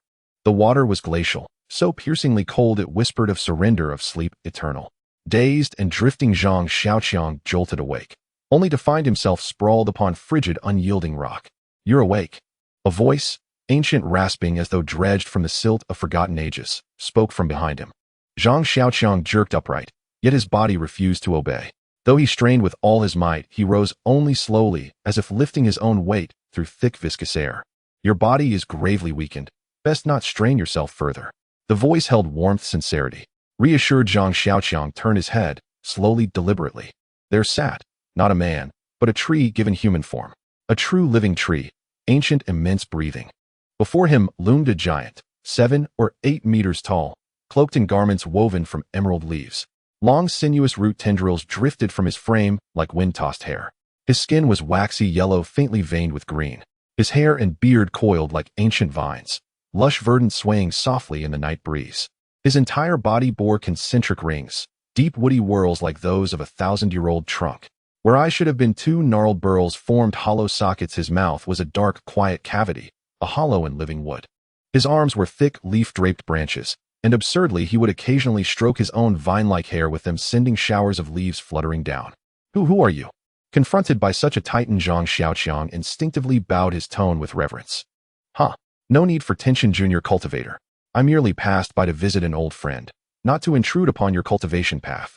I sensed you drowning in the river, barely clinging to life, so I drew you from the current. It was you who saved me. Truly, my deepest gratitude. But how then may I address you?" "No formalities needed, junior. My name is Fusong." "Fusong? Do you have any connection to the land called Fusong?" A flash of indignation darkened Fusong's bark-like visage. "Worthless junior. How dare you utter that name? Were it not for your people's incompetence, would outsiders have usurped my sacred title? It enrages me beyond measure. I am Fusong, the divine world tree of Han mythology rooted in the Eastern Sea. Each dawn the sun goddess Shiha guides her golden croissants across the heavens, launching their chariots from my shoulders. Thus I bridge the realms, the celestial, the mortal, and the netherworld. Had not Hoi stood upon my bows to shoot down the suns, giving me chronic shoulder pain, I would never have severed the channels between the 3 realms." Zhang Xiaoqiang flushed with embarrassment. So this was the original native deity, the primordial world tree, misappropriated by ignorant outsiders and rebranded as foreign lore. He silently thanked heaven the divine tree bore no grudge, else he would not be alive to reflect upon it. Then abruptly he remembered Jack, falling beside him into the torrent. "Elder Fusong, when you rescued me, did you happen to seek a foreigner?" Fusong shook his massive head. "I sensed your nascent Tao affinity. That alone moved me to intervene." Ordinarily, we do not interfere in the natural course of life and death. As for this foreigner, I saw no one. But your wounds were grave, laced with venom. I simply cleansed them en route. Zhang Xiaoqiang hastily examined himself. Zhang Xiaoqiang, male. Age 21. Cultivation realm, opening the light stage. Cultivation arts, celestial, eye, insightful vision. Spirit of the Raven, 1 Raven spirit, gained through its goodwill. Cloud soaring ladder, aerial agility, acquired via consuming skystep grass. Indomitable golden body, bony emerald refinement, acquired via earth spirit pill. Vitality 11, recovering from critical injury. Indomitable golden body, absorbed 30% of incoming damage. Stamina 500, acquired via 5 stamina pills, recovering from critical injury. Spiritual energy 100. Agility 200, acquired via skystep grass, recovering from critical injury. Strength 200, granted by the friendship of the earth bear, recovering from critical injury. Fusang was clearly no skilled physician. Though he claimed to have treated him, Zhang Xiaoqiang's arm remained limp and lifeless. Only his status had shifted from mortally wounded to recovering from severe injury. As if reading his silent complaint, Fusang spoke gently, deliberately. Your path of cultivation shall bristle with trials. As elders, we may not intervene excessively.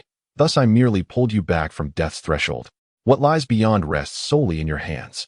Young one, you possess rare auspicious Tao affinity, yet you wield it without wisdom. That is why you suffered such hardship. Your affinity arrived too swiftly. Your understanding of power outpaced your growth. Hence, for some time ahead, you shall confront a profound bottleneck in your cultivation. Tread carefully, young cultivator. Your fate is yours to forge. After speaking, the Fusa Divine Tree gently waved its large hand at Zhang Xiaoqiang. It took a moment for Zhang Xiaoqiang to realize that the Fusa Divine Tree was bidding him farewell. Just as Zhang Xiaoqiang was about to stand up, he suddenly saw the large tree sway and disappear without a trace. In his ears, the voice of Fusa resonated. I have planted a seed of a plant within your body to help you connect better with nature. This will assist you in self-preservation when you lack powerful martial protection. However, how far you can go depends on your own fortune. After narrowly escaping death and encountering the divine tree again, Zhang Xiaoqiang felt that his destiny was incredibly favorable. He lay on the rock to rest for a while, then stood up to observe his surroundings. This was an underground cave, and despite his efforts, Zhang Xiaoqiang could not discern where it actually was. Reluctantly, he followed the spot where the divine tree had been seated. The cave was very dark with almost no light, and even with his heavenly eye, Zhang Xiaoqiang could only see a vague outline. After walking for a long time, Zhang Xiaoqiang still had not exited the cave. Moreover, in the darkness, he felt as if he were lost. Feeling the stone wall with his hands, Zhang Xiaoqiang perceived that he was moving upward, but in the darkness he could neither gauge the length nor the width of the path, nor what awaited him ahead. At that moment, Zhang Xiaoqiang felt more vulnerable than ever. Once again, he opened his attribute panel. Zhang Xiaoqiang, male. 21 years old. Cultivation realm, light, opening period. Spell skills, Heavenly Eye, Wisdom, Eye that discerns pearls, Raven Spirit 1, obtained through the kindness of the Raven Spirit. Cloud ladder, grass on wings, obtained by consuming the void grass. Indestructible golden body, washing marrow and tempering bones, obtained by consuming earth spirit pills. Health 20. Recovering from serious injuries, indestructible golden body blocked 30% of the damage you received. Stamina 5.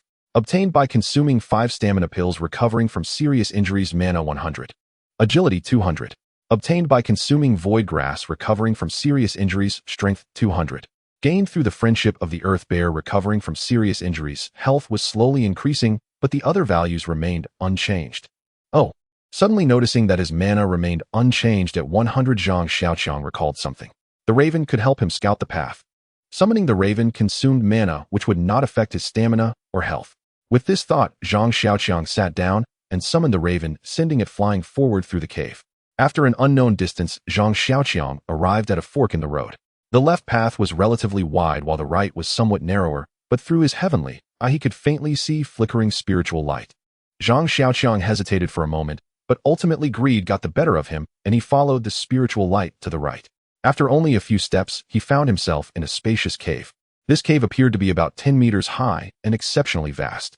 In the center there stood a peculiar tree around 3 to 4 meters tall.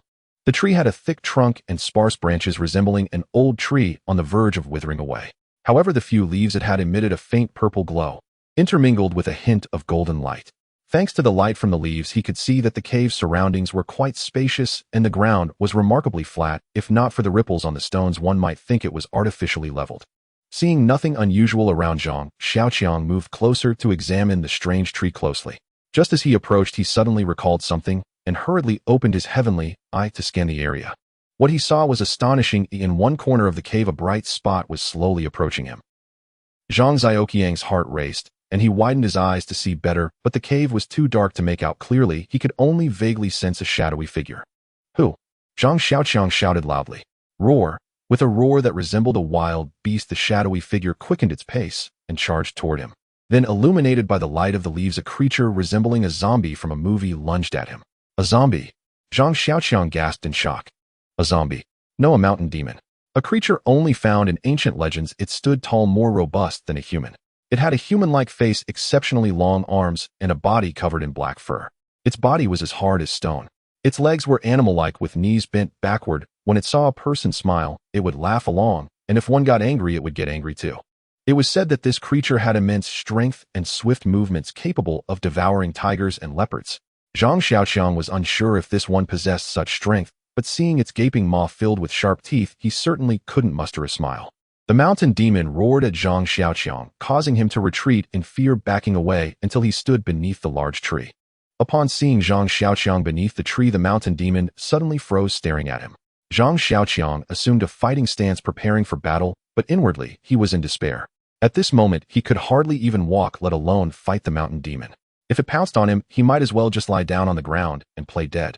Just as he was thinking this, he noticed the mountain demon looking nervously at him, occasionally glancing at the large tree beside him, and Zhang Xiaoqiang was taken aback, then suddenly understood. This creature was afraid of him, approaching the large tree. Zhang Xiaoqiang extended his hand as if to touch the tree. The mountain demon immediately hunched its back, baring its teeth and emitting threatening sounds. Zhang Xiaoqiang quickly pulled his hand back, and the mountain demon relaxed, appearing angry, yet helpless as it glared at him. What kind of tree was this? Zhang Xiaoqiang turned to glance at the strange tree, noticing that its entirety was a reddish-purple hue with what seemed like blood flowing from the cracks in the bark. When he opened his heavenly eye, the system directly provided a prompt. Your skill level is insufficient to examine this item. Zhang Xiaoqiang was stunned. What a valuable item. The fact that the heavenly eye couldn't see it indicated that it was exceptionally special. As he contemplated this, his hand unconsciously reached out to touch it. With a strange cry, the mountain demon lunged at him. Startled, Zhang Xiaoqiang instinctively grabbed the tree trunk and swung it horizontally, knocking the mountain demon to the ground. Zhang Xiaoqiang was taken aback, realizing he was holding a stick the thickness of an egg. The large tree had now been shattered with branches and leaves strewn everywhere. It was as if it had never existed. The mountain demon let out a strange cry and leaped up again, lunging at Zhang Xiaoqiang, who had no time to think, and began wildly striking at the mountain demon with the stick. The mountain demon was surprisingly weak, and after taking several heavy blows from Zhang Xiaoqiang, it could not bear the pain and turned to flee. Zhang Xiaoqiang watched the fleeing mountain demon, feeling perplexed, as he thought this creature labeled as a monster seemed rather weak. He looked at the stick in his hand, surprised. Resetsu wood. The most sinister tree in the world, adept at vanquishing malevolent entities.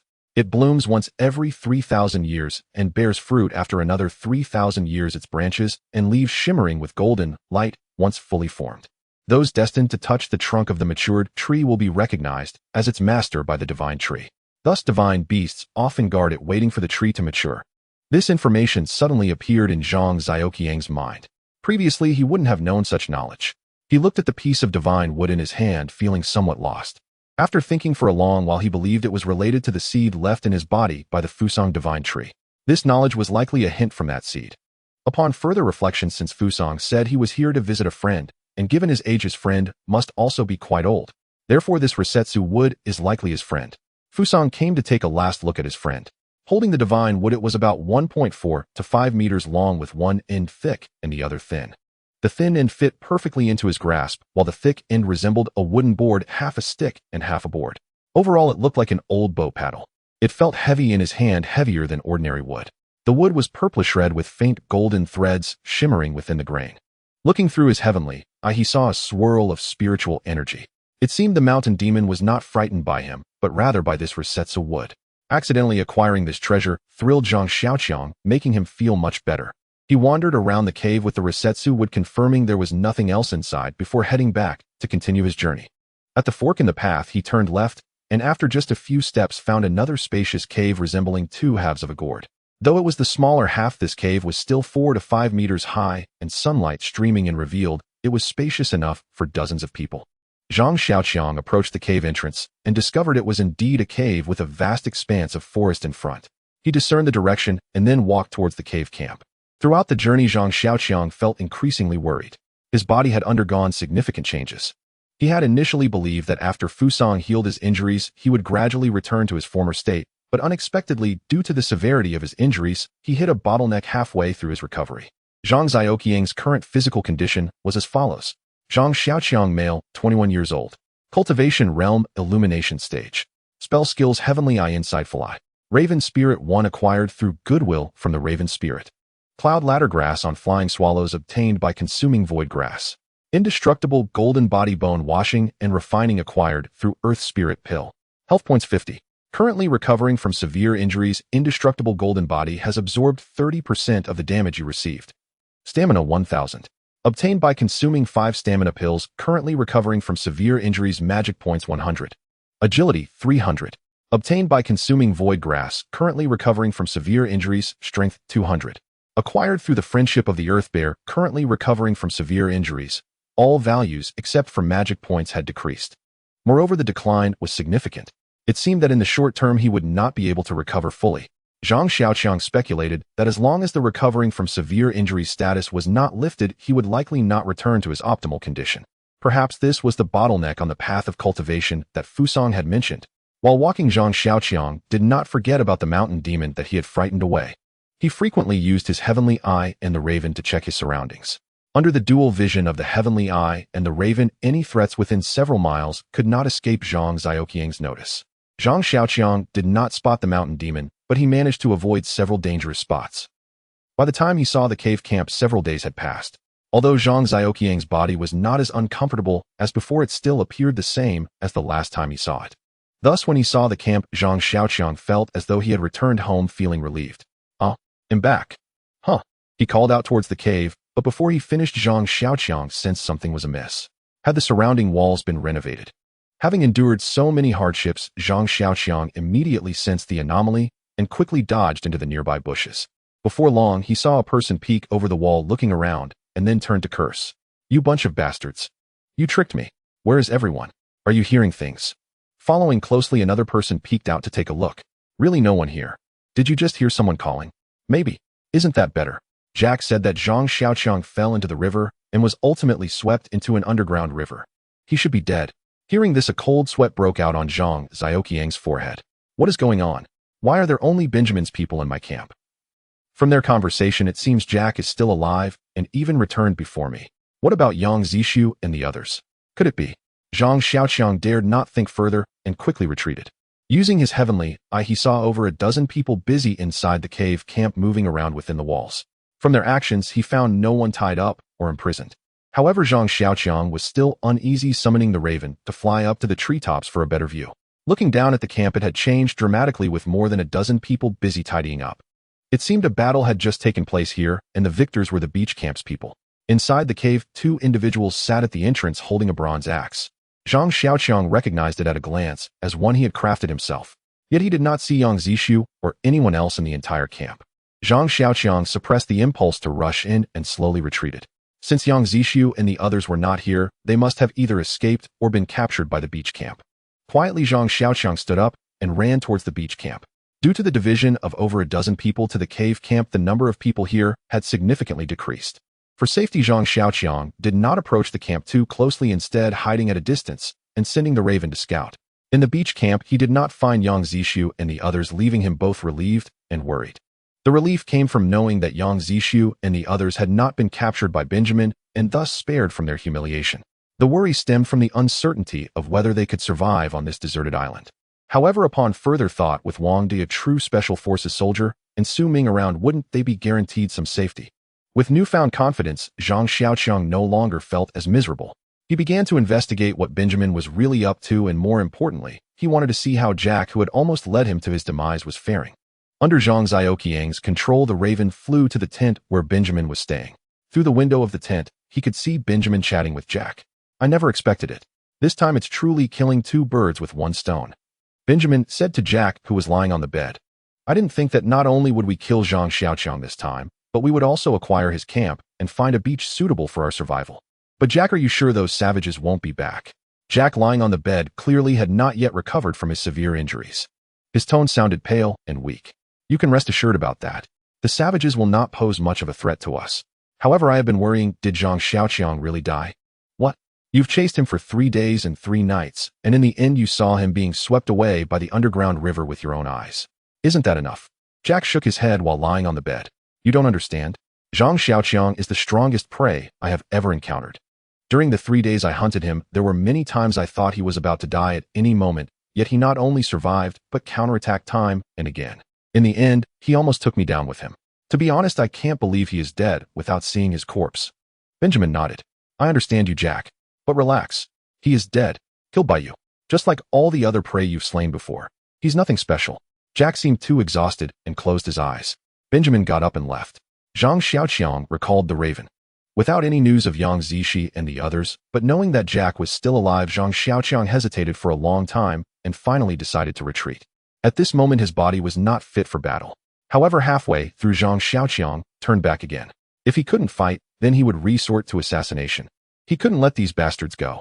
Just thinking about Yang Zix's unclear fate made it impossible for Zhang Xiaoqiang to leave as if nothing had happened.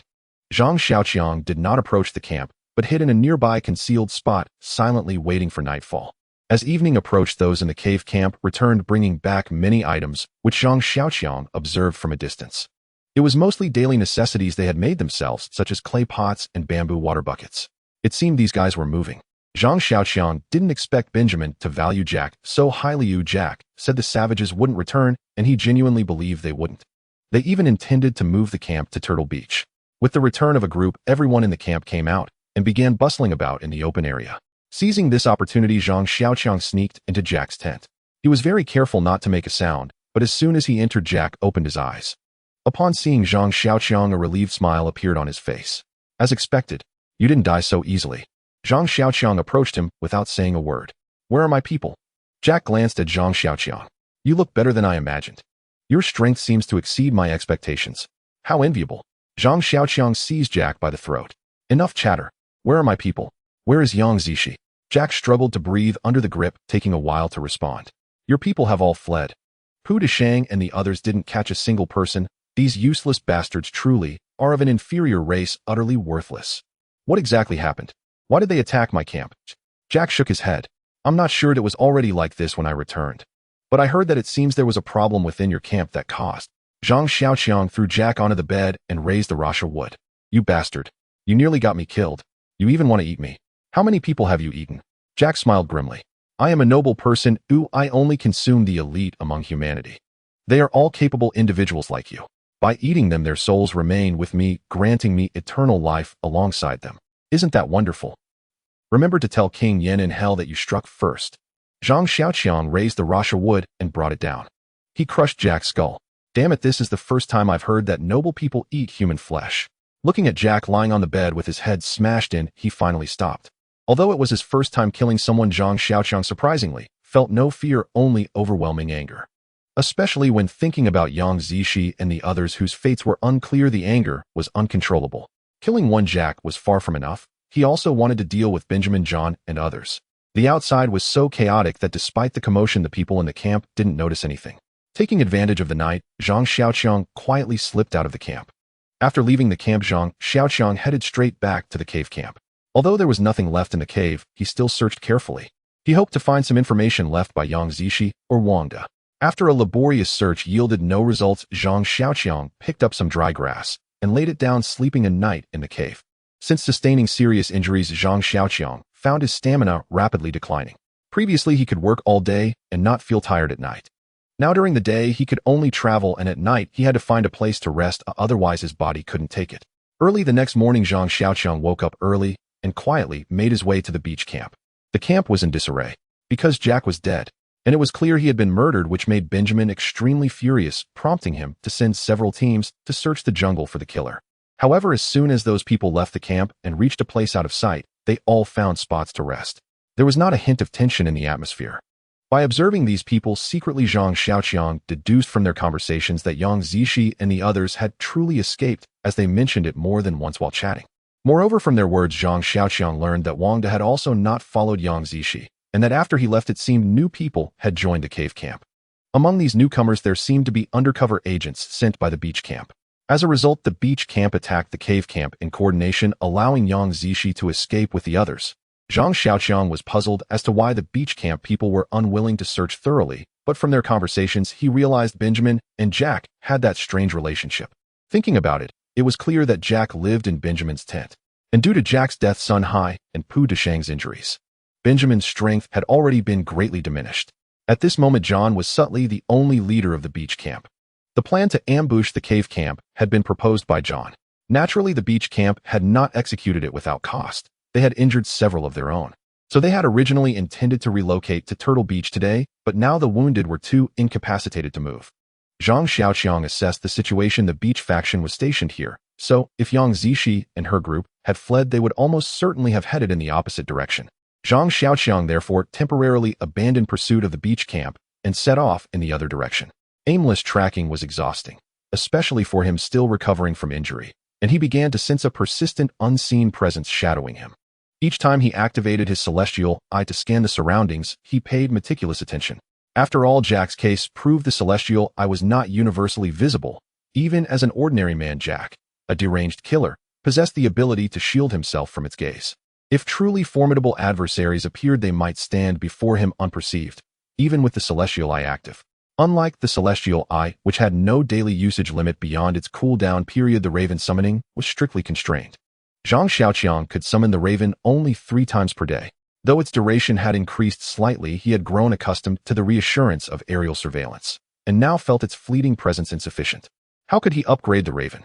Suddenly Zhang Xiaoqiang realized he hadn't received a system quest in quite some time. As he pondered this, he plucked several leaves from a nearby tree and chewed them. These leaves possessed anti-inflammatory and detoxifying properties, and when consumed in quantity, also served as sustenance. Lately consumed by his search for others, Zhang Xiaoqiang had neglected hunting. These leaves had become his sole nourishment.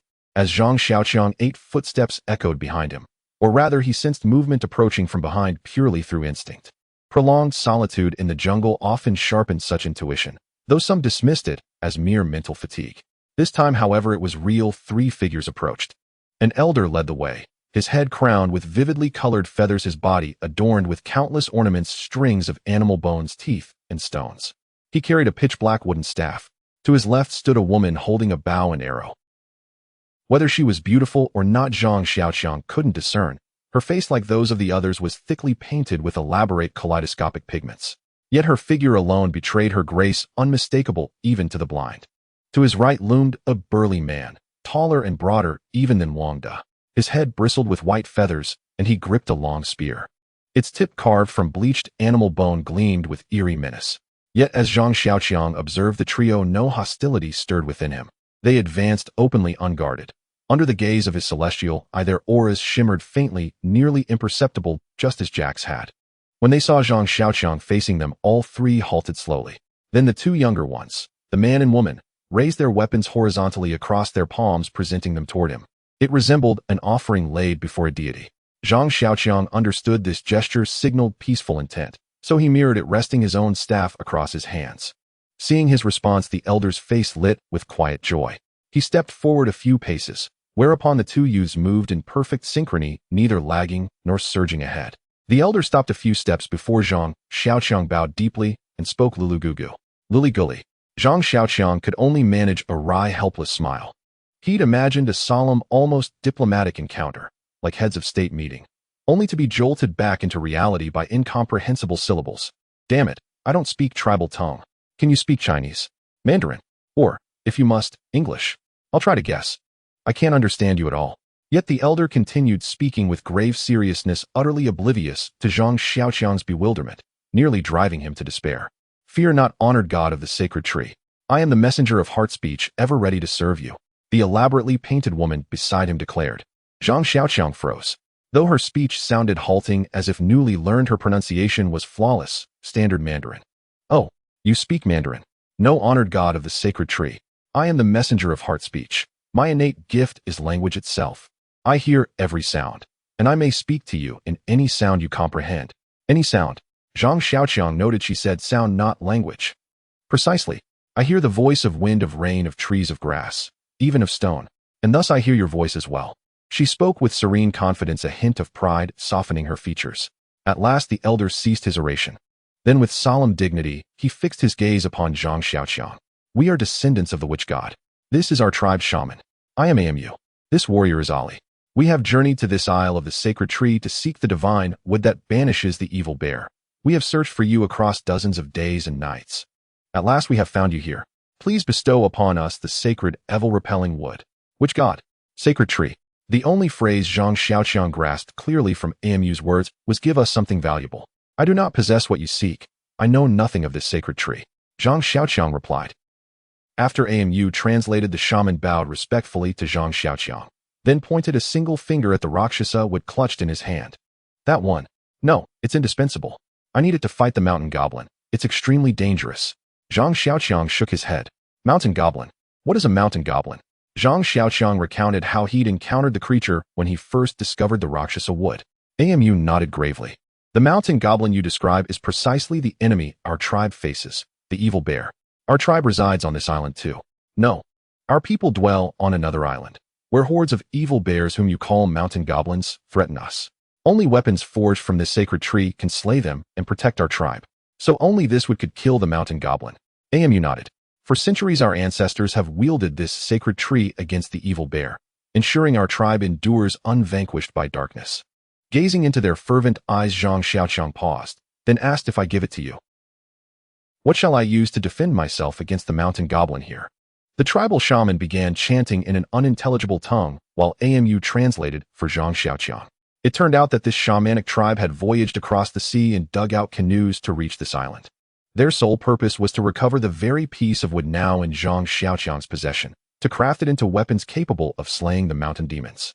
In their ancestral homeland, mountain demons, spectral beings haunting remote wildernesses, were as commonplace as sheep on the Mongolian steppe. The difference, however, lay in their nature. These creatures were carnivorous and devoured humans. For generations, the tribe and their forebears had defended their homeland using weapons forged from Rakshasa wood. Each weapon carved from Rakshasa wood remained potent for no more than a century. Thereafter, its power waned entirely, compelling the tribe to seek out new sacred timber. Sacred wood possessed a unique affinity against mountain demons, rendering them utterly defenseless before its might. Thus, the shamanic tribe pursued it relentlessly, while the demons, sensing its imminent maturity, would lie in wait to prevent mortals from claiming it. Within their tribe, this sacred timber was known as Zijin wood. The shaman spoke solemnly for a time, then bowed his head, revealing his snow-white hair to Zhang Xiaoqiang. The shaman implores you, Mu conveyed, to grant us Zijin wood, honoring the elder's arduous voyage across the sea in search of you. Zhang Xiaoqiang paused in thought, then recalled something abruptly. Do you practice cannibalism? Cannibalism? Of course not. We are descendants of the shamanic deity. How could we ever consume human flesh? Then whose is that sacrificial altar on the nearby beach, the one where people are eaten? After Amu clarified the altar's location, he smiled. That is our own tribe's altar. After defeating the man-bears, we bring the captives there to be slain and consumed. It is a right to restore the courage lost in battle. Those bones are not human. They belong to man-bears.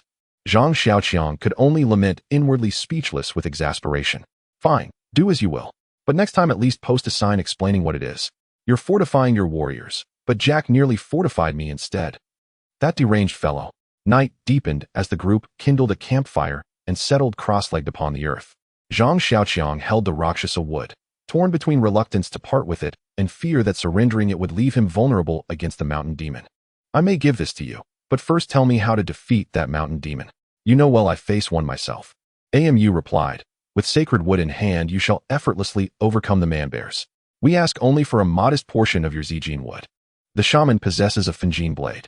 With your consent, we may carve a fragment from your sacred wood. Once even a sliver is embedded in our warriors' arms, they shall prevail over the man-bears. The remainder shall remain yours. A fragment. Zhang Xiaoqiang glanced down at the wooden staff, scarcely more than a slender rod. If you take only a fragment for each warrior's weapon, how large could those weapons possibly be? Toothpicks. Seeing Zhang Xiaoqiang's bewilderment, Amu handed him his bow and arrows. O sacred wood. Amu intoned reverently. Please feel deeply. This bow and arrow were crafted from ancient sacred wood. Though their power has faded, the lineage of Zijin wood still flows within them. He placed the weapons into Zhang Xiaoqiang's hands and gently closed his eyes, his palms soft and warm. Just as Zhang Xiaoqiang relaxed into the quiet warmth, a chime rang clear and sudden. A long-absent notification shimmered into awareness. Chime. A celestial affinity has manifested. Please attend immediately. By virtue of this affinity, you have received a quest: aid the descendants of the shamanic deity. Complete it to claim your reward and awaken the celestial heart. Chime. The celestial heart has awakened. Choose now: grant the shamanic tribe's request or suffer heavenly retribution. Yes, I accept. Zhang Xiaoqiang hastened to comply. The notion of divine punishment alone sent shivers down his spine. Besides, they had pledged to take only a portion, leaving the rest in his care. Our deepest gratitude. AMU exclaimed, elated. He nodded respectfully toward the shaman, who, radiant with joy, extended his hand toward Zhang Xiaoqiang. Zhang Xiaoqiang glanced at AMU, who beamed back encouragingly, so he reluctantly passed over the wooden staff. Watching AMU converse fluently with the shaman, Zhang Xiaoqiang blurted, "Since you understand my language, why not teach it to everyone else?" AMU grew solemn. AMU cannot. Though the gods have granted me the gift of comprehension, it is not mastery of speech. I do not speak your tongue. When I hear your words, they resonate as clearly as the shaman's chants. I grasp their meaning and convey my thoughts so that you understand them. Yet I cannot extend this gift to others. Zhang Xiaoqiang understood his Mandarin sounded like tribal speech to AMU's ears, while AMU's native tongue, when spoken to him, transformed seamlessly into Mandarin. To others, however, it remained unintelligible. Such was the nature of this divine talent, and truly extraordinary it was. His swift comprehension stemmed largely from the recent awakening of his celestial heart. The celestial heart was the seed left behind by the divine Fusang tree, a gift now activated by the system, granting him communion with the natural world. So far, this connection extended solely to certain plants, and even then only faintly, barely beyond subtle resonance.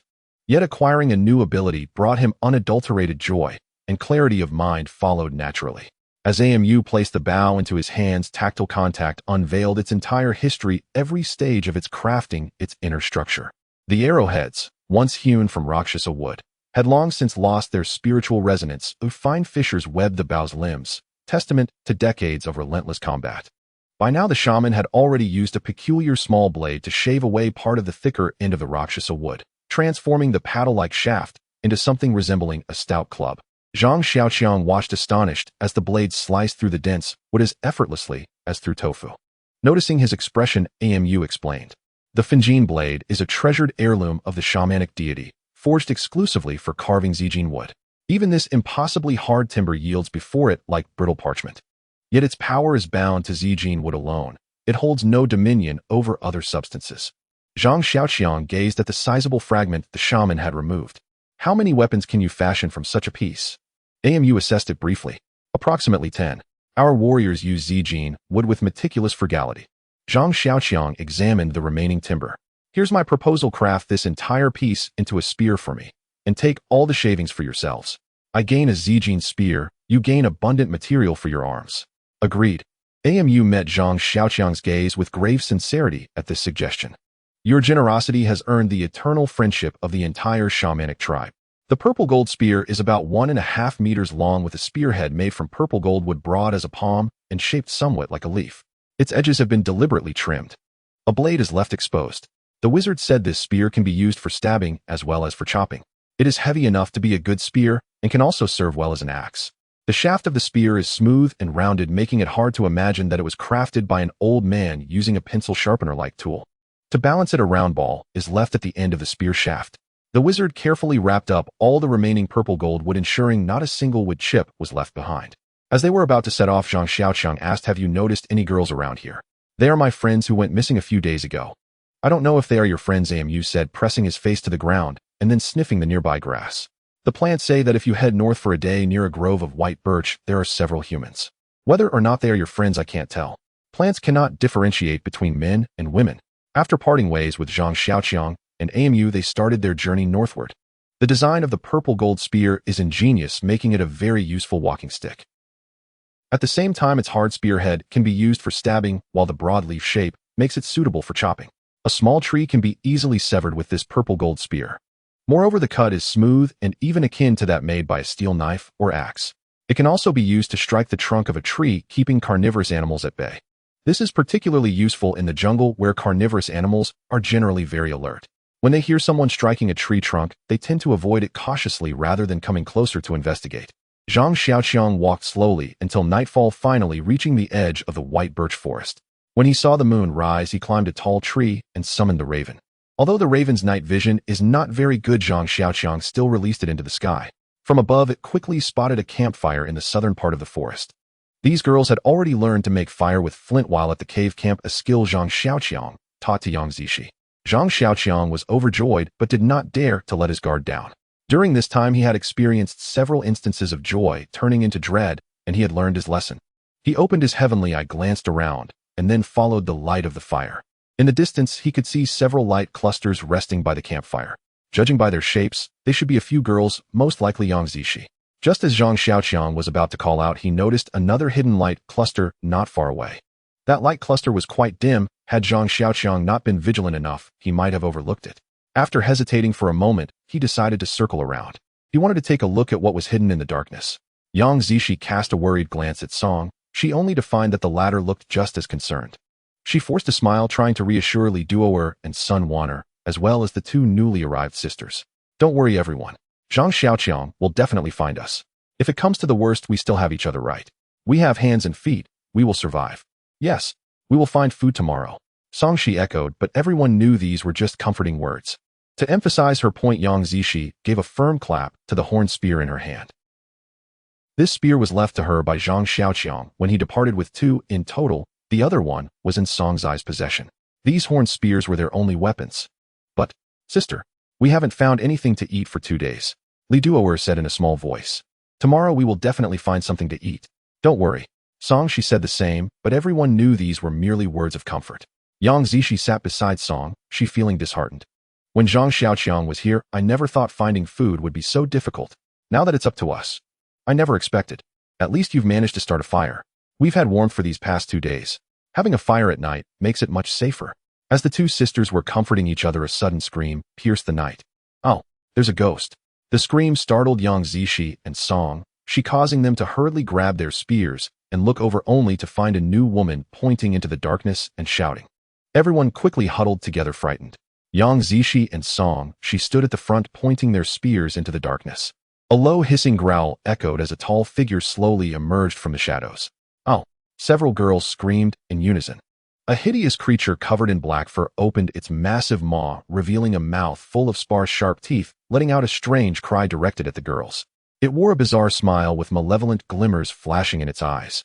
Below its abdomen, a patch of black fur raised awkwardly, revealing the creature's current intentions. What is that? I don't know. Quickly kill it with the spear. The girls were terrified, screaming and jostling each other. Only Yang Zishi and Song, she holding their spears, looked pale as they stared at the creature. Sister Song, what should we do? Yang Zix's voice trembled. I don't know. Let's fight. Song, she replied, her voice shaking. Meanwhile, the spear in her hand also trembled. The two girls shivered as they faced the monster. They despaired upon discovering that another shadow had appeared behind the monster. Zhang Xiaoqiang. Yang Zishi screamed in surprise. Song, she said beside her, I miss him too. But right now he's not here. As they spoke, they saw the shadow behind the monster suddenly accelerate, swiftly approaching the monster's back. The creature seemed to sense something, but before it could turn around, it was pierced through the chest by a wooden spear. Roar! The creature let out a strange howl, flailing its arms wildly, trying to turn around to deliver a fatal blow to its ambusher. Unfortunately, the enemy behind it was also strong, pushing against its body with the spear with great force. The power was so great that the purplish red spear had pierced through the creature's back and out from its chest. This pierced a large hole in the creature's heart. At this moment, Yang Zishi shouted again, Zhang Xiaoqiang. Songshi also recognized that the shadow emerging from behind the creature was indeed Zhang Xiaoqiang, who had disappeared for several days. Zhang Xiaoqiang gripped the spear tightly, using all his strength to hold back the creature, while shouting, everyone get back. I can't hold on much longer. Upon seeing Zhang Xiaoqiang, Yang Zishi instantly felt courageous. She tightened her grip on the horn spear and rushed over, aiming to stab the creature in the belly. Oh, no. Before Zhang Xiaoqiang could finish his warning, Yang Zix's spear struck the creature's belly. However, Yang Zishi felt as if her spear had hit a gigantic rock, numbing her hands. The spear only left a slight mark on the creature's belly. Zhang Xiaoqiang said, this creature is a mountain demon.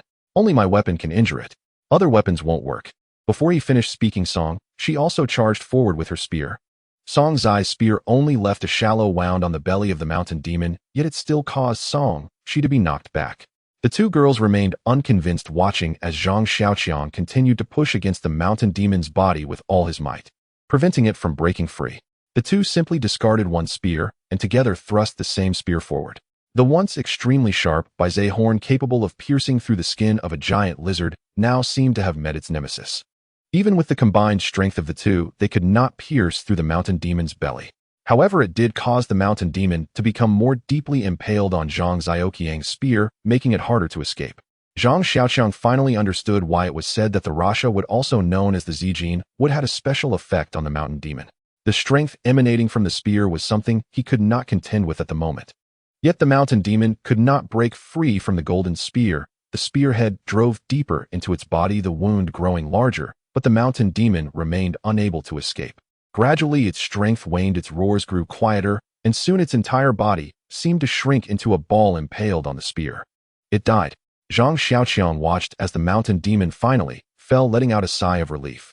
His hands went limp, and the spear was left stuck in the demon's corpse as he sat down on the ground. At this moment, Yang Zishi finally seized the opportunity to run over, and she slapped Zhang Xiaoqiang hard. "You deadbeat! Where have you been?"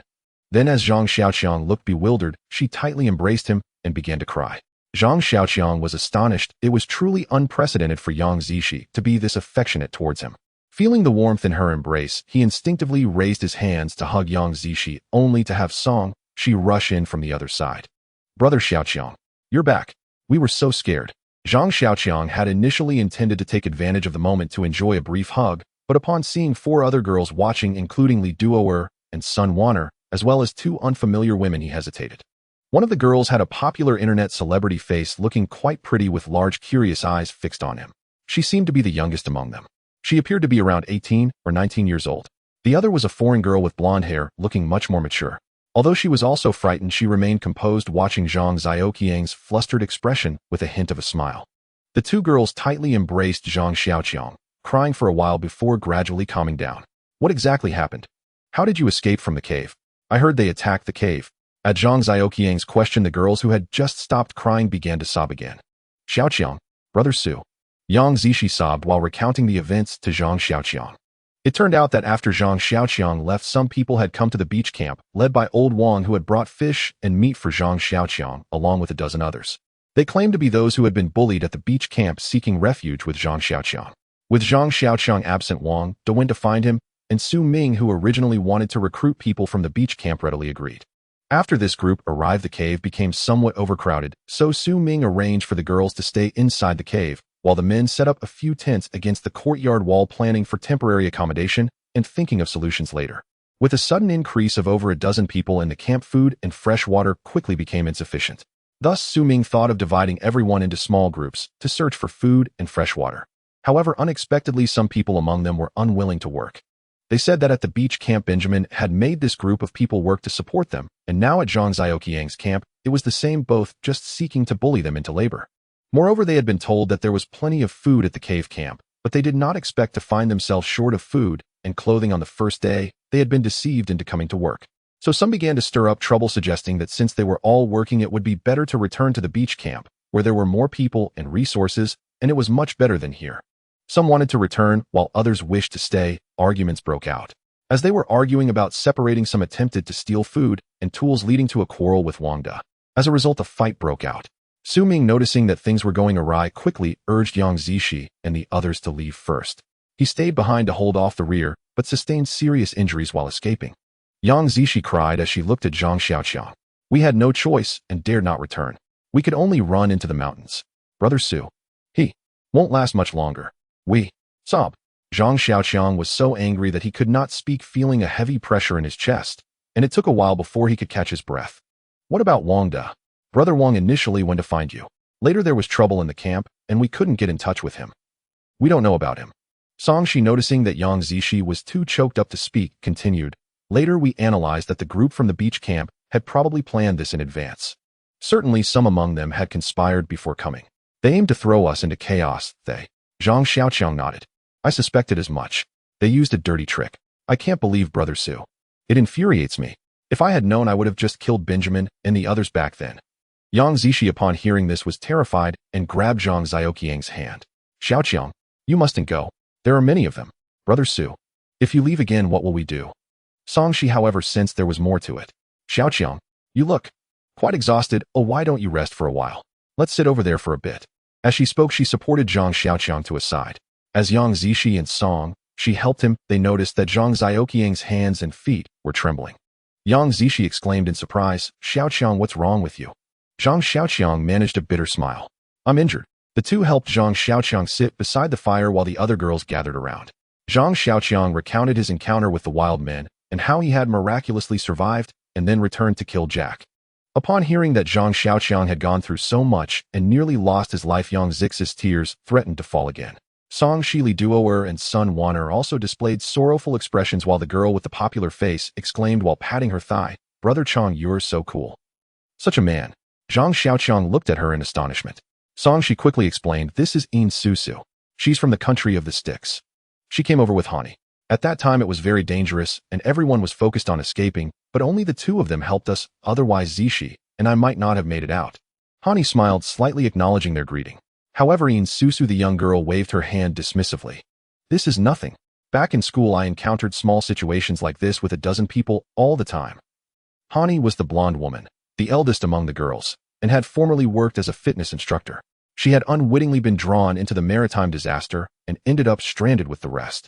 Yin Susu was an 18-year-old rebellious girl. Her fluent Mandarin made it nearly impossible to tell she was foreign-born.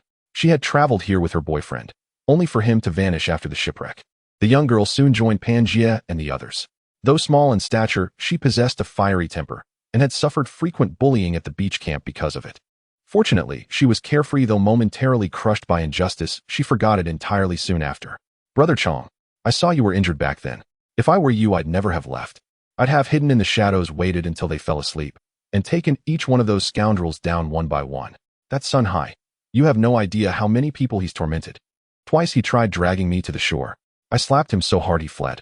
Later he ordered me to fish. Damn, near froze me to death. And that Park Deshang, he harassed Sister Pan countless times. Had we not all been watching, who knows what that wretch might have done. As for Jack, you mentioned, I don't recall him much. He seemed idle, yes, but otherwise harmless. Never imagined he was an internationally wanted fugitive. Brother Chong, you've just struck gold. His bounty must be enormous." Hearing Yin Susu's teasing, everyone could only smile wryly. Zhang Xiaoqiang felt certain that if he didn't exercise restraint, the wounds sustained during his battle with the Yao, still unruptured, would surely tear open under her barrage. After rambling on, Yin Susu leaned in with a grin. "Brother Chong, I'm sticking with you from now on. Take good care of me." Hani tugged gently at her arm. "Let Xiaoqiang rest a while. Didn't you hear he's injured?" Yin Susu frowned in dismay. "Then what do we do? Starve tonight?" It dawned on them. Her flattery had been calculated. She wanted Zhang Xiaoqiang to find food. Watching the spirited girl, Zhang Xiaoqiang felt strangely ill at ease. Glancing at Yang Zishi and Song, she noticed their exhaustion. No doubt, as de facto leaders of this small group, they'd eaten poorly and slept even worse. Even Yang Zishi bore dark circles beneath her eyes. A pang of tenderness stirred in Zhang Xiaoqiang's chest. "You all rest here first. I'll scout nearby, see if I can find something edible." He rose to his feet. "Wait!" Hani suddenly called out, halting him. She gestured shyly toward the Yao's corpse lying on the ground. "Could you please remove it? It frightens me." Zhang Xiaoqiang glanced at the body. It had shriveled into a tight mass, the purple gold spear still embedded in its chest. Whether due to the encroaching darkness or a trick of the eye, Zhang Xiaoqiang thought the spear's hue had subtly shifted. He gave it no further thought, pulled the spear free, then dragged the corpse far away. Though Amu claimed Yao flesh was edible, Zhang Xiaoqiang refused to consume it. It resembled a human too closely. Its very appearance unsettled him. Activating his celestial eye, he scanned the surroundings and found only fungi, wild mushrooms. Without a pot or fresh water, they would be unpalatable. By now, Zhang Xiaoqiang felt his strength largely restored. He picked up a burning branch. "Wait for me here. The river lies roughly 3 li away. I'll catch some fish and roast them for you." With that, he sprinted toward the stream. At the riverside, he chose a spot teeming with large, abundant fish and held the torch above the water's surface. In the blackness, its glow soon drew swarms of night insects. The fish, lured by the commotion, surged upward. Zhang Xiaoqiang steadied the purple gold spear, waited for the perfect moment, and struck with lethal precision. Within moments, 5 plump fish lay motionless at his feet. He pierced their gills with twigs and hung them from his waist before dashing back to the fire. The round trip took just over half an hour. Upon returning, he found all 6 girls seated in a neat row beside the flames, gazing at him with pitiful, expectant eyes. Zhang Xiaoqiang smacked his forehead in chagrin. "Ah, my apologies. I'd forgotten there are 6 of you. Only 5 fish, but they're sizable. Let's share them for now." As always, he handed the fish to Yang Zishi. Songshi stepped forward to assist. Hani joined in cleaning the fish while Li Duer and Sun Wanner, long accustomed to aiding Yang Zishi and Song Shi, naturally assumed their familiar roles. Only Yin Susu stood apart, hands clasped, eyes fixed on Zhang Xiaoqiang. No way, Brother Chong. You caught this many in just minutes. No wonder they call you a monster. A monster? Zhang Xiaoqiang faltered. Was that praise? Why did the word instantly conjure images of the Yao, or Jack? Yin Susu, oblivious to his expression, pressed on. Exactly. I saw you wrestle a shark on the shore last time. Absolutely magnificent. Brother Chong, do you have a girlfriend? What if I became yours? Zhang Xiaoqiang froze. Yang Zishi lifted her gaze, cold, piercing, and seeing his silence lowered it again. Fearing Yin Susu might say more song, she quickly intervened. Susu, come help me. Take this and throw it far away. The 5 fish weighed at least 30 or 40 jin. The 6 girls devoured them with unrestrained delight, while Zhang Xiaoqiang tasted only a few bites before reclining beside the fire to rest. For days he'd borne grievous wounds and immense physical strain, sleeping lightly in the wild, burdened by constant mental vigilance. Now, having finally reunited with companions, the sudden release of tension overwhelmed him with profound fatigue. As Zhang Xiaoqiang sank into deep slumber, Yang Zishi spoke softly. We'll take shifts tonight. Let Xiaoqiang sleep undisturbed. No one is to wake him. Tomorrow we'll rely on him heavily. That night Zhang Xiaoqiang snored thunderously, leaving the 6 girls utterly dumbfounded. Sister Yang, how did he sleep when you were together before? Yin Susu finally blurted out. Yang Zishi stammered. He never snored like this before. What's come over him? Songshi, ever considerate, added dry branches to the fire and said, he used to go days without sleeping. This exhaustion is unprecedented. Perhaps his injuries are deeper than we know. But where exactly is he wounded? Has anyone seen? They exchanged glances, then turned collectively to Yang Zishi. She shook her head emphatically. I haven't seen either. Only heard him say the wounds are severe. Yin Susu, ever bold, chimed in. Then why don't you take a look, Sister Yang? If you want, I will. And don't get jealous later. Yang Zishi flushed crimson. Jealous? Of what? I'm certainly not. Yin Susu laughed openly. I already asked Xiaoqiang. Does he have a girlfriend? If none of you are his girlfriend, then I'm claiming him. Such a capable, formidable man. I won't let him slip away. Yang Zishi reddened again and stayed silent. Songshi sighed irritably. We're discussing Xiaoqiang's injuries, not romantic prospects. If no one else will check, I will. Surely a wound can't scare us all senseless. With that, she moved forward to loosen Zhang Xiaoqiang's clothing and examine his injuries. As she approached, everyone gathered around. Even Li Duo and Sun Wanner, the 2 most timid girls, drew near. Yin Susu, though younger than both, stood boldly before them, chest thrust forward as if shielding them. What are you 2 doing? Sun Wanner glanced at Yin Susu, but remained silent. Li Duo, summoning her courage, replied, We're worried about Brother Xiaoqiang. What's wrong? Songshi spoke up. Be quiet. You'll wake him. At once all fell silent and gathered closer, gazing down at Zhang Xiaoqiang lying motionless. His clothes were utterly shredded. Several broad strips of bark had been tightly bound across his abdomen, concealing the wound entirely.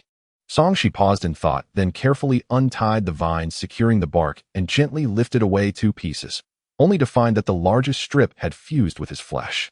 Gazing at the dried, crusted blood seeping from beneath the bark, Song's hands trembled. Yang Zishi pressed a hand over her mouth, stifling a sob. Hani sighed deeply and stepped forward. Let me handle this. I've studied basic first aid. She replaced Songshi and examined the wound's periphery. Then with delicate precision, she pressed lightly around the edges. Yin Susu whispered beside her, I want to touch it too. Songshi shot her a sharp, exasperated look. Touch what? Yin Susu pointed unflinchingly. His abs. Look how perfect they are. Who else has muscles like that? Her remark drew everyone's attention, and only then did they realize, stripped of his shirt, Zhang Xiaoqiang possessed the rare, enviable physique of one who appears slender, clothed, yet powerfully built, bare-chested. Even without seeing the abdominal muscles half hidden beneath the bark, the sharply defined pectorals alone made every onlooker instinctively swallow hard. Though Hani, as a foreigner, was accustomed to openness, Yin Susu's boldness left her flustered.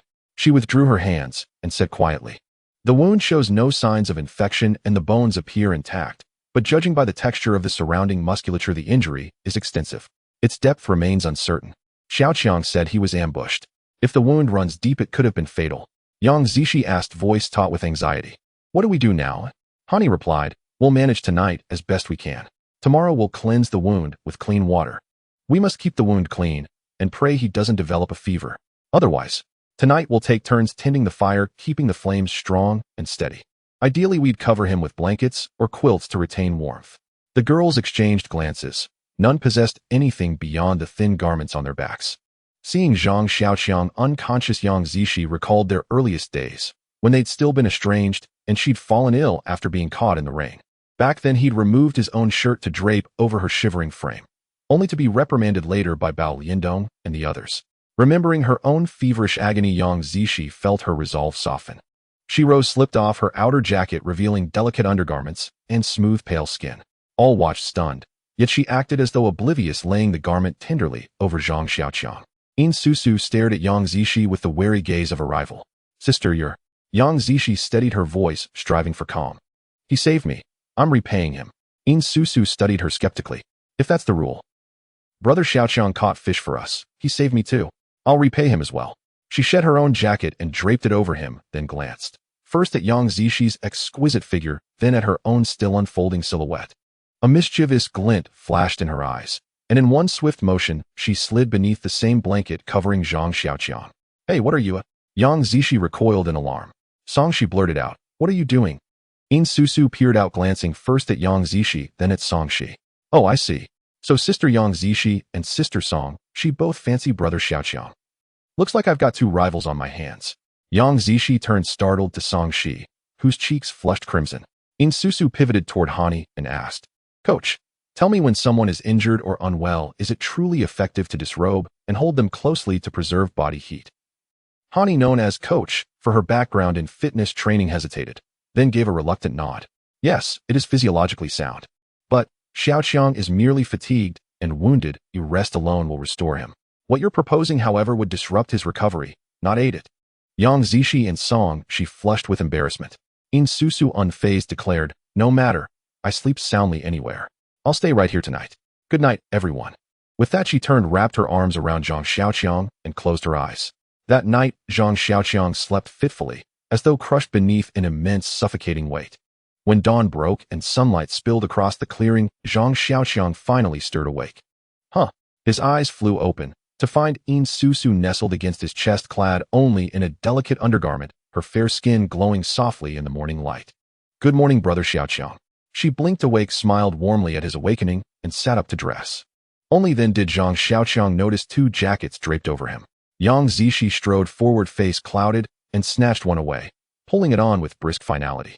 Zhang Xiaoqiang, momentarily distracted by the graceful curve of Yang Zishi's form beneath her underclothes, started in surprise as she yanked the garment from him. Before he could glance again, both Yang Zishi and In Susu had turned and walked away. Song Shi lingered nearby, offering a shy, flustered smile. How did you sleep last night? Terribly tired, he murmured, rubbing his shoulders. What happened last night? Why did they? Song Shi raised a finger, shaking it gently. Ask no more. If you're recovered, rise. We're heading to the riverbank where you caught fish yesterday. He agreed and climbed to his feet, then paused, frowning. Wait, that riverbank. Why go there? Coach said your wound needs cleansing, and we must assess its healing progress. You're the only man among us. Should anything happen to you, what would become of us? As Song Shi uttered the word become, her eyes fluttered, suggestive teasing laden with unspoken meaning. Zhang Xiaoqiang shifted uncomfortably. If that's the case, perhaps we shouldn't go to the river at all. My wound's fine. Then what should we do? At his words, everyone halted their tasks and turned expectantly toward him. After a moment's reflection, he answered, First, I'll secure a safe shelter for all of you. Then I'll search for Brother De Wang. And above all, I intend to avenge Brother Ming Su. No, this time it was not Yang Zishi who spoke first, but Hani. She pointed at Zhang Xiaoqiang's abdomen and declared, Your injuries are severe, though no inflammation or deterioration is visible. Now no one can predict how they will progress in a few days. Moreover, your body has not yet fully recovered. You must regain your strength before even considering vengeance. Yang Zishi echoed Hani's words exactly. Did you not promise me? If you leave us too, what will become of us? Zhang Xiaoqiang glanced around at them all, then smiled gently. All right. I'll heed your counsel. First, I'll heal completely. Then I'll seek retribution. As for Brother Wang De, he's an elite reconnaissance soldier. He should be perfectly safe. Hearing this, the others finally breathed easy. They resumed preparations. Hey, where are you all off to now? To the river. In Susu replied without lifting her head. Last night you were gone only briefly, and yet returned with so many fish. Today we're all going, to watch you fish and to bathe as well. At that she lifted her gaze and met Zhang Xiaoqiang's eyes. Brother Xiaoqiang, how did you sleep holding me last night? Zhang Xiaoqiang flushed crimson. Wait, why were you beneath my quilt? In Susu grinned playfully.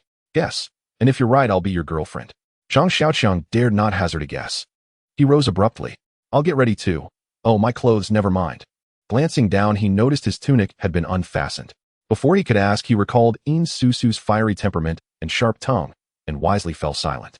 He picked up his Zijin spear, and instantly sensed something different.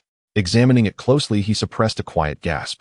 Its hue had shifted. Once a russet brown wood threaded with faint golden filaments, it now gleamed deep violet red. The golden vein stood out with startling clarity, and its weight felt denser, more substantial. As Zhang Xiaoqiang studied its grain, he realized the wood's darkened tone resembled timber freshly soaked in blood. A chill of unease stirred within him.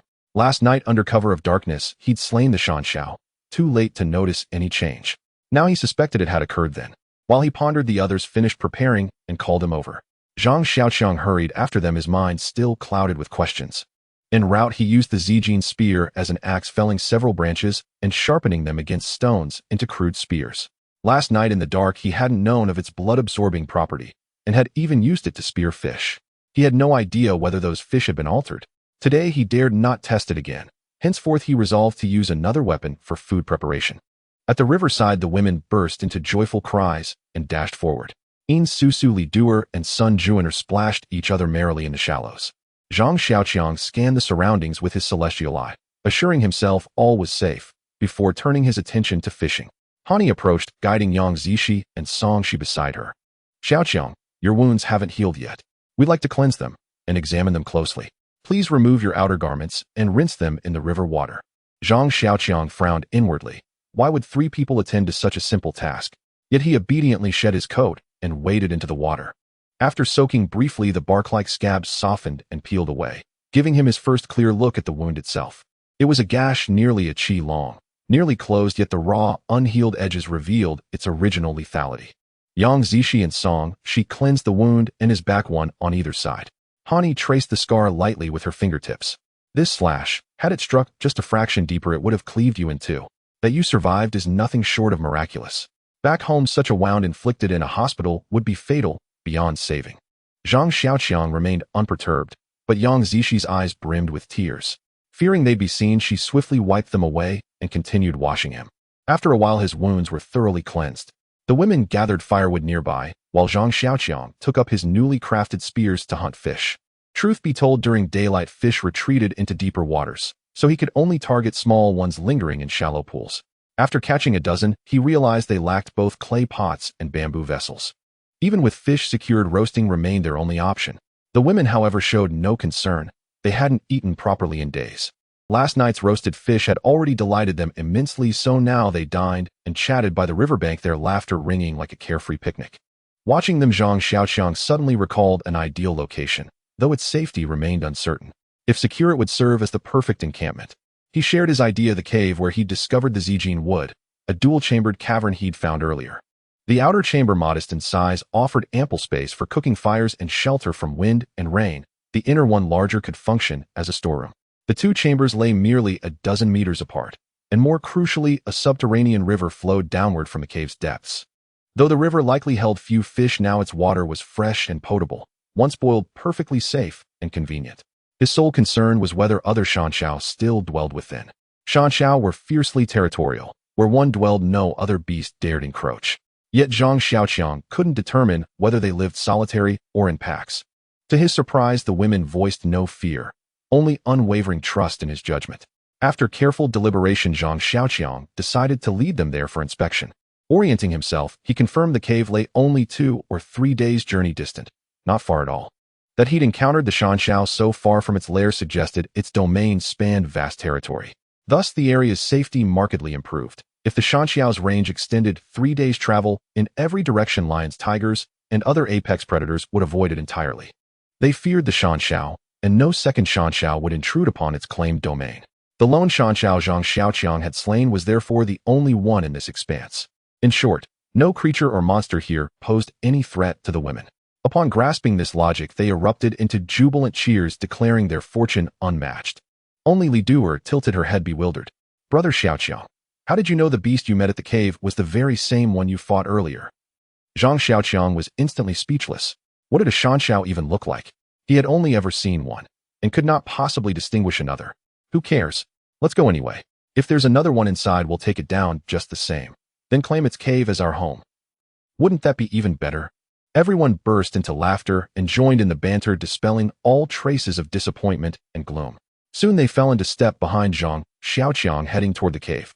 As they walked, Zhang Xiaoqiang noticed that Yin Susu was an exceptionally vibrant young woman, one who once committed to a path pursued it with unwavering focus. She radiated sunshine itself, in her eyes no obstacle seemed insurmountable, and now she had become his devoted admirer, believing every word he uttered without question.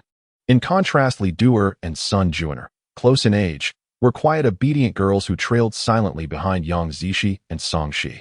As for Hani, she exuded maturity and composure, her figure strikingly athletic. Though not as generously endowed as Yang Zishi's, she possessed undeniable presence. Well, what truly set Hani apart was her reliability. Her words carried weight, her actions were consistently sound. Indeed, had it not been for her steady care of Yin Susu, Li Duer, and Sun Juner along the way, the three would surely have dashed off recklessly, lost in their own exuberance. With 6 girls in tow, Zhang Xiaoqiang repeatedly activated his celestial eye to scan the surroundings, vigilant against any large predators.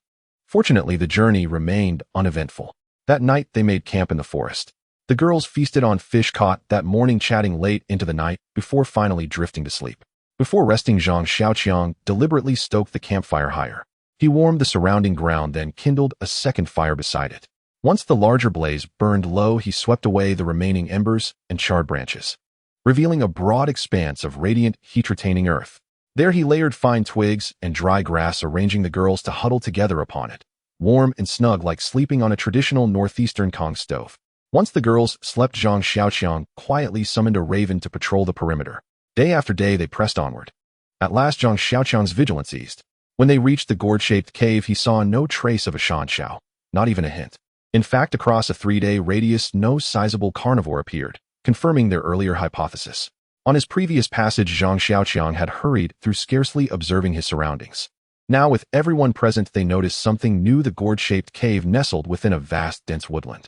Like the cave camp, it was carved into a vertical cliff face.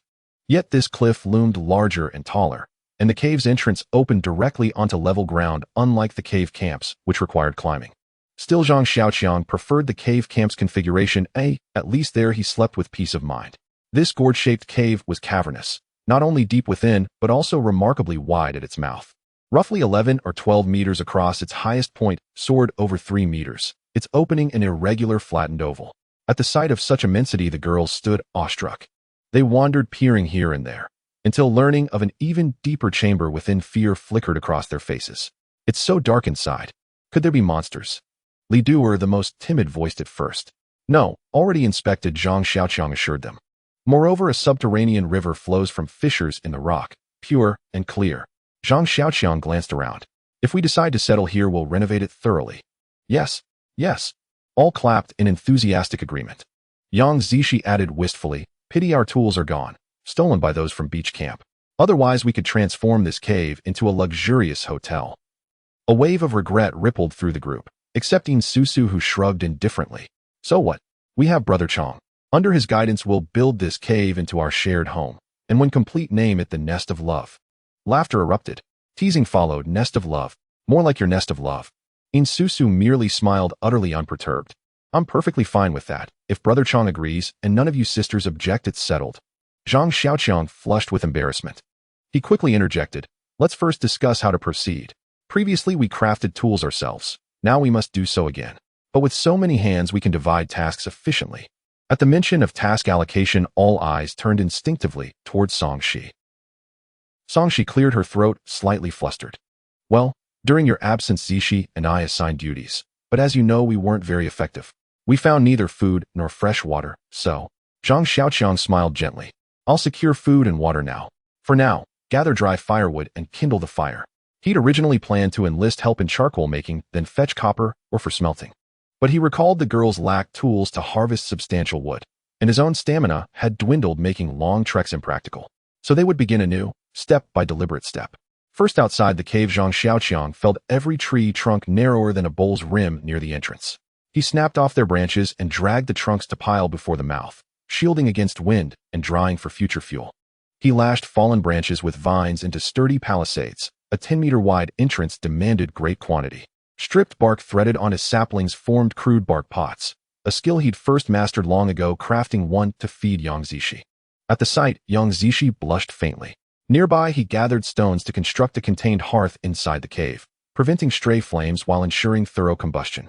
Finally, at the group's request, he erected an additional wooden barrier across the rear cave entrance. For though the inner chamber lay empty, its darkness unsettled them, so a timber gate offered quiet reassurance. Fresh water proved easiest to obtain. Just hundreds of meters into the cave lay the subterranean river, yet no one volunteered. Not only did they lack vessels to draw water, but the pitch-black depths unnerved them all. With no choice, Zhang Xiaoqiang fashioned a large bark pot and ventured in alone to fetch water. "Brother Chong, I'll go too," In Susu declared instantly upon seeing him rise. Just then Hani stepped forward. "You stay, let me go. I'm stronger and can carry a second bark pot. That way we'll boil more water." Hani volunteered to go, and In Susu found it awkward to refuse, especially since Hani had sound reasoning. Reluctantly, she sat down. Thus Hani picked up the bark pot and set off toward the underground river alongside Zhang Xiaoqiang. Zhang Xiaoqiang led the way, torch in hand, while Hani followed closely behind carrying 2 bark pots. Hani was usually a quiet girl, reserved and seldom speaking, but today she had deliberately sought out Zhang Xiaoqiang. He sensed she must have something important to say. They walked at a deliberate pace. "Xiaoqiang, Yang Zishi and the others deeply admire you." Hani opened with light, tentative conversation. "Not at all. We're all simply surviving together, holding on until rescue arrives." Hani glanced at Zhang Xiaoqiang, as if gauging the sincerity behind his words. "Then, have you been caring for everyone alone all this time?" Zhang Xiaoqiang asked. "Certainly not. We're all contributing. It's just that as a man I naturally take on more responsibility." "And what about the girls? How are things between you and them?" Hani hesitated, searching for the right phrasing. She paused for a long moment before speaking. "At the beach camp, every person bears heavy duties, yet we still starve each day. And we're constantly harassed by those scoundrels. Some sisters with no other recourse were forced to trade their bodies for scraps of food, just enough to cling to life." Zhang Xiaoqiang recoiled in shock. "Surely not. Didn't Benjamin claim there were ample supplies? I saw several crates inside his tent, and it's only been a few days. How could things have deteriorated so quickly?" "We're simply too many." The first day went smoothly. Everyone obeyed Benjamin, setting up camp and securing fresh water. But by the second day, supplies were nearly exhausted. Hani sighed heavily. Fearing panic, Benjamin concealed the truth, declaring that rations must be reserved for the most critical moment, and instructed everyone to fish, hunt, and forage for food and water instead. You know how that ended. None of us possessed such skills. Soon hunger gripped the camp. Benjamin and his men, however, retained their provisions and used biscuits and canned goods to lure young women. The few of us here resisted temptation. Several others fell prey, and 2 were utterly broken by those monsters. Among Benjamin's group, some weren't even human in spirit. Her voice trembled with rising fury. By then they had reached the underground river, only 200 or 300 meters away, though the utter darkness had slowed their pace. Hani and Zhang Xiaoqiang filled their bark pots with water and began the return journey. "At first I assumed you were no different from them, especially with 2 such beautiful girls by your side. But Old Wang secretly told us your supplies were plentiful, and that you'd taken in Li Duer and her companion. I thought with only a handful of men here, conditions must still be better than at the beach camp. So we came. We never expected Benjamin's men would send spies. When it happened, I'd already resolved to die rather than yield to those scoundrels, until Yang Zishi and Songshi insisted you were nothing like them. They said they'd lived safely under your protection, and so I did everything I could to help everyone escape. Turns out we truly struck gold." Hani glanced at Zhang Xiaoqiang and smiled. "Will you ever become like them, demanding our bodies in exchange for food?" Zhang Xiaoqiang offered a wry, rueful smile at her remark. 70% jest, 30% probing. "Dare I? Miss Yang's temper is legendary, and Songshi's intellect is razor-sharp. How could I possibly provoke either?" Hani held his gaze steadily. "What about Li Duer and Sun Wanner? They're as gentle and timid as little rabbits." Zhang Xiaoqiang shook his head. "They're far too young. I see them only as my younger sisters. In Susu is even younger, and utterly infatuated with you. A single nod from you, and she'd slip into your sleeping mat without hesitation." At that, Zhang Xiaoqiang suddenly recalled something. "Ah, now that you mention it, I'd forgotten entirely. How did she end up in my sleeping mat that night?" Hani chuckled and explained, then asked, "You feel nothing for her?" Zhang Xiaoqiang nodded. Hani frowned. "So many beautiful women, and yet no spark. Are you even a man? Or, sister, please listen, don't jump to conclusions. I'm perfectly normal, but one must retain a moral compass. To claim no attraction would be dishonest, but neither can one surrender to impulse. After all, I am a man. Some restraint is expected, Hani beamed at him amused. Very well. You hold yourself to a remarkably high standard. Then, what if hardship strikes again? What if you run out of food? I can't foresee that far ahead. I'll do my best now, and face tomorrow when it comes. As they neared the cave entrance, Hani suddenly drew close, so near their faces nearly touched. Face to face. In the future, if we ever face dire straits where you must choose whom to protect and can save only a few, I hope you'll consider me first. I possess many useful skills, and I'll prove myself worth your trust. With that, Hani carried her pot into the cave ahead of him. Zhang Xiaoqiang stood bewildered, turning her words over in his mind, sensing veiled meaning yet uncertain of its weight. He followed pot in hand. Why so slow? In Susu rushed forward the moment they entered, calling out loudly. Hani replied calmly, it's pitch black inside, and I don't know the path. That slowed us down. But it's fine, we'll prepare more torches and travel in groups of 2 or 3 next time. Then fear won't hold us back. Her words instantly captivated the others, who eagerly pressed for details, asking about the cave's layout, whether the underground river held fish, and more. After the group chatted for a while, she turned to Zhang Xiaoqiang. What's next? He gazed toward the forest beyond and said, over the next 2 days, gather dry firewood. You'll also collect vines to weave carrying baskets and reinforce barriers, starting with fortifying the cave entrance to keep wild beasts out at night. All eyes turned to the 10-meter-wide cavern mouth. In Susu stuck out her tongue. How many barriers will we need for such a vast opening? That's simple, Zhang Xiaoqiang replied. Just fetch a few sturdy vines from nearby, and leave the rest to me. He strode out, gripping his Zijin spear. Spotting a straight, thigh-thick tree, he swung the spear, once, twice, and felled it cleanly. He stripped away branches and dragged the trunk to the cave mouth. Repeating the process, he cut down over a dozen trees, then stood the trunks upright across the entrance. Now bind horizontal branches to these trunks with vines. That forms a sturdy wooden wall, windproof, rainproof, and beastproof. Just remember to leave an opening for a door. Within an hour, the task was complete. The group erupted in applause, awestruck by Zhang Xiaoqiang's strength and efficiency. Now the Hulu Mountain Cave Camp featured 2 concentric walls. Inside, a fence woven from interlaced branches stood just within the cave entrance. Outside, Zhang Xiaoqiang erected a sturdy wooden wall using felled tree trunks. The girls reinforced it with liana vines and flexible branches, both resilient and wind-resistant. It offered both security and warmth. A single exit was left in the wall, fitted with a sliding wooden gate crafted by Zhang Xiaoqiang. At night, the gate was secured from the outside, then lashed tightly from within with lianas, deterring most wild beasts from entering. Inside the cave, Zhang Xiaoqiang stacked all the felled timber. The cavern's vast interior easily accommodated the pile. The girls sat beside the hearth weaving baskets. Once this task was complete, Zhang Xiaoqiang ventured out to hunt. After circling the area, he realized, belatedly, that his choice of campsite had been ill-considered. For there were virtually no large animals nearby. Whether out of fear of mountain apes or some other cause, none roamed within a 2 or 3 day radius of the cave. Hunting thus became an arduous endeavor. Moreover, Zhang Xiaoqiang's body had yet to recover its former strength and speed. He could no longer chase mountain goats across steep ridges or trek great distances to hunt and return bearing heavy game. Worse still, within the range he could reasonably cover and return in a single day, only pheasants and rabbits dwelled. Zhang Xiaoqiang fashioned 4 javelins from sturdy branches, gathered wild fruits, and waited for dusk to fall. As night descended, pheasants' vision dimmed. They could perceive little beyond arm's length in the dark. So when darkness settled, Zhang Xiaoqiang crept toward their roosting grounds. Pheasants spent nights perched on low branches or concealed within thickets. To avoid alarming them, he resolved first to target those hidden in the undergrowth. Though the javelin tips were not razor-sharp, his current arm strength remained sufficient to strike lethally, provided the first blow landed true. The second strike, however, demanded careful consideration. He approached the thicket silently. 3 unusually large pheasants huddled within. Too heavy to fly up into the treetops, they preferred the shelter of dense grass. Zhang Xiaoqiang halted 3 meters from the thicket. Though he moved with utmost silence, he knew he had already roused the trio within. They now stared fixedly in his direction, eyes wide. He raised his javelin, aimed at the largest bird, and hurled it. A shrill, panicked cry pierced the night. 1 pheasant collapsed instantly. The other 2 whirled and fled. Zhang Xiaoqiang hurled 2 more javelins in pursuit, but missed both. He retrieved his weapon, reattaching it to his waist belt. This pheasant was plump and sizable, yet with 6 women awaiting dinner, 1 bird was woefully insufficient.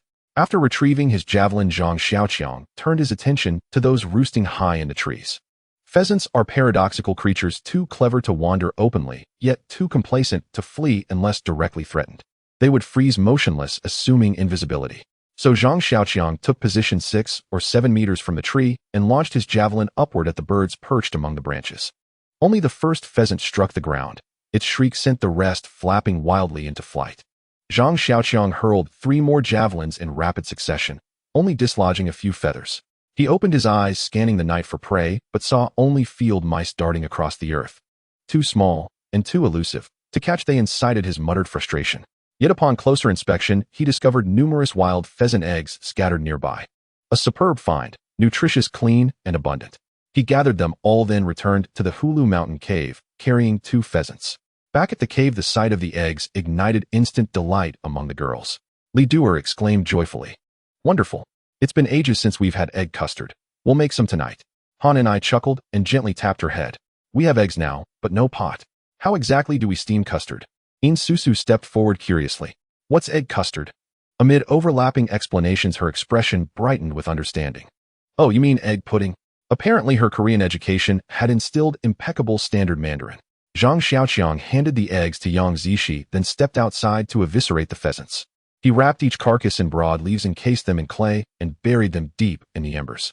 The girls debated animatedly for some time. Until practicality prevailed, lacking proper cookware, they roasted the eggs directly in the fire. The compromise dampened their enthusiasm. Yang Zishi drew near and said earnestly, Xiaoqiang, tomorrow let's make ceramic pots. We're weary of eating only roasted food. Of course, he agreed without hesitation. How many baskets have you woven so far? Yang Zishi glanced back. Here they are. 6, though none are particularly large. That's plenty. Tomorrow we'll all scout nearby for suitable clay, then carry it back to craft pots, buckets, and more. All of us, together. Yang Zishi beamed. Yes. This morning I explored the mountainside behind our cave. After half a day's walk, there's a pond. Its clay is ideal for pottery. A round trip will take nearly a full day, but we'll return laden with rich, workable clay. Everyone concurred, and plans were set for departure at dawn. By then the pheasants in the hearth had roasted thoroughly. The hardened clay cracked open, releasing waves of savory aroma. Zhang Xiaoqiang withdrew the birds, shattered the clay casing, and instinctively passed the first 2 to Yang Zishi and Song Shi, who just as naturally divided them among the group. Each accepted their portion quietly, excepting Susu, who wore a sullen expression. Brother Chong, since I'm soon to be your girlfriend, may I handle such duties next time? Zhang Xiaoqiang blinked in surprise. Glancing around, he found all eyes fixed on him, awaiting his response. Which duty do you mean? This one. In Susu held up her portion of roasted pheasant. Is something wrong with this piece? Song Shi, who had portioned it, asked mildly. In Susu replied, No. It's tradition in my homeland. Serving food to guests falls to the lady of the house. Sister Yang Zishi and Sister Song, she have cared for us all along. But now Brother Chong is here. We are one family. You are the master of this household, and I wish to be your girlfriend, and thus its mistress. At her words, Zhang Xiaoqiang felt a sudden uneasy premonition. Zhang Xiaoqiang anxiously looked at everyone. Is it really that important to split the food? In his view, as long as there was no unfair distribution, it didn't matter who divided it. He thought everyone should feel the same, but unexpectedly, before In Susu could speak, almost all the girls silently nodded in agreement. Zhang Xiaoqiang had an ominous feeling. Is Yang Zishi and Song Shi not doing well? Everyone nodded. Very well. Sister did very well. No problem. Zhang Xiaoqiang felt a bit frustrated. Then why change people? In Susu said very seriously, this is a matter of who is in charge of the family. Zhang Xiaoqiang thought that only In Susu thought this way. Unexpectedly, Hani also nodded in agreement. Indeed, in the past, family matters were always decided by the mistress. However, I think our family is a bit special, so it's quite good for Yang Zishi and Song Shi to be the mistresses of this household. Yang Zishi straightened up, casting an annoyed glance at In Susu, and then at Zhang Xiaoqiang. I don't care for this mistress business. Whoever wants it can take it. Song Shi pulled her gently. We have only just begun to eat enough. Oh, why are we discussing this now? We all rely on Xiaoqiang for our meals, so naturally, he should have the final say here. I think everyone should just stop arguing. Whoever Xiaoqiang decides should have the final say will have it. That won't do. In Susu hurriedly replied. In that case, Changgu will definitely let Yang Zishi decide. He is most afraid of her. I want to have the final say. This way I can protect Changgu. When has he ever been afraid of me? Yang Zishi shouted angrily. Hani also chimed in. Where do you see that Changgu is afraid of your sister Zishi? Maybe he likes her. In Susu glared at Hani. I don't care. I just like Changgu. I just want to help him with something. Moreover, aren't we all secretly trying to please Changgu? Li Duo or Sun Wan, you both say, do you like Changgu? When there is nothing to do you secretly watch Changgu? Li Duoer and Sun Wanner didn't have the courage of In Susu as soon as she said that they lowered their heads, only secretly glancing at Zhang Xiaoqiang from the corner of their eyes. In Susu continued, the coach too. Don't say you haven't thought about this. You even went to fetch water with Chang Ge. Just the two of you. You must have whispered to Chang Ge. Since everyone likes Chang Ge, then I also like him. I must say it out loud. Songshi noticed that In Susu seemed a bit agitated and gently advised her. We all appreciate Xiaoqiang, so naturally we all like him. What's wrong with that? Exactly. Everyone likes him. It's not just you. At this moment, Sun Wanner suddenly spoke up. Everyone looked over in surprise. Even Xiaoqiang looked at her. Sun Wanner was the quietest here, rarely speaking, even shyer than Li Duo. Zhang Xiaoqiang had not spoken to her alone for so long. Unexpectedly, she suddenly spoke today, and her words shocked everyone. Chang Ge took me and letting me leave that dreadful place no longer in constant fear. Duoer thinks the same. We all like Chang Ge. Why should it just be for you? Sun Wanner looked delicate, but showed no signs of backing down. Her words left In Susu speechless. She stammered, I like Chang Ge the most. More than all of you. You all like him secretly. None of you dare to say it out loud. At this moment, perhaps stimulated by her companions, Li Duoer also raised her head. Actually, I also like Chang Ge. I just didn't dare to say it. Today I will say it out loud so everyone knows. Zhang Xiaoqiang felt like he wanted to die, for he saw that Yang Zix's face had turned pale. What's going on with all of you today? Why is this such a serious topic? Huh? Zhang Xiaoqiang laughed awkwardly while looking at Song Shi, signaling. Can you help me out here? Before Song Shi could speak, In Susu chimed in. Song Shi, you and Yang Zishi are the closest. You tell us, haven't you liked Zhang Xiaoqiang for a long time? Is it just because of Yang Zishi that you haven't said it out loud, but instead helped Yang Zishi with everything? Upon hearing this, Song Shi was momentarily stunned. Yang Zix's eyes turned red upon hearing this. Song Shi, you. Zhang Xiaoqiang felt something was off and hurriedly pulled Yang Zishi. Hey, everyone, stop talking. It's really just a matter of who has the final say in the family. Why make it so serious? Here's what I'll say. From now on, let's not talk about this topic anymore. Whoever contributes the most to this family gets to have the final say. As for now, Yang Zishi has been in this family the longest, so she gets to decide for now. Everyone should just listen to her from now on. Yang Zishi glanced at Zhang Xiaoqiang, surprisingly not getting angry at him this time. Song Shi merely nodded, a hint of disappointment on her face. Li Duoer and Sun Wanner, who had just mustered the courage to say that had already exhausted themselves, their faces were flushed, and they dared not say another word. In Susu was still a bit unhappy and muttered softly, I want to be your girlfriend. Hani gave her a light slap on the head. You want to be Chang Ge's girlfriend? What about your sister Zishi? What about sister Song Shi? In Susu pouted and suddenly blurted this out. Then I'll just share him with them. Everyone burst into laughter. Even Yang Zishi was amused by In Susu's words. Hani, annoyed, gave her a hard slap on the head. Share. They were here first. It's them who should share with you. In Susu knew how to take advantage of the situation and immediately looked up at Yang Zishi. Sister, can you share some with me? Yang Zishi tried to maintain a serious face, but couldn't hold it in. In Susu immediately jumped up and exclaimed. Sister smiled. Smiling means she agreed. What about sister Song Shi? She turned to ask Song Shi, who glanced at Yang Zishi in fright. That's your sister Yang's, don't ask me. In Susu hugged Song Shi tightly. Sister Song, she is the best. You and sister Yang are the best. She has agreed, so you must agree too. Song Shi looked at In Susu, then at Yang Zishi, and suddenly turned to look at Zhang Xiaoqiang. I agree, but you have to agree to one condition. Huh, there are conditions. In Susu said somewhat unhappily. Then you say it. You promise me to help take care of everyone with all the sisters here and listen to your sister Yang. Do you agree? Agreed. In Susu nodded without hesitation. Song Shi then looked at the others. Since we are discussing this today, I'll say it all. We are currently stranded on a deserted island. We owe our survival today entirely to Zhang Xiaoqiang. If you truly consider us family and see Xiaoqiang as one of your own, then don't talk about who is the mistress and who is the master anymore. Xiaoqiang is the only man here. He is the master of our family. The rest of us are sisters. We help each other, support each other, and strive to find a way back in the future. What do you all think? Everyone nodded in agreement. Zhang Xiaoqiang let out a sigh of relief. He looked gratefully at Song Shi. In a crucial moment, this girl was smart enough to redirect the issue. But why does Song's eyes gaze toward him feel so strange? That night, Zhang Xiaoqiang slept with a heart full of trepidation. In Susu was far too bold, actually claiming that everyone liked her. However, thinking of this made Zhang Xiaoqiang feel a hint of pride. Even though he knew it was merely because he had saved them and could provide them with food, thus evoking more gratitude than affection, Zhang Xiaoqiang still felt very proud. Thus he quietly resolved in his heart to enable them to live a little better. The next day, everyone packed their handmade baskets and laughing and chatting exited the cave together, heading towards the place with clay that Zhang Xiaoqiang had mentioned. Zhang Xiaoqiang was anxious, fearing they might suddenly bring up last night's topic and start arguing, but the girls seemed to have an unspoken agreement, not mentioning it, even once acting as if nothing had happened, chatting and laughing with each other. The only difference was that everyone's attitude towards Zhang Xiaoqiang had suddenly changed a lot, as if they were intentionally avoiding opportunities for unknown contact with him. This left Zhang Xiaoqiang feeling quite displeased. Halfway there, he found himself at the spot where they had caught wild chickens yesterday. Looking at the plump wild chickens in the distance, Zhang Xiaoqiang suddenly had a strange idea. He found two slender vines nearby, tying one end to the tree root and the other end to a hard thorn of a low acacia shrub. This thorn was very sturdy and straight with a curve at the tip. Then he found two large crawling worms on the ground, threading them onto the thorn as bait. He placed it near the area where the wild chickens often roamed. Then he hid at a distance to observe. A few girls, seeing that he had made something resembling a fish hook to catch wild chickens, looked on with curiosity. After a while, the girls lost interest. Susu came over and asked Chang Go, "Are you fishing or trying to catch chickens? Don't tell me you caught wild chickens like this yesterday." Zhang Xiaoqiang glanced at the group of wild chickens in the distance and whispered, "I'm just trying it out. This idea just popped into my head.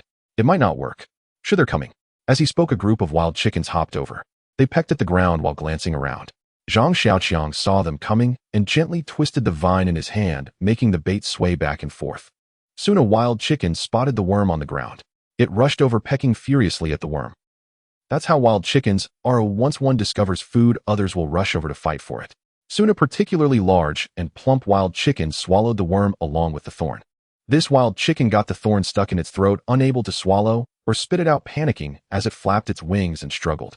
The other wild chickens didn't care about it. They continued to fight over another bait, and soon another wild chicken swallowed the bait.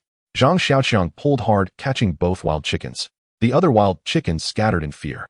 Zhang Xiaoqiang threw a spear and surprisingly hit another one.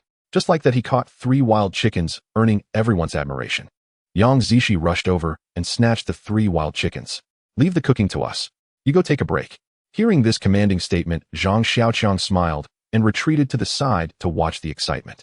With food in hand, everyone's spirits lifted. They moved much faster. By around noon, they arrived at the pond Zhang Xiaoqiang had mentioned. Upon reaching the pond, Yang Zishi divided the girls into 2 groups. One group would prepare the wild chickens for lunch, and the other would follow Zhang Xiaoqiang to the pond's edge to search for clay. At the pond's edge, Zhang Xiaoqiang found suitable clay for making pottery, filling the basket with clay, and now he could wait for lunch. There was plenty of clay. Looking at the vast expanse of clay before him, Zhang Xiaoqiang suddenly had an idea. "Since we have some time to spare, and lunch will take a while to prepare, why don't we make some pottery here and leave it to dry? I can come back to collect it when I have time in a few days." Everyone was quite pleased to hear this. "But what should we make?" Songshi asked. "Let's make some pots and bowls. If we let them dry here, it'll be troublesome to carry them back, so it's better to make them in the cave. Or, let's make some simple bricks. We can make bricks and leave them here. They won't break easily when Xiaoqiang comes to collect them. Then we can take the bricks back to the cave to build a stove and a cooking platform." Everyone was just looking for something to do, and making bricks was easy, so they all got to work.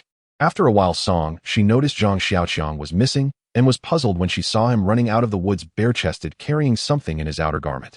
Come. Everyone take a look at what this is." As everyone gathered around, they saw it was pine nuts. "Changgu, you're amazing. Where did you find these?" Susu grabbed a handful to eat, praising Zhang Xiaoqiang. Zhang Xiaoqiang replied, "There's a large pine forest over there. I wandered around inside and collected these. But I'm afraid you'll have to work more."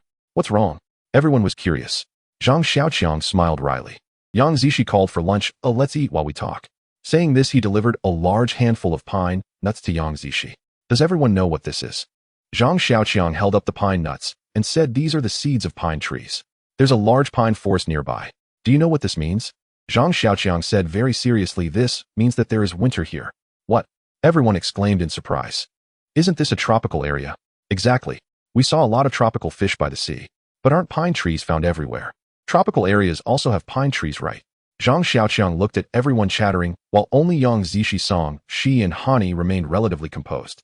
"There are indeed tropical pines, but not the kind we have here. Ours are tropical," Zhang Xiaoqiang said helplessly. "I know everyone is confused. Our island was originally in a tropical region, so how could there be cold climate plants? In fact, this is something Brother Su Ming mentioned when he was here. He said that our island might not exist in the world we know, or in terms I can understand we have crossed over. This means that it's very likely we won't be able to return.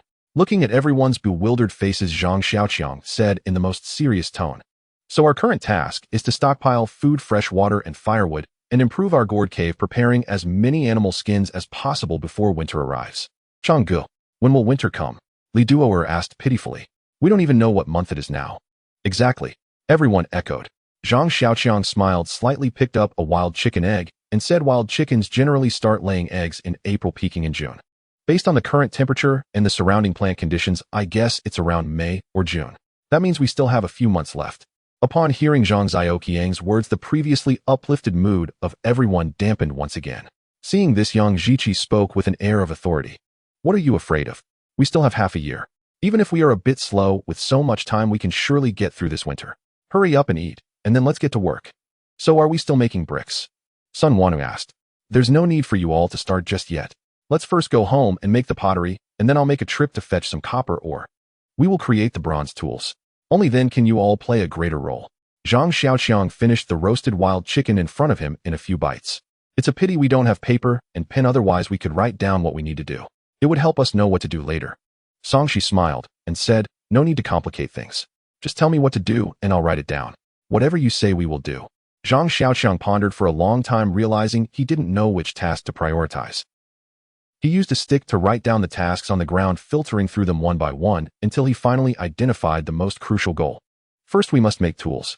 Without tools, everything we say is futile. After much thought, Zhang Xiaoqiang concluded that creating some bronze tools was the most appropriate course of action.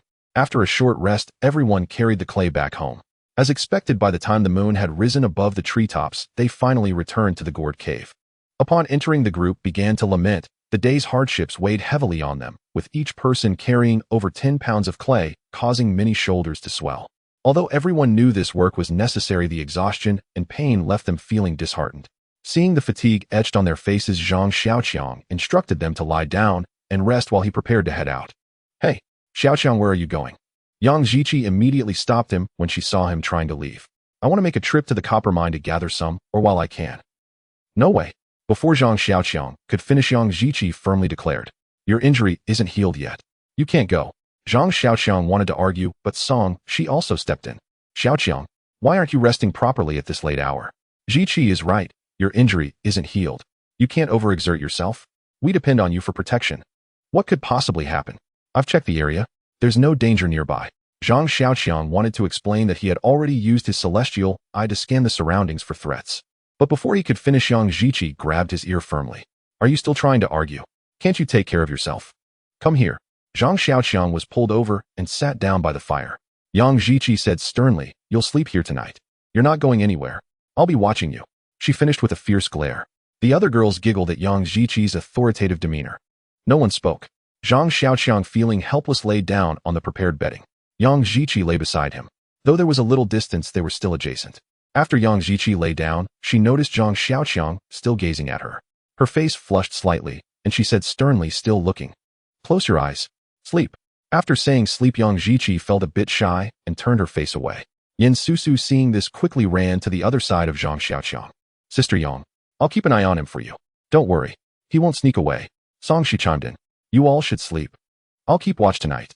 Every night someone had to stay up both to keep watch and attend to the fire. Hani also volunteered. I'll join you. You take the first half of the night, and I'll take the second half. That way we won't be too tired to get up tomorrow. Li Duoer and Sun Waner wanted to help, but seeing that there were enough people, they lay down to sleep. Zhang Xiaoqiang considered this to be a good night's sleep. In the morning, Zhang Xiaoqiang felt refreshed and looked to his sides, finding Yang Ziqi still fast asleep. Unbeknownst to her, she had turned her head slightly, revealing her delicate face, marked by the traces of smoke from last night's fire. Having not slept or eaten well during this period, she appeared noticeably thinner. Zhang Xiaoqiang sighed, turned to get up, and spotted Yin Susu on the other side. This stick girl was quite pretty, but her features bore a rebellious, tough girl aura. Even in her sleep, she had a look that seemed to say she would fight if challenged. Seeing everyone else asleep, she who had kept watch during the first half of the night, was now lying beside the fire. Her long legs almost extended to the neighboring area. This prompted Zhang Xiaoqiang to take a couple of extra glances. Hani, sitting by the fire, looked cautious when she noticed Zhang Xiaoqiang waking up. Afraid to disturb others, she smiled gently and waved him over, pointing to the spot beside her. Zhang Xiaoqiang moved closer to sit by her. He noticed that several small bowls and plates made of clay were already laid out on the ground, evidently crafted by Hani out of boredom while keeping watch. Hani smiled and leaned closer to Zhang Xiaoqiang's ear, saying, "These are what I and Song she made last night. How do they look?" Zhang Xiaoqiang gave her a thumbs up and leaned in to whisper, "I'm going out for a bit. Keep an eye on them for me. If they wake up, let everyone start making pottery. I'll come back tonight and help everyone with the charcoal." After saying this, he carefully took his golden spear and backpack and left. Hani watched him amused as he walked like he was taking a little wife to meet a lover. Once outside, Zhang Xiaoqiang first activated his celestial eye to observe the surroundings. Then he checked his physical condition. Zhang Xiaoqiang, male. Age 21. Cultivation level Qi condensation period. Skill Celestial Eye Wisdom Eye Raven Spirit 1, gained from the Raven Spirit's Goodwill. Cloud Ladder Grass Fei Yin obtained by consuming the Void Grass. Immovable Golden Body Bone Forging obtained by consuming the Earth Spirit Pill. Heart of Nature Divine Farmer's Identification of Herbs bestowed by the Fusong Divine Tree. Health 50. Injuries recovering the immovable golden body blocked 30% of the damage you received. Stamina 2000. Obtained by consuming 5 stamina pills. Injuries recovering mana 100. Agility 400. Obtained by consuming the Void Grass. Injuries recovering strength 300. Gained from the Friendship of the Earth Bear. Injuries recovering. Zhang Xiaoqiang recalled that his status had originally been severely injured and recovering, but it had now changed to injuries recovering, indicating clear improvement. Moreover, his various attributes had improved, apart from his health still being at a basic level. The other aspects had all seen enhancement. Observing that his stamina had reached 2,000 and his agility had recovered to 400. Zhang Xiaoqiang moved his body slightly. "I should be able to run around today, right?" Zhang Xiaoqiang perked up, shouldering the backpack and slinging the purple gold spear with a vine, striding toward the bronze mining area. However, upon reaching the bronze mining area, Zhang Xiaoqiang noticed that his stamina was still intact and the sky was still early. He instantly conceived another idea. "Let's check out the Turtle Beach." Benjamin and the others had moved there for several days. I wonder how proud those rascals are feeling now. The distance from here to Turtle Beach was merely half a day's journey for Zhang Xiaoqiang. As long as he hurried a bit and returned to fetch his backpack, he could get home by midnight. Thus, he discarded the backpack at the mining area and dashed toward Turtle Beach. By the time the sun was high in the sky, Zhang Xiaoqiang spotted that infuriating stone campfire pit. Jack called it a holy altar. Mu, however, said it was a place where the witch god tribe punished the bear. Seeing the stones still piled there, Zhang Xiaoqiang searched around. Odd. Did Benjamin and the others not come here? Otherwise, how could their team of more than 30 people not be seen? Zhang Xiaoqiang wandered further and discovered a dilapidated campsite. The campsite was built with wooden planks and stones with walls only half a meter high. Rather than a campsite wall, it was more like a boundary. The campsite was in disarray. As Zhang Xiaoqiang approached to investigate, he found many footprints and several broken items. Clearly, a fierce battle had occurred here. It seemed the battle took place a few days ago. The bloodstains on the ground had already dried, and a trail of footprints extended from the campsite in another direction. Following the trail, Zhang Xiaoqiang found another campsite less than 5 miles away from the previous one. It was a campsite of wild people. The wild people in the campsite were only about 1.5 meters tall, dressed in clothes made of animal skins and feathers, bustling around the campsite. Outside the wooden fence stood several sentinels, each wielding a spear about their size and carrying round shields made of animal skins on their backs. Zhang Xiaoqiang observed these individuals carefully. His intuition told him that these people were definitely not the witch god tribe he had seen last time.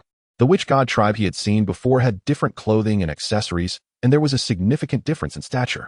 The warrior from the witch god tribe was tall and robust, while the shaman was about the same height as Zhang Xiaoqiang. Even Amu, a girl, was over 1.6 meters tall. None of these wild people were taller than 1.5 meters. More importantly, there was a fierce aura emanating from them. It was as if they were ready to draw their blades and fight at any moment. Zhang Xiaoqiang hid in the shadows, summoning crows to fly around their campsite. The campsite was enormous. There were hundreds of wild people inside. In the center of the campsite stood a high platform, next to which was a temporary cage made of branches. Inside were a few people. Just as Zhang Xiaoqiang was about to have the crows move closer, a sharp, strange cry suddenly pierced his ears. In the crow's view, Zhang Xiaoqiang saw a wild person dressed in peculiar animal skin clothing, adorned with many bone trinkets, holding a long white bone staff. He was pointing at himself and howling. Then the crows seemed to be struck by something and vanished. Zhang Xiaoqiang's view also suddenly disappeared. Zhang Xiaoqiang felt as if his heart had been struck hard. A breath stuck in his throat, making him feel indescribably uncomfortable. He hurriedly inhaled a few breaths to calm down. Then he saw dozens of wild people emerging from the campsite, holding spears and looking around with serious expressions. It seemed they were searching for something. Zhang Xiaoqiang, still recovering from his injuries, felt a surge of fear and dared not reveal himself, quietly retreating. As he retreated, Zhang Xiaoqiang discreetly observed behind him. He found that the wild people had not noticed his presence. They appeared to be searching on command. They were scrambling about like headless flies in the jungle. Exiting the wild people's campsite, Zhang Xiaoqiang casually caught 2 sea turtles on the beach. Then he ran back to the mining area. At the mining area, Zhang Xiaoqiang summoned the crows once more to patrol nearby, not for anything else, but to prevent the wild people from tracking him. Fortunately, the wild people did not pursue him. Zhang Xiaoqiang collected a basket of bronze ore and then went to the bamboo forest to cut down a few sturdy bamboo stalks. By this time, it was already quite late. Zhang Xiaoqiang began to run toward the gourd cave. As soon as he entered, Yin Susu rushed up to him first. "Changgu, where have you been? I woke up and didn't see you."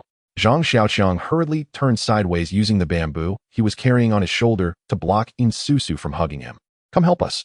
We have delicious food today." He set down the bamboo and pulled out 2 sea turtles from the backpack to hand to Yang Zishi. The girls all clapped in delight upon seeing the sea turtles. Yang Zishi was also very happy, but pretended to be stern. "Where on earth did you go? Did you really go all the way to the beach? Is your injury healed?" Zhang Xiaoqiang smiled, raised his arms, and kicked his legs. "Look, almost healed." Yang Zishi finally breathed a sigh of relief. "Then come and rest. Let's see what we've achieved today." Saying this, she proudly pointed to a long row of jars and bottles in the corner. "So much. Enough for us to use, and once dried we can burn it." Zhang Xiaoqiang nodded. "So much. It will last us a long time. Tomorrow, it'll make charcoal." Seeing Zhang Xiaoqiang about to sit down song, she hurriedly stopped him. "Hey, wait a minute. We not only did this, we also have this." Saying this, she took out several bark pots. Zhang Xiaoqiang nodded. "You guys are amazing. Now we can make turtle soup. But we'll need your help to fetch water. That cave is too dark. We deliberated for a long time and didn't dare go. You don't need to carry anything, just follow us." Zhang Xiaoqiang smiled and reached for a bark pot. "Come on. Who wants to go? Grab a pot. It'll lead the way." Upon hearing this, everyone stood up. Seeing that there were plenty of bark pots, Zhang Xiaoqiang directly said, "One for each. Remember to bring torches. Let's go see the underground river." With Zhang Xiaoqiang leading, the girls felt fearless, walking with cheerful spirits. Chatting as they walked, when passing by the large cave inside, they all leaned in to take a look and ultimately agreed that this could completely serve as a storage room, because it's quite cool inside the cave. While enjoying turtle soup in the evening, Zhang Xiaoqiang shared his findings with everyone. Upon hearing that Benjamin and the others had not found the rescue team, but had instead been captured by wild men, silence fell over the group. Some were happy while others were sad. The happy ones felt it was deserved for Benjamin and his group, but those who were sad were puzzled. "What? Are you really feeling sorry for those bastards, Benjamin? I absolutely hate them." Yin Susu glared at everyone in anger. "Why are you all like this? How many good people are there among Benjamin and his group? Do they deserve your sympathy?" Honey sighed. "We're not worried about Benjamin. We're worried that what Xiaoqiang said is true, that we may never return. Think about it, the wild men have already found this place, so why hasn't the rescue team arrived yet?" Upon hearing this, even the usually carefree Yin Susu felt deflated. She stood there staring at everyone for a while, then spoke in a deeply aggrieved tone. "Are we really never going back?" The girls, upon hearing this, looked as if they were about to cry. Zhang Xiaoqiang immediately spoke up. "Of course not. This just means the rescue team hasn't arrived yet. Besides, with so many wild men around, even if the rescue team does come, they cannot just whisk everyone away immediately. Therefore, our main goal right now is to stay alive.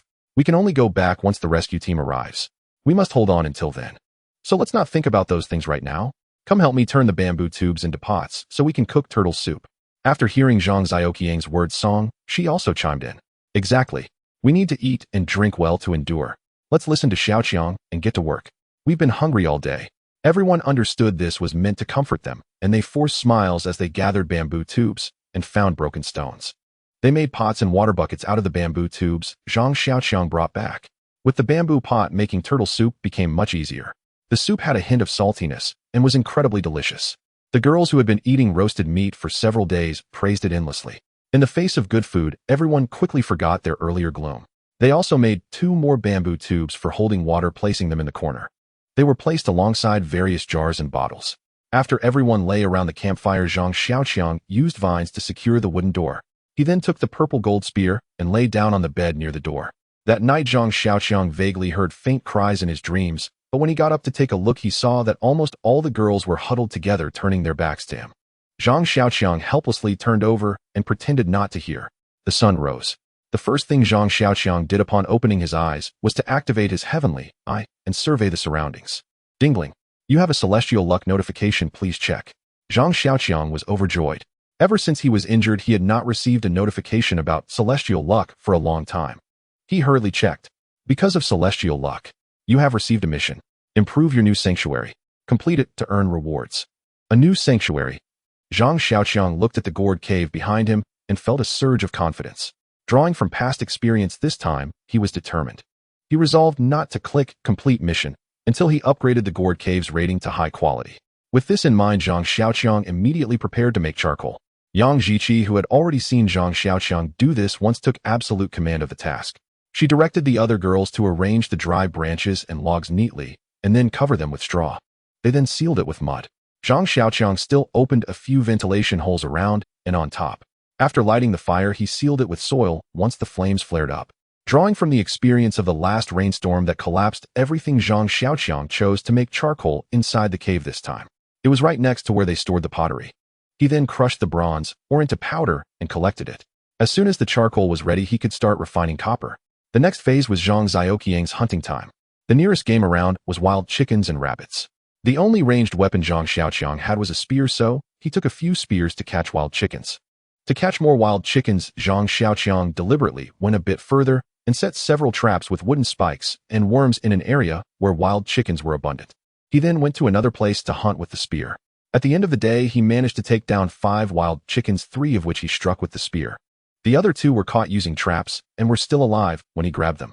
Seeing this, Zhang Xiaoqiang suddenly had an idea and decided not to kill these 2 wild chickens. He brought them back alive. Both of these wild chickens were hens, and Zhang Xiaoqiang thought to find a place in the cave to keep them. If they could be kept alive, he could have the girls raise a few more later, so when food was scarce they could be caught for eating.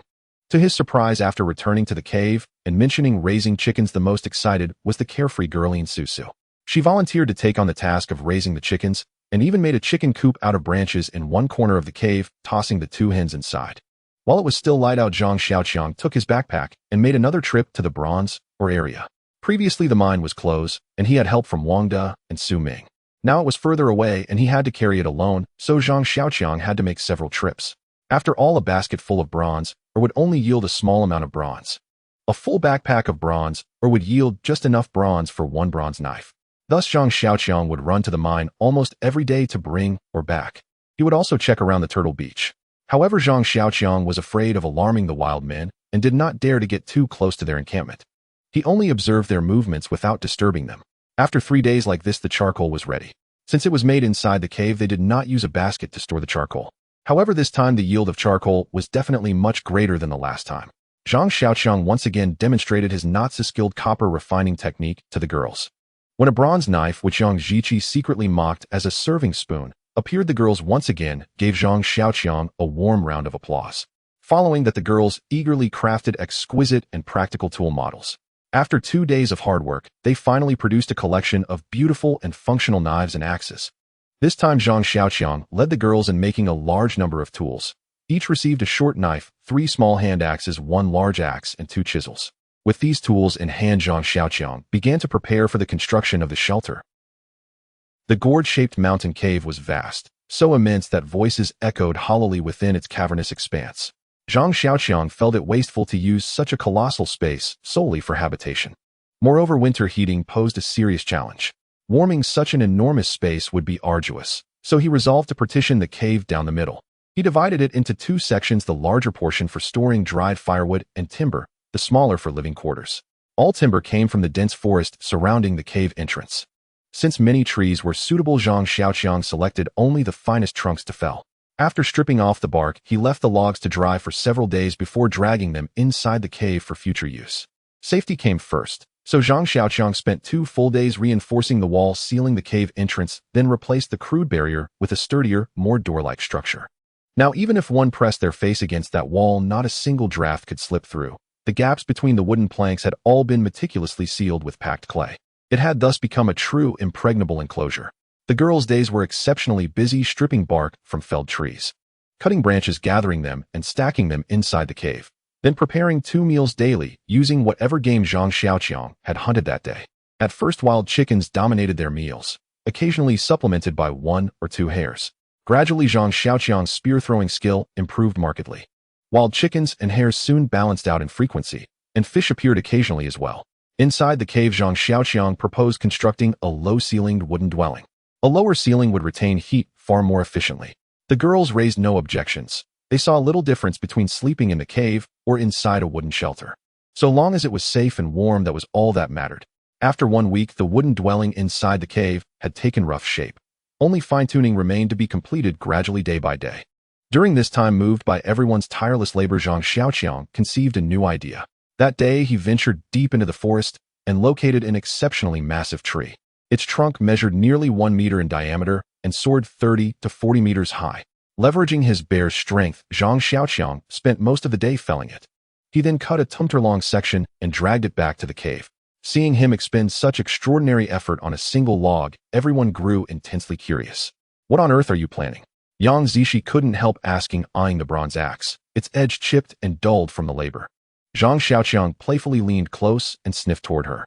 Yang Zishi recoiled, instantly flustered. "Pervert Xiaoqiang, do you want a beating?" Her cheeks flushed faintly as she raised her hand in mock threat. Zhang Xiaoqiang laughed and asked, "Tell me, would you like a hot bath?" At that, Yang Zishi's eyes widened in astonishment. "Of course I would. Can you really manage it?" Zhang Xiaoqiang patted the log confidently. "Absolutely. Just give your big brother some time. I'll deliver a surprise." He shaped the log into a rectangular block, then painstakingly hollowed it out with hand axe and chisel until it formed a long rectangular wooden tub. This single task consumed half a day, and by the time he finished, night had already fallen. Fortunately, within the cave, the flickering glow of the campfire illuminated the newly crafted bathing tub for all to see. Instantly, every girl leapt up, exhilarated. But where will the hot water come from? Li Duo stared at the enormous tub, already yearning to dive in. Yet it was now evening. The subterranean river's waters ran bitterly cold, making a cold bath anything but pleasant. "That's easy." This time Yang Zishi spoke before Zhang Xiaoqiang could. "There are plenty of stones here. We'll build several fires, heat the stones within them. Then drop the red-hot stones into the tub. The water will warm instantly." "Oh, Sister Yang, you're brilliant." In Susu was the first to clap and cheer. The others nodded enthusiastically. Yang Zishi shot Zhang Xiaoqiang a triumphant glance. This idea, after all, had been his own teaching, now proudly displayed before the group. "Then let's divide into 2 teams. One to fetch water, the other to kindle fires and heat stones. And you, go play outside for a while. Come back only after we've all bathed." Yang Zishi pointed squarely at Zhang Xiaoqiang. Now, after repeated trips to draw water, the girls no longer feared the cave's darkness. With just a single torch, any one of them dared descend alone to the subterranean river and return with water. Thus, having just completed the bathtub project, Zhang Xiaoqiang was promptly banished outside by the girls. Gazing into the star-strewn night sky above, Zhang Xiaoqiang felt an irrepressible urge to rush back inside. With nothing else to do outdoors, he wandered nearby with his spear, occasionally activating his celestial eye to scan for potential prey. A large luminous figure crouched motionless in a distant thicket. It appeared to be a sizable animal, likely a mountain goat, or perhaps a deer. Zhang Xiaoqiang approached cautiously, gripping his Zijin spear. Animals were especially vigilant at night, so he tread softly, inching forward in silence. When he reached what he judged a suitable throwing distance, he realized, only then, that he'd been banished empty-handed. He held only his Zijin spear, no javelin. Still, it was fortunate. The creature remained utterly still in the grass, seemingly unaware of his presence. Zhang Xiaoqiang decided to close the distance further. If the creature stirred, he would lunge instantly. Within this range, few beasts, unless exceptionally agile, could escape. He advanced a few more paces. The creature remained motionless. Another step. Still no movement. What manner of beast was this? How strangely docile. His spear tip was nearly brushing its rump, yet it showed no sign of awareness. He took a few more steps, but dared go no closer. For now, only a few meters separated them. If this were a tiger or leopard, it could launch itself onto his face before he blinked. Just then, the creature in the thicket finally sensed his approach, and tremulously uttered a single phrase. "Anonayi, you might die?" Zhang Xiaoqiang froze in place. He hadn't immediately recognized the first phrase, but the second was unmistakable. Instinctively, he replied, "So to Shernai." To his astonishment, the girl inside suddenly sprang upright, electrified. "Who are you, Gulala?" A rapid cascade of colloquial words tumbled forth, leaving Zhang Xiaoqiang, whose grasp of the language was already limited, utterly speechless. "Huh, what did you just say?" A petite girl halted mid-lunge upon realizing Zhang Xiaoqiang spoke no tongue she knew, and brandished a short dagger. She enunciated each word with deliberate precision. "You are who?" By the pale moonlight, the girl appeared quite young, small in stature with a cherubic face, round and plump, still bearing traces of infantile softness. Yet this endearing child gripped a short blade gleaming coldly in the dim light, a miniature katana, the sort seen only in films. Only then did Zhang Xiaoqiang notice her clothes filthy beyond recognition, tightly bound at intervals with twisted vines, as though to prevent them from slipping off entirely. The girl stared at Zhang Xiaoqiang in sheer terror, babbling frantically while pointing the short blade at him. Utterly unable to comprehend her words, and fearing she might lunge at him in desperation, he instinctively stepped backward. Do you speak Chinese? Zhang Xiaoqiang asked, his voice steadier now. At his words the girl hesitated, then nodded slowly. You are not a savage, he struggled to articulate. Only then did he glance down at himself, truly seeing himself for the first time in ages. His garments worn ragged by relentless travel and hardship hung in tatters. His unshaven face and unwashed body must have looked utterly feral. No wonder she recoiled in fear. I'm no savage. I'm a survivor of a shipwreck. Our vessel foundered, and we washed ashore here. Hearing this, the girl visibly relaxed, her tense shoulders easing. She murmured, save me. Then her knees buckled, her head lolled sideways, and she collapsed limply. Clearly the sudden release of unbearable psychological strain had overwhelmed her. With a sigh, Zhang Xiaoqiang lifted her and carried her back toward the gourd mountain cave. As he reached the cave mouth and rapped firmly on the door, shrill cries and hurried footsteps erupted from within. A faint quiet joy stirred in his chest at the sound, but he dared not indulge it. Instead, he called out loudly toward the door. Zishi, come quickly, help me. I've found someone. After a long pause, Yang Zishi cautiously peered out through a narrow crack in the door, her expression deeply skeptical. She scanned him up and down. Then, upon spotting the unconscious girl in his arms, finally swung the door wide open. Who is this? How should I know? I just picked her up outside. Zhang Xiaoqiang replied as he stepped inside, cradling the girl. The cave interior had been partitioned into wooden huts and an open courtyard. A bathing tub stood in the courtyard, but all the girls had retreated indoors, their damp, glistening heads peering curiously through the windows. Where shall I put her? Yang Zishi called over her shoulder. Han and I and Song, she hurried over to assist. Both freshly bathed, their thin, clinging garments accentuating graceful silhouettes. After Han and I and Song, she carried the girl inside. Yang Zishi turned to Zhang Xiaoqiang. What happened? He recounted the encounter, whereupon she frowned pensively. She seems to have fled. Could she have escaped from savages? Zhang Xiaoqiang silently concurred. Then ask her yourself. You brought her home, without even questioning her first. Yang Zishi shot him a sharp, exasperated glance, and shoved him firmly. Out. Go outside. I haven't bathed yet. Wait until I'm done before coming back in. Once thrust outside, Zhang Xiaoqiang suddenly remembered. The Japanese girl's short blade lay abandoned where they'd met. He dashed back and retrieved it, a razor-sharp, palm-sized blade capable of severing hair with a breath. With a gentle stroke against a tree trunk, its edge sank 3 inches deep, effortlessly slicing off a length of timber. Awe surged through him at the weapon's extraordinary keenness. He scoured the vicinity for a straight, evenly grained elm branch, then carved it into a simple bow shape, tapering at both ends and swelling gently at the center. Yet something felt subtly off during the carving. Next, he cut a resilient, slender vine to serve as the bowstring, completing a rudimentary but functional bow. He drew the bow lightly, and sensed an unsettling fragility in the wooden stave. Though intact, it seemed poised to snap under tension. Closing his eyes, he drew the string again, slowly, deliberately, and this time he felt it. Within his mind's eye, he perceived the bow's wooden fibers warping under pressure. Then at one precise point, a faint, almost imperceptible crackling whispered through the grain. Eyes opening, he examined the bow. It appeared flawless. He drew the string fully taut. Just before reaching full draw, a sharp snap shattered the silence. The stave fractured cleanly at the very spot he'd sensed moments earlier. Undeterred, he selected another branch and began anew. This time moving with infinite care, pausing whenever uncertainty arose to close his eyes and feel the wood's inner structure. Strangely, he seemed to see into the branch itself. Each chip he shaved away was precisely calibrated, not disrupting the fibers, yet preserving perfect elasticity. 2 hours passed before the bow was complete. As he finished, the girls emerged from their bath, now gathered at the cave mouth, calling his name in unison. He strung the bow and drew it gently, full, powerful, perfectly balanced. No tremor, no flaw. Satisfied, he carried his new bow back into the cave. All the girls were freshly bathed. Though lacking spare clothing, they wore their original garments, which somehow only heightened their fresh, radiant charm, holding Zhang Xiaoqiang's gaze captive. Yang Zishi gave him a gentle nudge toward the tub. We saved you a basin of hot water. Go wash up. We're going inside now. She smiled shyly, then turned and hurried away. Inside, In Susu called out brightly, Brother Chong, need a back scrub? Aye, Before she could finish Han and I and song, she clapped hands over her mouth and dragged her back amid peals of laughter and playful scuffling. At the doorway, Yang Zishi paused, glanced back, and spoke softly, cheeks faintly flushed, "Xiaoqiang, thank you." Before he could respond, she vanished into the chamber, swept up once more in the girls' joyful clamor. Left alone, Zhang Xiaoqiang stripped and sank into the steaming bath. The hot water rinsed away grime, and with it the deep weariness that had settled into his bones. Though he'd regained strength, the relentless labor and mental strain had left him profoundly exhausted. As warmth enveloped him, tension dissolved. Reclining in the tub, he drifted unknowingly into sleep. In a daze, Zhang Xiaoqiang felt someone gently nudging him. He opened his eyes to find Hani standing beside the bathing tub, softly shaking his shoulder. Seeing him awake, she said, "You're utterly exhausted. Get up, rinse off, and go back to sleep. The others have already drifted off. I'm on night watch tonight." "Why am I assigned night watch again? Weren't we supposed to be relieved of it?" Zhang Xiaoqiang asked as he rose, only to shiver at the sudden chill, remembering he was still naked and hastily crouching back down. Hani glanced at him without a trace of embarrassment. "What are you hiding for?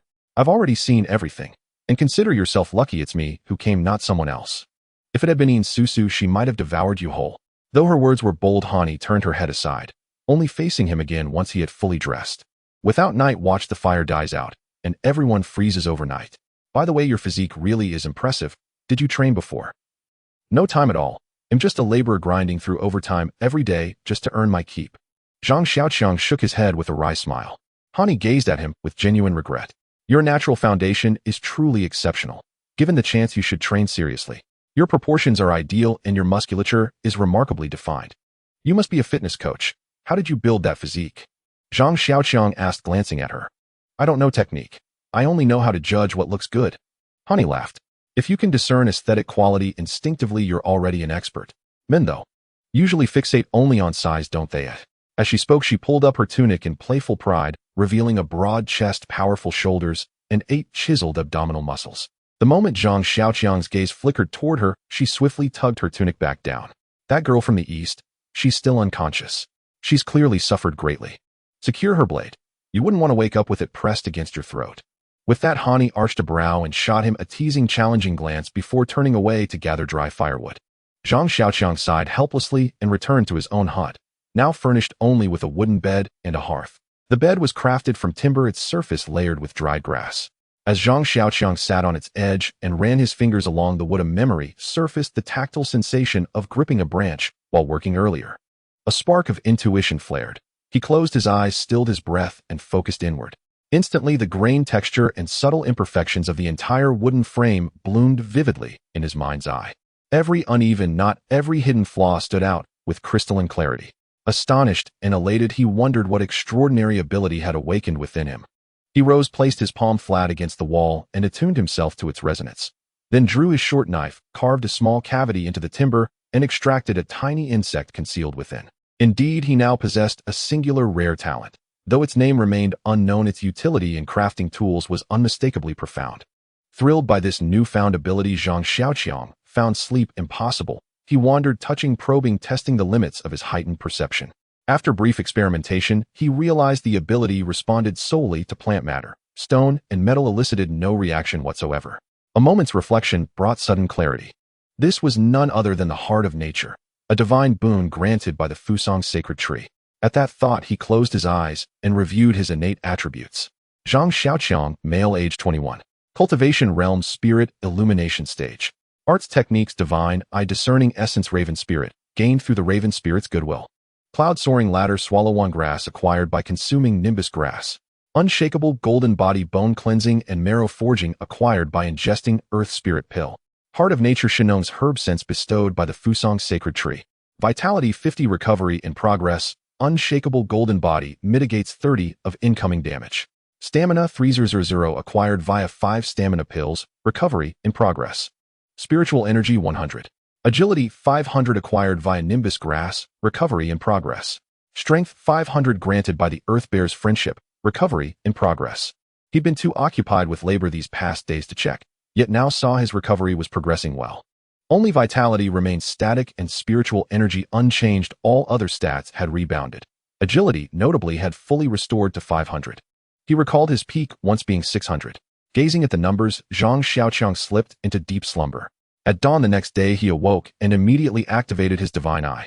As expected, no new prompt appeared. Since no novel technique had manifested, only one existing ability fit the heart of nature. Yang Zishi approached upon seeing him stir.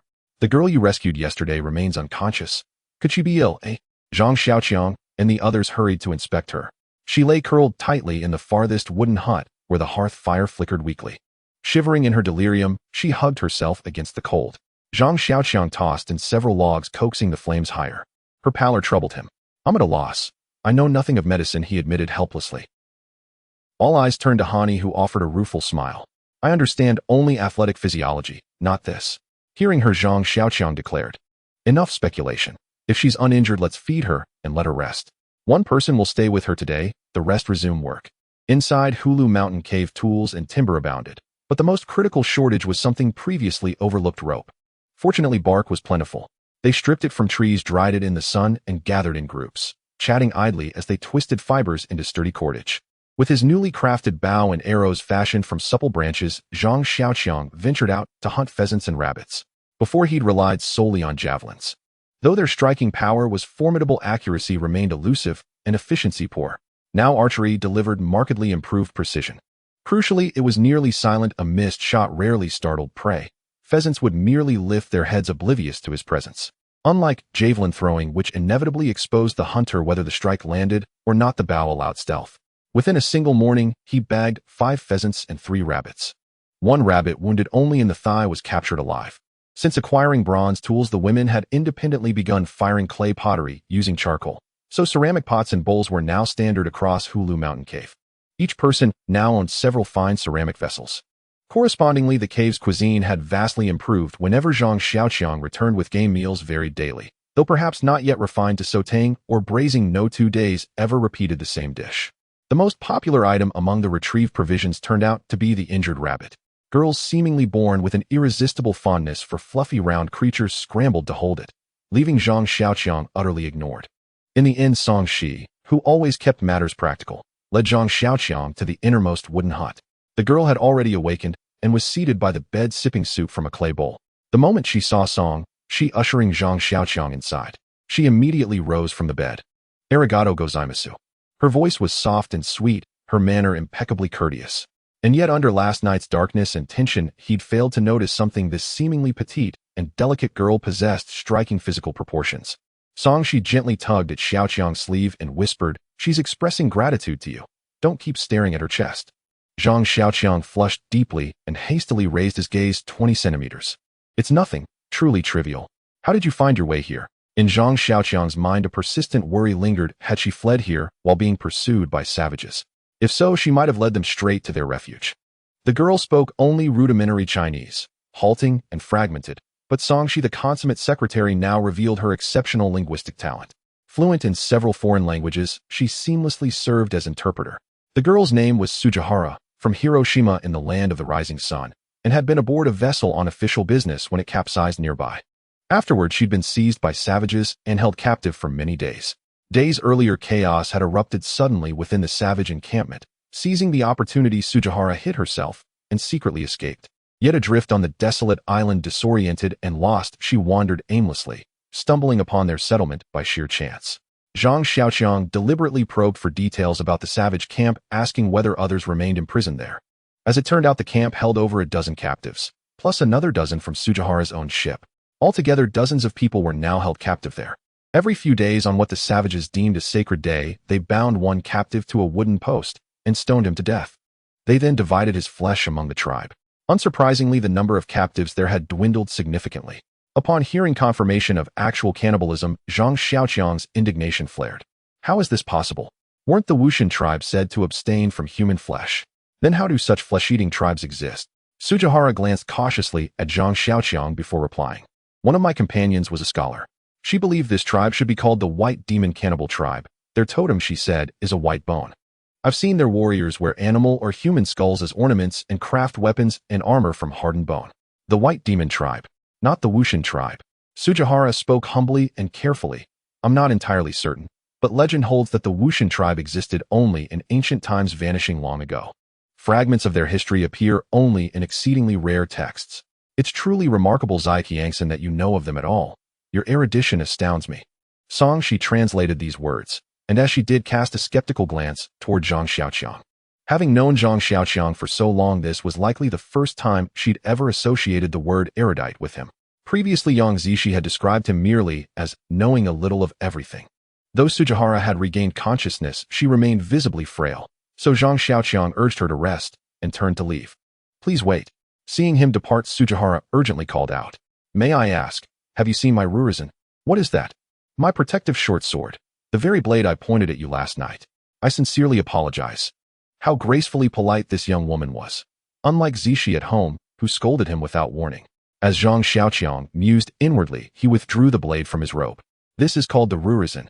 Truly an exceptional weapon. He extended it toward her. When she gave a quiet cough and shot him a meaningful look, then turned her head aside. Zhang Xiaoqiang instantly understood trust in Sujihara was still incomplete. Sensing this, Sujihara displayed equal acuity. She did not reach for the blade, but instead bowed deeply to him. You saved my life. By rights, this sword could rightfully be yours as a token of gratitude, but it belonged to my late father. I therefore beg you, Zai Qiangxin, to safeguard it faithfully until the day I depart, and then please return it to me. She stepped forward and swiftly took the blade from Zhang Xiaoqiang's hand. Don't worry, little sister. I'll keep it safe for you and return it later. Now rest well. With that, she gently guided Zhang Xiaoqiang out. Yang Zishi, spotting him being led away by she snorted. Well, I told you. He can't tear himself away from a pretty girl. Without you pulling him, he'd never have left. She replied with mild displeasure. Indeed.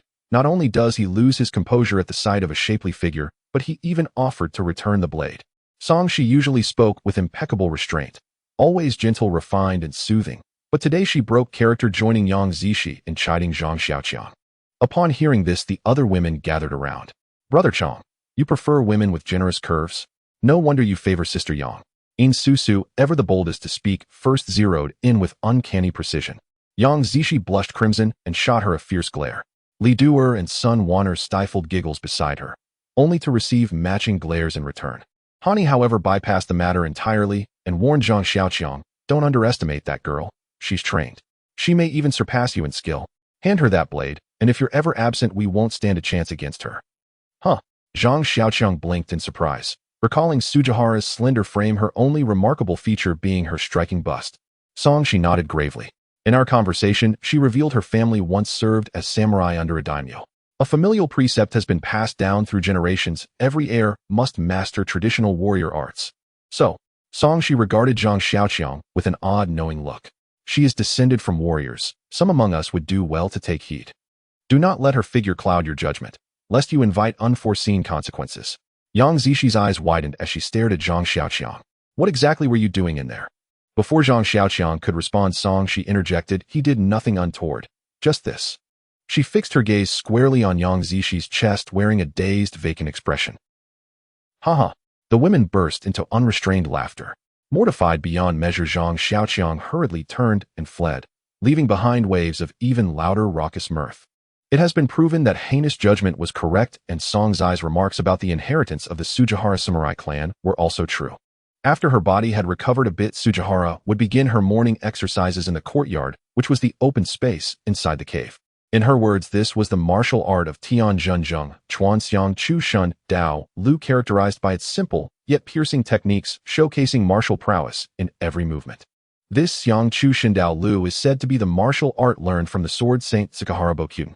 Sukahara Bokuden was a renowned figure during the Warring States period, recognized as the sword saint of a generation in history. Throughout his life, he fought on the battlefield 37 times, engaged in duels with a real sword 19 times, beheaded over 20 renowned enemy generals, and killed a total of 222 foes, sustaining only 6 arrow wounds and never suffering any injuries from blades.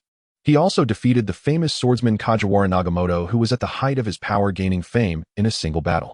Among his disciples were numerous renowned figures, including the next generation's sword saint shoguns, regional lords, and famous swordsmen, like Usuji Norikane, the second sword saint, and Ashikaga Yoshihide, the shogun, among many others.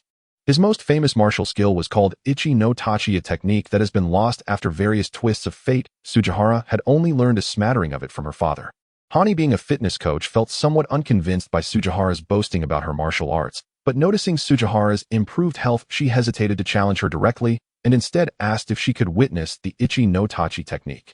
However, Sujihara shook her head, stating that she hadn't fully recovered and could only demonstrate a fraction of the skill's power. Yet Sujihara was not just a girl skilled in wielding swords, she was also capable of pottery. When Zhang Xiaoqiang returned from hunting, he saw Yang Zishi running towards him with a beautifully crafted ceramic bowl. Xiaoqiang, look, the difference between ceramics and pottery is just one character, but their levels of refinement are worlds apart. Looking at the ceramic bowl in Yang Zixi's hands, even Zhang Xiaoqiang was somewhat astonished. This is made by you, Zhang Xiaoqiang exclaimed, and Yang Zishi shyly shook her head. Sujihara taught me how to make it. Look at this craftsmanship, there are even patterns here. To be honest, Zhang Xiaoqiang hadn't noticed the pattern. He only observed that this ceramic bowl was already comparable in quality to the ones he used at home. This indicated that at least this bowl was more durable. On a deserted island, practicality always outweighs aesthetics. However, someone as clever as Zhang Xiaoqiang wouldn't mention this to the girls. He continuously praised Yang Zishi for her excellent and beautiful work, then shifted his gaze to others. Everyone had a piece of ceramic wherein their hands bowls, water bottles, plates, and small basins. Sujihara was even more impressive, having made a ceramic pot. With the addition of more exquisite cookware, tonight's dinner was elevated, becoming much more refined and delicious. After the meal, everyone sat together chatting, and Zhang Xiaoqiang took this opportunity to make bows and arrows. Now Zhang Xiaoqiang had become quite proficient in his understanding of Heart of Nature, using Lioli slash to carve, would reaching a level where he could craft arrows while chatting.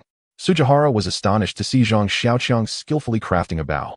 I didn't expect you, Xiaoqiang, to be a craftsman. My body has recovered. May I join you in hunting tomorrow? She asked, cautiously picking up a bow and testing it. I've learned archery. I can definitely be of help.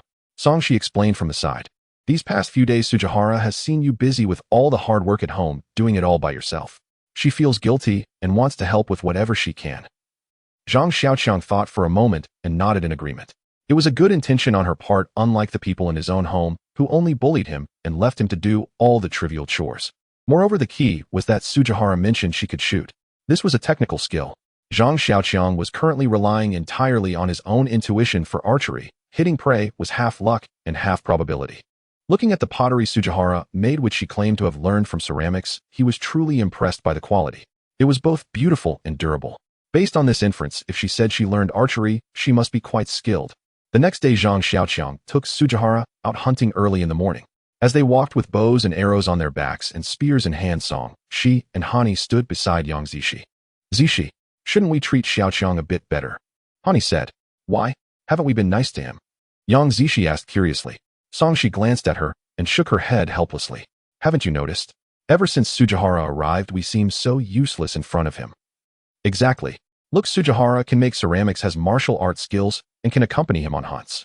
What's more, she has a 36F bust, just like you, with a great figure and good manners.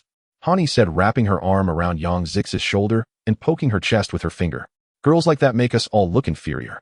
If we don't treat him better, we might. After hearing the words of the two, Yang Zishi felt for the first time a fear of losing Zhang Xiaoqiang.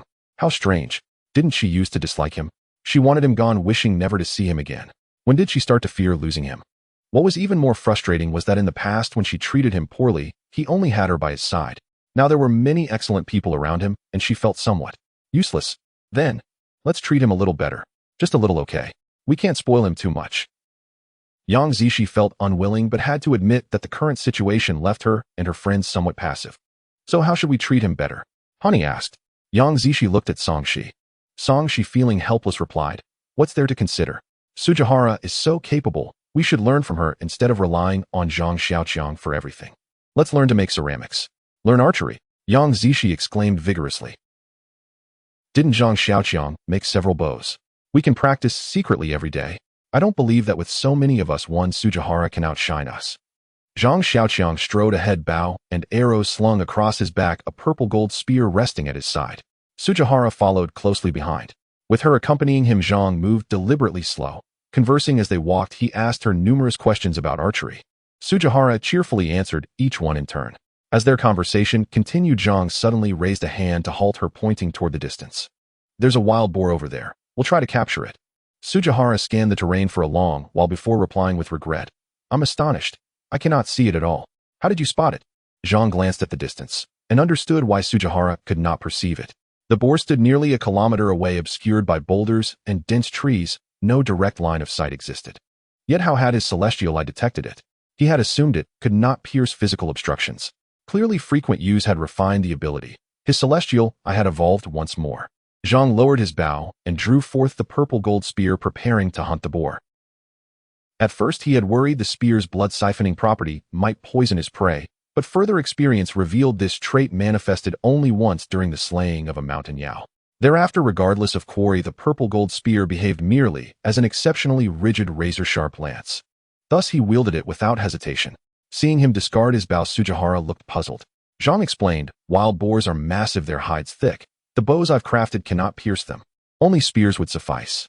They advanced stealthily, circling a low earthen ridge and several towering trees, until at last they beheld 3 boars, one large, 2 small, rooting intently at the ground. They were roughly 200 meters away. Sujihara knocked an arrow, but Zhang crouched low and pressed forward. With no choice, she followed. Yet Sujihara lacked Zhang's speed and agility. Within moments, he vanished far ahead. Worse, she possessed no skill in concealment, and when still 100 meters distant, the boars sensed her presence. By then, Zhang stood barely 20 meters from the beasts. The instant the lead boar lifted its head, Zhang roared. A blur of motion surged forward. So swift was his charge that Sujihara's eyes could scarcely track him. In the blink of an eye, he closed the gap, lunged, and drove the spear deep, toppling the massive boar with a single decisive thrust. The 2 piglets shrieked in terror and bolted straight towards Sujihara. She drew her bow and loosed 2 arrows, 1-2. Each struck true through the eye, dropping both instantly. "Wow, your archery is magnificent." Zhang clapped in genuine admiration, gazing at the fallen piglets, each slain with surgical precision. He expected modesty, but instead Sujihara bowed deeply before him. "Your martial prowess leaves me utterly awestruck. That decisive strike, its ferocity, its courage, it transcends mortal limits." Zhang dared not boast before her. Her archery alone outstripped his own by leagues. "What skill am I displaying?" "Merely desperation. I had no choice but to fight for my life." Sujihara shook her head gently. "Zyokying-sama is far too humble. That very strike echoes the essence of my father's Ichinitachi, the first blade technique." "Wait, Ichinitachi uses a sword, does it not? How could it parallel my spear thrust?" Sujihara smiled. "True swordsmanship lies not in the blade, but in the Tao. Ichinitachi is a martial principle rooted in method and intent. Whether wielded as katana or spear is but a matter of form, expression, not essence." She bowed again, then reached for Zhang's purple gold spear. The moment it touched her hands, her expression shifted.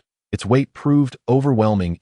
She could not even lift it, let alone wield it, so she returned it to him. Instead, she selected a sturdy branch as a makeshift spear.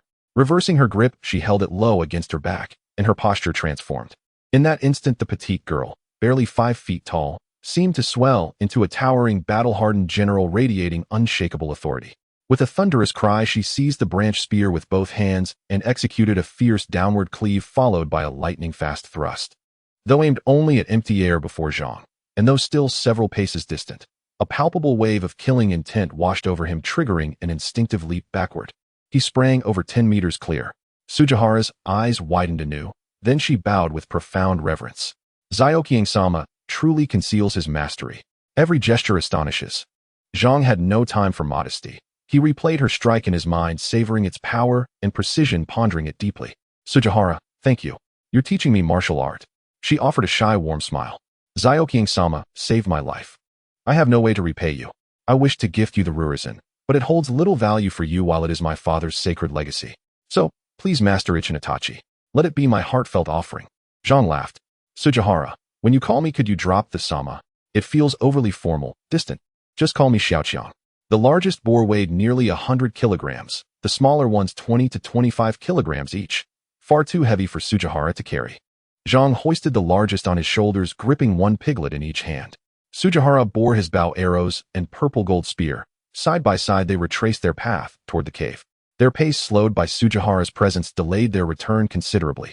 The moment Zhang stepped inside, he sensed something amiss. The women watched them both with sharp, appraising eyes, only relaxing disappointed when they confirmed nothing untoward had occurred. With 3 boars secured, meat supplies surged dramatically. So much meat could not be consumed immediately. Thus they began curing it into smoked meat. Sujihara suggested salting the meat would extend preservation, but ample salt was required. At once everyone recalled Zhang's earlier visit to the shore, where he'd brought back a small quantity of genuine sea salt. Zhang offered to return at once, but gathering salt from the coast proved arduous and inefficient. "Song," she paused, then proposed, "why not go together tomorrow, and also revisit the mine to collect more ore for tool making?" With increased food stores came greater need for storage space. Zhang recounted the hunt in detail, and when he described Sujihara's archery, all listened in stunned awe. Seizing the moment Song, she suggested Sujihara teach them foundational martial techniques to better aid survival in days ahead. Sujihara readily agreed. The women beamed, exchanging glances brimming with quiet calculation, plans already unfolding in their minds. Due to the large population in the Gourd Mountain Cave, the ordinary small pots are becoming insufficient. Thus, everyone discussed making more pots and bowls. Moreover, it was emphasized that it was not a matter of discontent with the previous ones, but rather a lack of them. Zhang Xiaoqiang spent an entire day going to the beach searching for some sea salt, but the natural sea salt was simply too scarce and not enough for preserving meat, so everyone discussed how to use seawater to boil salt. After discussion, they concluded that the method of extraction would be to artificially create a salt pan on the beach to store seawater. They would channel seawater into the salt pan on the beach, gradually using sunlight and wind to evaporate the water, slowly concentrating it until the salt crystallized. At this point, the salt is not very pure and requires fresh water to be poured and followed by boiling it over a fire. Only then can the resulting salt be considered suitable sea salt. The time required for this process is uncertain, clearly unsuitable for the urgency of preserving meat. Thus, Yang Zishi ultimately made the decision to boil seawater to refine refined salt. This would speed up the process, and the only consideration was that everyone would need to stay by the sea for a longer period. Songshi pointed out that if there were no disturbances from the wild people, everyone could actually stay at the cave camp for a few days. This would be much closer to the seashore and ensure safety. This proposal was approved by everyone. Many were eager to return and take a look. Those who had never seen the cave camp also wanted to check it out. The pork was thrown into the large cave inside the Gourd Mountain, where it was cooler and could be preserved for a few days. Everyone took the necessary pots and bowls for boiling salt and headed towards the cave camp. Zhang Xiaoqiang never expected to return to the cave camp so quickly. From the outside, the cave camp looked no different from before. The walls remained as they were initially, but the entrance of the cave was already broken. The soft ladder was also broken. However, this did not pose a challenge for Zhang Xiaoqiang now. He and the girls quickly fashioned a long ladder. They created a large salt pan on the nearby beach. Then they found a piece of open land between the cave and the beach which facilitated both the collection of seawater and the gathering of firewood, so they set up the stove there to begin refining refined salt. Everyone only knew one method for refining salt, which was to boil a pot of seawater until dry to separate the sea salt. Then fresh water would be added boiled down, and this process would be repeated. After several repetitions, they would extract relatively fine salt, which everyone referred to as refined salt. The distance from here to the cave camp, the sea, the woods, and the small freshwater river was not far. This considered both safety and convenience. More importantly, here Zhang Xiaoqiang could easily obtain food from the sea as the fish were exceptionally fresh. Every day Zhang Xiaoqiang had plenty of time by the sea as he only needed to chop firewood and hunt to provide food for the girls. The girls simply poured seawater into jars to boil, then added fresh water. It could be said to be the easiest job. With ample free time, Zhang Xiaoqiang practiced the one-sword technique taught by Shigenara with his purple gold spear during his leisure. While boiling water, the girls were also training. Some practiced archery, while others used long spears. Everyone was living lively and bustling. At first, Shigenara was worried that wild people might come after them, but after 2 days the sea salt was ready, and she had not seen a single wild person appear, so she felt reassured. 3 large jars filled with sea salt were carried back, and everyone's backpacks were stuffed with fish meat, while the excess pots and bowls were left in the cave camp. Then they closed the door and removed the ladder. This way it could be used again on their next visit, and they wouldn't have to carry too many empty bowls back. This time, refining sea salt not only yielded salt, but also developed new functions for the cave camp, and everyone was willing to treat the cave camp as their seaside villa. They would occasionally stay there for a few days as a vacation. Upon returning to the Gourd Mountain Cave, Zhang Xiaoqiang began to intensify the defensive construction work of the cave. His idea was similar to that of the cave camp, to build a wall around the Gourd Mountain Cave. It would be best to block the wild people, allowing the girls to stand on the wall and fend off enemies with bows and arrows when they came. Under Shigenhara's guidance, they were now better at archery than Zhang Xiaoqiang. While hunting, chopping firewood, and building the wall, Zhang Xiaoqiang was busy for several days. Just when he thought things could continue to be this easy, the wild people that everyone feared finally appeared. One morning, while Zhang Xiaoqiang was routinely using his divine sense to patrol at the cave entrance, he suddenly discovered a group of bright spots appearing about 2 miles away. The bright spots were relatively large, and Zhang Xiaoqiang initially thought it was a group of goats that had inadvertently wandered into the woods. He called Shigenhara, who was working to grab her weapon, and he chased after the goats. When he saw those wild people who were no taller than 1 meter 50, holding long spears and bows draped in animal skulls approaching in a fan shape, Shigenhara's body trembled uncontrollably. What's wrong? Don't be afraid. They can't hurt you with me around. Zhang Xiaoqiang comforted Shigenhara. Looking through his divine sense, this group of wild people seemed no different from ordinary humans. The key point was that Zhang Xiaoqiang did not spot the wild person who seemed like a shaman from last time, holding a bone cane among the crowd. Based on the special abilities exhibited by Amu from the Witch God clan, and the shaman Zhang Xiaoqiang believed that most of these wild people possessed some special talents like Amu's ability to understand any language or that wild shaman's ability to eliminate the crows he summoned with special means. These abilities were undoubtedly impressive, but in combat, Zhang Xiaoqiang trusted his own strength more. He summoned a crow to monitor the movements of the wild people from the air. At the same time, he was also testing if there were any hidden experts among this group. The crow flew recklessly overhead, quickly attracting the attention of the wild people. One of them raised his bow to shoot it down, but was stopped by a nearby wild person adorned with many feathers on his head. Clearly, this group did not have anyone like the wild shaman from last time, but they were not here for hunting. The main reason they hesitated to shoot the crow was their fear of startling their prey. In other words, their target was not food, but enemies. Here, apart from themselves, there was no one else. Zhang Xiaoqiang picked up his bow and arrow, thought for a moment, and then put it down. His archery skills were abysmal. At this distance, it would be more convenient to use a spear. Within 30 meters, Zhang Xiaoqiang could guarantee hitting an enemy with his first shot. The rest would rely on the purple gold spear. At that moment, Shigenhara gently pulled Zhang Xiaoqiang's arm. We can't let a single wild person escape, Shigenhara said. Zhang Xiaoqiang was taken aback. Is this girl so ruthless? Shigenhara seemed to see Zhang Xiaoqiang's confusion and explained. This group of wild people are scouts. They came to gather intelligence. If we let one go, he will return and bring a large group of enemies. Therefore, we must not let a single one escape, and we must resolve the battle quickly to prevent them from spreading the news. Shan Yuan made a gesture signaling Zhang Xiaoqiang to circle around and approach the enemy from behind while she faced them directly. Zhang Xiaoqiang was quite impressed by the girl's courage and boldness.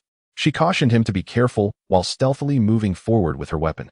The opposing side consisted of 13 wild men advancing slowly in a relatively scattered formation. As Zhang Xiaoqiang stealthily approached the side of their formation, he was spotted by one of the wild men. The wild man let out a wild scream and raised his hand to shoot an arrow at Zhang Xiaoqiang.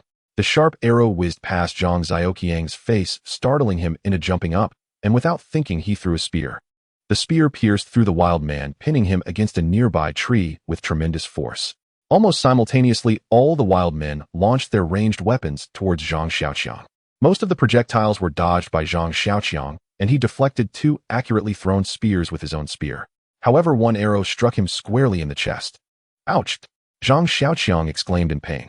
Looking down, he saw that the arrow made from the teeth of some beast was well-crafted, but lacked power, leaving only a white mark on his chest without breaking the skin. Enraged, Zhang Xiaoqiang threw his spear at the enemy and charged towards the purple gold spear. At the same time, Shan Yuan stood up, drew her bow, and fired at the wild men. Shan Yuan's archery skills were exceptional. Aside from taking a moment to pose before shooting, her accuracy was unparalleled. She shot down 3 wild men in quick succession, and soon Zhang Xiaoqiang was locked in combat with the enemy. The wild men were far more skilled in close combat than Zhang Xiaoqiang. Upon seeing him close, they brandished their long spears to confront him. As Zhang Xiaoqiang charged forward, one wild man thrust his spear at him. The wild men's spears were made from long branches taller than they were and slightly longer than Zhang Xiaoqiang's spear. Zhang Xiaoqiang first blocked with his purple gold spear and then countered with a thrust of his own. This was the most basic fighting technique of one blade taught by Shan Yuan, and it was the only move he knew. Having practiced it recently, he instinctively executed the technique. When the 2 spears clashed, Zhang Xiaoqiang's astonishing strength was revealed. The wild man's spear was deflected immediately, exposing a large opening in his defense, and the purple gold spear thrust into his chest. Without pausing, Zhang Xiaoqiang ran past, swinging his spear, and the corpse was flung aside. Then the purple gold spear traced a graceful arc, slicing open the belly of a wild man who had approached to flank him. Having killed 2 with a single move, Zhang Xiaoqiang felt a sudden jolt in his heart. Had he just taken lives? He turned to see that the 2 wild men, despite their severe injuries, were only bleeding slightly. Their bodies curled up as if they were huddling against the cold. The scene of the mountain ape's death flashed through Zhang Xiaoqiang's mind. Then he felt a sudden flash in front of him as a spear pierced his abdomen. Xiaoqiang! Shan Yuan's hysterical scream and the excruciating pain in his belly jolted Zhang Xiaoqiang back to reality. He countered by thrusting his spear into the one who had dared to ambush him while he was distracted, then looked down. The spear made of beast bone had not penetrated his abdomen. Instead, it shattered against his solid abdominal muscles, leaving several white marks on his skin. The wild man he had countered fell trembling and curled up. As the purple gold spear was withdrawn from his body, the wild man's thick, hot blood oozed out, clinging to the spear tip before being absorbed. This time Zhang Xiaoqiang witnessed it firsthand. The purple gold spear, no, the Azura wood was drinking blood. The spear, having absorbed the blood, became even more resplendent. The purple turned a deeper red, and the gold gleamed brighter. The wild men seemed to sense something amiss, and with a shout the surviving wild men immediately turned and fled in different directions. Xiaoqiang, what are you doing? At this moment Shan Yuan could no longer care about the wild men. She rushed over to check on Zhang Xiaoqiang, but just a few steps later, she saw him dart like the wind behind the nearest wild man, and thrust his spear, killing the unfortunate fellow. Then he shouted at Shan Yuan, shoot them. Leave no one alive. Out of the 13 wild men, 8 had already been killed in the recent battle, leaving 5, who scattered in 3 different directions. Zhang Xiaoqiang chased after the group on the far left, which consisted of 2 men, while Shan Yuan knocked her bow to pursue the solitary wild man on the far right. After shooting 2 arrows that killed the wild man, she looked back and saw that the remaining 2 wild men had vanished without a trace. Turning back to Zhang Xiaoqiang, she saw the 2 wild men he was pursuing lying motionless on the ground. Zhang Xiaoqiang had already run quite far, seemingly chasing the other 2 wild men. The wild men ran fast, but to Zhang Xiaoqiang, it was like a child trying to race against an adult. After chasing for over a mile, one lagging wild man could no longer keep up. He turned, brandishing his spear, intending to fight Zhang Xiaoqiang, but as soon as he thrust, Zhang Xiaoqiang's spear broke it, then pierced through his chest. He fell without even a chance to scream. The last one, terrified, ran for dear life, but stumbled and fell. As Zhang Xiaoqiang rushed over, he rolled over on the ground and thrust his spear. Zhang Xiaoqiang hastily dodged. The wild man took the opportunity to stand up and raised his spear to confront Zhang Xiaoqiang. Zhang Xiaoqiang thrust, and the opponent blocked, then countered with a strike. In this back-and-forth exchange, Zhang Xiaoqiang realized something painful. This situation was reminiscent of his earlier bout with the black boxer Shaq. The opponent couldn't outrun him, nor were they stronger. However, in close-range combat, the opponent was far more agile and experienced than he was. He found himself unable to defeat this seemingly 1.5-meter-tall opponent in a short time. Yet Zhang Xiaoqiang knew he had one advantage: stamina. The frantic running before had already exhausted the wild man significantly, and this bout was equally tiring. Indeed, after a while the wild man's movement slowed considerably, and Zhang Xiaoqiang seized the opening to deliver a decisive thrust that ended the fight. Looking around, Zhang Xiaoqiang dragged the corpse to a patch of grass and covered it with weeds. Then he retraced his steps. As he walked, he glanced at the purple gold spear in his hand. The name Azura wood was not given lightly. This purple gold spear truly has the power to absorb human blood. Ding! You have a new celestial fortune. Oh, please check it out. Zhang Xiaoqiang was suddenly filled with surprise and joy. What surprised him was that the system suddenly provided information not during the usual morning awakening, which was quite rare. He recalled that it had only happened once before, during his first formal encounter with the people at the beach camp.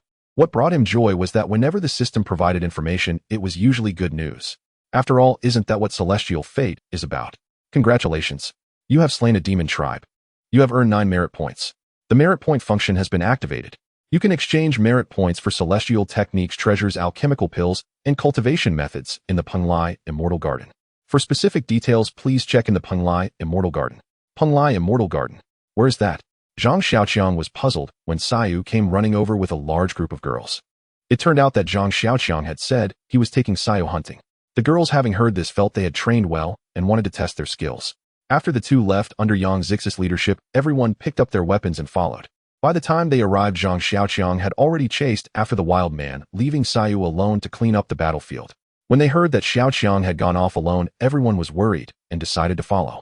Upon seeing Zhang Xiaoqiang, Sayu rushed up first, pulling open Xiaoqiang's shirt to reveal his strong abs and well-defined chest. Sayu inspected him closely and found that Zhang Xiaoqiang was unharmed, muttering to herself in disbelief.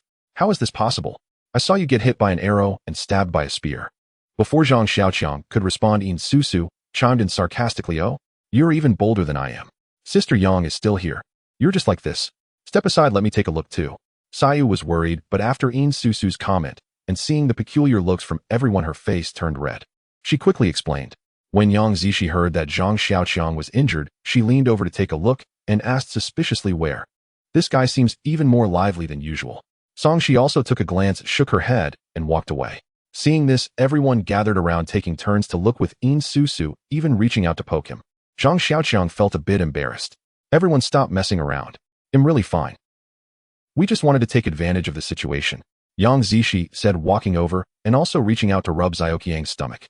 No kidding. You have a nice physique. When it came to serious matters, Zhang Xiaoqiang's expression stiffened. Everyone, let's bury the corpses first. Don't leave them out here and attract trouble. Everyone dug a pit to bury the bodies. To be honest, the girls were hesitant to come forward and only helped dig. The rest was all Zhang Xiaoqiang's responsibility. After finishing everything, everyone returned to the gourd cave. The girls were worried that the wild men had discovered this place and whether it was still safe, suggesting they should retreat. However, Sayu believed that all the sentries from their team had been dealt with and the wild men wouldn't discover their location for the time being. What they should do next was to quickly set up defenses. After hearing Sayu's words, everyone fell silent, merely looking at Xiaoqiang, who was staring blankly at the cave ceiling. Not wanting to disturb him, they could only remain silent. After a while, Xiaoqiang stood up and said, this situation is a bit strange. Everyone, let's first fortify the cave. They'll go take a look near the wild men's camp to see what's really going on. With that, he stood up, slung a bag of spears over his shoulder, and headed straight for the wild men's camp. Sayu had originally intended to go with Zhang Xiaoqiang, but this time he ran off at full speed, disappearing from sight at the entrance, leaving Sayu with no choice but to give up. Everyone busied themselves, and seeing that everyone was working Song, she approached Yang Zishi and gently shook her head. Yang Zishi understood and followed Song, she to the side. What do you think? Song, she asked Yang Zishi. Yang Zishi glanced towards the cave and quietly said, I feel like Sayu is hiding something from us. Song, she nodded and replied, this incident with the wild men is quite strange. Sayu's understanding of them is definitely not that of a mere survivor captured by the wild men. She not only mentioned the name of the wild men's tribe, but also predicted their movements. Why do I feel like she has a significant connection with the wild men? What should we do? Should we tell Xiaoqiang? Yang Zishi asked nervously. Song, she thought for a moment. I feel like Xiaoqiang seems to have already realized this. His decision to investigate the wild men's camp alone, without bringing anyone, might be because he has some suspicions about Sayu. I think we should be more cautious of this girl. The two girls returned to the cave deep in thought. By the beach, Zhang Xiaoqiang released the raven to circle high in the sky, quickly spotting several teams of wild men. They were grouped in teams of a dozen or so, searching the area around the wild men's camp, seemingly looking for something. Among them, one team caught Zhang Xiaoqiang's attention. That was the largest team, and a few individuals stood out. The first was a guy wearing a feather headdress, holding a bone staff, resembling a wizard. This guy appeared much younger than the last time he saw him. He should be a disciple or son of the previous wizard. When the raven's vision caught sight of him, Zhang Xiaoqiang recalled the feeling of being attacked for no reason last time.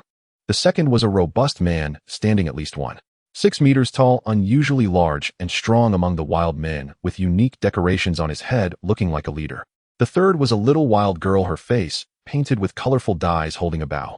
She followed closely behind the wizard, resembling a little assistant or apprentice. She probably was a descendant of the spirit talkers. Zhang Xiaoqiang's attention was drawn to them for two reasons. First, because of these individuals, and second, because he had intentionally avoided many wild men's search teams, yet this largest team with a wizard had been tailing him closely. At first, Zhang Xiaoqiang thought it was a coincidence and changed direction. However, he quickly realized that they also changed direction, not perfectly, but still following behind him. With their numerical advantage, as long as they followed this direction, it was only a matter of time before they found him. Zhang Xiaoqiang carefully changed direction again and let the raven patrol the sky. Soon Zhang Xiaoqiang discovered that his pursuers were still following him from a distance. Several times he felt that the young wizard was smiling at the raven flying in the sky. It seemed as if he was trying to convey some message through the raven. Now Zhang Xiaoqiang was certain. They were here to find him. Realizing his pursuer could track him, Zhang Xiaoqiang dared not return to the gourd mountain cave. Instead, he began circling cautiously in the surrounding area. His stalker followed at a leisurely pace, showing no sign of urgency. After several loops, Zhang Xiaoqiang sent his raven aloft to survey the terrain and drew a sharp breath. Unbeknownst to him, he had already been encircled by savages. Some 6 or 7 bands of savages were converging slowly from all directions, clearly communicating through means unknown to Zhang Xiaoqiang. Zhang Xiaoqiang immediately abandoned reconnaissance and sprinted at full speed, not toward the gourd mountain cave, but deep into the heart of the desolate island in the opposite direction. Though not yet restored to peak velocity, Zhang Xiaoqiang moved with the lithe agility of a monkey, leaping and bounding through the ancient dense forest. Along the way, he encountered 2 bands of savages. They erupted into guttural cries, "Walla Walla." But Zhang Xiaoqiang swept past them like a gust of wind, exchanging no word nor glance. After fleeing over 10, Zhang Xiaoqiang paused briefly to catch his breath, now deep within a thicket of tangled jungle. Nearby, a mountain stream cut through the land, its clear, swift waters rushing down the ravine. Following its course, Zhang Xiaoqiang soon came upon a massive dead tree spanning the chasm, a natural log bridge. He stepped onto the bridge, intending to cross and scout the far bank, only to freeze mid-stride as dozens of savages suddenly emerged from the opposite side. Zhang Xiaoqiang recoiled in alarm. Before him stood savages armed with spears and bows. Though he had shrugged off their blows before, there was no guarantee he would survive another assault. Moreover, he had just outrun his pursuers by several li. So how had this band appeared here so swiftly? As doubt flared in his mind, he whirled to retreat, only to find dozens more savages blocking his rear, sealing his escape. Spear points glinted at his chest, a dozen drawn bows loomed from afar, every arrow aimed unerringly at his heart. Zhang Xiaoqiang's face paled with shock. Had he walked straight into an ambush? Clearly they had anticipated his arrival and laid their trap accordingly.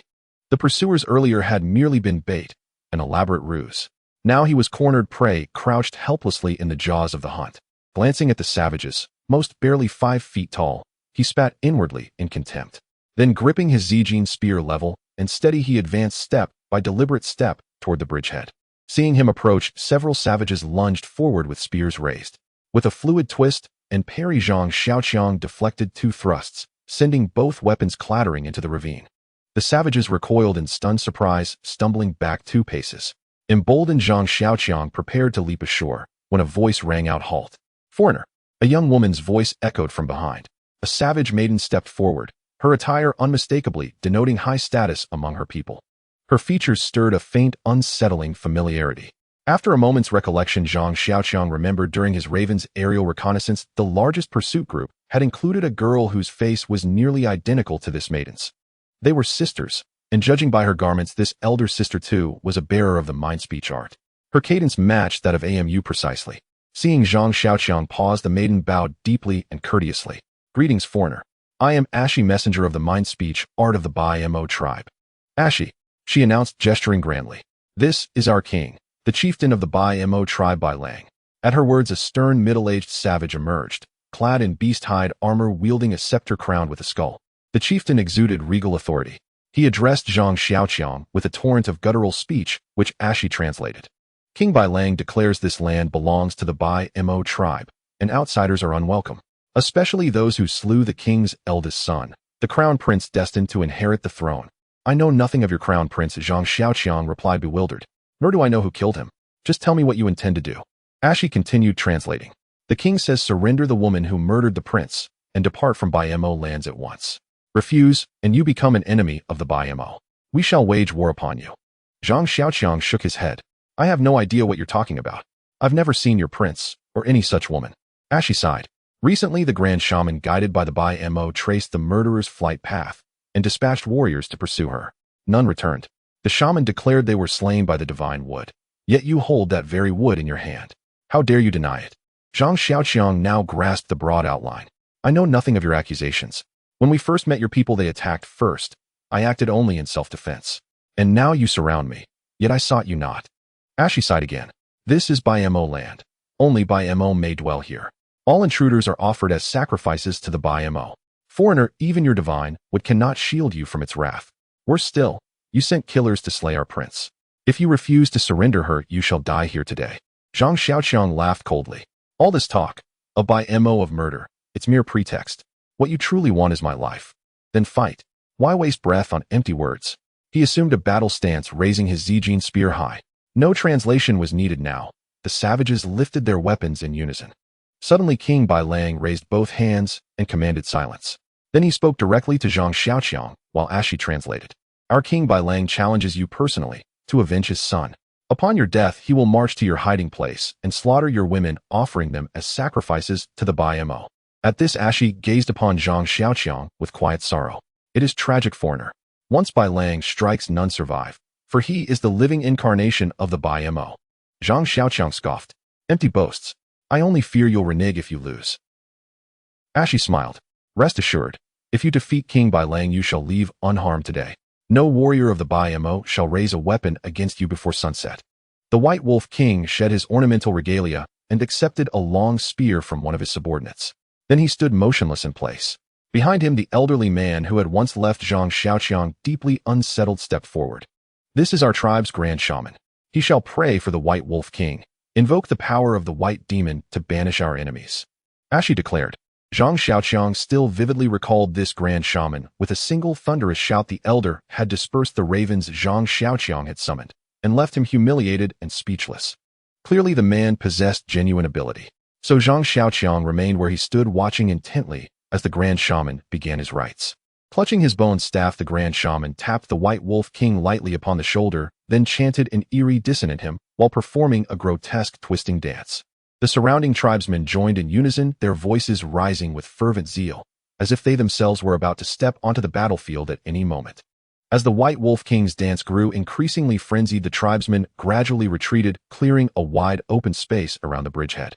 Zhang Xiaoqiang slowly descended from the bridge and stood waiting, poised and unmoving. Suddenly the White Wolf King threw back his head and unleashed a prolonged bestial howl, then whirled and charged straight toward Zhang Xiaoqiang.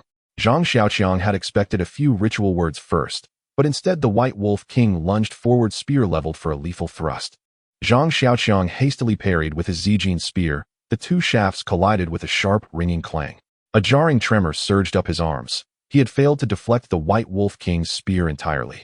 He had not anticipated such immense strength from the White Wolf King. Likewise, the White Wolf King recoiled in astonishment, clearly unprepared for Zhang Xiaoqiang's own extraordinary might, which had absorbed his full-force strike without yielding. Furious, the White Wolf King tilted his head skyward once more and roared, a raw lupin bellow. Now Zhang Xiaoqiang understood the man was deliberately imitating the cry of a wolf. Then he lunged again, delivering a ferocious blow. Zhang Xiaoqiang met it head-on with equal force. Their spears clashed once more in violent resonance.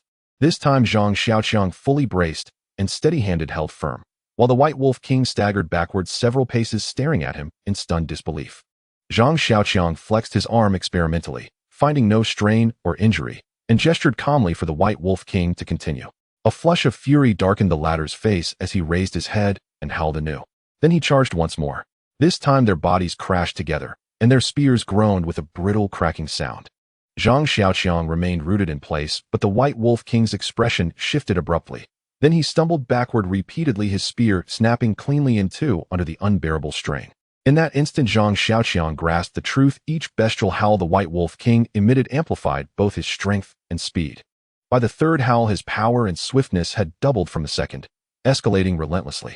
If this pattern continued, a few more cries would leave Zhang Xiaoqiang with no choice but flight. Enraged, the White Wolf King hurled the broken spear aside and stood bare-handed before Zhang Xiaoqiang, his gaze burning with unmistakable accusation. "You rely solely on a superior weapon." Meeting that glare, Zhang Xiaoqiang's defiant spirit flared.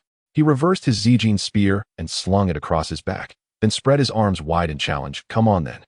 At this provocation, the White Wolf King howled again, so fiercely that white vapor coalesced above his head, and within its swirling mist a faint spectral silhouette flickered into view. Then he hurled himself forward like a man possessed, locking into brutal grapple-like combat with Zhang Xiaoqiang. Truth be told, Zhang Xiaoqiang recognized the White Wolf King as a warrior of savage courage and tenacity. His raw strength demanded Zhang Xiaoqiang's utmost exertion, and though human, he fought with the untamed ferocity of a wild beast. He was exceptionally difficult to subdue. Zhang Xiaoqiang felt as though wrestling an ancient ox or battling a feral wolf to the death. Yet Zhang Xiaoqiang bore the divine strength of the earth bear and the invulnerable protection of the immovable golden body.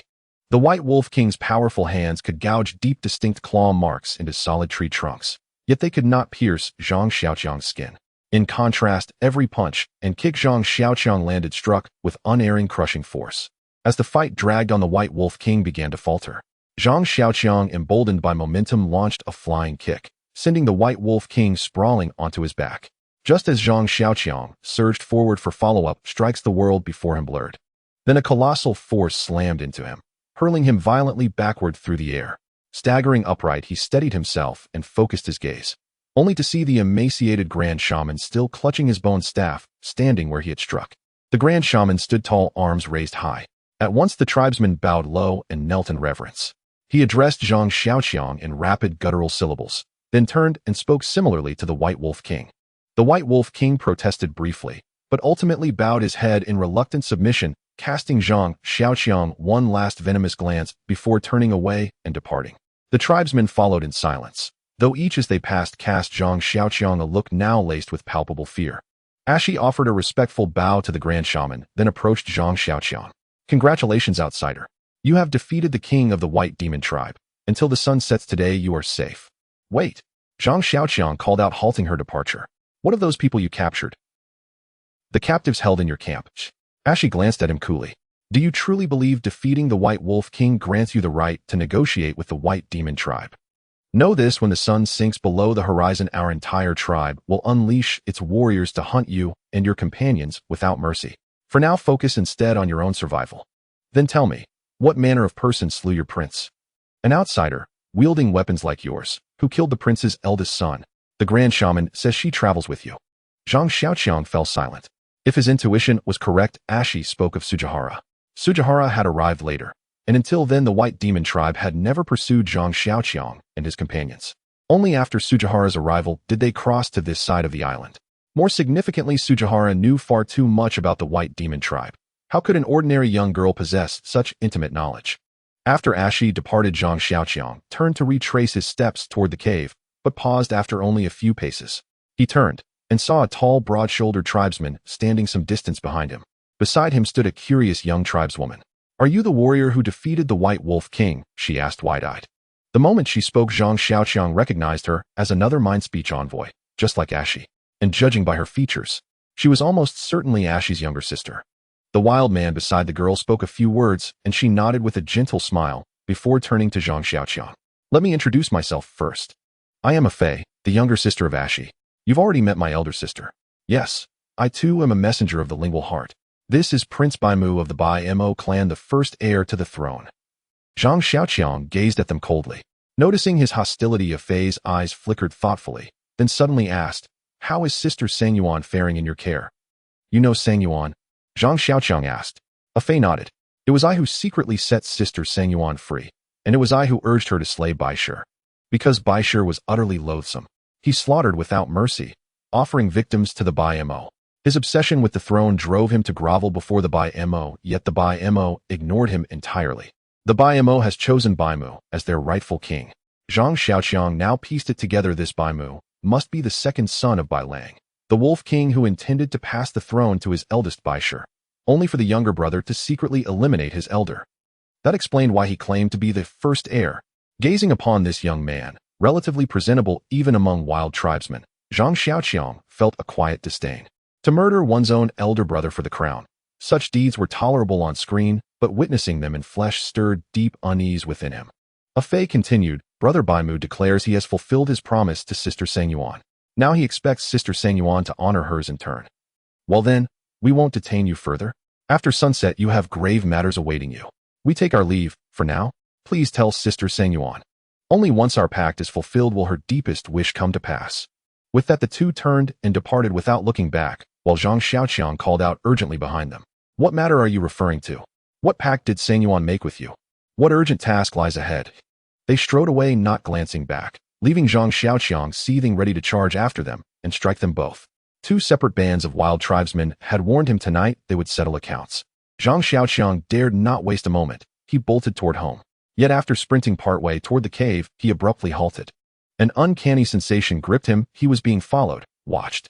The feeling of unseen eyes upon him was unnervingly intense. That instinct jolted him awake to a chilling truth: the tribesmen did not actually know the precise location of the Calabash Cave.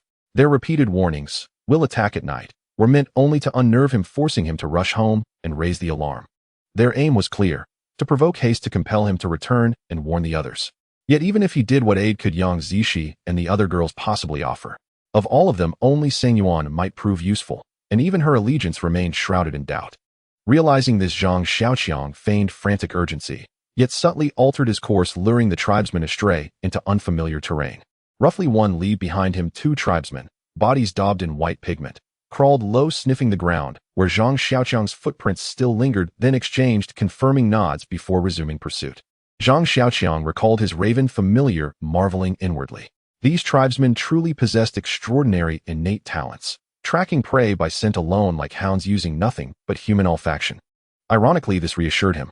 It confirmed one vital fact: the tribesmen could not locate the Calabash Cave. And with that knowledge, a plan began to crystallize in his mind. He released the raven, once more sending it spiraling high above, scouting for an ideal battlefield. Against hundreds of tribesmen surging forward en masse, even Zhang Xiaoqiang's spiritual might of the Earth-Brown Bear would falter. But the tribesmen clearly sensed his delay, and worse, his deliberate misdirection. Panic flared among them.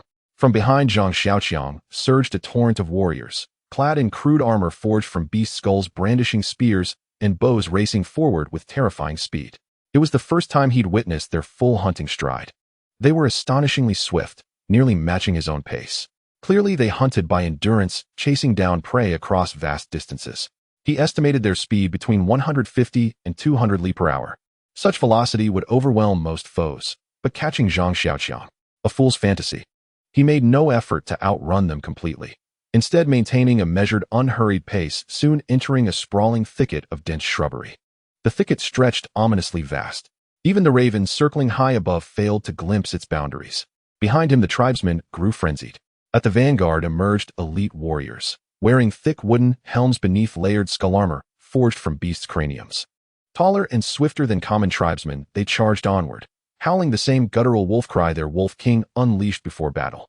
With each howl their speed surged, swiftly outpacing the rank and file, plunging headlong into the thicket. Zhang Xiaoqiang snorted coldly, ignoring the pursuit as he pressed deeper, until twilight dimmed the sky and his raven could no longer discern the terrain below. He recalled the raven and plunged blindly toward the thicket's heart, where undergrowth grew thickest, concealment most absolute, and evasion most effortless. He slowed deliberately. In darkness, stealth outweighed speed, and when the tribesman closed in his celestial eye, granted him a singular advantage, seeing clearly where others saw only shadow. Moonlight, faint and frail, failed to pierce the thicket's gloom. Crouched low amid tangled branches, Zhang Xiaoqiang fixed his gaze upon a distant string of faint firefly-like glimmers. A patrol, over 20 warriors fully armed and taut with vigilance, marched past his hiding place, utterly unaware of his presence. Using darkness and foliage as his allies, Zhang Xiaoqiang shifted position inch by silent inch, until a sudden visceral tremor shook his core. An inexplicable sense of peril flooded him, just as a large contingent of tribesmen emerged, escorting the Wolf King himself and the Grand Shaman, marching directly toward his concealed position. As Zhang Xiaoqiang wondered whether he'd been discovered, the Grand Shaman stepped forward and pointed straight at his hiding place, shouting fiercely. From behind the Grand Shaman, Ashi stepped forth and declared in ringing tones, "Foreigner, how dare you trespass upon the sacred, forbidden grounds of the Bai Mo clan? Surrender now, before the Bai Mo grows wrathful, else you shall vanish utterly, leaving neither bone nor ash." Zhang Xiaoqiang froze stunned. The Bai Mo clan's forbidden grounds. This thicket. Zhang Xiaoqiang scanned his surroundings, realizing that dozens of wild men had surrounded him. Clearly, despite his speed, he had not shaken off many of them. Seeing that Zhang Xiaoqiang had no intention of surrendering, and the great shaman stepped back, while the wild men quickly advanced. The leading wild man, resembling a chief, thrust his spear toward Zhang Xiaoqiang. His movements were extremely agile, and within his small frame lay tremendous strength. Zhang Xiaoqiang attempted to block the spear, but without exerting his full power, he found it difficult to deflect it. Zhang Xiaoqiang was secretly astonished. He exerted force with his arms, tilting the spear upward and sending the wild man flying. Indeed, the wild man's strength was considerable, but he suffered due to his body weight, standing at less than 1.5 meters tall with a lean physique. He probably weighed no more than 100 jin. Zhang Xiaoqiang easily tossed him aside, defeating the first enemy who charged at him. Taking advantage of the slight hesitation of the nearby wild men, Zhang Xiaoqiang darted between two of them, like lightning, swinging his purple-gold spear and knocking them to the ground. The men disappeared into the jungle. The two who had been knocked down rolled a few times on the ground before lying still. Their comrades rushed over to check. Seeing that both had broken bones protruding from their bodies, it was clear they would not survive long. Zhang Xiaoqiang sprinted swiftly through the thickets. He heard a series of high-pitched wolf howls behind him as teams of wild men moved in pursuit, repeatedly encircling, restraining, and searching for him, pressing in from all angles. The entire process was chaotic yet composed, resembling a seasoned army. As Zhang Xiaoqiang was running, a line of wild men blocked his path. They were ordered to wait here, perfectly blocking Zhang Xiaoqiang's route.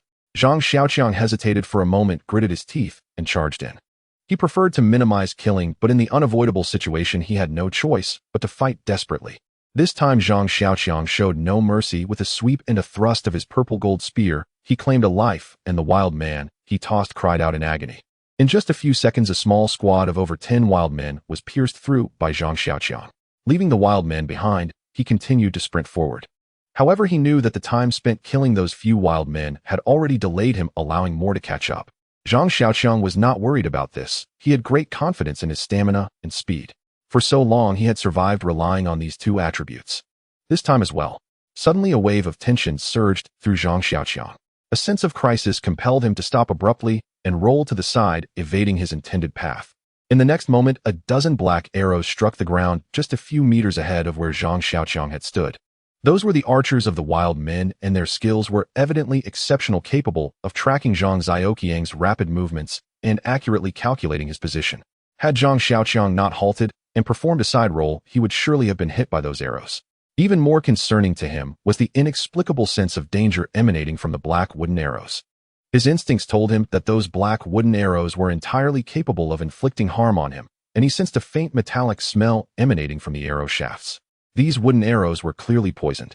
Zhang Xiaoqiang, alarmed, took a glance at the archers, memorizing their appearance, and quickly turned to run in another direction.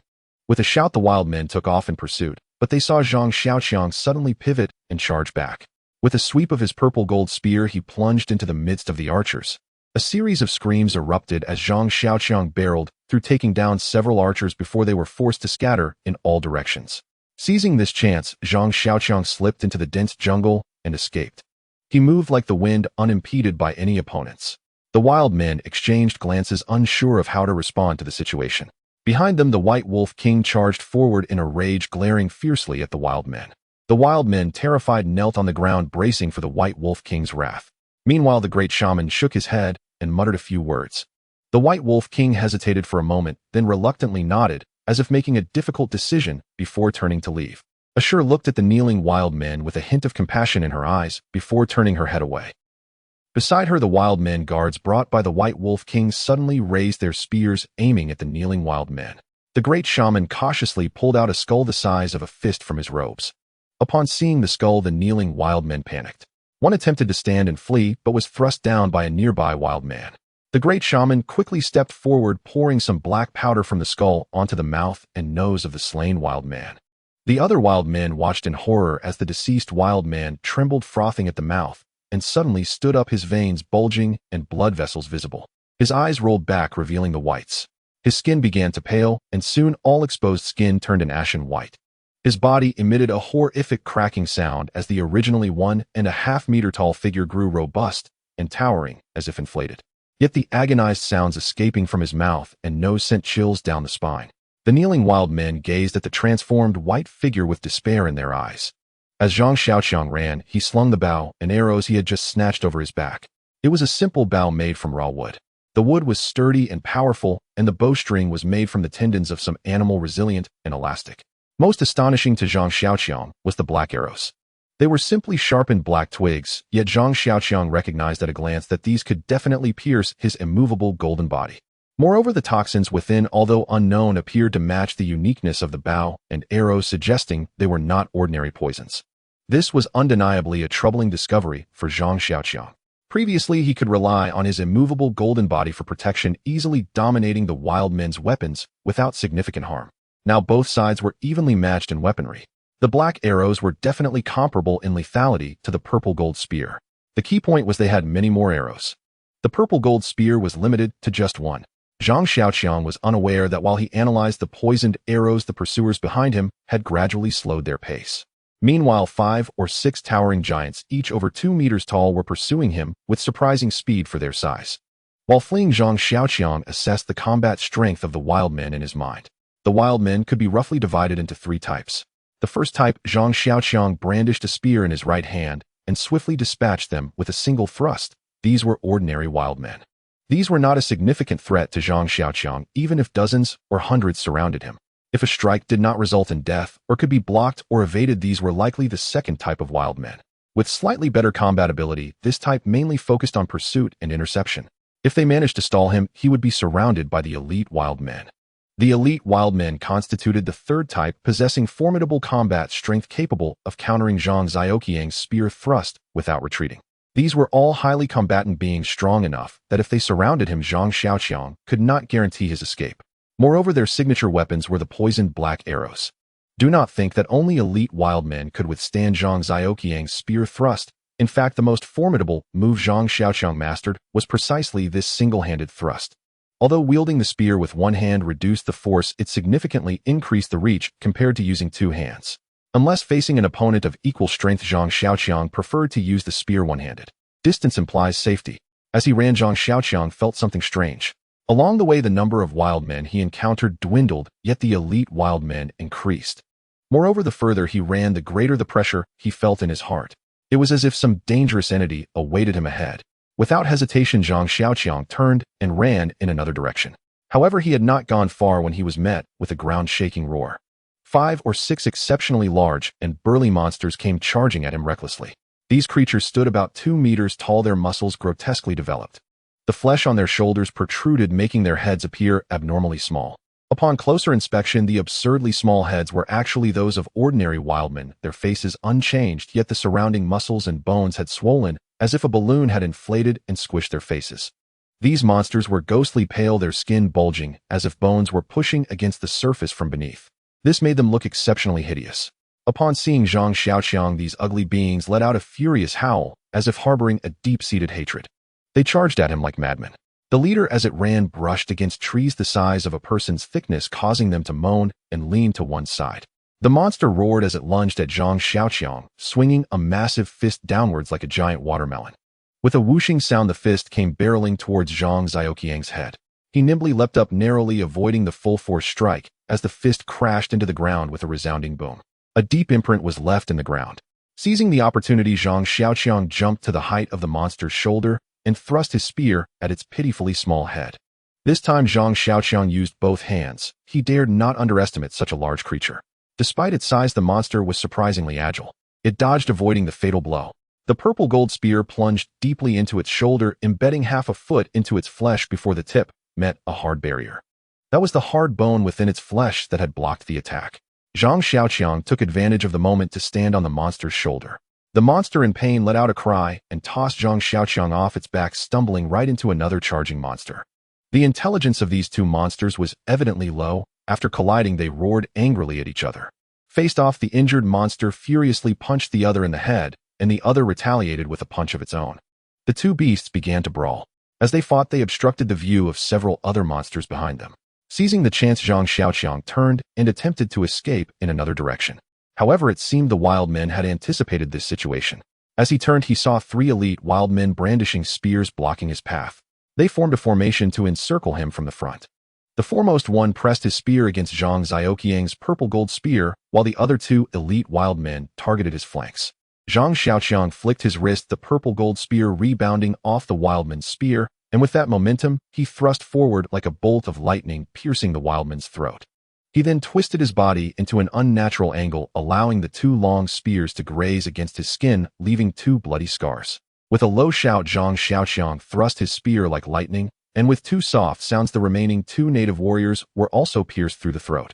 Looking down, he saw 2 shallow blood grooves beneath his ribs, yet it startled Zhang Xiaoqiang. The combat prowess of the elite wild men and their weapons were no match for the ordinary wild men.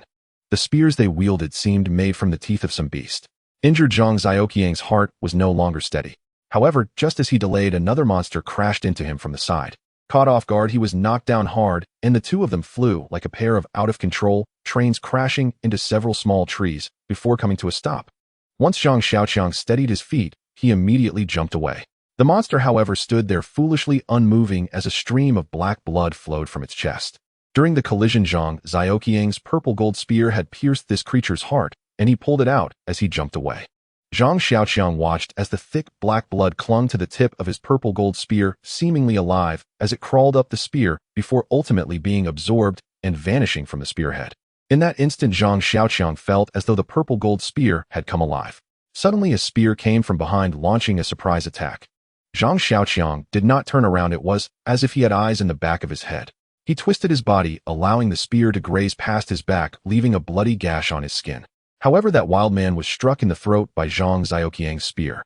In that instant of twisting, Zhang Xiaoqiang turned around, his spear precisely hitting the enemy's vulnerable spot, while his eyes were fixed on the dozen wild men behind him holding spears.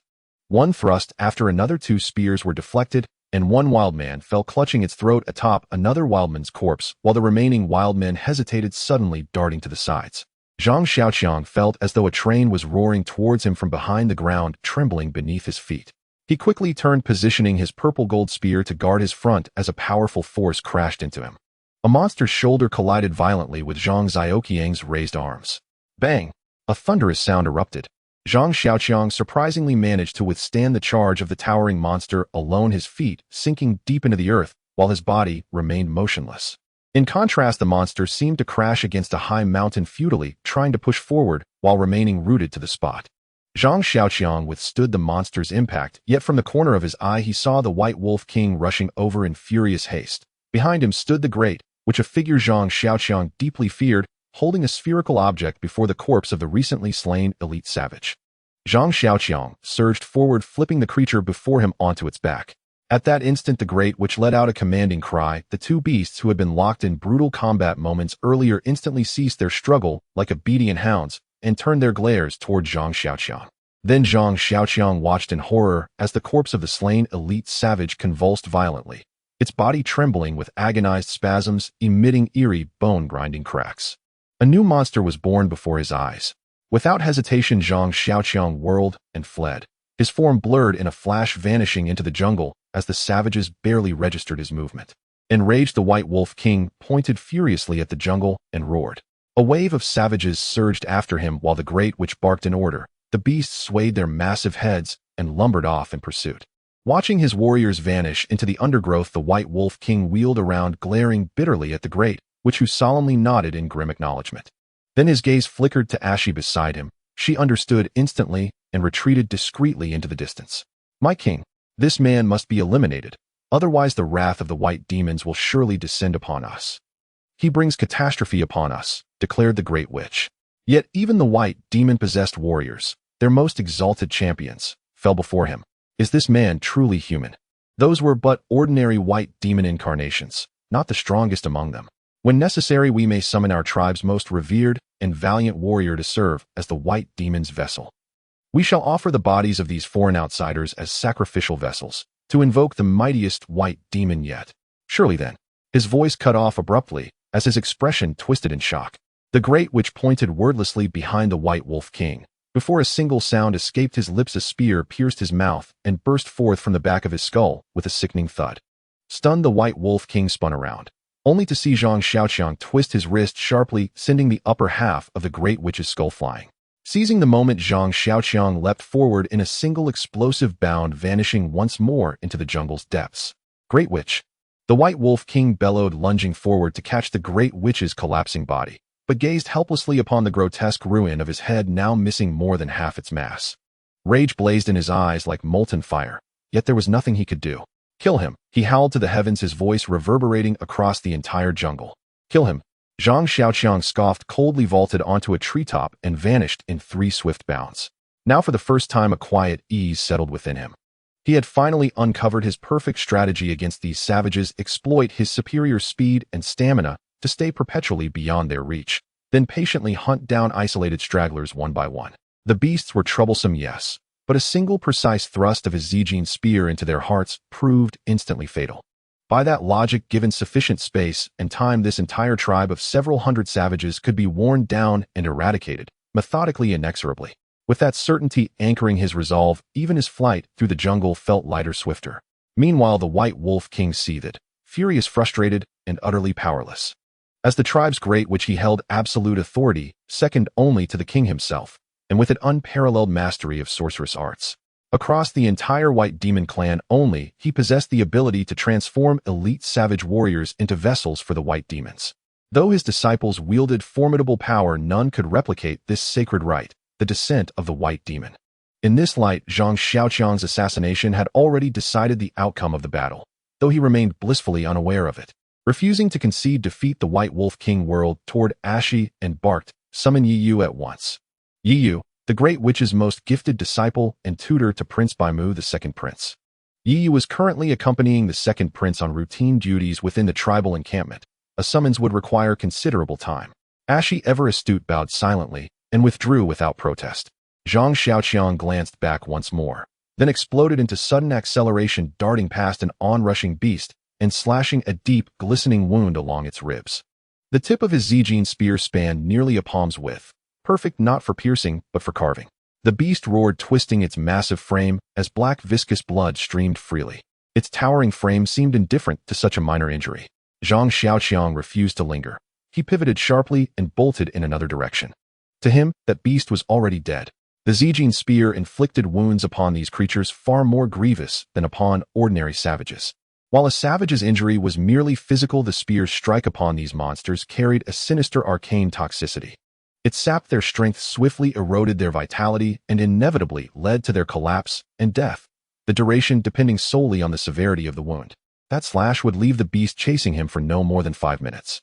Then Zhang Xiaoqiang turned his attention to the final creature, the one transformed from the elite savage. Strange, this monster stood shorter than the others, only between 1.9 and 2.1 meters tall, its height subtly diminished.